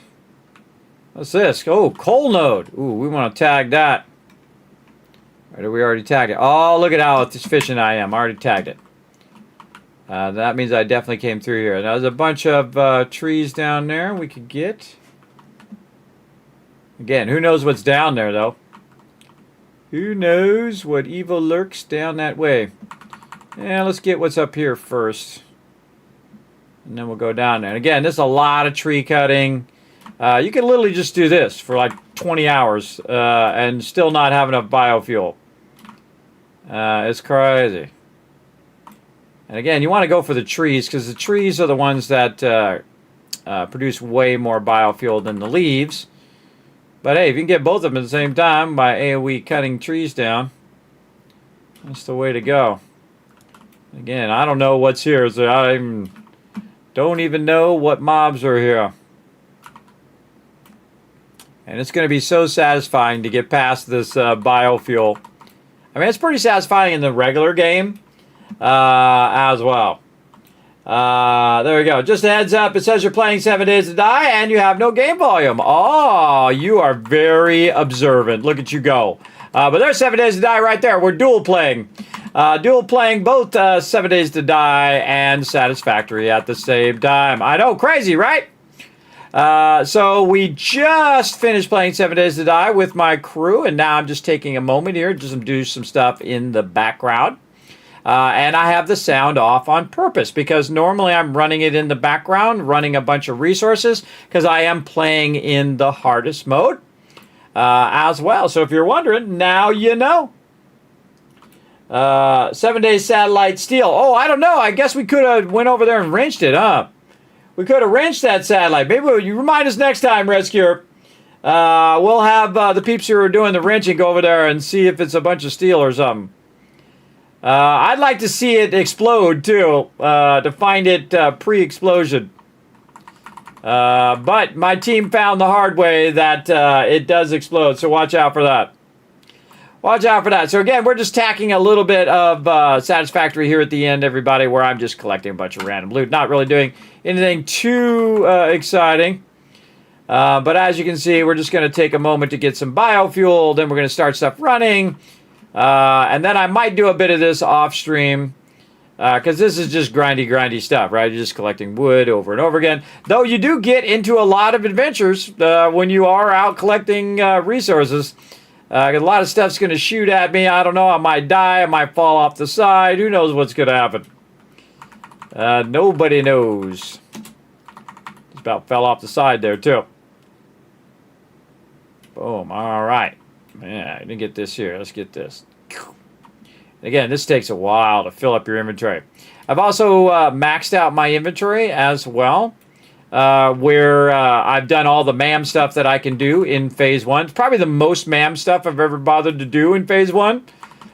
Just so I have a larger inventory, just so I have more slots unlocked.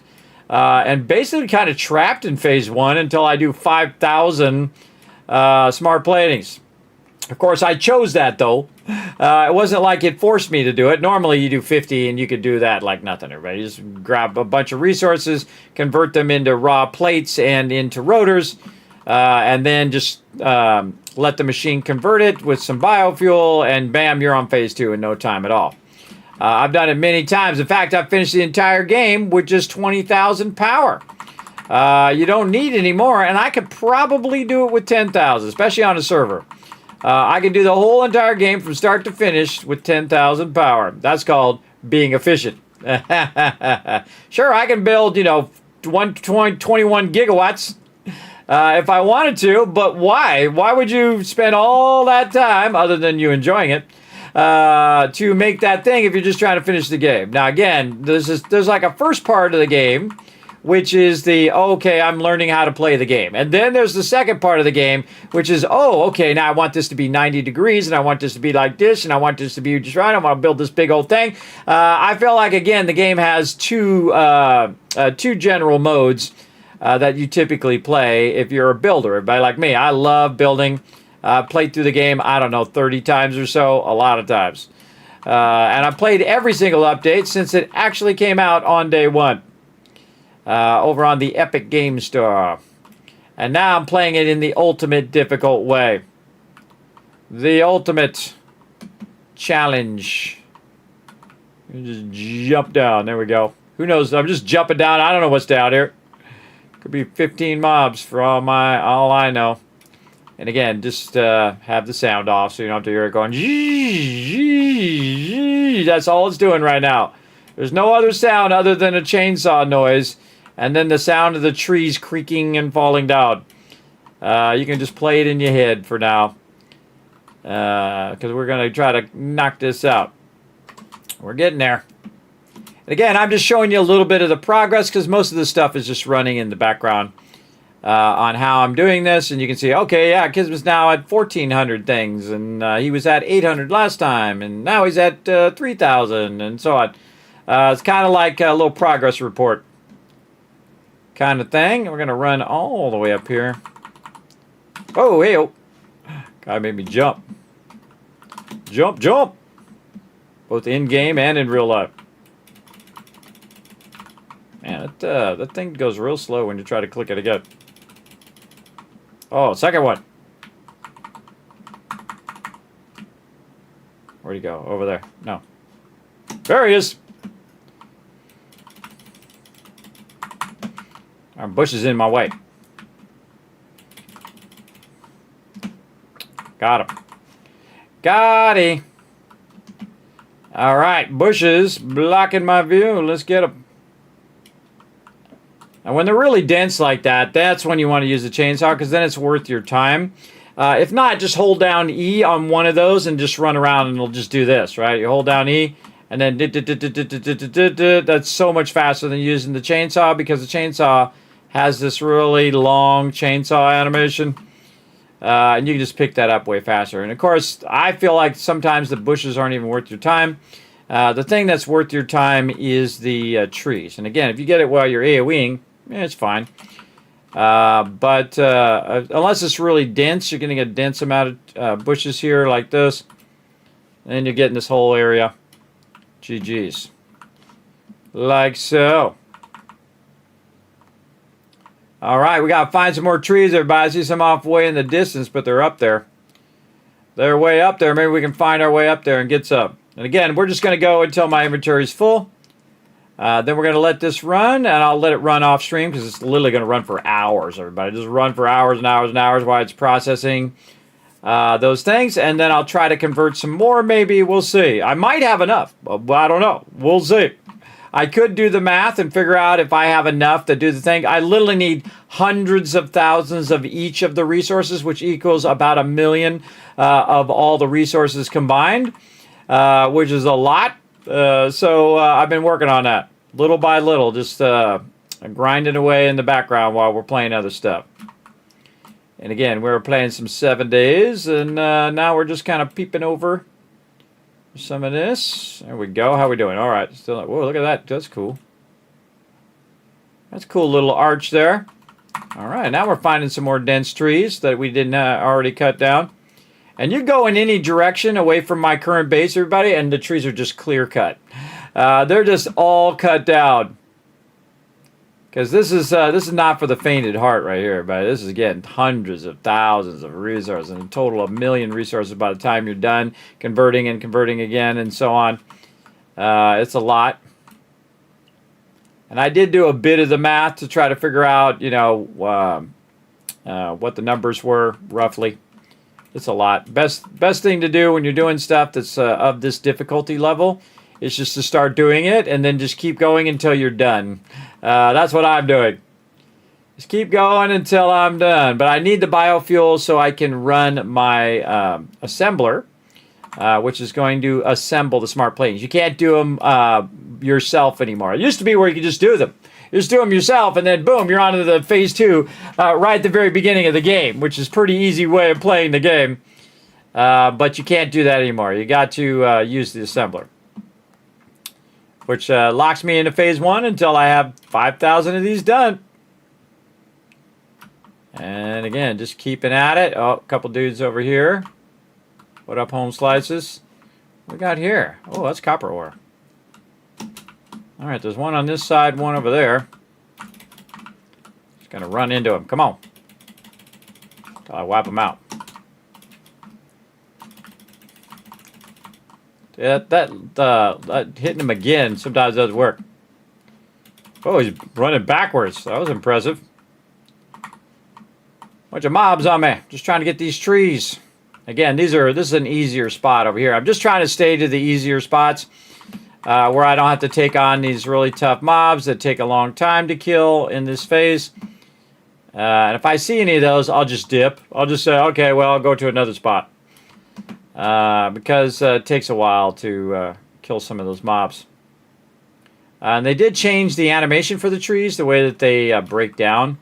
And they can be really loud and annoying. And it shakes the screen. I turned the screen shaking off. Not good for somebody with disabilities. Especially one who has a constant dizziness. Kind of wild to look at these places, though, without trees, right? Once you clear cut all of this, you're like, oh, there's a cave over there. Oh, I never seen that before. Oh, look at that over there. This is actually a really good spot. Where the heck are we at on the map? All right, we're up along that edge there. Okay, getting this back part here. Apparently, we haven't been here. There's a lot of trees. A lot of trees. I probably cut this way, and then I just ran out of inventory space. Oh, I forgot to bring the workbench. It's okay. We'll just run back and do the workbench back at the base. And do a little bit of shorting. And I grab all the little stuff, too, when I'm running around. So if I see a Mercer Sphere, I'll grab that. Because I don't have my Dimensional Depot yet. I can't just put it away in space storage, as they call it. Magical storage. And so I gotta just keep doing my thing, yeah. Getting there. Again, you have to do this very thing for hours and hours and hours. And again, I'll let it run off stream and see if this is enough fuel to do all of those. And if not, I will. I might just collect a bunch of this off stream and just do what I'm doing right now. I know some of you hardcores would watch me do this for like 20 hours, but I'm just going to do it for a little bit here. And then we're going to dip. Doing it for a little bit. And over here. And again, we're playing some 7 Days a bit ago. Got that up in the background. Normally I run stuff in Satisfactory, and then I'm primarily playing 7 Days. And that's why I have it set the way it is. And again, I do a lot of dual playing where I play multiple games at the same time. If it kind of lends itself to that. You have this game, which is both an active game, which is what I'm doing right now, and also a passive game where I can just let it run. And we're going to have to let it run a lot when we get into the next phase, too. We're going to have to let it run for a tremendous amount of time in the background. And so I have a feeling when I'm playing other games, I'll just set it up, and it will just run plates and rods and all of those things until we backlog a tremendous amount of those. And then we can then kind of pop in, progress a little bit, queue up a bunch of other stuff, let that run. Because, again, I'm playing in the hardest way you can play. This is a 100 times the resources, 5 times the power, and 2 times the resource in your factories, which then doubles again and keeps on doubling, which is crazy. Exponential amount of resources you need to get to the end. Now, again, since I've played so efficiently in the past, I'm sure that's going to help me, but this is on a whole nother level right here. There's a whole nother level of collecting biofuel, that's for sure. Well, look at that down there. There's no trees down there. I wonder who went down there and cut down every one of those trees. That's not a desert, everybody. That was a forest. But not anymore. Not since I've been down there. Oh, there's a bunch of trees on the side here we could get. More trees over that way. Let's get all these first, though. Because I think we're getting close to filling up. We can just let this convert. Oh, yeah, very close. Try to get all these trees. Anything up on the top of that arch? Look like I already got it. Oh, look, there's a bridge that I made there. Sometimes I don't remember. I come back and go, oh, I've been there. Nope, too far. Oh, is it full? All right, we're full. We're out of here. Show you a little trick. You can slide when you're going down and jump. Now, what that does is it gives you a little hang time or air time, and it will allow you to go a little faster. It's like super old school. We used to do it like when the game first came out. We discovered that if you go ahead and say I'm running toward my thing there, if you slide, jump, And then if you hit it right when you hit the ground, you go a little faster, see? See how if you just kind of do that repeatedly, you go a little faster, a little faster, a little faster. Also going to show you a trick. Now, before you jump off a big high cliff like this, you think, I'm going to die. Nope, not going to die. Watch this. I can drop from any length as long as I have full health. Then I'm fine. But if something hits me right now, I'll be dead. So I'll just go ahead and eat a ton of these while I'm walking back. Though I could probably just let myself heal up by now. Oh, what up, guys? See, yeah, I'm glad I healed myself. Get another one of those as I go by, and some of these. And again, now we can slide jump. And then that's going up there, so you'd have to slide jump again. And then watch out for this, because if I jump off of there, I'll probably die because I don't have full health. We'll just go ahead and eat up full health, and then we'll just jump for it. Burp. There we go. And now we're back to my base. Now, again, this is a maximized and minimized base at the same time. So right now, I have maximized my extraction of my iron ore. So that's like 1,600 iron ore every few minutes. I know, pretty epic. On those portable miners, we then put our plates and our rotors in here to the tunes of hundreds of thousands. Of raw resources like screws and rods converted and then converted into these. And then these are getting converted here, and then they run into the space elevator. But we got to power that space elevator. And the way we do that is we go ahead and we run some wood into biomass. So we're going to go ahead and just put that right in there. And that's going to start that running. Remember, we only have a limitation of 120 because we're in phase 1. So that's all we can do. So we're going to go down here. We're going to try our biomass right there. We're going to convert all these leaves into biomass. So while it's taking the wood and converting into biomass, I'm going to go ahead and convert the leaves into biomass. It just saves time and power and effort and all of the biofuel I'd have to collect. And I'm going to put that in the next phase, which is going to then turn it into solid biofuel. And then the solid biofuel will run into the fuel generators over there because that's pretty easy to do. And then the fuel generators will start to run. Now, one of the things that we need to do, though, while we are running this back here is we need a little power to get started, right? To get this whole thing going. Almost forgot to do that part. Where I need to go to this one. Now, this one's a standalone power. I've got some of this biofuel left over, so I'm going to throw that in there. And then that's going to start up. That's now green there.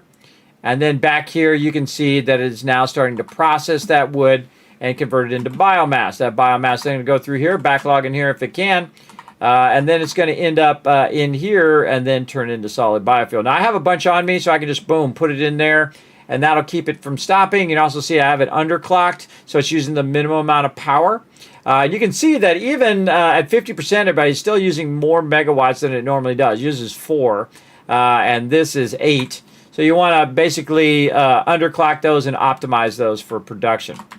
Then we're going to go back over here, convert some more of this, and then we're going to let this run. Now, if I had more time, I would play some solo 7 Days to Die over here. I can show you some of the sandbox options while we're letting that run in the background. So my current game that I'm playing is right here. So I'm playing a solo game and then also a team game with my crew.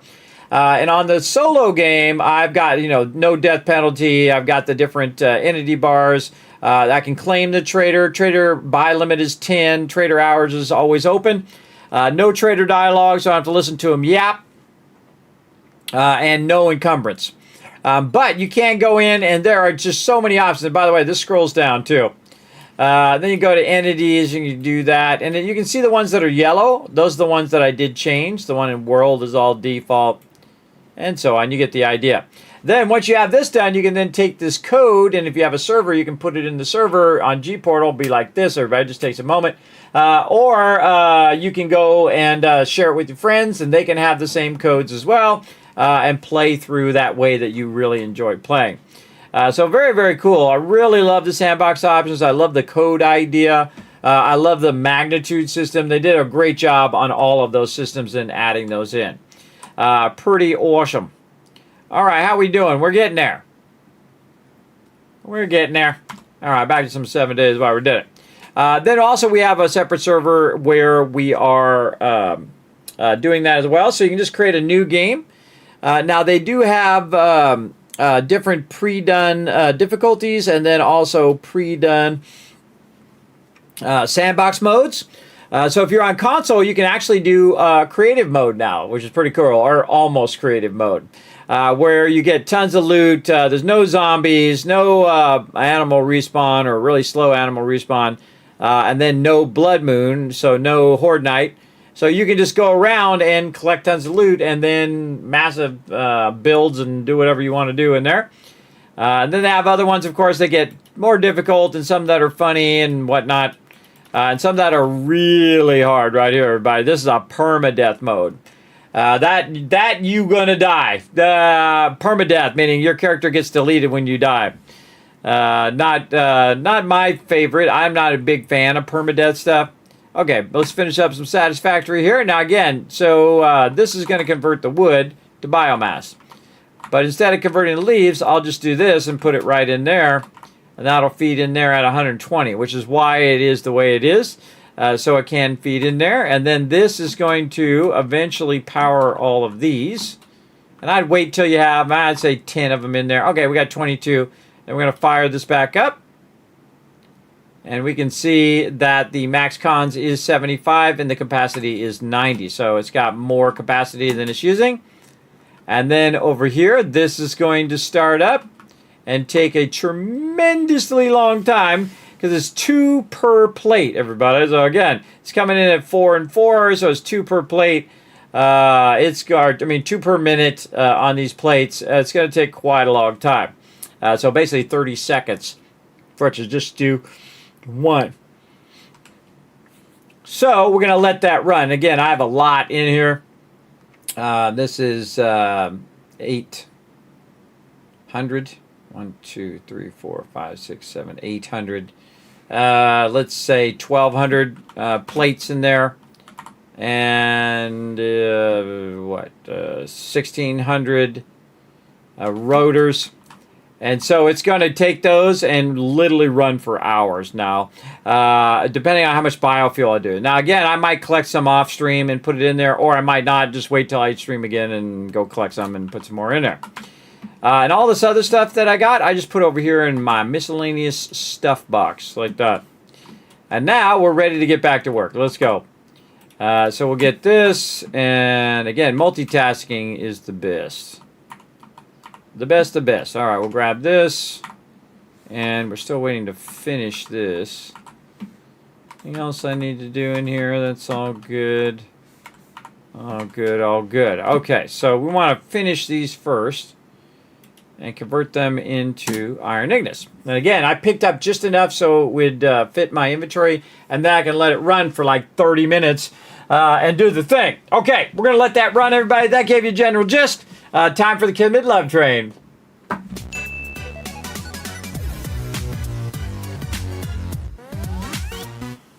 All right, everybody. Well, here's my schedule right over here. It's going to be very similar to this coming up next week, except for probably no Assassin's Creed on Wednesday, though. That was a lot of fun. That's really good, everybody. Assassin's Creed Resynced. It's an updated version of Assassin's Creed. If you like Assassin's Creed, that's what I hear is the best one. I have bought it in the past, but I just never played it all the way through. And apparently, I'm not playing it through now either. But I might circle back to it, maybe. Again, I've got a lot of stuff to do here on stream.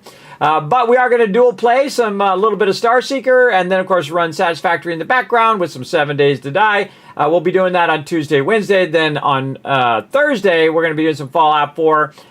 With some 7 Days to Die as well, and maybe sneak some more Power World in. I think I might. I had a lot of fun in Power World. Maybe a little Power World and then a little bit of Assassin's Creed. Or maybe Assassin's Creed and then Power World. I don't know. Or maybe nothing at all because I have other things I have to work on. Again, I'll figure it out later today when I'm a little bit more rested. And then I'll update my calendar or my schedule for you guys as well. And of course, next Saturday, Sunday, back with my crew. And of course, we'll be moving to Trader Jen on Saturday and Sunday at 10 p.m. Eastern Standard Time. All right, we'll see you all then. I'm just going to peace out of here because I am super tired. So we're just going to go ahead and throw a bunch of links in the chat. Feel free to go to youtube.com/KismetBP unless you're already there. Even easier, hit that subscribe button, hit the like button, leave me a comment down below. Appreciate you. And then go over to twitter.com/KismetBP, hit the follow button. More you guys do that, the more contests, giveaways, and other fun stuff I get to do here on stream. As well as you check out the Discord, check out the website, and especially check out patreon.com/Kismet, the greatest way to support the stream. Everybody, not only stream here, but also guides, highlights, videos, all that other stuff that I do over on YouTube and on other platforms as well. So I do appreciate all of that. Right over there. And I'm going to give you guys a bunch of Kids Cats for being super smart, hanging out all the way to the end of the stream, which you can use for future giveaways. And again, just because I'm going to let that the Satisfactory run in the background there while I go ahead and get something to eat because I'm starving. Hope you guys have a great rest of your day, and I will see you guys Tuesday night, 10 p.m. Eastern Standard Time. See you then. Bye, everybody.